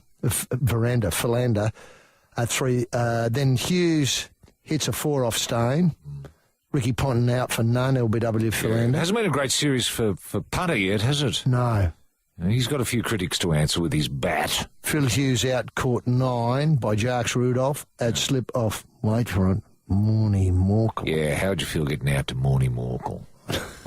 Doesn't bear thinking about, does it? Hussey out of Golden Duck, caught by Ashwell Prince off Morny Morkel. Yeah, Morny Morkel. Michael Clarke out for 2 to Philander. Brad Haddon out for none, caught behind. That was an appalling shot. It was an appalling shot. I mean, it was appalling even for 2020. It was. I hadn't made that connection. It looked to me like a 2020 shot. It's as if he had a brain fuse and thought, it's 2020. Well, can I just say, you mean he lost a day and was playing the next day sort of thing? Yeah, or lost a week or lost something, lost his mind. Now, Ryan Harris out for 3, caught off at slip off Morny Morkel. Yeah, Morkel. Mitchell Johnson caught a point up by Hashim Armia off Philander. Sean Marsh, LBW Philander. Siddle hits 4 off Philander. Yeah. Another 4 from Siddle, ... Siddle looked very comfortable out there, didn't he? He did. He looked at home. Yeah. And that Siddle shot took Australia past their lowest test score ever of 36. Oh, gee, I don't remember. Then we had Nathan Lyon hits a 4 off Stein, and Lyon out, caught AB de Villiers off Stein, completes the innings. Yeah. And where are the highlights? Yeah. Yeah, I'm worried about Brad Haddon, about what's going on with Brad Haddon. Maybe he's got Alzheimer's or something, for a very young man. Very sad thing if he has. You would think... And so he thought, he genuinely thought it was 2020, and it was the last ball, and he had to score a 6. Or he thought, I'm a wicketkeeper. Yeah, I'm a wicketkeeper, I don't bat. The suburb Cecil Hills was named after City Alderman Cecil Hills and was originally called Cecil Hills Cock, Hole and Bladder before reverting to its older title. This is The Life. This is Sydney. This is Triple M. Look, emails. This picks up some comments I began making just an hour and a half ago. Comes from James. Yeah. James Cameron, the film director, probably. Although many around the world will be celebrating the conviction of Dr. Conrad Murray for involuntary manslaughter of Michael Jackson. Yep. Can I just say, words are missing? Prince of Pop, Michael Jackson. I can't help but feel disappointed about and curious that there's still no news about Bubbles 3 and his role in the whole affair. Did Bubbles do enough to save Michael on that fateful day? And who gave the order to send Bubbles away to Florida, presumably to be kept quiet? Though the internet is a little quiet on Bubbles 3 front at the moment, I did find an interesting story on The Wise which indicate that maybe Bubbles wasn't as friendly with Michael as we first thought. Oh. Well, did they have a falling out? It appears they were sleeping on separate levels in Never Never Land. Yeah, that's weird. It is weird. How weird is that? He asked for an inquiry, but I'm not sure that... Bubbles 3 did. Oh, well, that wouldn't surprise me. No. He would have heard, he would have known something was up, even if he was on another level. Yeah. Hello, the doctor's here. Yeah, what's he doing here? Again? What? You know how he is. Now, listen, can I just ask, you know, we have no jurisdiction in American affairs. I mean, you and I don't, obviously, but Australia doesn't either. No, we don't. Would you like Kevin Rudd to take this up? I mean, he seems to be whizzing around the world at a great rate. Mm-hmm. He seems to never sleep, and he can talk, obviously, to a number of heads of government as he goes by. Well, the first thing to do would be get closest ambassador. Probably we'd have an ambassador in Washington. Oh, yeah, we would. Get the ambassador to go and talk to Bubbles 3. And get his side of the story. Get his side of the story. And then alert the relevant Foreign authorities. Affairs back here. And then that gives Rudd a lot of ammunition. Yeah. Would you say ANZUS could be involved? Yeah, ANZUS could be involved. Well, the ANZUS pact could be up for grabs. Mm. I don't know. And haven't we got the president landing in Darwin soon to open up a new military base? Well, that could be completely jettisoned if Bubbles has got anything interesting to say. I just don't want to draw a long blow, but could the naming of that military base be the Bubbles 3 military establishment? Just to shut Bubbles up. Do you think that could be the sort of thing that's going on? Yeah. You know? Yeah, that wouldn't surprise me Minister at all. to minister. Well, you know, I know they're not called ministers, but relevant authority to relevant authority. Sure. That wouldn't surprise me at all. I've got a email here from Richard Morovich. He says that Aussie swimming champ, that is our culinary king, Eamon Sullivan. You'll remember he won the Celebrity MasterChef, might have been last year, HJ. That's correct, yes. Is lending his support to macadamia growers by becoming the face of Australian macadamia nuts. Now, this is for the second year in a row. I didn't know he'd been acting already for 12 months as the face of macadamia nuts. No, sadly, that slipped me by. Can I just say, totally. I don't think it's a tight fit. I mean, it probably looks very good on paper, but I've got no, if I sort of imagine, some macadamia nut morphing into Eamon Sullivan and say, try these. I do. I love them. Yeah. I haven't seen anything like that. No, I haven't seen anything like that. I mean, maybe, do they float? I suppose they do. Yeah. I mean, there's something to work on.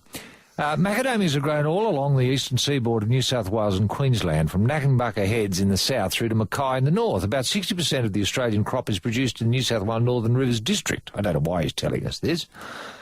There are approximately 850 macadamia growers in Australia, producing around 35,500 tonnes in 2010, with an export value of around $120, $130 million per annum. God almighty, that's quite an industry, isn't it? It certainly is, and I must say that I'm completely ignorant of it. I'm totally ignorant of all of these facts. The only thing I do know about macadamia nuts is that macadamia nuts were named by a chap called McAdam, who was the same fellow who invented macadamisation. For roads. Sort of an asphalt. Yes.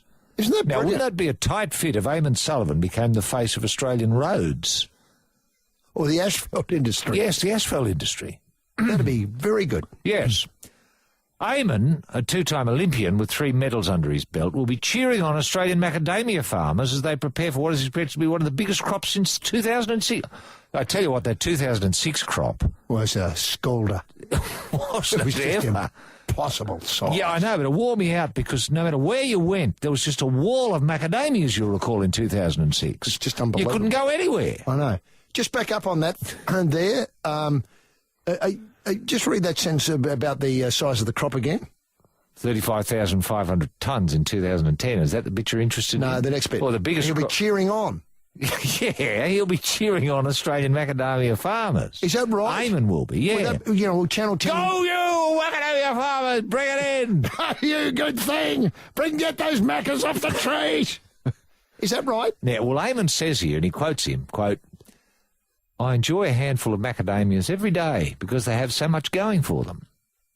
They're rich in fibre. Rich in fibre. Contain plenty of protein, complex high carbohydrates, healthy fatty acids, antioxidants like manganese. The crisp texture, delicate buttery flavour and versatility make Australian macadamias a fantastic cooking ingredient. Who said that? This is Eamon talking. God, he talks like a press release. Jolyon Burnett, CEO of the Australian Macadamia Society. Australian Macadamia Society, I tell you what, they've bloody kept quiet over the years, haven't they?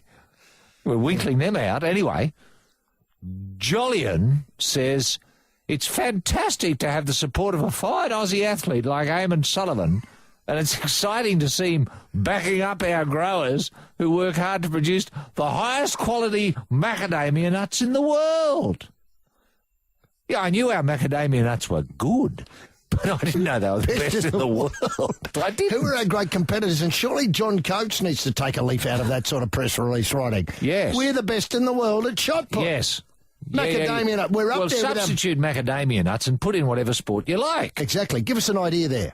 Like badminton, I enjoy a handful of badminton every day. Because it has so much going for it. It's rich in fibre, contains plenty of protein, complex well, it's starting to wander a bit here. It just needs to be edited. Have to do a bit of editing. It's got Brad Haddon's about it. Well, yeah. And the 35,500 tonnes in 210 that's not going to work either. Yeah, but scrap that. But scrap that and just put in whatever you like. Facts about badminton. There are approximately 29 badminton players in Australia. Good. Playing around 48 games a year with an export value of around $8.70. See, there you go. That's the sort of thing you could have being pumped out. And who is the face of Australian bat? Well, why not Eamon Sullivan? Exactly. That's exactly right. Well, that's I'm excellent. Sure they'd be Great proud news. Of punch, yes. Do you think they've chosen wisely with Eamon Sullivan? Ooh. Well, I would have said 12 months ago. Yeah. We didn't know about it. A fantastic, tight fit, brilliant. But seeing this is his second year, and we're hearing about it for the first time, and I tell you what, when it comes to macadamias, we keep our ear pretty close to the ground. I mean, if there's one macadamia that moves in this country, we hear about it. Elliot Jones writes, love the show, boys. Just wondering what the term Hensby means. Oh. Roy often enthusiastically exclaims it, often preceding the three-digit number. Yeah. And I've never known what it means. It's a golf illusion. And, look, I think it's fair to say, because it's golf's on our mind today, what with Tiger here. And the centenary of the Australian PGA. That's right. Yeah. Hensby once described himself as becoming, or likely to become... He worried about becoming the forgotten man of Australian golf. And we keep the flickering flame of the Hensby desire to be good at golf for Australia alive by bringing people up to speed with his ranking. Yeah. And I've forgotten, but it's in the 800s. I've forgotten his actual... 854. 854. Today, yeah. And there is some pressure on him to go to 4 digits by Christmas. Yeah. Well, that'd be great for us. So it's 150 to go. Yeah. But he dropped about 50 this week. I mean, he's trying his hardest. And now in Hybrid Half Hour. You ready for me? From Eastern Creek to Albert Park. From Brisbane to Bathurst. It's time for another Triple M Hot Lap handout. And action. What's on poll, HG? Yes, well, a copy of Shorts, the bio of HG's early years, which is causing a lot of chat. I've spoken to 2 people about it in my travels recently, and they appear to be enjoying it. So that's Shorts, a copy of the bio available in bookshops. Pearl Jam 20, feature-length documentary from Academy Award filmmaker Cameron Crowe. Is that right? Academy Award? Probably. Or maybe Academy Award nominated. Somebody will know. So that's the Pearl Jam celebrating their 20th year. And, of course, a great bag of Canterbury sports goodies, including jumpers, T-shirts, caps, and a bag to carry it all in. So you've got something to watch, something to read, and something to carry around town. It's a great prize. For lucky listeners who can answer the following question. Roy. Question is, who is the hold-it-in man of Australian golf? Who are we talking to, Roy? Yes, we're joined by Julian, who's joining us from Gosford. How are you there, Julian? Pretty well, thanks, guys. How are you? Yeah, not too bad. Now, how's your gardening been going this week, Julian? Listeners, the humidity been creating a fair bit of black spot in your roses? Luckily, there aren't too many roses in Gosford, but they certainly would. Yeah, it hasn't been too good in this weather. What have you been doing, though? Give us an idea of some of the jobs this week. A bit of lawn mowing, but trying to do as much as I can in the shade, if that's possible. Fair enough. Only so much you can do, though. Yeah, that's true. Now, what about edging? Do you do edging as well? Yeah, that's all part of it. And do you use a whippersnipper? Definitely, yeah, we do. Yeah, right. Now, do you use a thick cord or do you use a thin cord with your snipper? Look, I'd probably say it would be a medium cord. Medium cord. Yeah. And does the cord, can you bounce the snipper so the cord comes out, or have you actually got to stop the machine, take it out, and pull a bit more? There's a bit of both. The one that I use, though, it just keeps going whenever it needs to, so... Oh, is that right? It's self-adjusting. Yeah, it's in between. It's called a self-feeding. Right. And have you got a bouncer to make this happen? This one you don't know. You just catch it on an edge of something and it lets out a bit more cord, and then you're away. Now, do you go back to the same gardens regularly? Most of the time, yeah. They're all pretty much the same ones. And are there some you think, oh, no, I've got to go to 20 William Street this week? Yeah, there's always a couple. Right. Yeah. Too much lawn, or too much overhang, a lot of leaves to be dealt with and stuff like that. Yeah, that's right. Is the dropping of the jacaranda flowers driving you batty, Julian? It's not a question I get very often, but I'm pretty lucky that most of the gardens I work in, they don't have any. There's one over the road, but luckily they blow the other way. Yeah, right. I've been able to avoid It's been a fabulous display, though, this year, hasn't it? Yeah, you're right. Yeah, they have been pretty good. In fact, I might be wrong, but the last couple of years they haven't been so good. Any idea what causes a good jacaranda display? Oh. Must be to do with, obviously, maybe the weather and not so much wind blowing the blossoms off the trees. The wind's a big thing, yeah, that's right. Spectacular. Yeah. And there's been plenty of rain, I suppose, plenty of moisture. And do you go home and you find when you get home tonight there'll be a list of jobs for you to do in the garden on the weekend? I'm normally the one that makes the list, though, so I can ignore it if I need to. Excellent. And how's the garden at home? I mean, do you use glyphosate? Only when I have to. I try not to. I've got a couple of young kids, so... Yeah, fair enough. Fair. Do you I'll try and stay away. Do you make your own liquid manure? No chance. Have you got a worm farm? No, I've got a little veggie garden for the boys, which they enjoy. Yeah, right. And do they look as though they've inherited the green thumb from you? Possibly, yeah. The youngest one, he likes to collect snails and smash them up pretty quickly, so... Oh, fair enough. Yeah, there's a good chance. That's the big building block of a successful gardener, I would imagine. But then they'll stay in school a bit longer and get a job in an air-conditioned office, though. What a great ambition. Beautifully thought through. Now, this week I can recommend that anyway. Now, the veggies you've been growing, that you've got growing at home with the kids, what, a bit of spinach? Tomatoes and lettuce. Right. You can't go wrong there. And when it comes to tomatoes, what sort of tomatoes do you grow? Do you grow sort of collected seed tomatoes? Special varieties? The Grosslisi. Yeah, right. That's the one. Yeah. Do you use Derris dust? No.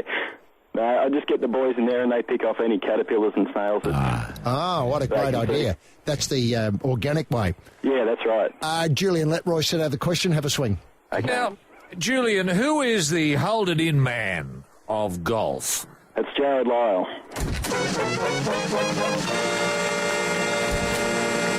You never thought about greenkeeping in your earlier days, Julian? No, I used to play a lot of golf when I was younger, and that's what steered me away from it, I think. Fair enough. Well, look, you're a proud owner now of a copy of Shorts, the early years of H.G. Nelson, and, of course, Pearl Jam 20, the DVD, and a bag of Canterbury goodies, including T-shirts and footy jumpers, water bottles and peaked hats, and a bag to carry it all in. Thanks very much for being part of the Life on Triple M. Lifers with communication skills. You want to get involved? I think that's a yes. Then email us at thelife@triplem.com.au. This is The Life, with familiar heads up front, holding a perfect flush. And home is just around the corner. Gotta get that girl on the love train. It is the King and the Ace, Roy and HG. HG? Yes, thanks very much, Gentleman Jim. Now, I don't know what's going on at Manly. We heard there that in the news, I think it's Des Hasler has been fired. For poaching? Yeah, I hate that word. Poaching. Trying to persuade players from the Manly Seagulls to go to, the Canterbury Bankstown Club. Bulldogs. Well, is that likely? I wouldn't have thought so. Who would leave the premiership winning team to go to follow Des into the wilderness of the Bulldogs? I mean, I'm not sure that I can do me maths quickly enough here, but could the Bulldogs threaten the flag in the next 5 years? Because they've lost Jamal Idris. Yeah, I know. He's gone to the Tigers. But they've got Jim Dimmock, Oh, he's the coach, yeah. He's a secret weapon. The coach. Yes. Yeah. Very canny player, Jim. Remember how he got into trouble with his feet? Yeah, he had doctor's feet. Yeah. Very sensitive feet. The most sensitive feet ever to play rugby league. Yeah. Now, maybe a prism into this comes from Crusher Cleal. Oh, yes. Now, he's had enough of the factional infighting. Has he? Yeah. This is Phil Coggoy got this. Are there factions within the Manly? It appears that way. Yeah, Let me try. He's not talking about the Labor Party factions, is he? Left and right. Speaking of the first time since he quit the Seagulls a week to take up his position as recruitment manager for the Canterbury Bankstown Bulldogs. Oh, hello. It's got poaching written all over it, hasn't it? Leal said yesterday his departure had nothing to do with Des Hasler's move to the Bulldogs in 2013. Well, I guess it wouldn't have. Just coincidence, I suppose. Well, 2013 it might be a bit closer. Mm-hmm. Hey, what's happening to the doctor's feet when Des comes? Yeah, well, how must Jim be feeling at the moment? Nervous. Now, while Des and I are good mates, I'm my own man, according to Crusher. I've no issues with Manly board, but I had a gutful about the small splinter faction at the club were going behind my back and undermining my own job. Oh. What, saying like, gee, Crusher's picked some duds lately, hasn't he? That sort of thing? Yeah, like that Lion bloke. Yeah. We never liked him. No. And Steve Maddie, what a choice he was. And the Wolfman, yeah. Oh, David Williams, I don't think we've seen anything of David Williams, the forgotten man of rugby league. Anyway, some so-called experts want to get their fingers in the pie at the height of my negotiations with Manly as to whether I stayed or left, while other critics have been quick to bag Hasler, over the last few days, and they can say what they like. You won't find a more dedicated Manly bloke than Des Hasler in my book. Well, why isn't he staying there? Oh, exactly. All right. So I ask again, these factions. I mean, bit hard to know. Bit hard to know. But who are these people with their fingers in the pie? And what pie is he talking about? The recruitment pie? Well, what's a recruitment pie look like? Can you and buy that? Who'd want to stick a thumb in it anyway? I know. And can you buy that from the local baker at What, up Brookie? at Manly? Yeah. Recruitment pie. I'll have a recruitment pie. Yeah, with a couple of thumbs in it, please. Yeah. Do you want sauce with that, sir? Hasler, immediate future of Brookvale Oval, came to a head Wednesday night when, after a marathon 7-hour board meeting... Oh, that would have been fun. 7 hours? What did they talk about for 7 hours? First item, Des Hasler. Has anyone got anything to say about Des Hasler? I think he's poaching. The historic Dry Dock Hotel in historic Balmain was, until the Boer War, called the Dry Cock Hotel. The change of name came about after the construction of the historic Dry Dock in 1898. Until the 1960s, when the Dry Dock was closed, the historic wharf was also known as the Dry Cock. This is the life. This is Sydney. This is Triple M. Now, Crusher says this whole sorry affair could have been avoided had they gone ahead and re-signed Des in the middle of last year. I didn't realise that was... Does that mean that Crusher would have stayed? I think so. Oh, okay. Yeah. Crusher's his own man. Yeah, his own man, yeah. He goes where he wants to. Of course. And with the fingers in the pies over there, he's decided to move on to a place where they don't put fingers in pies. Yeah, right. Now, whatever happened since the grand final was very ugly and resulted in damaging long-standing friendships of the club, Clear denied his move to the Bulldogs came as a direct result of the Haslers coaching switch. That story's simply not true. No, it doesn't sound true. I resigned at Manly recruitment manager, after a couple of incidents that happened behind my back and were relayed to me, which didn't make me very happy. I find out there were people at the club who were fingering the pie and undermining my authority in the recruitment and retention of players, and that made me cranky. Yeah, right. Well, yeah. Rumours linking Cleal to the Bulldogs surfaced more than a month ago. Although he initially denied the link, Cleal said yesterday, I was the one who made the first contact with the Bulldogs CEO, Todd Greenberg. Yeah. He rang up Todd and said, I've got a lot of pies and fingers in pies over here. Is there any room for a pie without fingers over your way? But Crush is not thinking of poaching, is he? No. Greenberg said, he approached about the vacant recruitment manager's job. It was only after I spoke to him. I didn't know that. The Bulldogs? Yeah, was that vacant? It's hard to imagine their recruitment manager was vacant. You think that'd be a real plum position to get, especially with the Bulldogs going places. Yeah. Don't know who might have been doing it. I mean, you'd have to be pretty blue and white to do it, though, wouldn't you? You'd imagine. Couldn't Turvey Steve Mortimer's done that as well? I think he's on some official position over that way. Yeah. Cleal joined Manly in 2004 as recruitment boss. He'd worked at Parramatta for a few years. We'll work out his notice. He plans to take a holiday before starting at Belmore. Well, you'd need to, wouldn't you? Does he say where he's going for his holiday? No, he doesn't. He says he might stay at home. Well, he might go Warrior away and do a big shooting with Les. He might do that as well. But how can this... I mean, I think the Telegraph have been running big on this all week.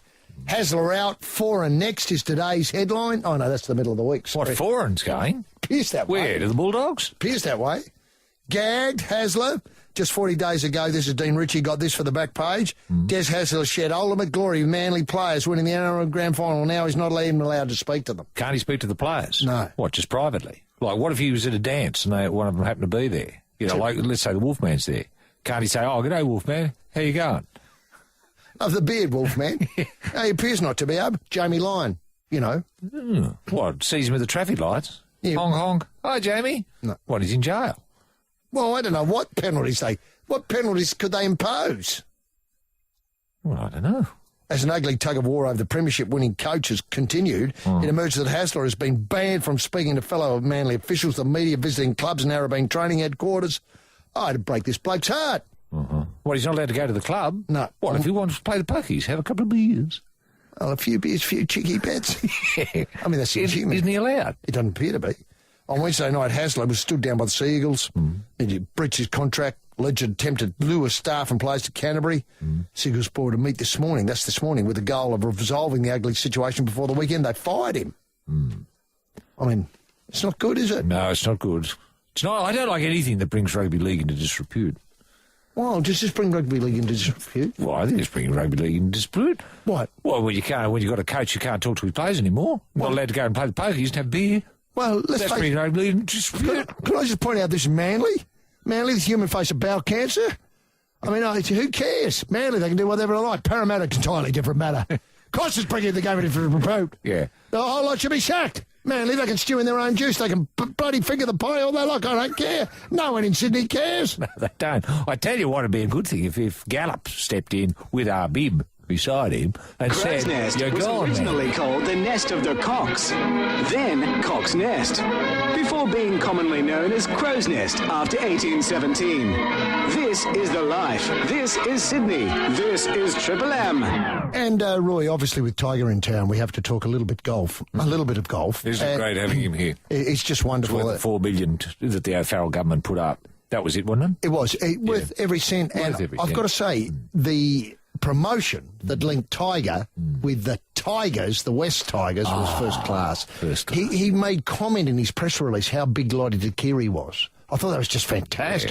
That he remembered. You know, obviously Lottie had turned up. Well, that is a great rugby league / golf story, isn't it? It's win, ticks all the boxes. It does, especially my understanding is Lottie went and presented Tiger with a Tiger's Guernsey. Yeah, with Tiger written on the back. And a one. Yeah. Now, doesn't that, you know, to compare and contrast with Manly? With Manly, exactly. The problem. Well, that's I was a little bit rudely cut off before my production. I understand that. It wasn't anyone's fault.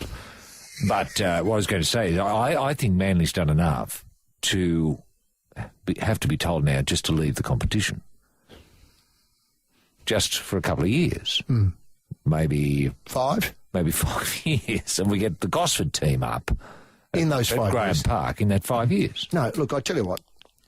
I think we have to show real leadership here in rugby league. Yes. And we have to say, Manly, thanks very much for all you've done now. Sort out your own problems. If it takes 10 years, then so be it. Go now and begin the work, have another board meeting. And we get another team in from Gosford, say, just to start off with, until another team. Yeah, and maybe Des could go and coach that team at Gosford and just before he has to go to Canterbury Bankstown Bulldogs the year after next. And if he wanted to take some players to that team, that new franchise. Yeah, because they're not allowed to play anymore. Because if the club's gone, what are they going to do? I think it's an excellent idea. I don't think you'd get any criticism from anybody. Oh, sure, a bit of bleeding off the peninsula. But apart from that, again, the whole of the rugby league community in Sydney would agree. It'd be a celebration, wouldn't it? Yeah. And maybe we could maybe get Tiger Woods to make the announcement. What, after he wins the PGA? Yeah. He says, by the way, Manly's gone, but there's a new team called the Gosford... Tigers. The Gosford Tigers. Sure, West will be worried, but bugger it, we're big enough we to can have lots of Tigers. Yeah, 2 lots of Tigers. Now, the other thing you thought of was that wouldn't it be great if Tiger had a little bit more time here and he could maybe go, and you pointed out there's a golf shop near over your way. Yeah. Well, there is a Tigers golf shop. You mean the West Tigers? Yeah, Tiger, you know, I think it's in the Balmain area. And I thought, wouldn't it be wonderful if Tiger went and sat in the window? Well, isn't that a confusing message? Just for a couple of hours. Oh, I don't mean what, Tiger in the Tiger golf shop. Perfect fit, tight fit. People that understand that perfectly. That's right. What I'm worried more about is I connect the Tigers with rugby league or, you know, obviously in other parts of Australia with, say, AFL. Yeah, right. I don't connect them with golf. No. But you're saying that as part of the spin-off operation of the Balmain Tigers in the old days, they established a golf shop. I don't think it's got anything to do with... I think it's more the idea that the Balmain area is Tiger Town. Ah, fair enough, okay. Oh, I see. So it's like the Tiger Town golf shop, you know, appearing in the window this week for an hour, Tiger Woods. Yeah, what a great idea. Well, that's fit. You couldn't get a better fit. I know. Would he do a couple of swings? Or? Well, he might. People go in, you know, wanting to buy something, a couple of teas or something like that. And then, whoa, look who's there, Tiger. Hello, Tiger Woods. What do you think of these teas I'm buying? Look, I was oddly enough in the Kuala Lumpur airport during the week. Oh, yeah. And they had a putting room there. Oh, good. It wasn't a very big area. It'd be about half the size of the studio for those who looked at the size of the studios on, say, online recently. Yeah. And no one was in it, of course. No. Golf, you know. Yeah. Everybody was in Australia watching Tiger Woods go round. Sure. But could you imagine him having enough room there cleared away? You might have to move a few buggies and carts and all that sort of stuff. And setting up a little practice tee area so as passers-by could see, gee, he grips it beautifully, doesn't he? You should see the way he putts. Yeah, that silky. sort of thing. Yeah, silky smooth. No, that would be good. But, you know, thinking outside the box a little bit, why not get him to visit the Tigers Leagues Club? Wow. You know, just to maybe have his tea there or something. And you maybe you get a lovely meal there. You get the Bain Marie, you can get, you know, your baked potatoes and a bit of roast beef. Gravy. And gravy. Now, would he talk? Yeah, well, if he wanted to, well, he'd probably say, I'd have a bit of that, thanks, mate. For a start. No, what I meant. Hello, everyone. My name's Tiger Woods. Yeah. I just come along because I love the Tigers and people think it's a tight fit. I've met Lottie Takiri, and is that Lovely his name? bloke. Yeah, that's his name, and he's a really big bloke. And he gave me this Guernsey, which actually doesn't fit me. But anyway, I just thought I'd drop in here to have me dinner. Yeah. And so, you know, if anyone's got any questions? Yeah.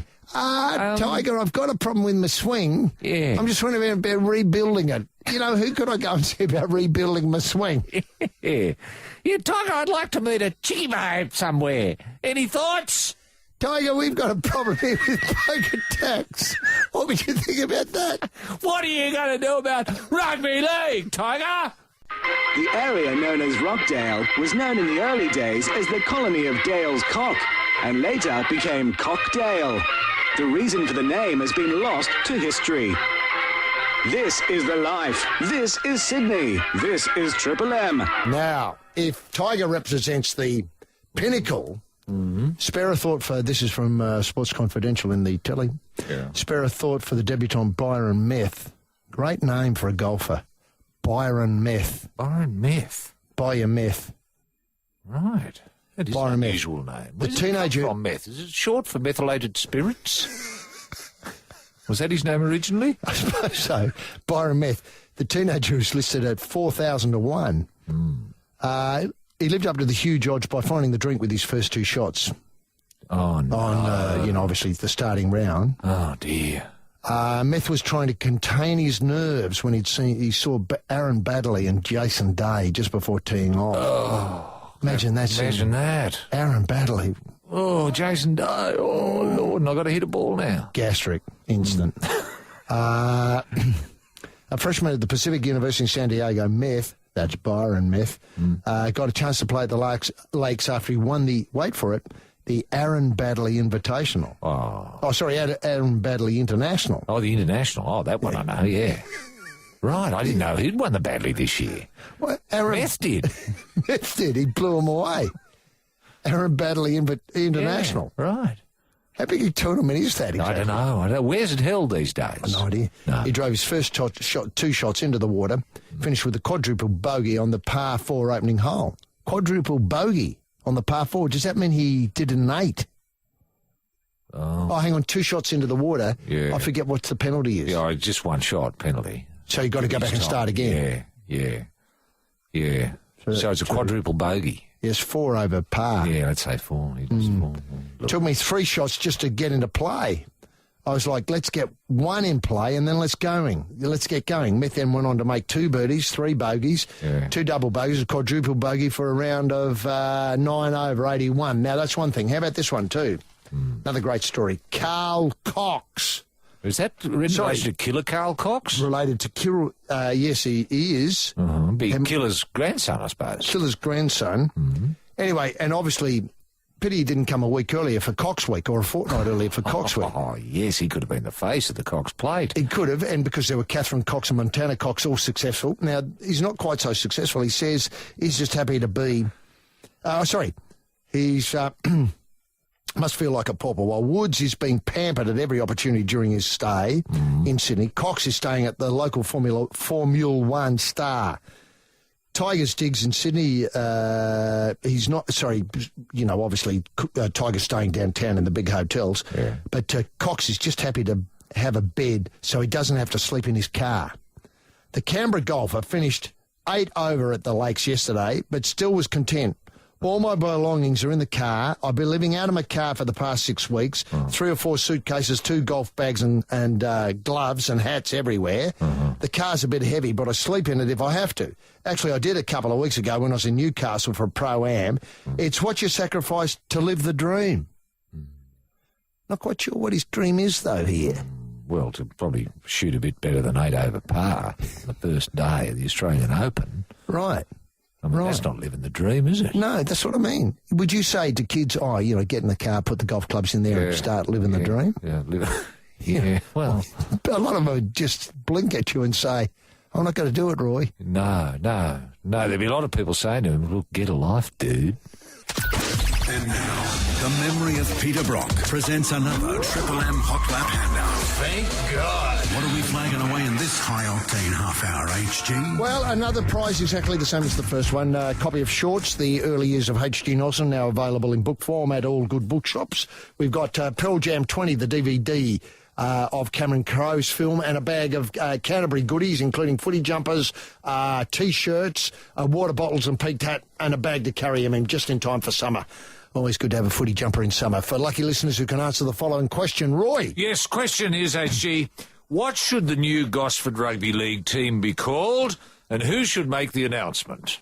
Sean from Rose Hill. How are you there, Sean? Good, thank you, gentlemen. How are you? Yeah, very well indeed. Now, you're a Knights supporter, are you, Sean? I am indeed. Right, and do you see a big year for the Knights? I'm hoping so.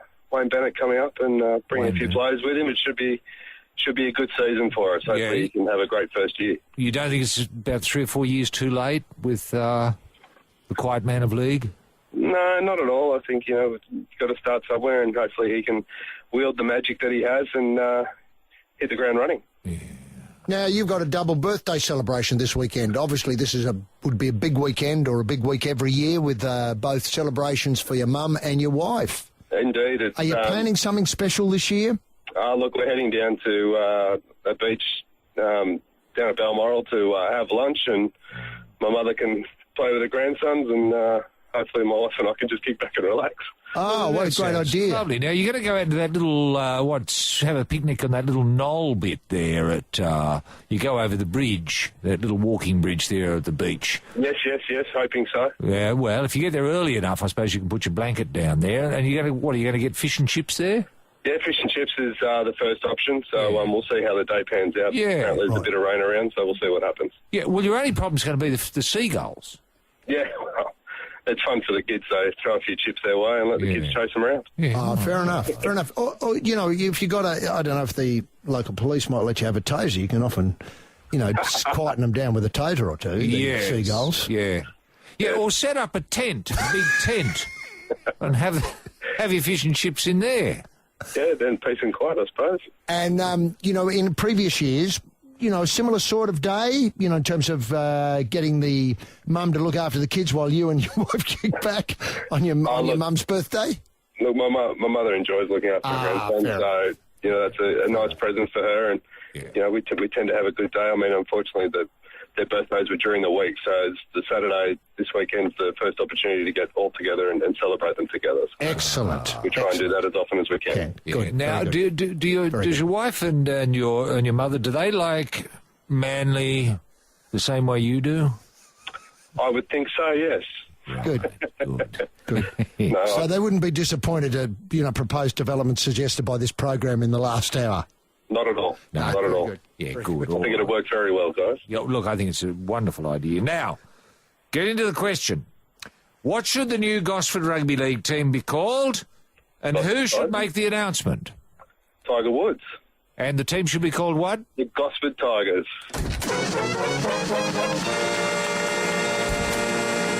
Can you see this elegant solution to the problems of Manly working? Oh, look, to be honest, I'm not too fussed about Manly, so I don't want to think about it too much. Fair enough. Well, that's enough. I mean, just say yes, I think is what I'm looking for. Yes. Okay, well, obviously you're a winner. You've got the question right. You've got the Pearl Jam DVD. You've got the shorts book. You've got the jumpers, etc., all in the bag from Canterbury. Thanks very much, Sean, for being part of the life. Have a great day tomorrow.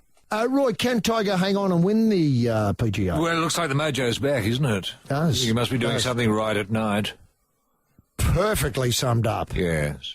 Yeah. And let's not forget, he's picking up where he left off because a couple of years ago. Sorry, last year. Wasn't it? Was it only 12 months ago? Was it 12 months ago? I think it's only No, it's 2 years ago, Is isn't it 2 years? I think it's 2 years ago. Pretty sure it's 2 years ago. Really? Didn't he come last year and dud it out? Remember, he came to play in the Sandbelts down in Victoria, Melbourne. that's right. And he dud it out. He dud it out. Remember, I think the government there had a couple of years contract for Tiger Action. They got one great year of Tiger Action. They did. And then she was sprung in the Crown Casino. Next year, dudded. Now he's changed venue, and he seems to be, that's doing him a lot of good. And I bet you, as you point out, nighttime activities have changed too. Well, that's where his mojo comes from. Business as usual. Business as usual. Probably the same with most golfers, especially caddies. Ah, yeah, caddies. Caddies, I mean, caddies there.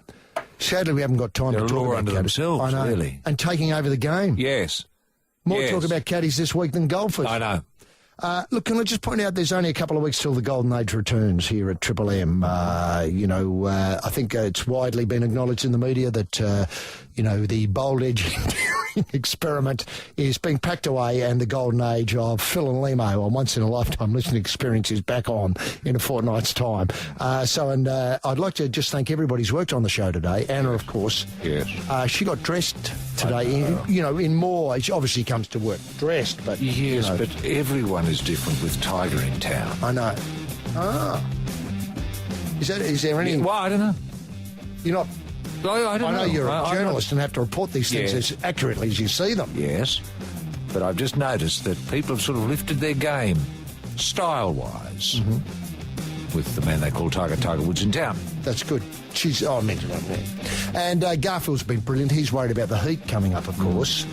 I always worry about Garfield, in the heat. I expect somehow, Joe to come to work and find the bloke out the front. Yes. Unable to make it into the air-conditioned, circumstances we have to work here in the studio. And Skip, of course, his Japan trip seems to have turned him around. I know. Yeah, I thought he'd come back a bit despondent, but he's gone. No. He's fallen in love with raw fish. I saw him with eating fish fingers, uncooked. And he's thinking about making his own samurai swords at home. I know. He was talking about technique, how they heat it up and bang it, and heat it up and bang it. Yeah. And he was amazed how wide it is, a samurai sword. You don't have to make them thin at all. No. Well, he thought that'd be, too hard and hard for him. Yeah. But I think he's going to go into samurai sword production. Yeah. On the boat. Well. That's the Skip. Anyway, Roy, another great day. We'll see you next Friday. And, that's it for the life for this week. Stay tuned to Triple M. Bye now. There it is, lifers. Home again in paradise. Gotta get back, girl, on the love train. Switch off the motor. Don't leave any valuables in the car. And keep the dial glued to Triple M.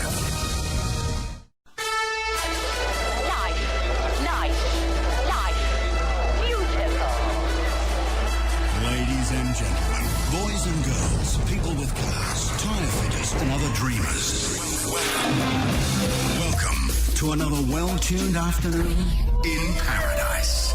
Stay with us for the next 3 hours as Triple M runs you home to that little nook where your key fits a friendly hole. Reach out and touch a familiar knob on the shortcut to that wedge of wonder you call home. This is the life.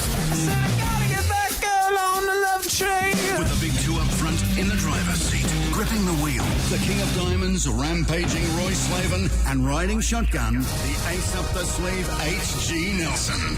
H.G. Yes, thanks very much indeed, gentlemen. Jim Daniels in the Triple M Soundproof booth.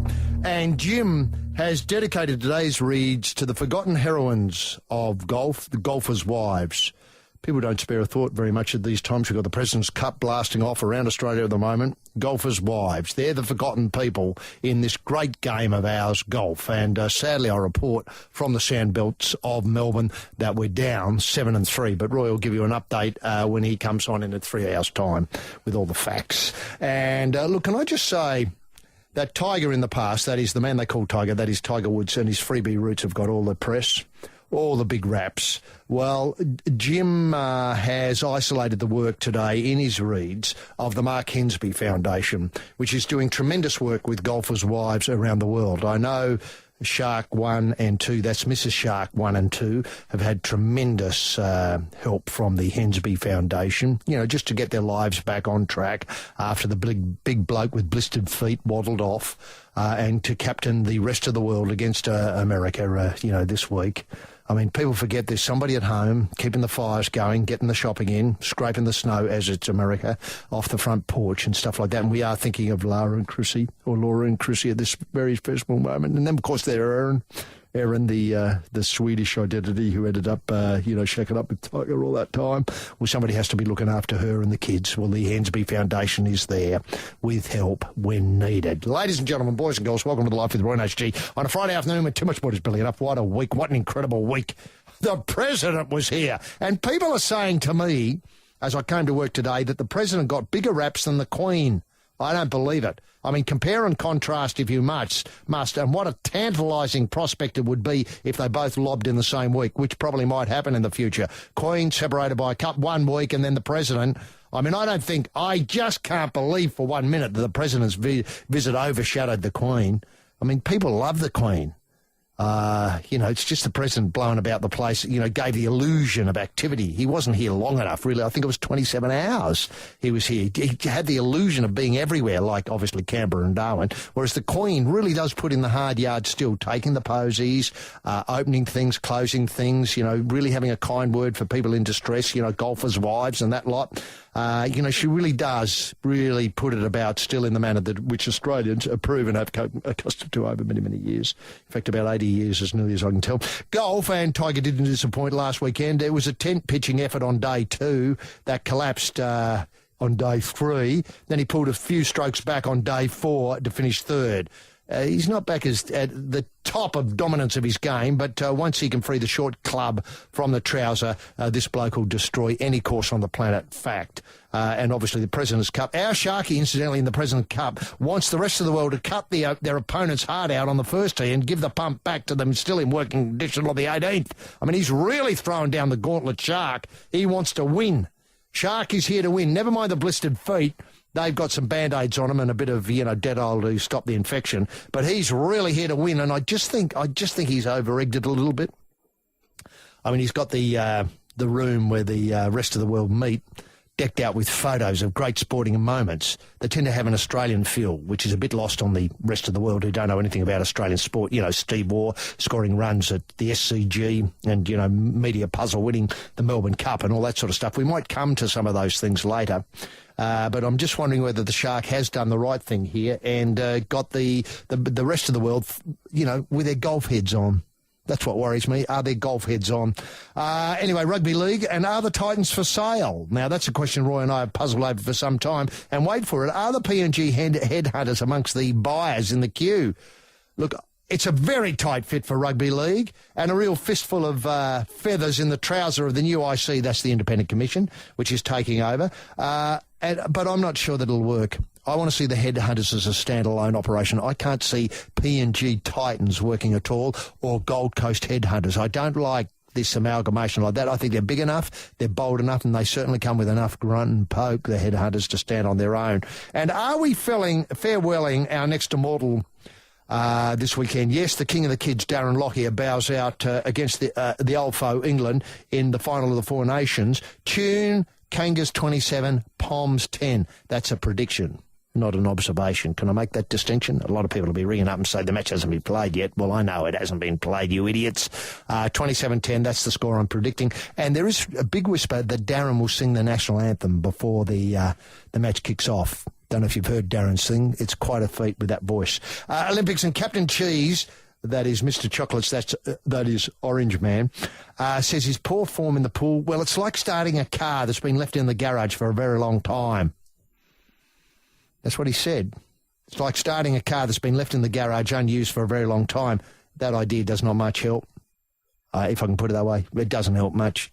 I think if he was swimming, it'd be a lot better. If he was swimming quicker, it'd be a lot better. The telling thing was when he pulled up after a run, he looked at the time on the the swatch board. He said he didn't know whether it was fast or slow. It gives you an idea of how far off the pace he is. But as at least Roy pointed out, the upside of the comeback is the kid hasn't drowned yet. Cricket, and is this Joburg stink punter's final fling in the baggy green? From my perspective, RP, that Ricky Ponting, has so much cricket left him, but at test level the game's left him completely. I mean, dumping punter is a big call by Pup, but we'll begin the process of rebuilding a team that plays like pillows at the moment.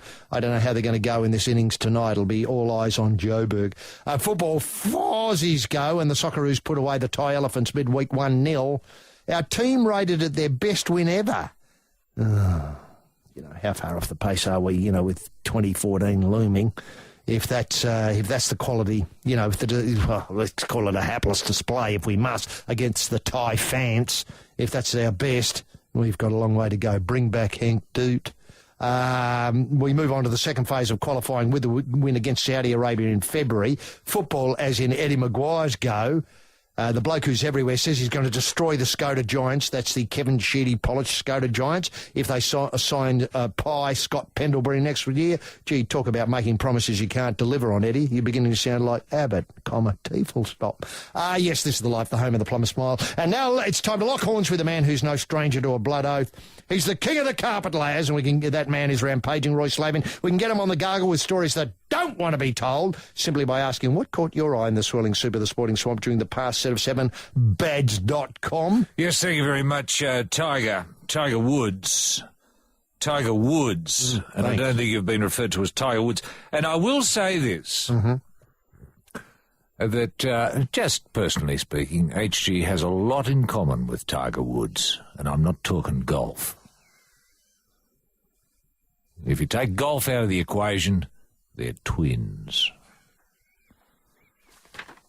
Now, should Steve Williams just shut up?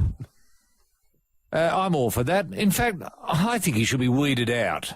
I'm just sick of caddies. Caddies big-noting themselves. Let's face it, caddies do nothing. Just carry the bag and shut up. Simple as that.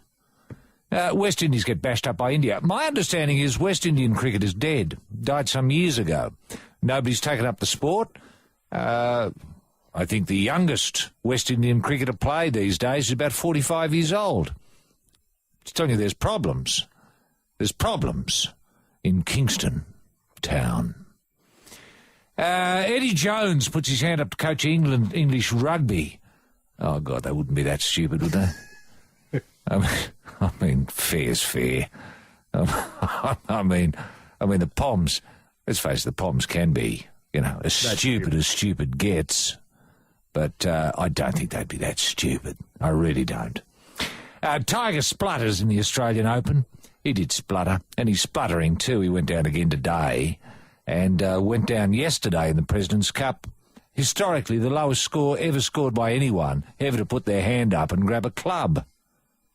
That's where the bloke is. I agree with Steve Williams. Isn't it refreshing getting caddies coming out? Truth. Yeah, bit of truth. Yeah. From the inside. Yeah. From bag carriers. Yeah. Who for too long have kept quiet. And this new show on 9, Caddies Talking. I'm looking forward to that. Just an hour each week.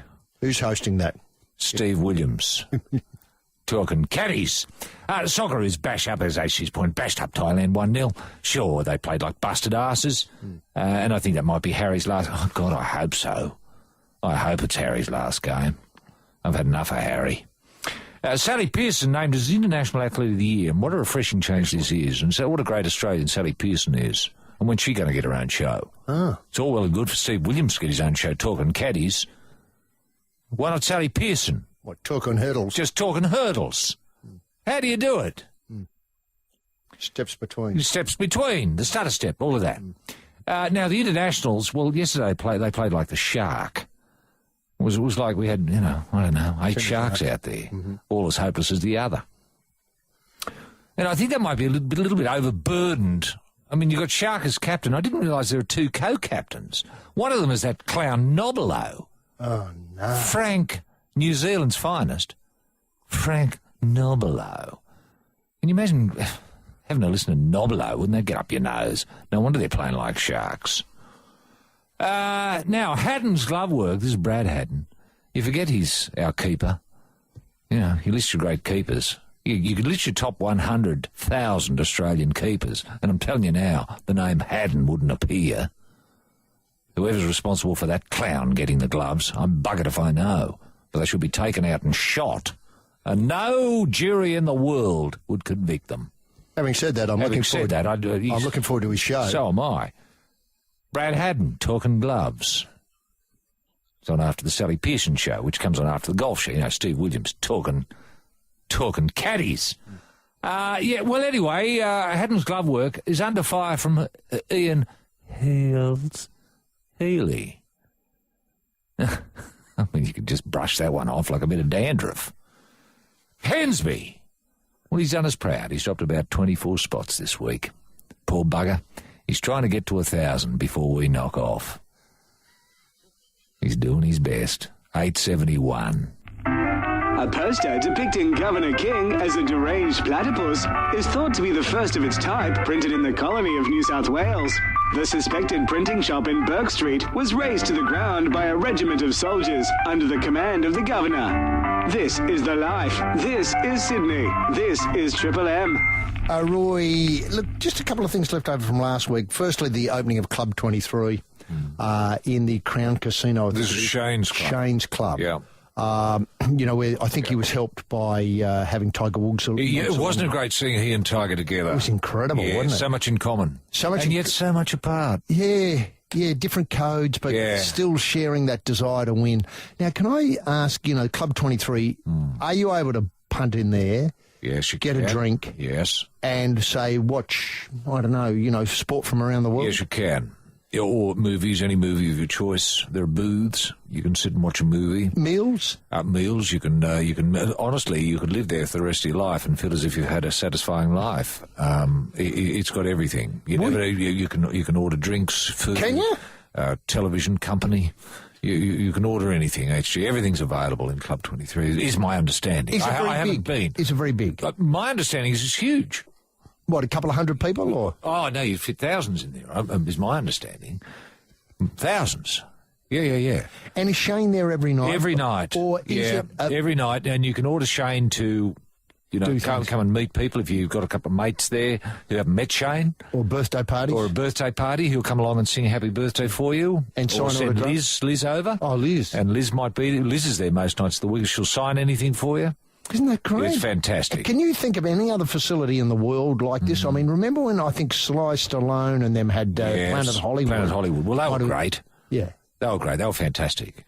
Is there talk of Club 23 spreading all over the world? I suppose it would be. Beijing would be next, I suppose. Club 23 Club 23, yeah. I suppose you'd begin with cricketing nations like Pakistan, put a few in there. Yeah. They'd be very popular there, one imagines. Can you see other cricketers being able, or other Australian sporting identities be able to do this, like Club Shark? Oh, right. Club Ryan Harris. Club Cadditch. Club Cadditch. Yeah. That'd be a bit quiet some nights. It would, wouldn't it? Yeah, and is Shane the vibe master, or is there sort of other people who come along and, I don't know... Oh, he'd employ professionals. Professionals, yeah. To spin discs.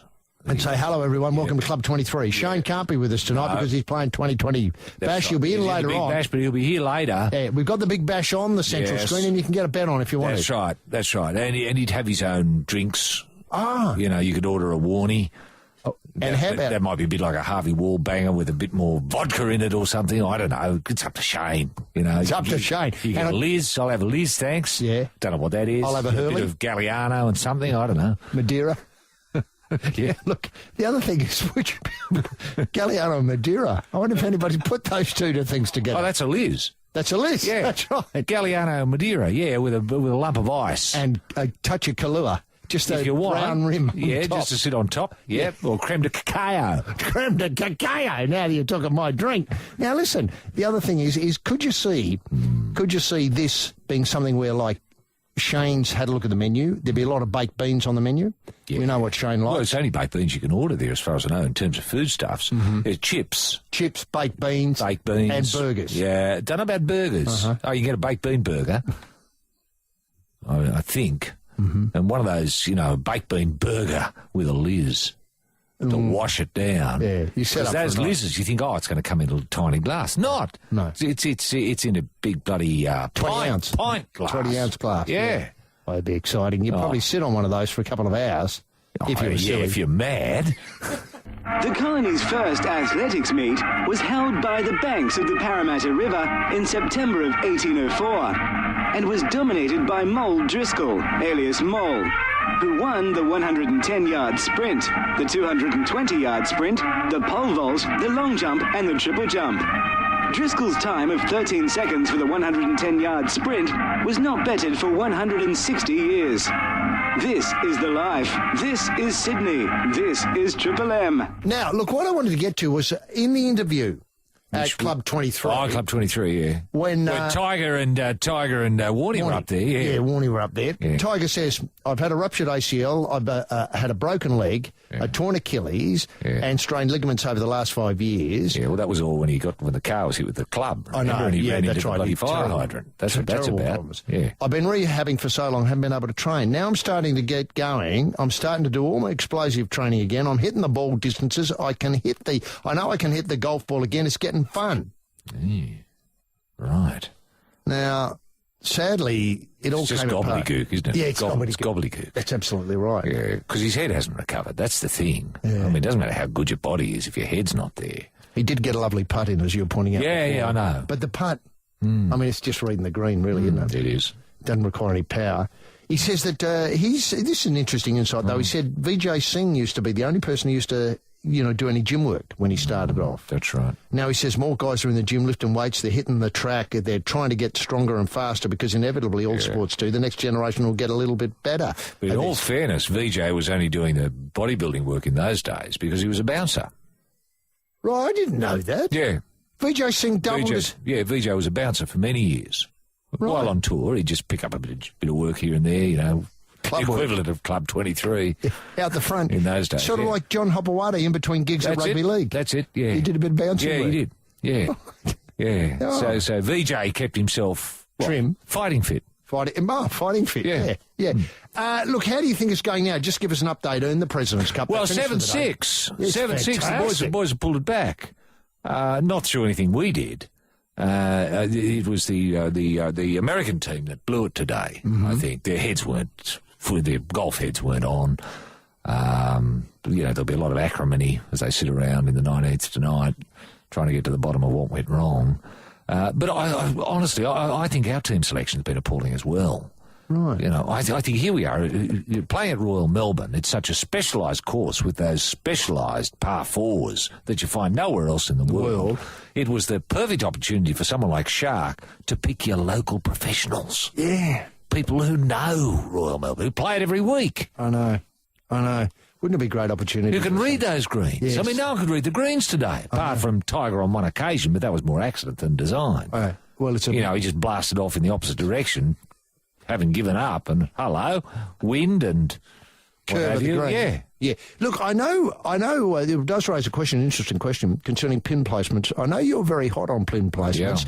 Yeah. David Graham is the greatest pin placement artist in the world. Yes, and you're very critical of him being lost to Australian golf. Yeah. I think that's fair to say. Yes. He doesn't visit much. He doesn't advise on pin placement. I don't think there's any correspondence between the people at the President's Cup course and David Graham about where the pin should go. No. And you believe this is holding Australian golf back? I think it is in part, yes. I think David Graham should be forced by the Australian PGA to come back and show the locals where to put a pin. Because we don't know. You know, it's just guesswork. You know, people get out there on the greens the morning of and say, well, how's this look? Oh, yeah, righto. Let's put it there. Without any thought, without any consideration of how do we advantage, say, the international team here. Now we know KJ Choi. He loves coming in from the right. Let's put the pin over here on the left to suit his game. That's the way David Graham would approach it. But nobody here can approach it that way. No. And the other thing is do you feel as though this is the forgotten bit of, I mean, I mentioned at the top of the show, you know, golfers' wives, but is this the forgotten art of a golf course? I think it is. I mean, anyone can design a golf course. You know that. Sand traps and bunkers anyone and can do that. Yeah. But it's only the very few who know where to put the cup. The day after Joseph Cullen presented Governor King with a pair of bespoke iron trousers, the popular blacksmith was found hanged outside his premises in Pitt Street. The trousers were never worn and can be seen today in the Fisher Library. This is the life. This is Sydney. This is Triple M. And look, can I just point out, going back to an issue that I raised a little while ago, concerning whether the Shark has over-egged this, international captain Greg Norman is using vivid photos in the team room, that's on the 19th, to try and amplify the ambition and the history-chasing mentality of a group drawn from 4 countries. Prominent in the cricket is cricket icon Steve Waugh. What, a photograph of Steve Waugh? Driving the last ball for 4 at the SCG in January 2003. Oh, yes. Now, to post his century and top 10,000 runs mightn't mean much to the Japanese or, you know, the overseas KJ Choi mean nothing to him. But the phrase seizing the moment, as Waugh did, translate into sportsman's language in any, obviously. Right, fair enough. Now, did he show any shots of Far Lap? Yeah, Far Lap. Yeah, good. And obviously the Don. The Don, they went over well with the Korean contingent. Yep. And, of course, he did also show Ron Barassi.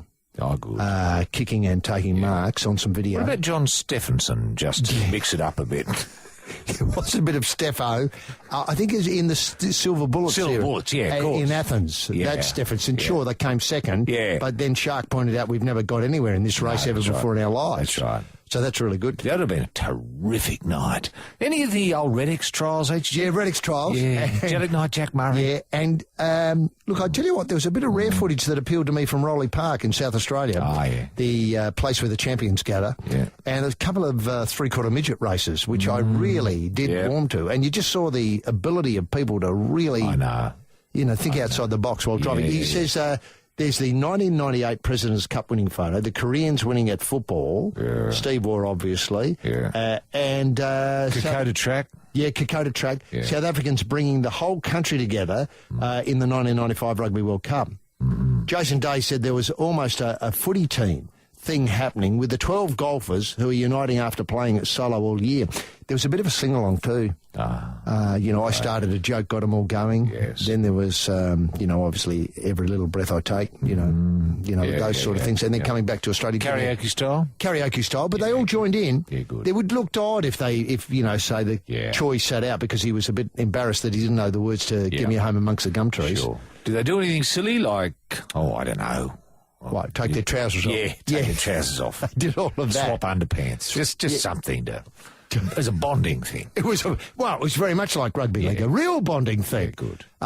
There was the... Yeah, it's great when you all the blokes take their undies off and throw them in the middle, and then you run around and grab the first pair, you put it on, and all of a sudden you got the wrong ones on. You've got goosens laughing. And that's right. It's just fantastic. Very funny. I tell you what, I was pleased to see though was the Dance of the Flaming A's. Ah, yes. Where obviously the internationals had no idea. No, complete loss. But by the end of the night, everybody's hoeing into it, and they did make some excellent yardage. Good. Now, what they used, the Age? Yeah, the Age. You copied the Age, Saturday's Age. Yeah. Somebody in Shark must have collected them last week. Oh, good. Or got a special load from the news agent saved for him. Good on him. Because he had one for everybody. Good. And they did the first book and came back, obviously, for the classified section, then the sport and all that sort of stuff. It got very exciting when they got down to the, the smaller paged sections of the paper. Yeah. Now, whole footy thing. Now, Day says it has a bit of a feel. The whole thing feels like something special. I think a lot of the guys are feeling a little nervous, but I think a lot of the American guys are feeling a little nervous too. It doesn't mean like it does feel like a footy team, and if the team fouls or loses, it feels like everyone loses. Yeah, well, that's it, isn't it? On the upside, though, if the team wins, you feel as if everyone's won. On this day in 1804, Governor King decreed that all magpie birds be ignored. This is the life. This is Sydney. This is Triple M. This is the life.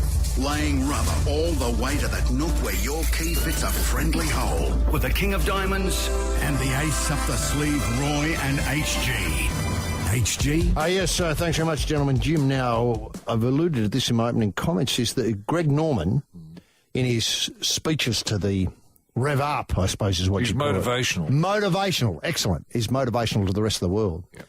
Says Greg Norman is urging the troops to cut their opponents' hearts out on the first tee and hand it back on the walking off the 18th green.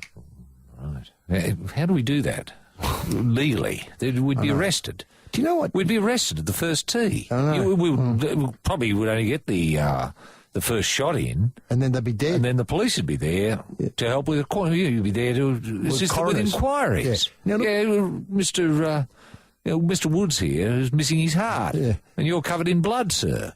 Would you mind hopping in the back of the van? What's your name again? Is your name Retief Goosens? Now, he says... I mean, that's madness. Surely someone would have spoken up, someone with a bit of sense, Robert Allenby or someone like that. Mm-hmm. Just shut up, Shark. Or it would have been up to Nobilo, Frank Nobilo, as co-captain. Pull him back in co-vice captain or sub-captain or something. I don't know what he does. Cleans the balls. Who cares? Well, exactly. Who cares? I mean, this has sort of got... Well, golfers, I rest my case. I believe that in an individual sport, when you walked onto the tee or into the arena, everybody was your enemy.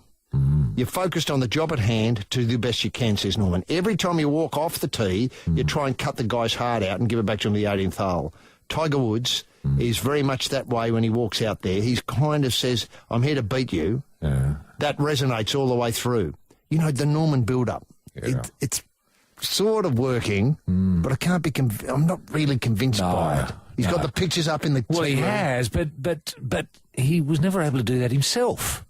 That's the problem. That's the flaw in the Shark argument. I mean, I listen to Shark all day. You know that. But when he starts talking about winning and what it's like to win, you're going to say, well, Shark. Can we talk to someone who's actually won? Now. What worries me about the rest of the world, and you point out, there's Nobilo. I mean, Nobilo at least says, this is an article by Peter Stone on Melbourne Radio yesterday, assistant captain Frank Nobilo was after of Norman's bloodthirsty approach, to the matters at hand. Frank, given your lineage, are you a person who can take care of the job? Nobilo paused, saying, it's part of my ancestry that we're not particularly proud of. Times have changed a lot since then. When you did what you had to do to make a living? His father, he's of New Zealand descent, as you point out, but then of Italian and Croatian descent before he came to New Zealand, and he's the great-grandson of a pirate. Oh. Pirate. Well, my respect for Nobilo's gone up enormously. Exactly. He was the great-grandson of a pirate. Do you know what work the pirate did, actually? Was he successful with the cutlass? Oh, well, obviously he was. He was. That's what he says. He's not terribly proud of it. Now, he's Norman... Well, any buried treasure or anything like that? And they've got maps with X marked on them. Yeah, good. And if you've got a parrot that sits on his shoulder. Parrot, and sometimes at night for a party trick, I know I've seen him do this. Yeah, exactly. Peg-leg Nobilo. Nobilo. I mean, as an assistant captain, you can see why he's there. Yeah. Because if it gets down in the dumps, out he comes with a clomp leg. Yeah. On the shoulder. Yeah. Now, what Norman wants to see is a fervent patriotism like the Fanatics. Oh, nah. Not this old wheeze again. That's a bit hard for AK Choi and... Yeah, to put up with... Oi, all that sort of stuff, Give me a home amongst the gum trees. It's not an Australian team. It's an international team. The rest of the world, yeah. So he should have been getting imagery from all over the world with his demonstration of great photographs, and sure, Steve Waugh maybe. All right, he fits in there, yeah. but you could use others from overseas. Like the Kentucky Derby or... Yes, or the Wright brothers. Or the Wright brothers, or, say, Arsenal winning a few years ago, or something like that. Yes, that's right. He says he wants the fans to be crazy but respectful. This is Shark. It's, after all, a game of golf. They have to be respectful of the game and their opponents, be crazy between shots and give them the rah-rah. I love when Pat Rafter or Little Leighton Hewitt play. The fanatics are there. Aussie, oi, oi, oi, all that sort of stuff. As soon as the tennis start, they stop. That's what I'd like to see the spectators do. Really pull for the guys in the team. National sporting pride is something the Shark is trying to instill in the team, drawn together from different countries. My question is, how can they become more Australian, these golfers? I mean, they're only here for such a short amount of time. Yeah. I mean, I tell you what, a bus trip to Club 23 would help. Well, that would help, and they're probably doing that. They'll probably do that tonight. Mm-hmm. Go out all together? Yeah, hunt as a pack. Hunt as a pack. But I would have thought someone like Bib could have given them... The Minister of Sport. Yes. Federally. Australian citizenship for the 4 days. What a lovely idea. Moving ceremony, say at Parliament House. Where they answered a questionnaire about Australian values. Yes. You know, what's interesting is, did you see that, this is a bit of a sidebar thing, but exactly what you're talking about. I think it was Minister Albanese, Minister of Roads, allowed Dolly Parton to bring a special bus in here. That's right. To drive around in. That's right. That's for two buses, I think. 2 special buses. 2 special buses? That's right. And this week we've obviously had the presidential mobile around the place. Yeah. Well, I think you're absolutely right. Yes. Something along those lines. Yes. A temporary sort of... What, they could have each brought their own cars. They were just suggesting. Had, say, our Bib lent on Albanese, and suddenly Choi's driving around in his whatever he drives. Songyang or whatever it is. Or got a hole in each for them. Oh, I see. Well, I just thinking out loud here. Yeah. Just trying to make them more Australian. Oh, more Australian, sure. So as they feel more part of us, representing us, and by us, fairway down the track, day like the rest of the world. Well, in the ceremony, there's no reason why they couldn't have been, at Parliament House with Bib there and Albanese. Albanese would have given them the car keys to the Holden, and Bib would have given them a boomerang. And maybe a picture of Kokoda. Yes. Yes. Well, certainly a tour of the War Museum. What a lovely idea. That would have brought it home what they're playing for. Yes, and someone like Shark there as a tour guide to tell them what, Pozieres was all about. What was it all about? The first commercial sausage to be sold in the colony was purchased by Governor King on Saturday the 19th of September 1804.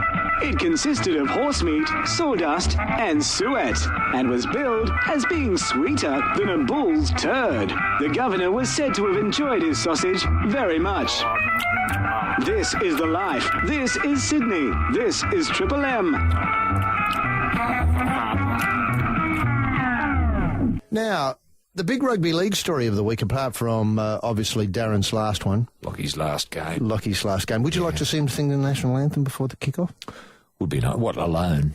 Yeah, just step out in this football. Yeah, I think we had an email, someone suggesting that.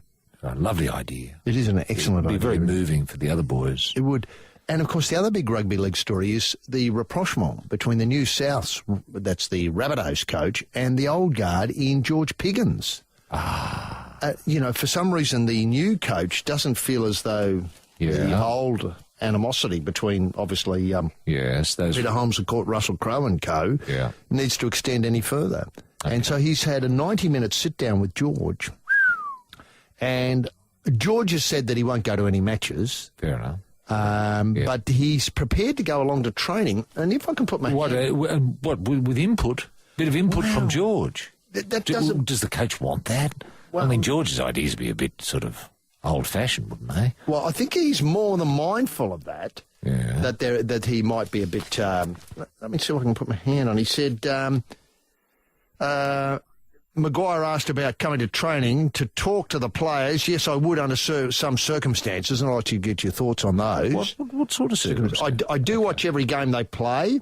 Yeah. If he said to me he'd like me to come to training, I'd go. If I thought I had any value doing it, I might just be gibbering old man these days. Of course, the pig was instrumental in getting the Rabbits re-admitted the competition. Maguire wanted to find out a few things about Souths. You know, for instance, what our colours were. Who was our last winning captain. And where did the bunnies come from? Yeah. Where did the term Rabbitohs come from? Yes, yeah. And what's a closed prop, I think, was a big question. Yeah, he hadn't never seen a closed prop before in his life. That's right. The pig said there's plenty of people there I haven't got much time for, but I'm not including Michael in that, meaning Michael Maguire. Good. Piggins maintained that the Rabbitohs were better served playing at Sydney Football Stadium, saying the small crowds at ANZ Stadium were like a pimple on a pumpkin. Right. And, of course, they've signed some sort of deal with the ANZ Stadium to play a number of matches there each year, and I'm not sure how long that deal goes for. No. And I know you and I came up with the suggestion that people in the South Sydney area should be forced onto trains at gunpoint to go and watch the Rabbits play. Mercifully, that hasn't been taken up by the club yet. That would have to be the Mayor of South Sydney, I think, to authorise that. Right.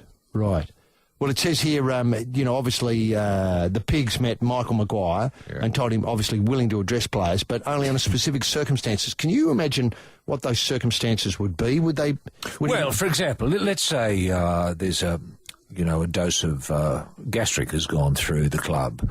George might come along and talk to them about that. You know, I remember when Sats and Paul Sate and I had gastric back in 1971. And we just found that there was nothing really we could do but stay at home and, sit on the bowl. Yeah, blast away, and then it left after a few days. Thanks, George. Now, apart from that excellent medical advice, I hope he wouldn't suggest they eat cracker biscuits and stale lemonade, because you tell me that doesn't work.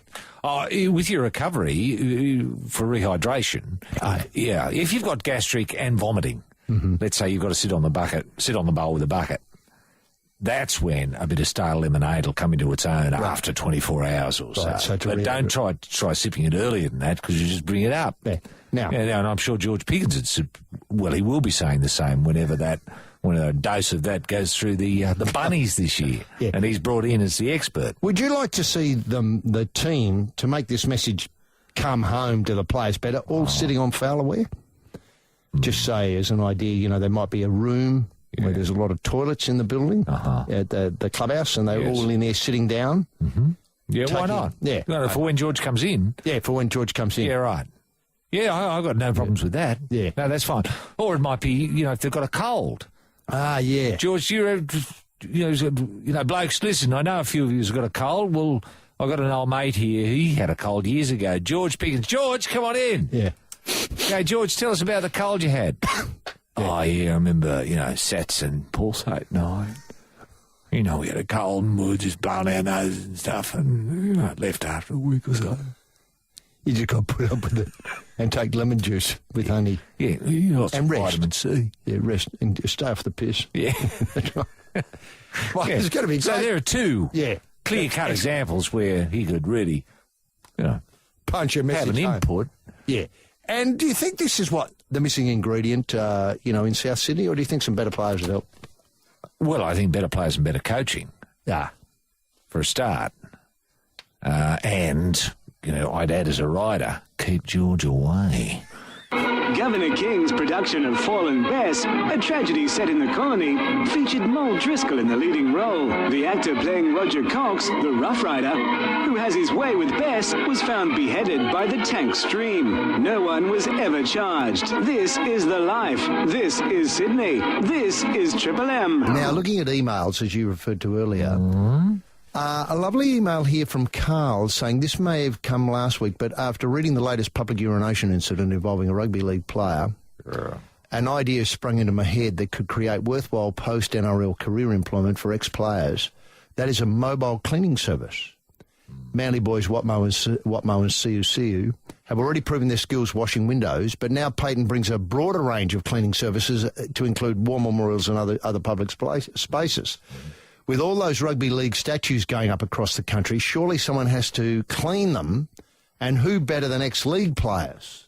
Elegant. idea. No, that's Obviously, some sort of roster system would need to be put in place so the talents were evenly spread. Otherwise, I'm sure you'd end up with some statues being more frequently cleaned in inverted commas than others, depending on the past animosity between players, etc., etc., etc. Yep. A plaque or sign could be even placed near the statue or public building advising which ex-player had cleaned it most recently. Lovely idea, isn't Nice it? idea. I think Carl is referring to statues like the Ray Rabbits Warren statue in Junee. Yes. Which obviously is going to be something... Crying out for a clean. Yeah. That's right. Yeah. Crying out for a clean. Yes. Jim's been in touch, HG. He says, I live on the northern beaches, and I have wondered why people hate Manly. Till now. Now I hate them. I hate them. I hate their guts. Right. It's time to head out into the backyard if soccer and Fozzie's mindless randies are all that's left to fill the void. Wow. That's very, very harsh. It is, isn't it? That is very It's heartfelt. You know, I believe him. I believe him. He's wondered till now. Now, yeah. Look, on a cheerier note, Dave writes, could the time be right for an A-League movie? Oh, yeah. Now, we've talked at length this season about the quality of the A-League. They were talking on the radio yesterday about great sports movies. And I was struck by the absence of anything showcasing the round ball game in Australia, or Fozzie's Go as it's known. With the excitement surrounding the A-League as close to fever pitch as has ever been, it could be time for one of the big studios to cash in. Haven't fully fleshed out the idea as far as plot and cast goes, but I thought there'd be potential base to base something loosely around Ange Postecoglou's personal journey to coaching redemption with the Brisbane Roar. My working title would be The A-Team. With a big enough production house behind the project, I'm sure they could iron out any copyright issues that might create, obviously. It'd need some cameos from luminaries such as, obviously, Fozzie and Henk Doot to increase its market appeal. But do you think it could be onto something? Yes, I think he is onto something, and there is a terrific idea there that I think he's overlooking. He's not seeing the forest for the trees. I think the obvious film is the Henk Doot story. I just know it's going to be an interesting one, a strange one. A bloke born in Amsterdam who wasn't particularly skillful and not particularly noticed by anyone for anything, just sort of slipped between the cracks, really, and ended up kicking a ball around and ended up in Australia. With Goose Hitting? Yeah, with Goose Hitting. As Goose Hitting's 2IC? Yeah. And that's sort of your final scene, I suppose, where Goose phones him up. Hello, Hank. Goose. Do you want to come to Australia? Yeah. And then you go to final credits. Isn't that excellent? Now, would you see this in the European manner, sort of fairly ambient, with a lot of rain and, yes. Henk sort of with torches? Well, the young Henk, just walking the streets, nothing to do, and nobody knows him. Who could play this? This would be a difficult we've got to part. find the actor, Yeah. He's out there somewhere. Because we need young Henk, middle-aged Henk, and the Henk we all know now. And now in Hybrid Half Hour. You ready for me? From Eastern Creek to Albert Park. From Brisbane to Bathurst. It's time for another Triple M Hot Lap handout. And action. What's on pole, HG? Well, it is indeed a terrific prize, as you'd expect. Hot Lap handout this year hasn't disappointed at all. And there's two things. There's a copy of my Life in Shorts, the autobiography of H.G. Norton, the early years. The years that mattered, some say. Available in all good bookshops now, but a copy will be coming to you should you win. Plus, wait for it, the Massport Elite Barbecue. Now, let me give you a few highlights of the features. The front dash is made from 304 grade stainless steel. How about that for an opening gambit? 304 grade stainless steel. I know Massport motor mowers are made in New Zealand. Is this the same company, HG? I think it's the same company. Okay. An excellent, I think it's a four-stroke. Yeah. Is that right? Four-stroke? Right, four-stroke. Four-stroke mower. Yeah. I don't think it's a Pratt & Whitney motor, but it's close to it. Now, it's got the stainless steel on the front with black durable powder-coated cabinet. It's magnificent looking. Stainless steel burners. Gloss vitreous enamel grille body. Has high resistance to corrosion. Does not discolour and is easy to wipe down. I love a barbecue that's easy to wipe down. I like that idea. 4 larger output burners provide even heat. Convection-style double-lined hood adds to infusion of flavour and maintains consistent cooking temperatures. That's so important. Can I say, if I've got a beef, no pun intended, with a barbecue, it's that problem of consistent cooking temperatures. Yeah. Reliable integrated ignition. Side burners provide storage area in the cabinet. Good. Standard features include cooking, warming rack, cast iron cookware, caster wheels, cover, and stainless steel temperature. I mean, we're coming into the barbecue season. I know. Is it self-cleaning, HG? It's probably self-cleaning, but you can hit it with a hose. Yeah, good. It's that sort of thing. It's just, it would be an addition to any home, any house, any balcony, any backyard across Australia. And there, while you're cooking, you can read My Life in Shorts. Yeah. So it's a great prize. Could you build a kitchen around it and call that your oven/stove? You could. Well, you know how people now have 2 kitchens? They have one inside the house and an area outside the house. Put those 2 together, you mean? Just put a roof over the one outside. And you've got the inside-outside. Yeah, good. So that's a terrific prize. It's valued apparently around about the $7.30 mark. So it's a hell of a price. The Massport Elite Barbecue. $7.30. Well, gee, they are cheaper these days, aren't they? All right, well, that's great. Now, the question is... Yes, thanks, Roy. What will Souths have George Piggins in to talk about? Who are we talking to, Roy? Yeah, we're joined by Michael, who's joining us from Quakers Hill. How are you there, Michael? I'm well, gentlemen. Yourself? Yeah, very well indeed. Now, I noticed that you're cleaning out your car at the moment, Michael. You got the vacuum cleaner onto it? I have indeed, yes. Good. And a bit of, soap and so on. Soap? Yes. Got to clean the outside as well. Oh, the outside, that's fine. What about the inside? Do you bring the chamois in to do the dashboard, etc.? I had the dash cleaner and the chamois out. And And how long since you've done it, Michael? 6 or 7 years? Unfortunately, not that long. Probably 6 or 7 days. Right. And why does it get so grubby? Because I'm a grub. Yeah, fair enough. What was the are you biggest... doing it up to sell it? No, just for the weekend, so it's nice and clean. And what was the biggest surprise when you found it? The dog turds or the empty cans of Coke? It's actually the $20 under the passenger seat. I was going to say, make sure you go through your vacuum bag before you throw it out, because you might find some loose change, bit of money, etc. in there. Absolutely. But no, it was great. Yeah. Now, are you going to get up early to watch the Four Nations final? Sunday morning, I think it might be about 4:45 in the morning or something. Yeah, look, I think I will.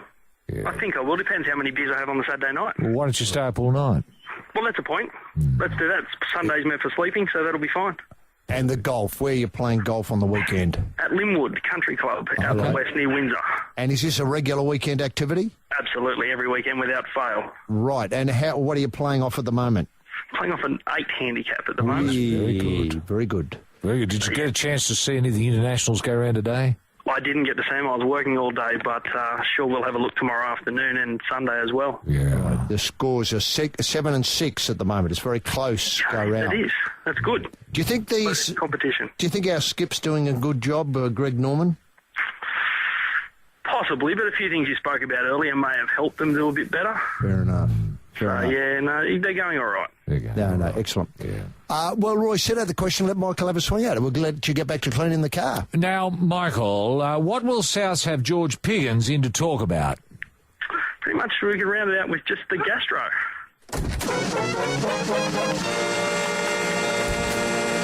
Are you excited about this rapprochement between South Sydney's, new coach Michael Maguire and the Pig? I think it's great. Great for South. Good on them. Yes. I notice you're a Warriors supporter. How does that work out? You mean how do I follow them? Yes, how come you follow them? Love to watch them play football. Oh, fair enough. Well, you just like the style. You're not from the Shaky Islands yourself, are you, Michael? No, not at all. Not at all. Just love watching their form of football. Did you get on when Stacey Jones was the halfback? I got on, I'm not sure when he was. I got on in 2000. Okay. Fair enough. No, he probably done his best run since then. Yeah. Well, Michael, you're the proud owner of a Massport Elite Barbecue. Have you got a barbecue at your place already? I do. That's on its very last leg. Oh, so lucky are you? Unbelievable. Yeah, this is fantastic. And also, that is an excellent barbecue. And as Roy pointed out, you just have to roof the barbecue and you've got a kitchen. And also, there's a copy of My Life in Shorts. In the meantime, great golfing on the weekend. And thanks very much for being part of the life on Triple M. On Friday, the 9th of November, 1804, Governor King announced that all eucalyptus trees should be set on fire. The rebuilding of the colony began on December the 8th. This is the life. This is Sydney. This is Triple M. Look, this is a lovely email from Peter too. He said he's noticed our comments over the years. Sure. The hopelessness and the incompetency of university academics in their various studies. I think we all agree that you get a lot more sense from a ticketed tradesman than a full professor. Got me thinking that perhaps we should introduce a system of titles for tradesmen to supersede the system of academic titles. Oh, yes. It's about time the heritage, contribution and common sense of tradies is properly recognised. Yeah, Isn't that an excellent letter? Good idea. Say a Master of Plumbing. A Master of Plumbing, yes. Doctor of Plumbing. Yes, I just wonder if it could be slightly more racy. Though, I don't know, a full flusher plumbing or something, obviously you need the break to work on it. But I think it's an excellent idea. It is a good idea. And to see these people acknowledged for the wisdom and common sense they speak. And perhaps HG will replace the term professor with the term clown. On this day in 1804, Gerard O'Sullivan was flogged to death for feeding sheep fat to a magpie bird. This is the life.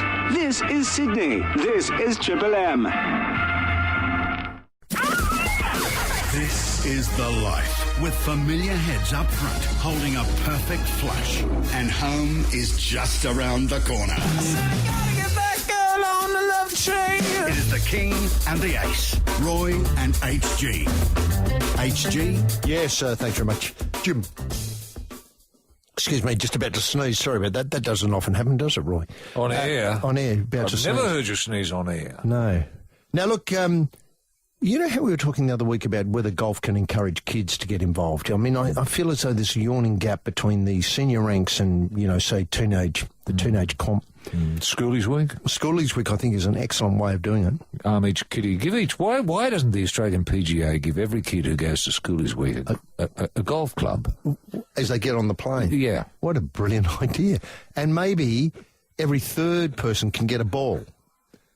So look, to go with their club, and the others can play. They could play a game where first person tees off, second person approaches the hole, third person putts, that sort of thing. Now, we highlight the round at the Newcastle Golf Club yesterday of the 13-year-old Cardiff High School boy who shot a 13 over 83 in the rain in the first professional tournament, but he had a ball and his score was not the worst of the day. Now, the lad's name is Blake Windred. Blake Windred. He could smile even though it was gloomy. I was out there for most of the day watching the golf there in Newcastle. It was just terrific golf. Now, Windred finished ahead of Avondale's 15-year-old Harrison Endicott, who shot a 16 over 86. Endicott had defeated Windred in a six-way, seven-hole playoff in a qualifying event at Charlestown on Monday. Isn't that a beautiful course there at Charlestown? It is a nice course there at Charlestown, yes. And both were drafted I think Brian Smith is the pro there. The club pro. Now, did you meet him the other night? I did at the PGA, doing the 100 years of the PGA. And how are things in the Charlestown pro shop? Look, they've got an introduce youth policy, get youth involved policy. Well, it seems to be paying off. It is paying off. If they've reached out to Cardiff High, which is not a hell of a long way away from Charlestown. Would it be a long drive? You'd get there in 10 minutes. 10 minutes, fair enough. I was thinking drive. Drive. No, you'd have to get in the car. Tiger would get there in 6 shots. 6 shots. Ooh, that's not bad. Now, anyway, Charlestown on Monday, both were drafted from a list of alternatives to be included in the tournament field. So that was great that they reached out. The New South Wales people reached out, and as you point out... Was that a Stableford HG? I'm not sure, no. Okay. Now, teeing off at 7:55 with professionals Mahai Pearce from New Zealand and Tony McNaughton from Victoria. And McNaughton's no slouch. No. He can really bring it home on the back nine. Yeah, grip it and rip it, that bloke. Windred was 11 over through 11 holes, making par at the 6th, 8th and 12th. He fared better on the final 6 holes, making 4 pars and 2 bogeys to sign off at 83. And then what I loved was his post-round comments. I would have hoped to have a little better score, but I'll take it from a Perth Pro event. I had a few pars, so today I'll go birdie hunting and try and play better. That's the thing. I haven't got any score update for today. No. But he's going birdie hunting. I like that. I like that too. Birdie hunting. Birdie hunting's good. Windred Why not eagle hunting? Why not really stretch it? Wow. Eagle hunting? Yeah. Windred had Father Shane on his bag and was followed by a gallery of onlookers, including Mum Sandra. Yeah. He's not the sort of kid to drop his bundle, Shane, his dad said. He's taken everything in his stride and will be better for the experience. We're so proud of him. Yeah, good. Brilliant media comments. Yeah, that's great. You know, he... They would have done media training, I dare say, at the golf club. Oh, well, probably the university. The university. Yeah, they'd have done communications. You know, communications, golf. On this day in 1804, Governor King announced to the colony that Lord Mortlock of Diss would be arriving on board the 96th Fleet to deliver a series of lectures as to why the platypus does not exist. King was reported to have been subjected to loud, derisive jeers. 84 free settlers were flogged. This is the life. This is Sydney. This is Triple M. One of the visitors to the Kangaroos training camp this week has been Mark Webber. Oh, fantastic. I did see a beautiful story about how Mark had, turned up sort of unannounced and, sort of chatted with the boys after the big win last weekend against Wales. Yes. And gone back to the camp, the base camp with them, had a few beers with the boys. Well, he used to be a ball boy at the Raiders. At the Raiders? Yeah. And he's great mates with the Raiders coach. I want to say David Ferner? Yeah, Dave Ferner, yeah. Yeah, and had a lovely sort of, what would you call it, get-together with the boys and obviously talk tactics and how... he knows his rugby league. He does know his rugby league. God. And then caught the train home. Did he really? I'm not sure where home is, but somewhere in the UK. Well, he'd live just beside Silverstone, wouldn't he? Within walking distance of Pit Lane. Yeah. Look, but the thing that why I raised this is, and this is a story I've sat on for a little while, but I feel obliged to bring it to the public. It came from Robert Grant in last week's Fairfax Press. Mark Webber's Formula One title loss last year could have left a psychological scar on the Australian, according to former teammate David Coulthard. A psychological scar. Right. Coulthard, who drove for Red Bull before the arrival of F1 prodigy Seb Vettel, said Webber's capitulation in Abu Dhabi last year might be the cause of his dismal season in the current year. Yeah. Webber was well placed to win the crown. He was. At the season ender in the Gulf state before he ruined his chances by qualifying fifth, allowing Vettel to emerge a surprise victor. Yeah. Vettel has dominated this year, 2011, winning the Drivers' Championship and capturing 11 races while Webber has not won one. No. Coulthard says Webber needs a new approach for 2012, while Webber admits he's simply not fast enough to keep up with the contenders. This is Coulthard feels Webber's wretched year stems from his failure to capitalise on points leading situation in 2010. Mark was just about to win the world champion, Coulthard said. Since then, Sebastian did everything right, which may have impaired Mark's performance. It's a bit like with Lewis Hamilton and Felipe Massa. Yeah. If you have such a strong teammate, then psychologically it becomes even more difficult. That's so true. God, I'd never looked at it this way. No, I'd never looked at it this way either. It's how he works with the engineers. Is it something else? It's not in the gym because they are both very fit for Mark. It makes sense to try a new approach for next year. Does he suggest what this new approach might be? No, Webber... try and go a little bit faster, is that the approach? Well, the car to go a little bit faster. Oh, right, not just Mark, but the car as well. Yeah.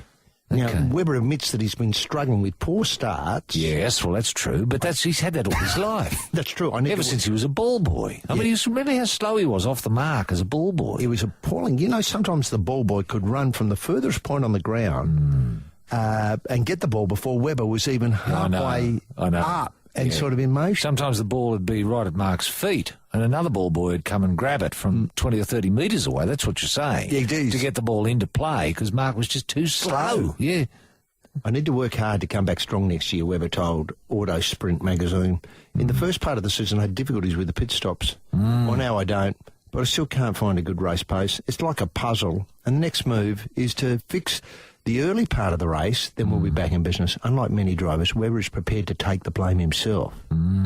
It's a bit to do with the difficulty of making tyres work. Oh, I suppose so.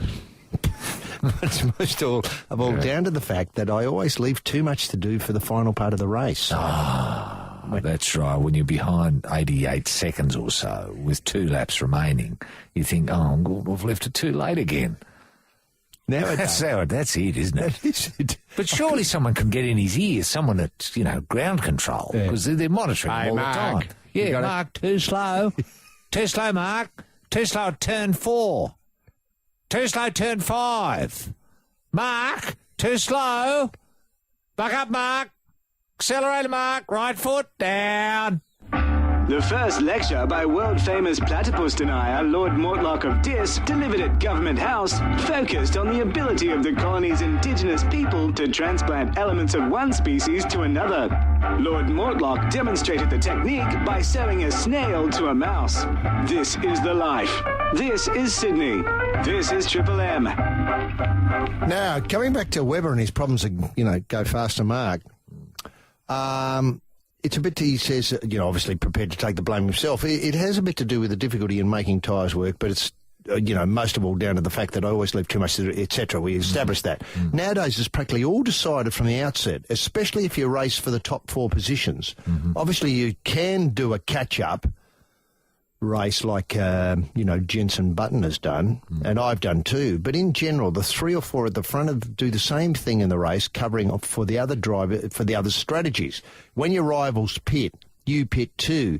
If instead you get left behind and need to fight to catch up quickly, the tyres degrade quickly. I'm happy with some things, but I've never reached last year's level, most of all because I couldn't position myself in the right place in the early laps.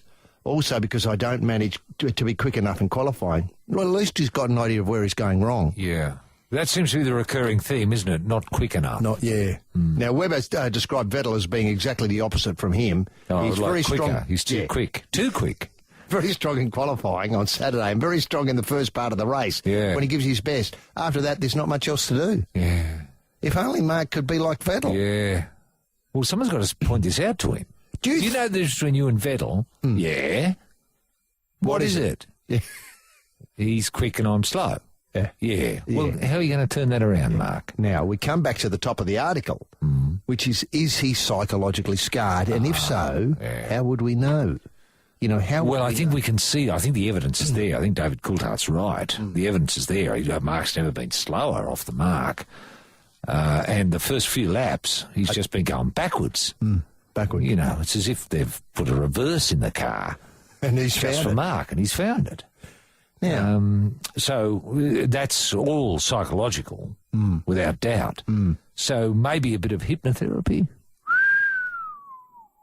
Hypnotherapy? Yeah. What a brilliant idea. Yeah.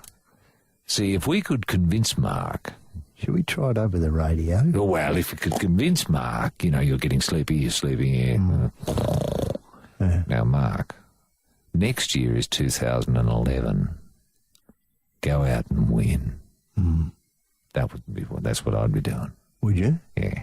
So he's going to look a little bit stupid every now and again. When he falls asleep in mid-race? Well, no, when people ask him what year it is, and he says 2011's great for me. Look at the way I'm going. Yeah. 2012. Yeah. What a brilliant idea. Yeah. So it's as if the old 2011 never existed for him. It was just 2000. His slow year, yeah. His slow year got winners. Yeah. And if he does well next year, at the end of the year, tell him, hey, guess what, Mark? It's 2012. And 2011, you were just hopeless. Psychologically scarred, don't you remember?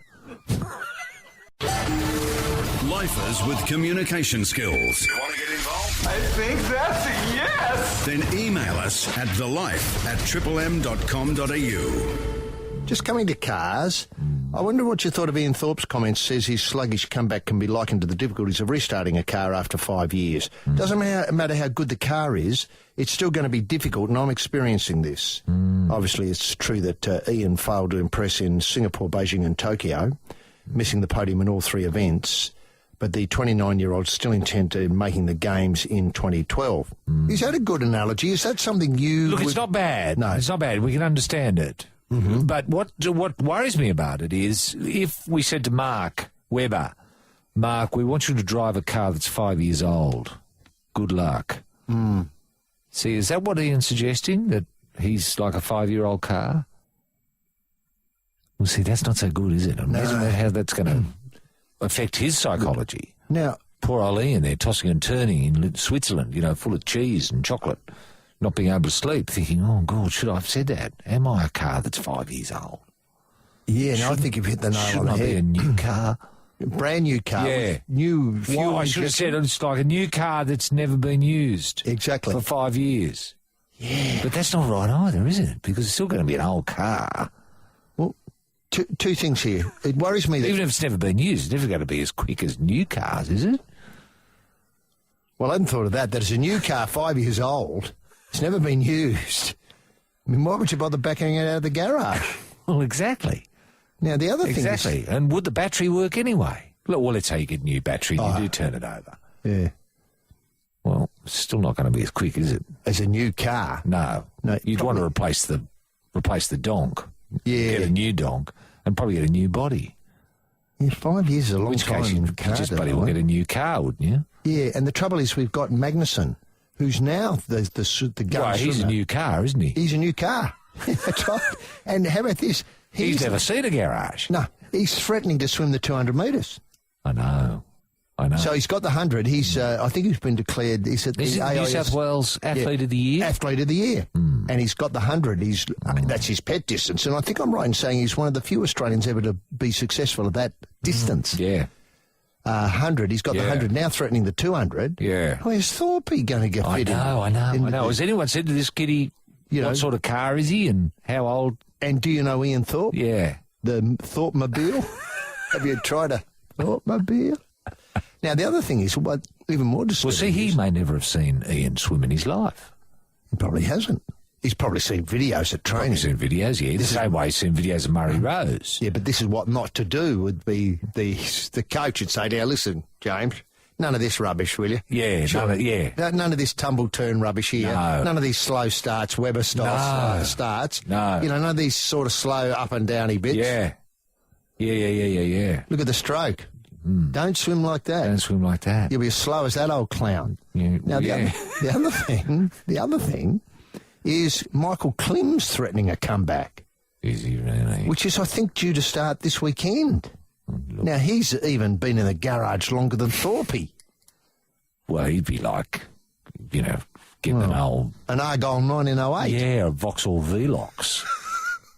Not good. And arriving at, not good. Silverstone. What? With the ready to take on the Formula Ones. Yeah. Hello, Clivy. What's Love that the you car. coming? Are you the marshal, are you? Ah. Now, leaving all that You're driving a Thorpe. And now, the memory of Peter Brock presents another Triple M Hot Lap handout. Thank God. What are we flagging away in this high-octane half-hour, HG? Well, an excellent question, Jim, and we're flagging away exactly the same Hot Lap handout as earlier. Remember how lucky that earlier listener was who had a barbecue on its last legs? That's right. And is now the proud owner of Mass Sport Elite Barbecue. Recommended retail prices, Roy points out, $7.30. Front dash made from 303 grade stainless steel and black durable powder coat cabinet, stainless steel burners. It's easy to wipe down. There are 4 large burners. I love a 4-burner barbecue. Provide even heat. Convection-style double hood line adds infusion of flavour and maintains consistent cooking temperatures. Is it fan forced, SG? I don't think so. No. Okay. Doesn't need to be. No. A reliable integrated ignition. I love that. Reliable ignition. I love that. Yeah. That's what, I hate it when you got to reach for a match. Has anyone got a match? Yeah. Anyone got 2 dry sticks we can rub together? Makes it seem amateur hour. I know. Side burner provides storage area in the cabinet. Standard features include cooking and warming rack, cast iron, cookware, and caster wheels, cover, and stainless steel temperature gauge. Isn't that wonderful? Plus, not only that, you get a copy of My Life in Shorts, the H.G. Nelson autobiography. So it's a terrific prize. Some lucky listener all comers who can answer the following question. The question is as follows. When was it first apparent that Mark was a bit slow? Who are we talking to, Roy? You've got Graham from Quakers Hill. How are you there, Graham? I'm well, thanks, boys. How are you? Very well indeed. Now, Graham, I noticed in the notes here that you're doing a bit of maintenance around the house this weekend. What sort of jobs you got in mind? Oh, mate, just the all-knowing and a bit of painting and all that fun. Will you get up early to avoid the heat, Graham? No, I don't think so. You'll do it in the heat of the day. Why not? Yeah. Well, hang on. What sort of painting are you doing? Oh, just a bit outdoors. I've got a decking and some stairs to do. Now, you'd be oiling the deck, or are you going to paint the deck? Oiling the deck. Okay. Now, but you won't want to do that in the full sun, will you? No. Get up, maybe start about 10 o'clock. Okay. Fair enough. And is this a normal weekend for you? List of jobs on the fridge and you gradually work your way through them? Yeah, but I usually put the list there. That's the problem. Right. Yeah. And is the list growing longer or shortening at this particular... It just stays the same, I think. Stays the same. You pick one up and you find another one, so... Yeah, right. Now, I notice you're a cabinet maker. I am. Now, are you getting much work at all, Graham? The Christmas rush is on a little bit, so not as busy as it has been, but anyway, it's all right. And what's the sort of main orders? Like you build kitchens or...? Yeah, we do sort of kitchens and bathrooms and wardrobes and home entertainment stuff and bars and... Yeah, right. Big variety. Now, do you do just standard sizes, or do you go in and measure up and do, custom we built? Sort of do architectural work, so it's a little bit of the sort of top end sort of stuff. So okay. What sort of timbers do you like using, Graham? Oh, look, you name it. There's so much to choose from. Yeah. You like radiata pine then? Sorry, what was that? You like using radiata pine then? No, I was going to say. No, I wouldn't. What about red cedar, Graham? Do you ever get to use that? Yeah, but it's a little bit soft probably for hardwoods, the black buds. Black bud. What about teak? Oaks, teak. Yeah, you do a little bit of teak. And do you use recycled timbers? If it's asked for, it's a bit hard to work with sometimes. Right, because of all the nail holes. Well, you can never get it. You can't get nailed into a hardwood, can you, Graham? No, exactly. Now, and what would be would this become obviously more jobs are interesting than others. What makes an interesting job? The level of detail, I reckon. But you can do your basic, work where it's, but then you get to the architects involved and they have some weird and wonderful ideas, so... Well, most architects are just stupid, aren't they, Graham? They know a little bit about a lot, I think. Yeah. Unfortunately. Now, Graham, let Roy set out the question and have a swing at it. What's your favourite tool, Graham? The router or the plane? I'm pretty keen for the router, I think. Yeah, I think you're right. Yeah. Fair enough. Now, Graham, when was it first apparent that Mark was a little bit slow? I think it was during his ball boy days, his early ball boy days. That's absolutely correct, Graham. And how's your barbecue wearing at the moment? The last fella, it's on its last legs. Wow, that's fantastic. Well, now you're the proud owner of a Massport Elite Barbecue. Obviously, all the features, stainless steel, etc. Hopefully, it'll be there in time for the Christmas cookout. And you've got a copy of My Life in Shorts to read while you're barbecuing. And Graham, good luck on the weekend, and thanks very much for being part of the life on Triple M. In an experiment that went wrong, Lord Mortlock of Dis, the world-famous platypus denier, was badly bitten in attempting to sew a live wedge-tailed eagle to a wild dingo. This is the life. This is Sydney. This is Triple M. Anyway, look, that's it for this week. And sadly, Roy, next week's our last show. I know. Look, I know that. There's a real mood in Triple M now about the return to the golden age. Which is happening very, very soon now, and it's going to be bold, daring and edgy. Something like that. Is swearing going to be allowed under the new regime, HG? And I just don't mean words like bottom and dick. I mean really hard, Sort of like bum. Yeah. I'm pretty sure bum will be permitted. Obviously, there will be a warning on each show. This may offend. You have been warned. You only got yourself to blame. Yes. And then you'll probably hear the announcer, and in bum news today, etc. Okay.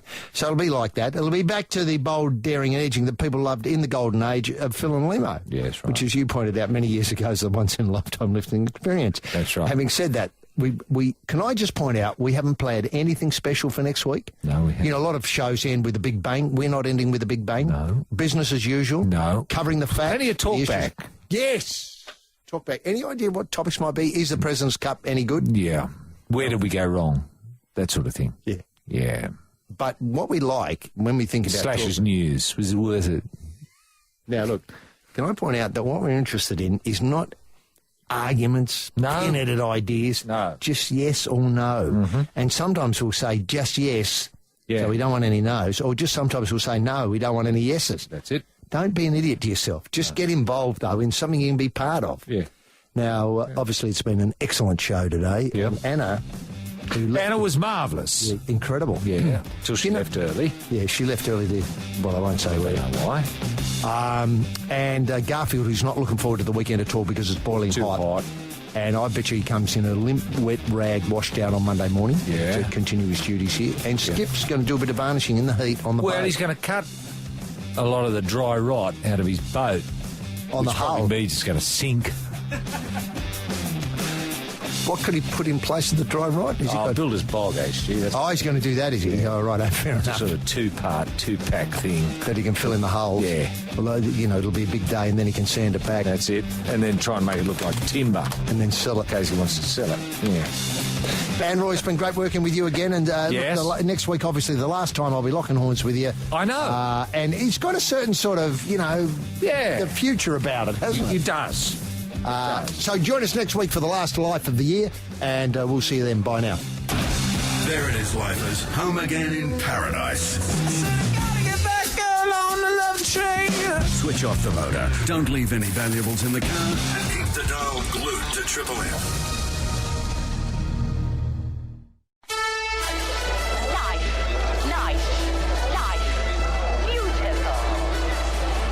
Ladies and gentlemen, boys and girls, people with cars, tyre fitters and other dreamers. Welcome to another well-tuned afternoon in paradise. Stay with us for the next 3 hours as Triple M runs you home to that little nook where you'll reach out and touch a familiar knob on the shortcut to that wedge of wonder you call home. This is the life. Gotta get back, girl, on the love train. With the big two up front in the driver's seat, gripping the wheel, the king of diamonds, rampaging Roy Slavin, and riding shotgun, the ace up the sleeve, H.G. Nelson. HG? Yes, thanks very much indeed, gentlemen. Jim Daniels in the Triple M Soundproof booth, and Jim has dedicated today's reads, well, no surprise here, really, to that fabulous, fun-loving young couple from Scandinavia. Of course, Fred and Mary are still with us, and just wowing people wherever they go. And they brought a little bit of Danish magic to Sydney this weekend, along with a bit of Danish weather, and probably a bit of Danish cheese and a bit of Danish cultured butter as well. But these Danish butter's rubbish. Yes. Lurpak butter. Lurpak, yes. You don't like this? No. You believe it's crap. Yes, it is. A cross between crud and crap. Well, when you look at Australian butter. Best in the world. Best in the world. Yeah, thanks very much. And poor old Mary having to try and convince people that... Lurpak. Yeah. It was good to eat. Yeah. Or a good spread. I know she's pushing it uphill there. Now, these young lovers, I believe, have shown how cod ordinary President Obama's 27-hour fly-through, as I called it, was, and, of course, the Queen's visit. I mean, they were cod ordinary, weren't they? I mean, they're big names who have done it all before, but they're very, very ordinary. And can I just point out that Princess Mary today took time out of a busy, hectic schedule of receiving flowers from primary school kids and trying to promote butter to visit Rugby League's finest, Six Cyril, who's in hospital feeling poorly. We're not sure that Six Cyril will be there next year. So if you are interested in, obviously being part of the Stay Well, Play Well, Eat Well message and partnering Healthy Harold in that, for God's sake, get in touch with the Rugby League headquarters because your name may go onto a very short list. Of course, obviously, you have to fulfil certain qualifications, which may end your life much more quickly than you want to, but be that as it may, we're talking about rugby league here, and anything that can be done to promote the cause of eat well, stay well, read well, play well, that message, I think, is valuable. And Six Cyril has been a great ambassador for the message since Six Sid unfortunately dropped off the twig a little short time ago. Anyway, we wish Six Cyril and his, obviously I was going to say connections, but I don't mean that friends and family of Six Cyril, all the very best at this trying time. Ladies and gentlemen, boys and girls, welcome to the Life with Roy and HG on a Friday afternoon. When too much sport will be barely enough, and what an incredible week it was. Certainly a week to remember. And this is the final show in the current run of the Life, and so that wonderful golden age that we've talked about so often here on the Life is just really 2 sleeps away. Saturday and Sunday will be back on Monday. Now, Rugby League and Darren Lockyer goes out a winner, scoring a try on Saturday against the old foe. Look, it seemed to me a fairly set piece that got Darren the ball while he had a sniff of the line and got him over. But it took the rest of the team to do it. Let's face it, the Poms were pretty ordinary. I think I tipped a scoreline of 27-8. It wasn't that far from that at the death. Well, the tune at the final hooter, who cares? Who cares? Darren went out a winner. Golf and the Shark led internationals powdered when the big putts needed to be sunk at the President's Cup at Royal Melbourne. Post-stink, Greg calls for changes in the selection process. Who cares? Cricket, and one of the great miracles lobbed up in South Africa during the week. Punter gets runs. That was the miracle, and does enough to impress selectors. And maybe with all the illness we've got, Six Cyril style, in the Australian, top 40 players, Punter will get another job against the Kiwis. And I'm just wondering if we could build a team around man of the match, Patrick Cummins. That's in Test 2. I think he opened the bowling. He got about 7 wickets in the second innings. He scored the winning runs. I think we could do worse than build a team based around busted heel Patrick Cummins. Meanwhile, K1W1, Ben Cutting says he's ready for trench warfare at the Gabba next week. Oh, it's a promoter's dream, isn't it? Cummings, should he be fit against Cutting, but who really cares? Football, that's Fozzie's go, and the A-League, now widely acknowledged as the best club competition in the world, is pulling the big crowds now at last. An incredible 4,000 turned up at Skilled last Friday night. Look, I was expecting nobody, so to get 4,000 was an incredible result. Elsewhere last week, I think Wellington v Adelaide pulled about 20,000. Newcastle v Brisbane got into 13,000. And record stopped with Sydney v Mariners. That was, I think, another 13,000. So it's really going through the roof and really finding some solidity in the crowd figures. But that 4,000 is Skilled right off the page. And, of course, the Queensland Roar now has equalled Australia's greatest sporting streak, which I'm not sure what it is. Might be a horse race won by the same horse, or a series of races won by the same horse. 35 appearances without a loss. It's a hell of a record for the Queensland Roar. But the big football topic this week was Sydney, of course, Sydney FC, the bling. Did Brett Emerton take a dive? That's our talkback this week. Yes or no? That's all we want to know. But it's your show. It's your show. In the golden age, when it returns, you won't be able to get input into talkback because we're offering it to you. Just let us know what you think. Yes or no? Did he take a dive? Football, that's Eddie's go, and the draft was the highlight of the week with no real surprises since the GWS Skoda-powered Giants had all the picks. Apart from Santana O'Halpin. Satandro Halpin, rather. Sentada, that's a tapas bar condiment. Santandro Halpin. The rest of the club's got bugger all, so who cares?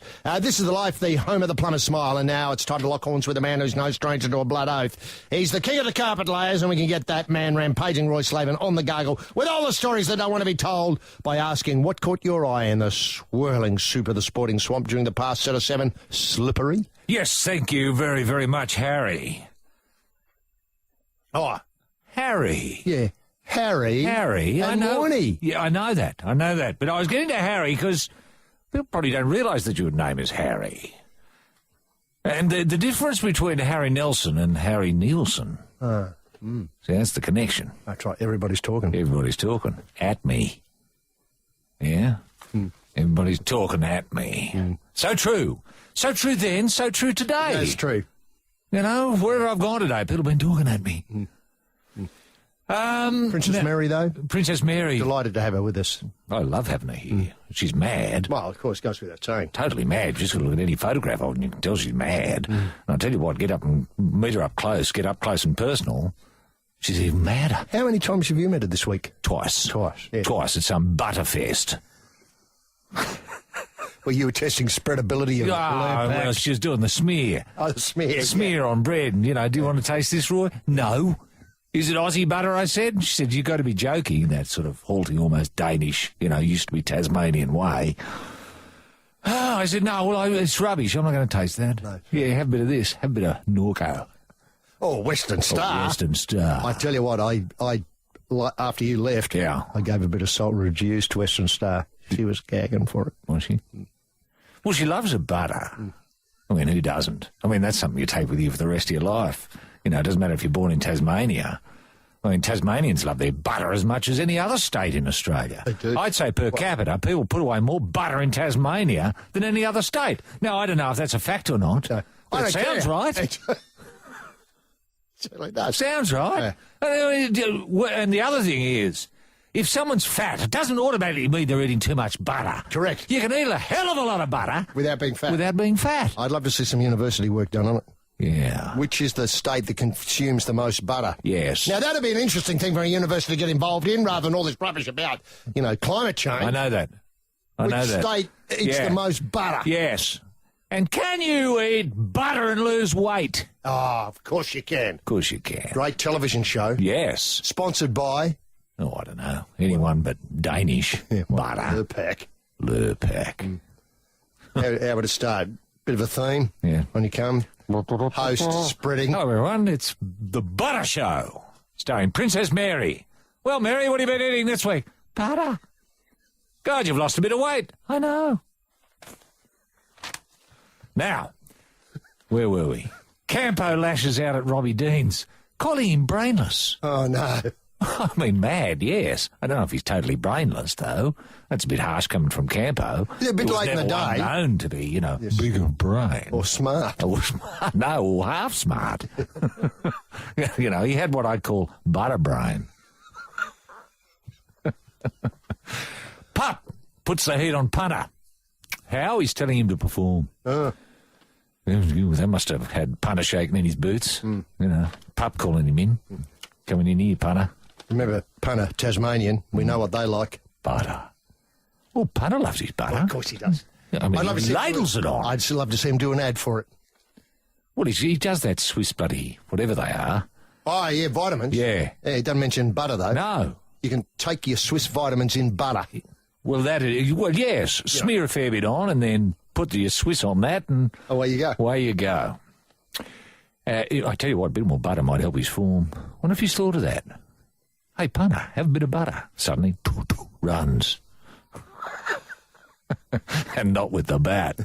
Now, Roger in electric form bashing up Rafa in the World Tour Finals in London. Yeah, that was a bit of a who cares, though. I suppose it is. Jeepers creepers. Rafa hardly had his tennis head on. No. In that match. I know. But Roger played well. He did. By golly, he hit the ball well. Yeah. I put it down to him. I know. Yeah. Exactly. Someone sent a bit of Western Star. Now, does Watto out mean Warner in? I think it does. Warner, I don't know if he's a test match quality. I don't know. No. He just seems a bit of a butterbrain to me. I might be wrong. I look forward to being proven wrong. Now, the Socceroos drop in world rankings. I mean, what is going on with the Socceroos? Whereabouts are they now? Oh, I don't know. Oh, who cares? 30th. 30th? Let's say 30th. Yeah, fair enough. Which is not bad, really. It's incredibly good. Considering, none of them play very well. Speaking of whom, Harry, not Harry Nielsen. No. Not the talking at you, man. He's appointed his own personal coach. Yeah. Yeah. That'd be Harry, wouldn't it? Now, actually, very rarely do I look at an email right at the head of the show, but I'm going to today. Dottie from Newcastle's been in touch, and I think this is I agree with this 100%. He says, whatever side of the Tweed border you're from, I'm sure all Life listeners will concur that Darren Lockyer had a great rugby league career. Yeah. Perhaps he was the greatest ever. Wow! It's a big call, but... Dottie often goes out on a limb. I know. I can't help thinking of comparisons between Lockie and the Don. Well, that got me sitting up. I certainly did. Both had great careers. Both had funny voices. Well, that's true. And both dudded out at the final hurdle. The Don, of course, getting a duck in his last innings, and Lockie missed a sitter of a conversion from virtually right in front. Yeah, it was... I've been wondering whether Lockie deliberately missed the kick so that he wouldn't be thought of as being greater than the Don and having tickets on himself. Oh, wow. What I think that's right. Absolutely right. That's Lockie. That is Lockie. Yes. Yeah. He would have been thinking, oh, no, I haven't got tickets on myself. Oh, no, I'm not as good as the Don was. Beautiful. I know. So thanks for that, Dottie. Oh, and the forgotten man. Well, at 8:81, let's forget him. On On this day in 1804, Governor King announced to the colony that Lord Mortlock of Diss would be arriving on board the 96th Fleet to deliver a series of lectures as to why the platypus does not exist. King was reported to have been subjected to loud, derisive jeers. 84 free settlers were flogged. This is the life. This is Sydney. This is Triple M. Yes, look at the final show and sort of business as usual with a few thoughts of listeners thrown in, I think, via the emails as we go through the afternoon. Yes. Well, just to leaven the proceedings.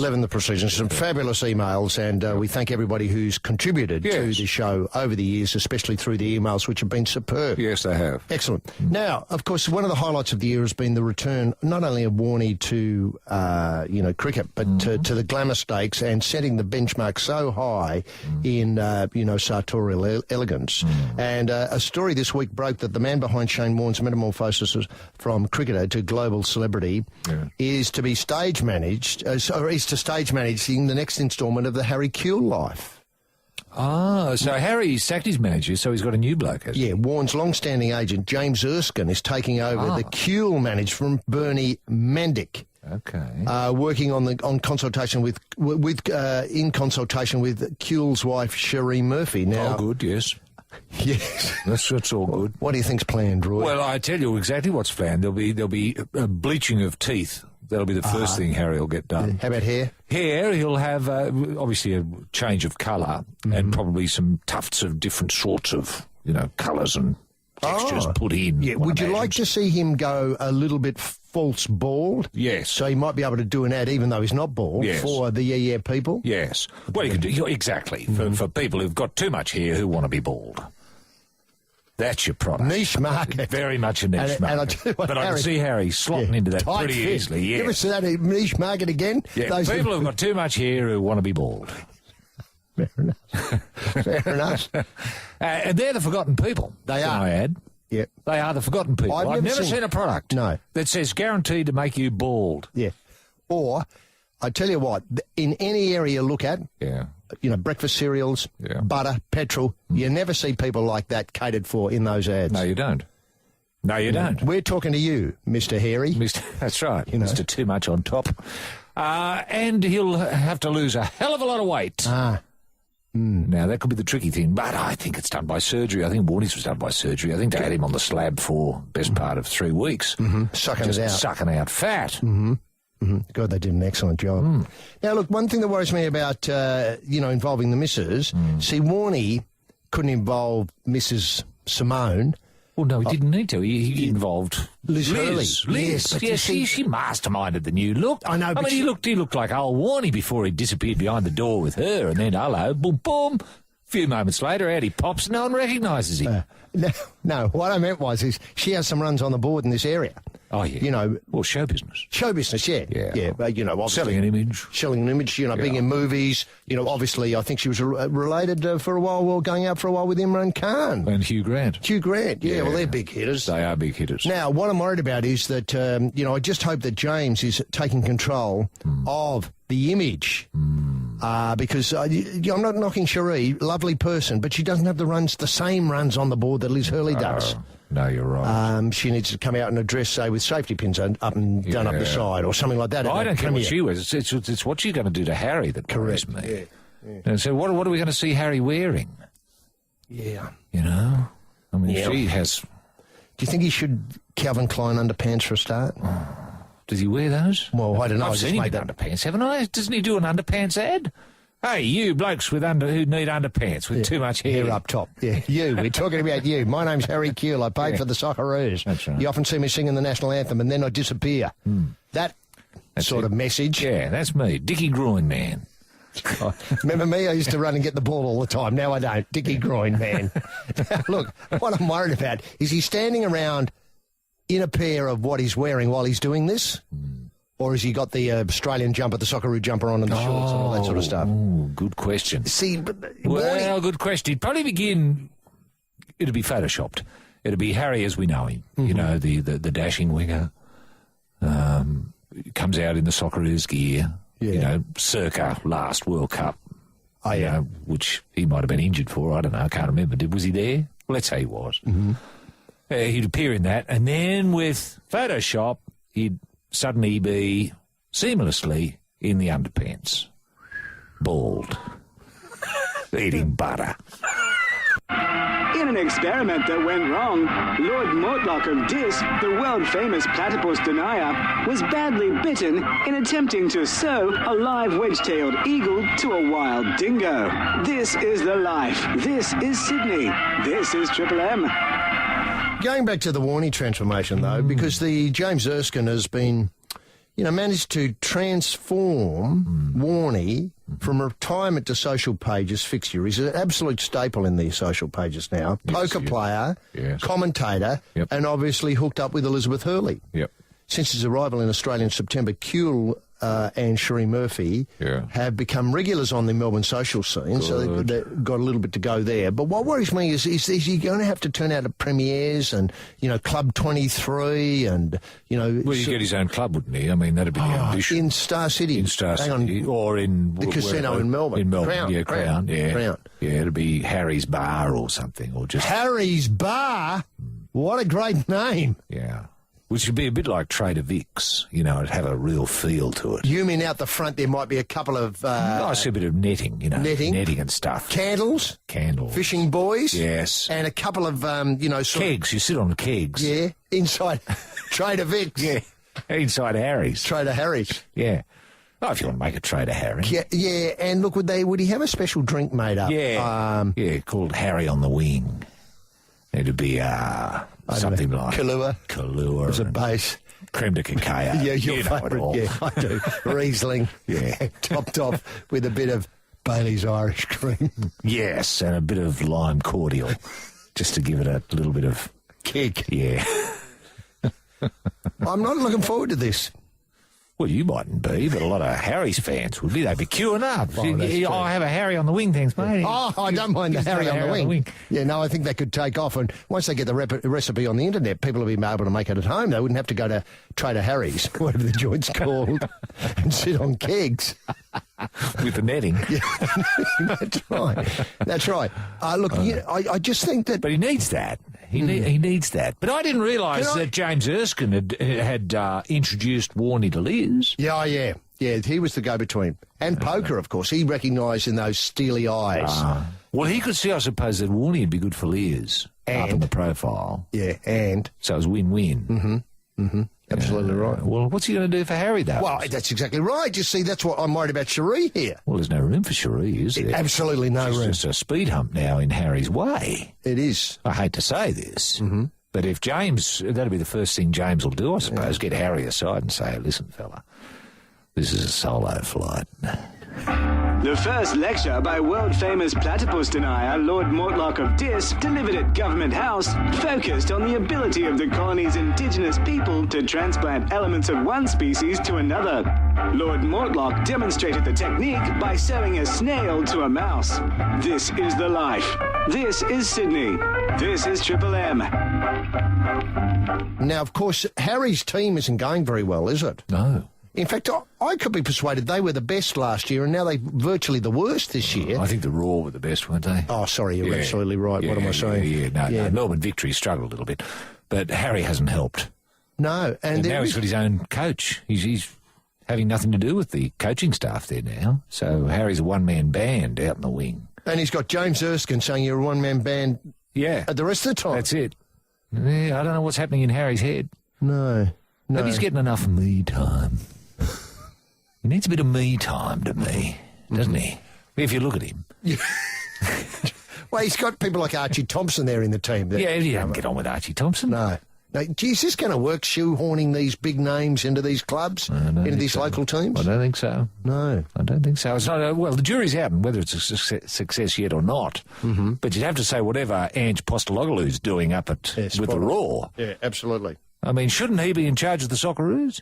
Shouldn't he be in charge of the Wallabies? And shouldn't he be in charge of the cricket team? Well, the Australian cricket. Now, that does open up a can of worms there. Yeah. I mean, look, I know 3 hats could be, might a fair bit of pressure on the bloke. But you and I have spent time with him. He's very confident. Yeah, He's a even-tempered. he doesn't need much me time. No. And he's a very good organiser of time of not only himself but of others. That's right. Now, this does raise an interesting question. Obviously, we'll dwell on it. Is the appointment of Mickey Arthurs to the Australian top job. Yeah. Now, of course, obviously, there's two schools of thought here. There is the school of thought is that no Australian side within the next decade will be coached by an Australian, with the exception of probably the Geelong Cats. All the rest of every other team will be coached by a foreigner. And, when you look at it, look at the success of this when it's there. Who's hitting?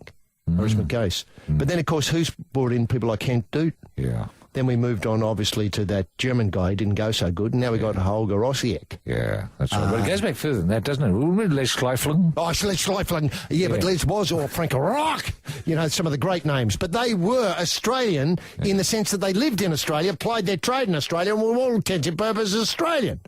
Yeah. Whereas these other blokes are contracted to come here, kick the ball in the back of the net and say, Harry, get on the wing and stop mixing drinks. Yeah. That sort of stuff. Sure. Now, we come to the Australian cricket team. Yeah. Then, of course, between the Fozzie's go and the Australian cricket team is the Robbie Deans experiment with the Wallabies. Well, that's you'd have to. I'd if you were scoring that out of 10, I'd give Deans at best 2 out of 10, wouldn't you? 2 out of 10. Yeah, and I'm going to struggle to work out what the two are for. What the 2 are for? Yeah. Well, just making sure 15 blokes are out there at any given time. That's all he did. Fair enough. There wasn't a time when we had too many out there or too few. We haven't been pinged for that. No. No. Unless he had someone doing that for him, a numbers man. Who'd just say to him, would Robbie would say, are we all right? Sorry, Robbie? Are we all right? Yes, mate, we've got 15 out there. Oh, good. Right. Thanks, Robbie. So, we come to the cricket. Look, I more believe... butter, Robbie? Bit more butter? Would you like some New Zealand butter, Robbie? Australian butter, very good, Robbie. Now, look, we come to the cricket. Yeah. Now, Mickey Arthurs had great success with WA, but compare and contrast Buffett Lehman, who's coaching the Queensland Bulls, or whatever they're called at the moment, and doing a wonderful job there. And well, as I said in other media commitments, actually, it's a cultural thing. I see this as important as our film industry, or we've got to tell our own stories. I mean, you can't get... someone, a foreigner, to come in and say, do the Slim Dusty story, turn it into a film or a novel. It wouldn't ring true. I know.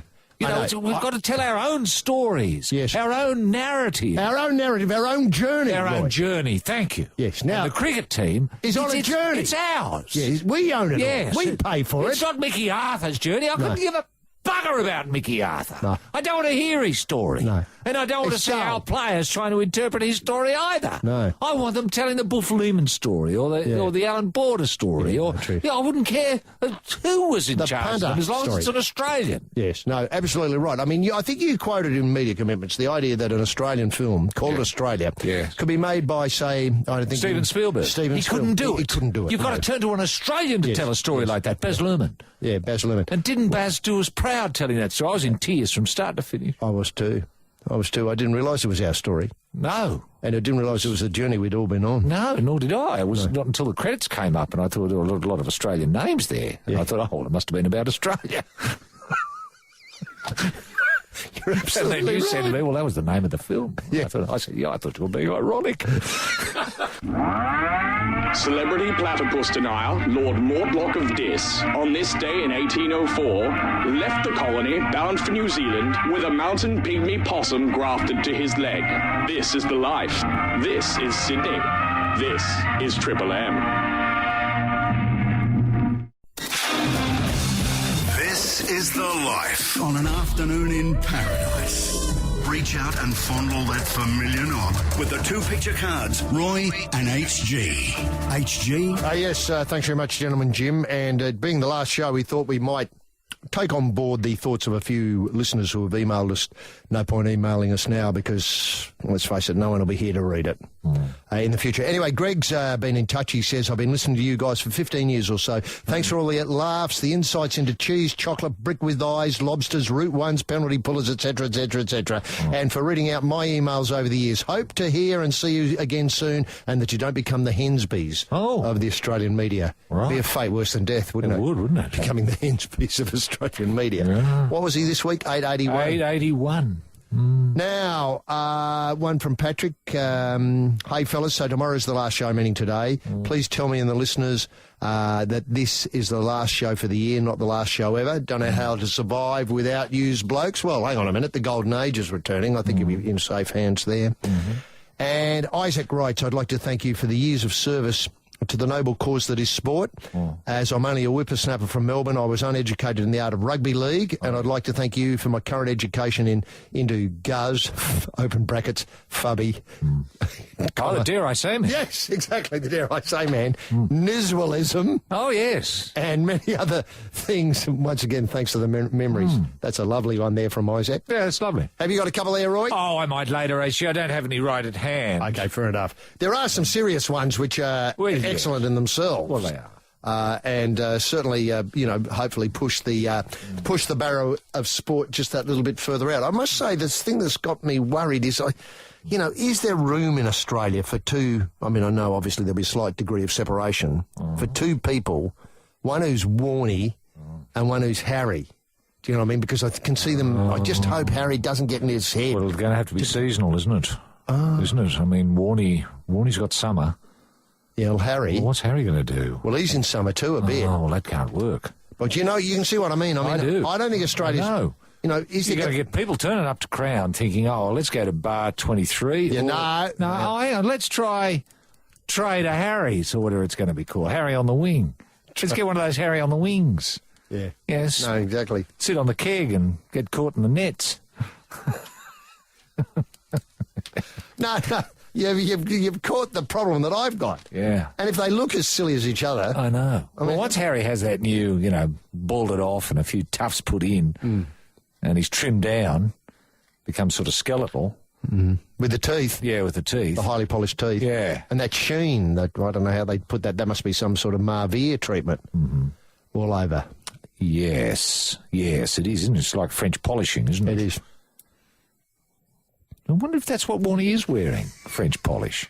The Sydney term, cracking the fat, harkens back to the butcher's picnics, when in order to prove meat was fresh, a butcher would literally tear a strip of fat off a carcass and crack it like a whip. This is the life. This is Sydney. This is Triple M. Now, this old, what do I call it, story, narrative, journey is back on. And it appears that representatives of the kangaroos and wallabies have once again met this week and put the finishing touches to a revolutionary $15 million proposal for a historic clash between the rugby league side and the wallabies side. That's the rugby union side in a hybrid game. Yeah, the plan's going to be put to David Gallop and John O'Neill within a couple of weeks, and hopefully stage the match at ANZ Stadium. Yes. After next year's grand final. Oh, okay. I don't know, on the same day maybe, instead of having, a presentation of footy cards and, the cup and that. Yeah. They're going to have a match between the wallabies and the... kangaroos. Yeah. Now, what are they going to be playing? Are they going to play cricket or something? Or what an excellent idea. Series of things like, I don't know, snooker and then... What a great idea. No, that hasn't been suggested, but I reckon that's well worth putting to them. Okay. With both codes under financial stress. Oh, I didn't realise that. Rugby league and rugby union under financial stress. Anyway, as clubs and players demand a bigger slice of the funds, promoters believe it is the best and most timely opportunity yet to convince the two codes to play a one-off showdown that could develop into an annual fixture. So says Phil Rothfield, the sports editor-at-large for the Daily Telegraph. This will be as big as State of Origin or the Bledisloe Cup, said Mark Ella, rugby legend, who's part of the organising rules committee. Right. It's like when Kerry Packer, what he did with one-day cricket. The group has just returned. This is a group of interested, luminaries have just returned from England, where a deal was struck between the rival football codes, Wigan and Saracens, these are co-champions in England, to play a game at Wembley early next year. Uh-huh. The public wants this to happen, and corporates want it, and broadcasters want it, said ANZ Stadium boss Daryl Kerry midweek. Right. When the game was mentioned in your Sunday column, this is in one of the papers a couple of weeks ago, we had 2 corporations ring us about hospitality opportunities the very next day. Now, what is it? 13 players per side. Okay, yeah, good. That'll confuse Robbie Deans a bit, but anyway. Yeah. 60-second time limit for each attacking set. How does that Why? work? Well, I love second phase, So do third I. phase. Second, third, fourth phase. Love that. Yeah. Anyway, all right. Team in possession uses a play the ball in its own half. Yeah, what happens in the other half? In opposition half, it becomes a ruck and maul. All right. Yeah, okay. Attacking teams get, so if you're defending and you lose the ball in your own half, and the other team pick it up and start attacking, you got to swap completely. Yeah. Okay. Yeah, all right. In opposition, Sounds confusing. It's far too confusing. Attacking team gets scrum feed for 50-20 kicks into touch. Yeah. Tries worth 5 points, conversion and penalty goals 2 points, field goals 1 point. Okay, that's good. It is what's going to be annoying though is when the player. Well, you're just going to have the whistle blowing all the time whenever the stupid old rugby league blokes try to play the ball there'll in be their half. accidental truck and trailers and entering. Yeah, I know. They'll be crossing the 50 metres and then they, Lord, I've got a ruck and maul now. Yeah. No, it's not thought through. It's not thought through at all. It'd be better wouldn't people rather see him play soccer or something? Soccer, I think, is the go. I reckon that'd be excellent to see the stars of rugby league and rugby union in a $15 million winner-take-all competition of, say, I don't know, 12 matches where there's just wallabies and kangaroos. That's right. And you could rope in, maybe Harry to coach the wallabies and maybe Warney to coach the... Yeah, personalities. Yeah, something like that. That'd be fantastic. We could find room for the pair of them then. Excellent. So, would you allow training? Oh, yeah, there'd have to be training. Warney would have them at Club 23 or whatever it's called. Yeah, and the other lot would be... Harry'd have them at the tavern. Yeah, where the netting is and the kegs. Kegs, yeah. Right. There'd be a bonding session. Oh, right. Now you're talking. And, of course, every so often there'd be stories in the paper, which may take, say, 6 weeks, about injuries caused by, funny games that Warney had, dreamed up. G-ups. Yeah. And then on the other hand, Harry's got injuries, and so it'd go backwards and forwards, and there'd be poaching, attempted poaching, That's right. Then we'd have to decide on what soccer rules we're going to employ. Can you take a dive? What if you could taken a dive? No. Can't have that rubbish. No, there've got to be serious rules. Okay. And real what if you umpire. miss and kick someone up the date? There'd be plenty of that happening. Oh, there would be, obviously. And there'd be a lot of, say, wallabies wanting to get back at their own. Yeah. With a swift boot up the date. That's right. There'd be a lot of taking blokes out, away from the ball. Yeah, but it'd be fun. Oh, no, it would. It'd be our journey. Yeah. It'd be our narrative. Yes. Yeah. Yes, it would. A new narrative. Yes, and maybe we could make a film out. Maybe we get Baz Luhrmann out to film it. Wow. Turned into a series. Beginning at, Club 23. Well, hang on, it could begin at... bit of duff music and... Just around the corner from the Bateman's Hotel in George Street, where rugby league was born in 1907. A small group of legends and entrepreneurs met yesterday morning to put the finishing touches to a revolutionary $15 million proposal for a historic Kangaroos v Wallabies hybrid game. Well, there's your opening scene. It is, isn't it? The echoes of the past. Yeah. The current lineup. Yeah. With a couple of pens and paper. Yep. Doing diagrams of when they're going to ruck and maul and when they're going to do, whatever the other stuff is, play the ball. Who is there? Are there lineouts? Oh, yeah. Well, hang on. Let me go back to the hybrid rules snapshot. Yeah. Whenever the ball crosses So I don't mind. If they're playing soccer, have a lineout. Why not? Famous platypus denier Governor King had a free settler flogged to death by the Stevenson twins for daring to present him with a live specimen. The record shows the free settler to be Gordon Hereford, husband of Mole Driscoll, alias Mole Hereford, alias Mole. This is the life. This is Sydney. This is Triple M. Now, just going back to money in various forms of rugby league / rugby union, former Origin player Chris Walker. Oh, yeah, good. Chris Walker, good, I think he finished his career this year, but he's finished his career about 12 times. That's but that's right. part of his story. It is. He finished it this time with the Parramatta Eels.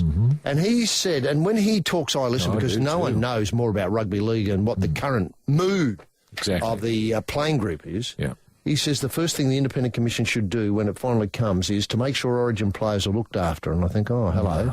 Good. No more of the missing two, people being left behind. What a breath of fresh air that is. Yeah. What, give me that again. They should be looked after. Was that it? Make sure Origin players are looked after. Wow. And then, as I say, I'm thinking no more missing two, proper buses. Yeah. Just looked after. Yeah, you know. just helped out here. Helped out, yeah. Anyway, he says they should be paid $100,000 per game, per player. Anything less than that is an insult to the players. Yeah. Walker is basing... Well, that's looking after him in a way, isn't it? It is, $100,000 a game. So if you played 3 matches a year, you'd get $300,000. Obviously, this is outside the salary cap, otherwise... It'd have to be. Yeah. Well, that's what he means by being looked after, I think guess. so, We waived the salary cap. Good. And what about, is that the whole 17 squad? Yeah, everybody gets the same amount. So that's, hang on, 17 by... That's 1.7 million. Yeah, per game. Per game. Well, you've got to multiply it by 2. There are 2 teams. True, so it's 3.4 million per game. Yeah. By 3. You're looking at 10 million to stage the thing in players alone. Yeah. Do you think that costs would have to go up? I think it's around about $70 or $80 now. Well, they'd probably have to, I don't know, put a little mark up the cost of chips and pies. True, yeah. You could do it that way, just admission subtly. price. Yeah. Now, he says Walker is basing his comments on the amount of money Origin generates. Oh, yeah. The games dominate the seasons for months. Well, it's like the V8 supercars. How much does that bring in? 100 million? 100 million. Yeah, well, how much do the drivers get of that? Well, bugger all. Well, shouldn't they be given, say, $1 million each? 100,000 each. $1 million each. 100 million, yeah, they might be about 40 drivers. There'd be half of them win. Yeah. Then you're paying Johnny Farnham a bit, and the hunters and collectors, not cheap to reform.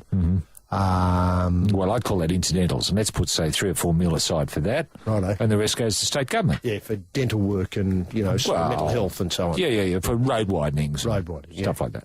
Now, one of the great refreshing moves in rugby league was the return of Gus Gould to the Penrith Panthers this week. Well, not this week. There was a big interview about his return. Oh, yes. But this, earlier this year. Yeah. He said when asked how many hours are you working, he says, I don't count them. I'm working when I wake up and I'm working when I go to bed.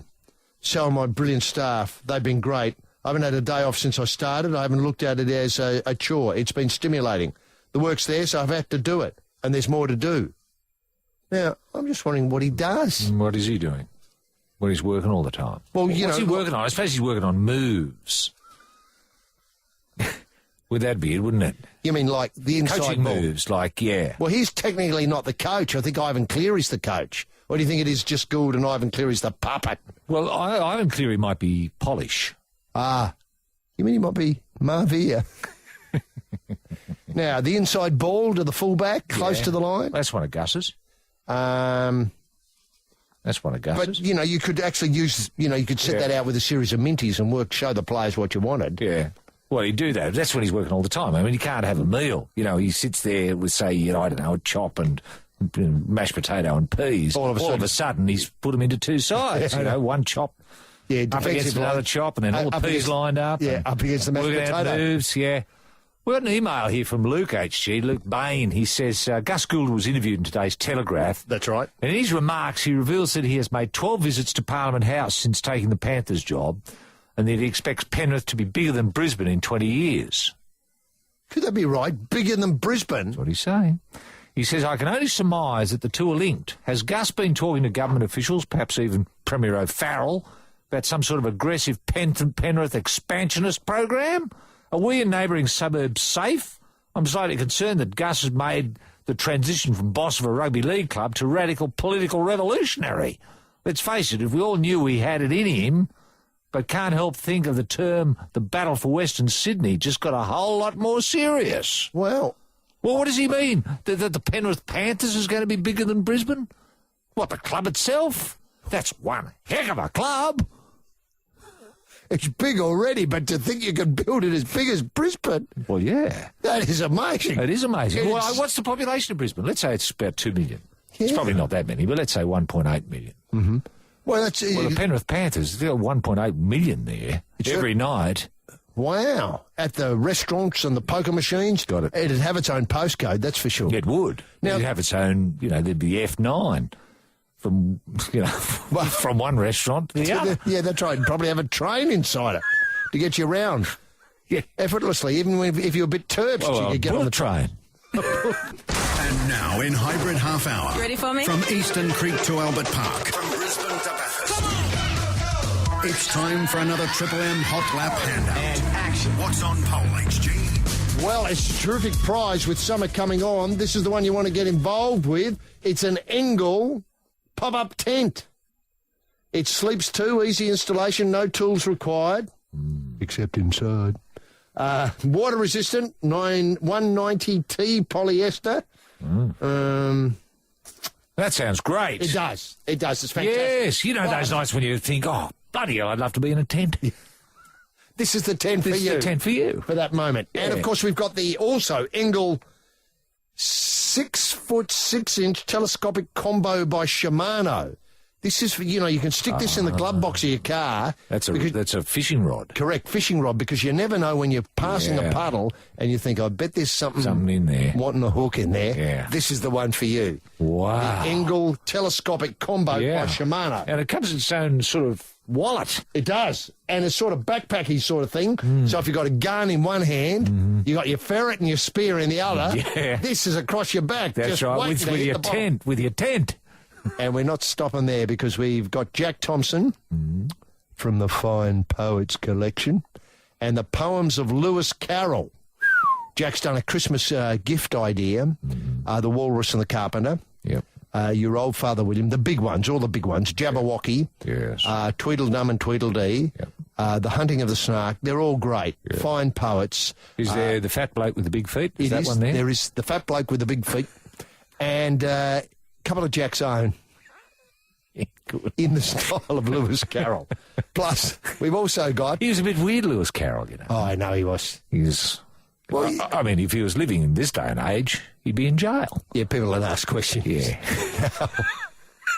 My Season on the Sidelines, The Fittler Files. It's a book. It's quite a substantial book. This will take you a while on Christmas Day to get through this one. It's got at least 300-plus pages. Yep. It's with Brady Fittler and the Professor, Ian Heads, with more than 100 of Freddie's own behind-the-scenes photographs. Wow. Do you want to have a look at a couple of the... Yeah. Are they in focus? Has he cut the heads off? Well, what's interesting is that Freddie seems to appear in a fair few of the shots he's taken of himself. How did he do that? Time exposure, I suppose. I suppose so. He'd set it up on the tripod and then... Duck in. But they're great. For instance, there's a beautiful picture here of, say, the Rabbitohs hero Sando. Oh, yeah. And he had his a brother. And also his lovely one, for instance, enjoying the night match experience with Andrew Voss. Left and the expert statistician Malcolm Middleton in the spacious ANZ box. Oh, what a great photo to include. Yeah, I can see it. Wow. Because you never think of it. I mean, you know he's there and stuff with Vossi and stuff, but you never think you can actually really see it ever. You can. 100 of And isn't that Freddie's just own- the sort of thing you like to read in your tent? Eh? While you're waiting to land a big after one. you've had a feed of fish. Yeah. Right, feet are flatted, listening to Jack's poetry. Yeah. And there was movement at the station, for the word had got around that the cuddle from our regret had got away. Thanks, Jack. Now, it's a great prize. All comers who can answer the following question. Right. Yes, question is, what's the name of the cocktail you can purchase at Trader Harry's? The special cocktail. The special cocktail dedicated to Harry. You know, you can get screwdrivers. Yeah. You know. Or you can get that. Okay, well, what is the... And who are we talking to, Roy? Yeah, we got Stephen from North Sydney. How are you there, Stephen? I'm very good. How are you? Yeah, very well, Stephen. Now, you're stuck on the M4. You're heading west. I am, and I've just seen a sign that says the M4 is closed westbound, but I'm still moving slowly. Lord. Right. Now, It's not good. you're trying to get to Orange. I am trying to get to Orange, and I was just wondering whether there's anyone you want me to punch out in Orange from your old playing days. Oh, well, just go to the Sims clubhouse and do whatever you like. Okay. Anyone you see, just flatten them. Say it's from me, and they'll understand. I think the Orange Sims return to training this week, so you'll be finding plenty of people around there looking for a bit around the ears. Now, I think there's a train that stopped every lane on the M4 tonight. Okay. So you're amazing that you're actually moving. I am moving. I think Methuselah just overtook me, though, so we're not moving very quickly. Fair enough. Fair enough. Now, how long are you in Orange for? Just for the weekend. Yeah, I'm actually from Oberon, actually, so... Oh, okay. Oh, well, gee, why would you leave Oberon? For the same reason you left Lithgow, I suppose. Now, the Oberon Boys Rugby League Club, they still wearing the black and yellow? Yep, they're still in the black and yellow. They were in and out of Group 10 there for a while, but I think they've got a team in reserve grade now, I think. Oh, okay. So they're rebuilding. They're in a rebuilding phase. And do you get back to Oberon every so often, say, on the weekend to see the Tigers go round? No, not as much as I probably should. I get back every couple of weekends, I suppose. Have you still got relatives in Oberon, Stephen? Yep, still got family back out there, yeah. Mum and Dad are out here. Oh, okay. Now, are you going to drop in on your way to Orange or on your way back? Yeah, I'm dropping in tonight. I'll spend the night with Mum and Dad, and I might bring out a few of the old jerseys I used to run around in. Oh, lovely. Well, that'll be a story. great night. You'd probably get there about 4 in the morning the way things are going, and so I'm sure your mum and dad will really appreciate getting out a few of the, maybe a couple of peaked hats to go with them, and maybe set out, maybe... Well, some old skills, maybe play the ball up and down the hallway with, obviously mum the marker and dad being the play the ball, and you can break away from, obviously, do what you do best. Would they have any old videotapes of your playing days at all, Stephen? I think there's one, but I was about 8 years old, so I didn't really display any skill. Right. Well, 4 or 5 stone 7s, was it? 4 stone 7s? Yeah. Did you display any skill later after the videotape was turned off? Not really, no. Was it the pressure was the pressure of the videotape being on that cramped your style that day, Stephen? Well, that's what I tell all the people that have ever seen it. Now, you're a primary school teacher, Stephen, and do you ever encounter the eat well, stay well, play well message as promoted by the Rugby League, in particular Healthy Harold and Six Cyril? Not as much as I should. I have encountered it, but not that often. But, is it a successful promotion? Kids talk about, look, the rugby league players are coming. I don't know, let's say Robbie Farah's turning up from the Tigers, and he's got to, a book he's written, a bit like Freddie's book, that you might not win. They know all about that sort of stuff, we don't expose them to it as much as we should, I don't think. No, I think that's right. How often, do you just look across the playground, you see a few rugby league players talking to the kids? There's not a day goes by you don't see someone. Well, that's what we want to hear. Now, are you teaching in the North Sydney area, and would they be, pro the return of the Bears to the competition into your school? I'm more Northern Beaches area. Northern Beaches, fair enough. All Manly fans, but I do try and push the Bears a little bit down there. Yeah. Now, and what happens when, the people run amok and get in their cars very quickly when Anthony Watmo turns up at the school? We make sure we've got the Windex handy, that's all I can say. Very good, very good. So, Stephen, let Roy sit out the question, have a swing at it, and we hope, and I say this all due respect, to get you on your way soon. Yeah. Okay, thanks. Now, Stephen, what's the name of the cocktail you can get at Trader Harry's? It's called Harry on the Wing.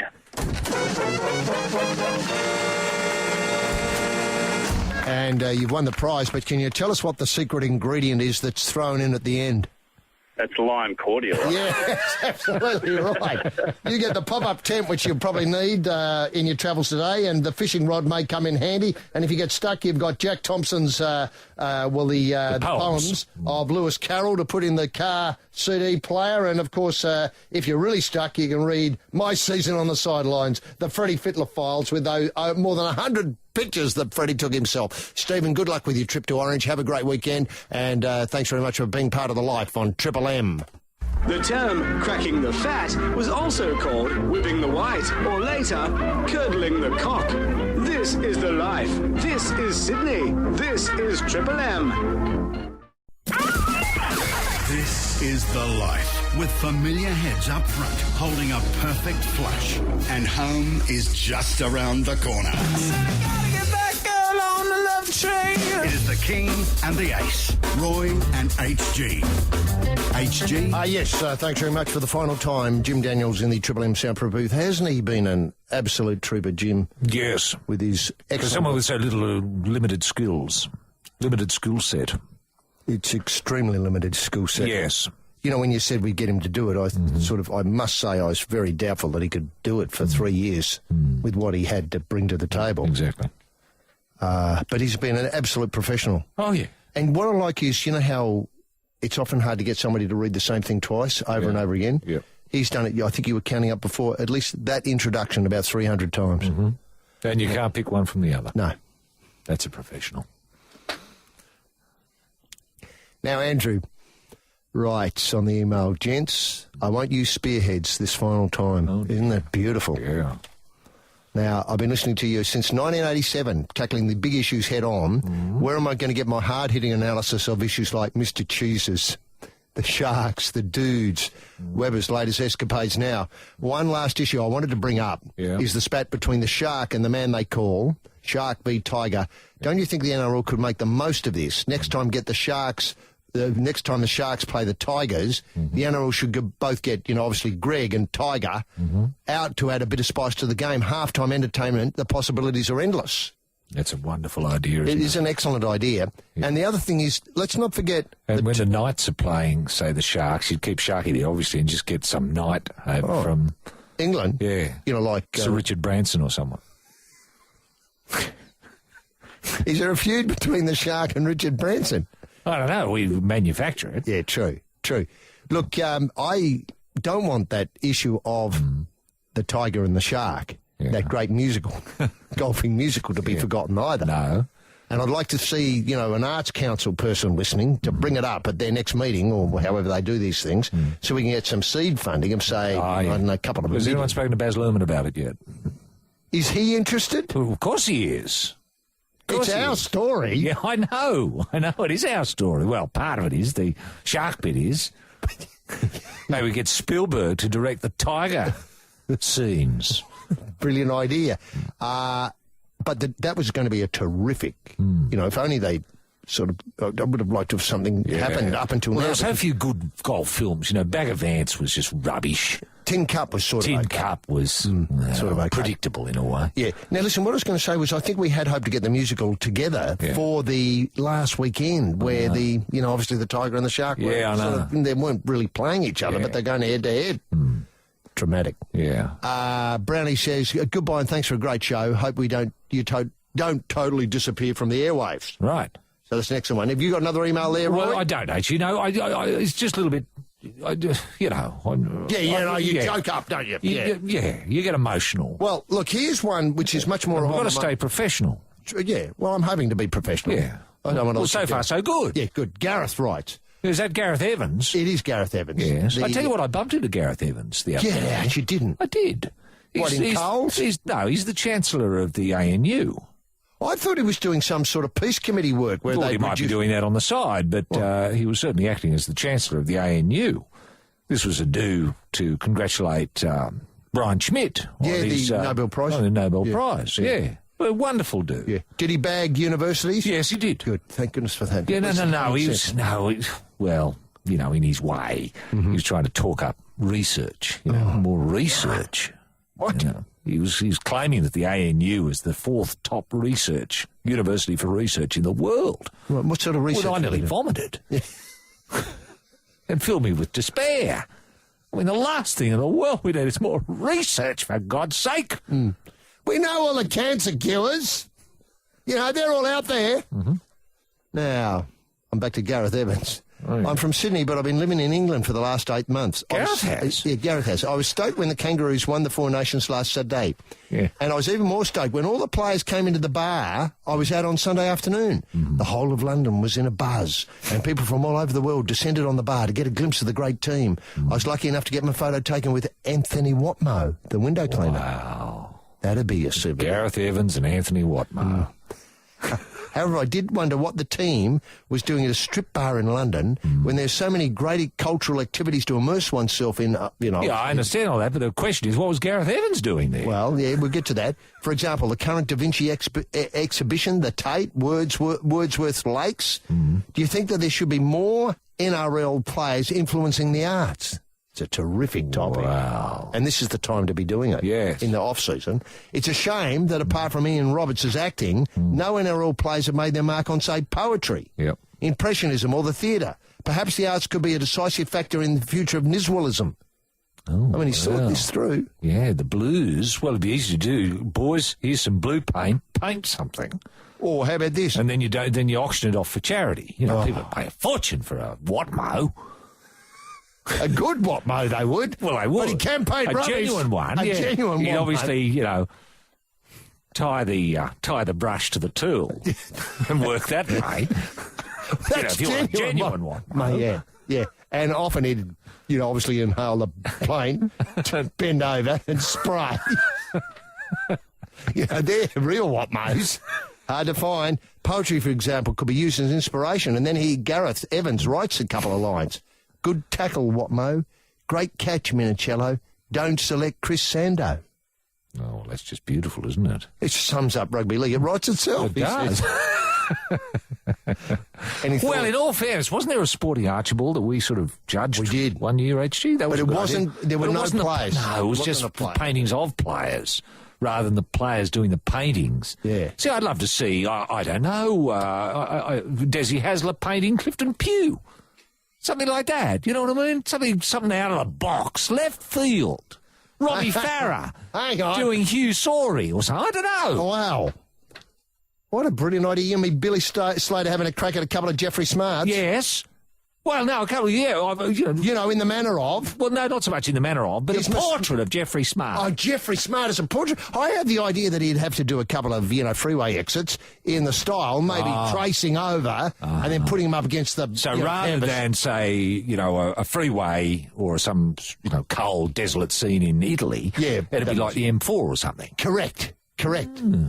Well, you got to take your inspiration where you can. Rugby league players don't have a lot of time to think up things, so they better off go to a book and have a look. Yeah, that's true. Well, why not just go through some of Freddie's photographs, and paint those? Popular governor Lachlan Macquarie was said to spend up to 16 hours a day in the nude. Thus the title, Macquarie the Sunburnt, before becoming Macquarie the Builder. This is the life. This is Sydney. This is Triple M. Roy, I know we touched on this at the start of the show, but it now appears the entire case in the Bulldogs-Cowboys match-fixing saga is looking shaky after the colourful rugby league identity John Elias was found not guilty of charges relating to the case, the Daily Telegraph reported today. Yeah. The grinning 48-year-old journeyman who placed $5,500 worth of multi-bets that all featured the leg for North Queensland to score first via a penalty goal walked from Downing Centre local court without uttering a word. I understand he went off for a massive celebration with his defence team. Good. In a judgment that lasted 15 minutes, the Beak said it could not be proved beyond reasonable doubt that Elias had acted on deceptive and inside information when he placed a string of 5-leg multi-bets 2 days before the game. There's a good reason why the police proceeded against Mr. Elias, but the reality is the bet itself was a multiple. There were a number of contingencies that had to play out. The first leg, Cowboys penalty goal, didn't eventuate, and there was no evidence support that it was going to happen in the other legs. But before delivering his judgment, the Beaks told Elias's counsel the police case would have been a lay-down misere had the Cowboys opted for the penalty goal. Oh, I see. Yeah. Anthony Watts instead took a quick tap. And for that much, Elias might have been toasting the feisty utility during his planned celebrations at the Sackville Hotel in Roselle last night. Right. Did you get along? Yeah, of course I did. Yeah. Yep. It was a hell of a night, wasn't it? It was a great night. Put a few bets on. Had a great night. Did you have any inside information on the bets? Can't say. No, fair enough. All I will say is that I was ahead at the end of the night. Yeah, fair enough. Now, do you feel as though... Not by much, just enough. Yeah. Just enough. You doubled your money, in other words. Yeah. Now, look, can I just ask whether you feel as though the mistake here has been in this crime is that we haven't had a dedicated rugby league police force or people in a rugby league squad, police dedicated to rugby league crime. Yeah. Now, throughout the run of the life here, we've been suggesting that the two people most likely to understand rugby league crime in its entirety are the Mason twins, Willie Mason and Brendan Favola, because they have extensive knowledge of the ins and outs. Exactly, the ins and outs of a football played at the highest level. Do you think from now on, or put it this way, are you calling on the O'Farrell government to establish a rugby league crime squad? I have been for years. You know that. And I have had top-level meetings with the Premier at the Sackville Hotel over a couple of bets. And I think he's coming around, coming on board. But I see this only the start. See, I see golf crime. I know. Out there too. There was a hole-in-one today that looked really dodgy to me. Terribly dodgy. Terribly dodgy. I made a fortune on it. I know you did. Yeah. I know you did. The odds. I looked at you and... There was just that grin from ear to ear. I know. I know. When it happened. Yeah. So I think we've got to have a golf crime squad, obviously. Tennis. Wallabies. Wallabies? Yeah. Wow. Yeah. How about squash? Yep. Tennis. Might have mentioned that. Could I suggest shuttlecock as well? Yep. My word. Some people call it badminton. We don't. Snooker. Darts. Well, they're at it all the time. Trots, you'd leave them out though, wouldn't you? It's the only thing clean. Sydney, 1879. Anyone for cock? Count me in. Count me in. Count me in. All right, my man. Let's settle this with our cocks. I want 2 tickets to the 3 cocks, please. This is the life. This is Sydney. This is Triple M. Now, I'll tell you who's breathing easy after this big announcement yesterday that Johnny Elias is a free man. Sam Ayoub, the cheeky bets man. Yeah, Sam Ayoub, yeah. Brad May. I thought he might link up with Harry Kuehl, to be honest, in terms of management. Didn't happen, but, you know. Could you see that happening? Yeah, instead of James Erskine. Sam Ayoub. Yeah. Which putting the polish, the Marvia on the bloke. I reckon Ryan Tandy should appeal. Well, he's going to appeal. Oh, good. The former Bulldogs prop last month was convicted for match fixing, but it's going to appeal his verdict. Goes back to court January the 16th. He's also facing 3 counts of lying to the Crime Commission. Investigations, and he'll learn his fate on that matter next Friday. Okay. Now, this has been bubbling away for some time, this cheeky bets fiasco. Yes. And to think that... Well, it'll be at Underbelly, won't it? Sort of Underbelly 8. The Fix. Wow. Are you certain of that? Yeah. Oh, yeah. Right. And can I just ask, you know how in Underbelly 8 there tends to be a lot of money and drugs and women not wearing much? Well, that's your opening scene, like nudes. Just nudes everywhere and rugby league players and a bit of doof-doof music and drinking. Then you ad break.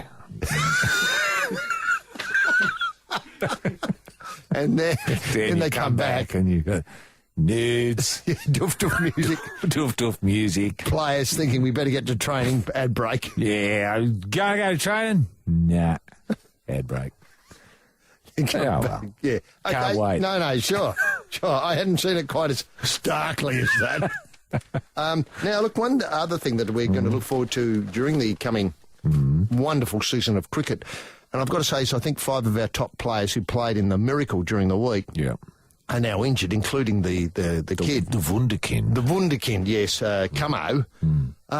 Look, Sachin Tendulkar is within reach of his 100th international century as India reached 3 for 281 on the third day of the third test. Is this against the West Indies? Yeah, West Indies, Mumbai. God, haven't they called that off through? Unbeaten of 67 with VVS Laxman 32 not out against, as India responded to the Windies' first innings total of 590 all out.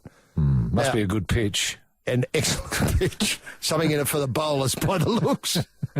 Now, if the West Indies scored 590. Yeah, I know. I mean, Tendulkar should get 400 himself. Yeah. Now, are you thinking that this much talked about milestone will happen before we get to the Boxing Day test, say, in Melbourne in, just over a month's time. Because India's out here. Yeah, India come, I think, Wouldn't for that be 2 marvellous to see the little master get the 100th 100? Get the 100th 100 on the MCG on Boxing Day. Be great. Now, this does raise the question of, obviously, his counterpart in the Australian team, Punter.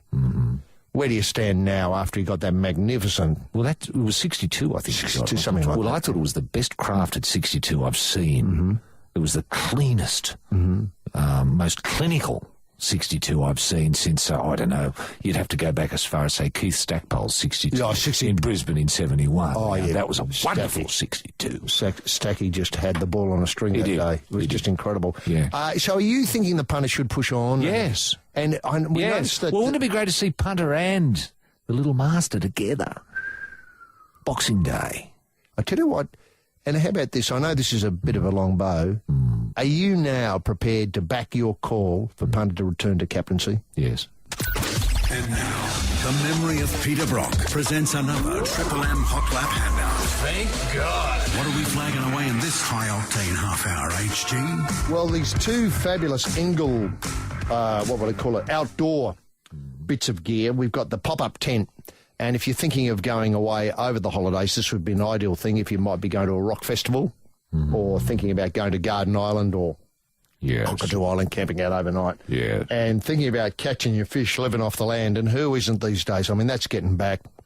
Everybody's doing that. We're throwing in the Engel 6 foot 6 inches, but it's a Super Scope fishing rod.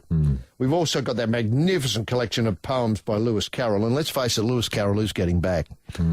He's been off the scene for some time, but by golly, when you hear Jack Thompson read them, you wonder why he's been away for so long. He was a mathematician, of course. Yes, that's right. That's Carroll diagrams.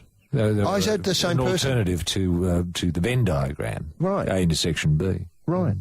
And we're throwing in... Excellent. My season on the sidelines, the Freddie Fittler files. Okay. And I spent a bit of time with Freddie this season. Yeah, you did. We surf a bit together, and often I catch the plane places with him. Yep. And any photos of you in there?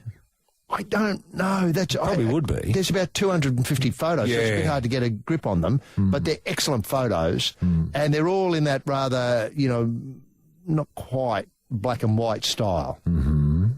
Very grey. Yeah, right. But it's a wonderful book. And I was amazed at how many of them are almost in focus. Yeah. Well, it's written with the help with Ian Heads, and I'll give you an idea of... Well, Headsy knows his rugby league and photography. Sort of just snaps here and there. Anyway, it's a beautiful... How about these for chapter headings? The Journey Begins. Foreign's a jolly good fellow. No, that's good. The Great Marshal, Magician of Campbelltown. Lockie and the Holy Trinity. For Gal, just one more river to cross. Tribal, verbal, feral, a great night's football. Refs passing the test, so far so good. Whoops, reps hit the wall. That's a long chapter heading. That's actually 2 chapters. Oh, 2 chapters. Oh, okay. Refs passing the test, so far so good. And then chapter 8, or round 8, whoops, refs hit the wall. It's just superb. It's just magnificent. Okay. And there's pictures of the family, his family in Tokyo by the looks. Oh, yeah, good. He takes a bit of time off, goes to Japan, who doesn't these days? Well, he'd be planting seeds. Oh, indeed, of rugby league in Japan. Yeah. Anyway, it's such a great read. We'd just have to throw that in along with the Lewis Carroll poems, the fishing rod and the tent. For some lucky listener, all comers who can answer the following question. Roy! Name the Mason twins. Yes, and it's Hot Lap handout. Roy, who are we talking to? Yeah, look, I think we've got Chris from Blacktown. I think. No, we don't. No, he's disappeared. He's stuck in traffic on the M5. No, look, he's in traffic. That's the problem. I didn't realise that most roads in Sydney are stuck at the moment.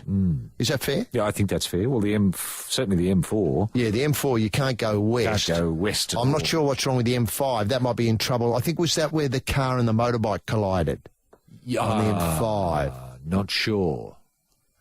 Now, we've got Chris. I've got another Chris. Chris of Engadine. Is that you, Chris? It's me. How you going? All right, are you stuck in traffic as well? No, I'm home. I beat the traffic. Oh, you beat the traffic? Yes. Yeah, good. Well, that's sensible, Chris. What time did you get home? About 5:30. 5:30. Normal run for you, Chris, tonight?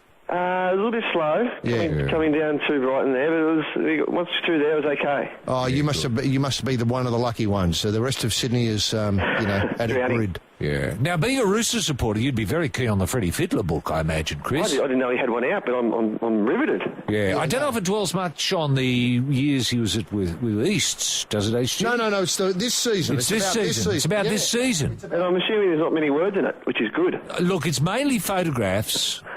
That he took himself, yeah. And also, there's a bit of copy here, but Hedgie's done a wonderful job. Yeah. Turning a couple, let's just write about the score, and then Hedgie fleshed that out into, a description of the game and what went on and how many mistakes the refs made and how many times they went upstairs and the great moments. Yeah. Is there any sepia shots? Yes. I think there are sepia shots. I would say, I don't know how you describe that, but that's just poor pretty. The sort of hazy, orangey, blacky, whitey sort of look. Well, no, they... a hazy, black and hazy's whitey. Right. It's as if... Well, it's a bad photography, really. Just out of focus photography. Out of focus, thanks. You'll revel in it, though, being a Roosters supporter. I can't wait. And it's as I said, 300 pages. And if you had to, it'd be make an ideal Christmas gift for somebody who was not only... obviously a Penrith supporter or a Roosters supporter, but, just a general rugby league fan who wanted great memento of season 2011. Yep. Now, fishing. Do you do any fishing, Chris? Oh, not anymore. I used to do a little bit when I lived a little bit closer to the water, but, I haven't done any for a while. Yeah. Still got my rod in the storage.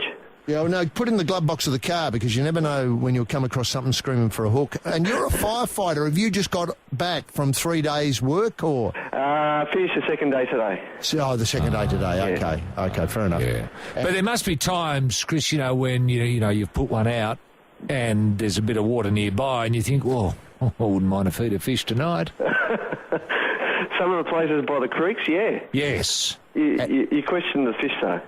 True. Fair enough. Yeah. Oh, we'll just put them back in. You don't have to keep them. I'll take anything. Now, what are your plans for the weekend, Chris? Well, I'm working a couple of night shifts. Yes. But, look, I'm hoping that the rain goes away and that'll give me a bit more chance to get outside. But at the moment, I'm open for ideas. Well, you're thinking of mowing the lawns? Could mow the lawns. Did them the other day just before the rain started. But you know what it's like in summer. Yeah, you have to mow them again. Look, you may get a window tomorrow afternoon at some stage to mow the lawns, but we've just seen a bit of the weather bob up a little earlier, and it appears it's going to rain every day, including tomorrow, for the next month. Excellent. So, well, I'm heading away in a couple of weeks, so I might be able to beat that. Yeah, but for someone in your business, you think you're beauty. Yeah, you won't have many fires, we think. Well, you won't have any outdoor ones. No. True. Yeah, the indoor ones. The ones to worry about. Colder weather. Now, Chris, let Roy set out the question and have a swing at it. Name the Mason twins, Chris. William Mason and Fev.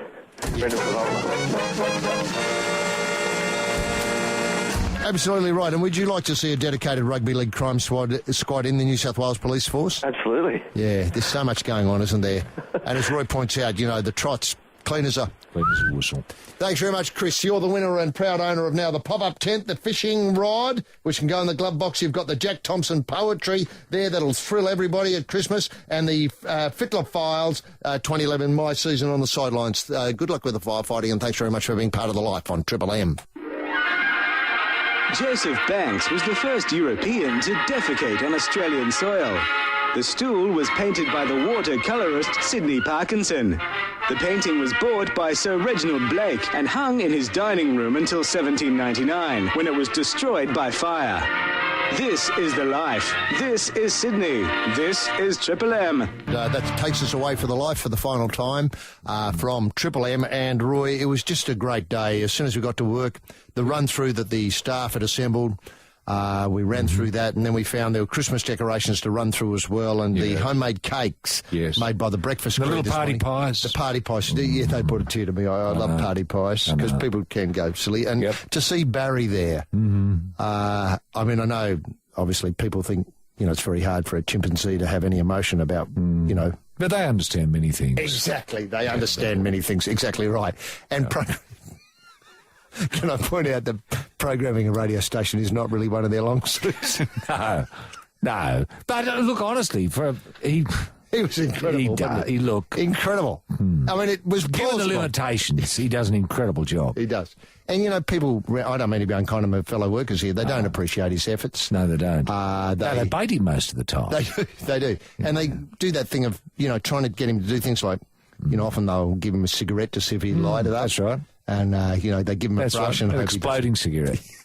That's right. Hope she does some graffiti on the joint. Yeah. Give him a brush, tell him to clean the toilet. Yeah, that sort of stuff. Yeah. Take advantage of it. It's demeaning. It is demeaning. But I hope that, the systems they've got in place, largely due to your pressure, will enable Barry to program the station in more comfort in the future. Yeah. Well, he's just got to let one go and it lands on a number and that's the song we play. It's much more elegant. It makes use of his talents and the talents of the station. And I'd like to thank the staff for the terrific bunding put up around the station, which are which include the big three who have helped us all the way through. You know, Anna obviously working the phones, and finding a lot of people who really didn't want to be involved in radio at all. That's right. And even though we lured them in with great prizes like Jack Thompson reciting poetry, you know, they were even standoffish when they were offered inducements like that.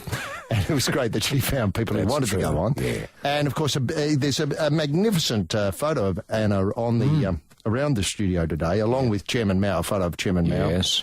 And, of course, Garfield, who's not looking forward to the hot weather. No. And no, he was jumping for joy when we learned it's going to be raining for the next month. Yes, true. And the fishing trip, do you think it's on for the chairman? I think it is. I think Mao will be down there trying to... Tasmania? You know he doesn't eat them? He just catches them. No, I know, catches them and leaves them on the bank to wriggle. And he films that, puts it on YouTube and gets excited about it. Nothing weird about it. Yeah, that's right. And then what happens is he, you know how he often say he's going to smoke a few? Yeah. Well, I don't mean he's going to smoke a few fish. No. No, I know what you mean. Yeah. It's very disappointing all round. Yeah. But anyway, we just wish them all the very best and hope that they can find gainful employment wherever they are. And they've been great help along the way. They have. And, marvellous. You know, obviously like to thank management for giving us a go. And, you know, obviously the Golden Age will return on Monday. It will. And thanks for your help all the way through. And thanks for your help, HG, not only for the last 3 years, for the last 25 years. Yes, I wasn't going to mention them. Yes. Well, we should. Yeah. Well, no, only the one. Yeah. That's it from the live. See you later. Bye now. Bye.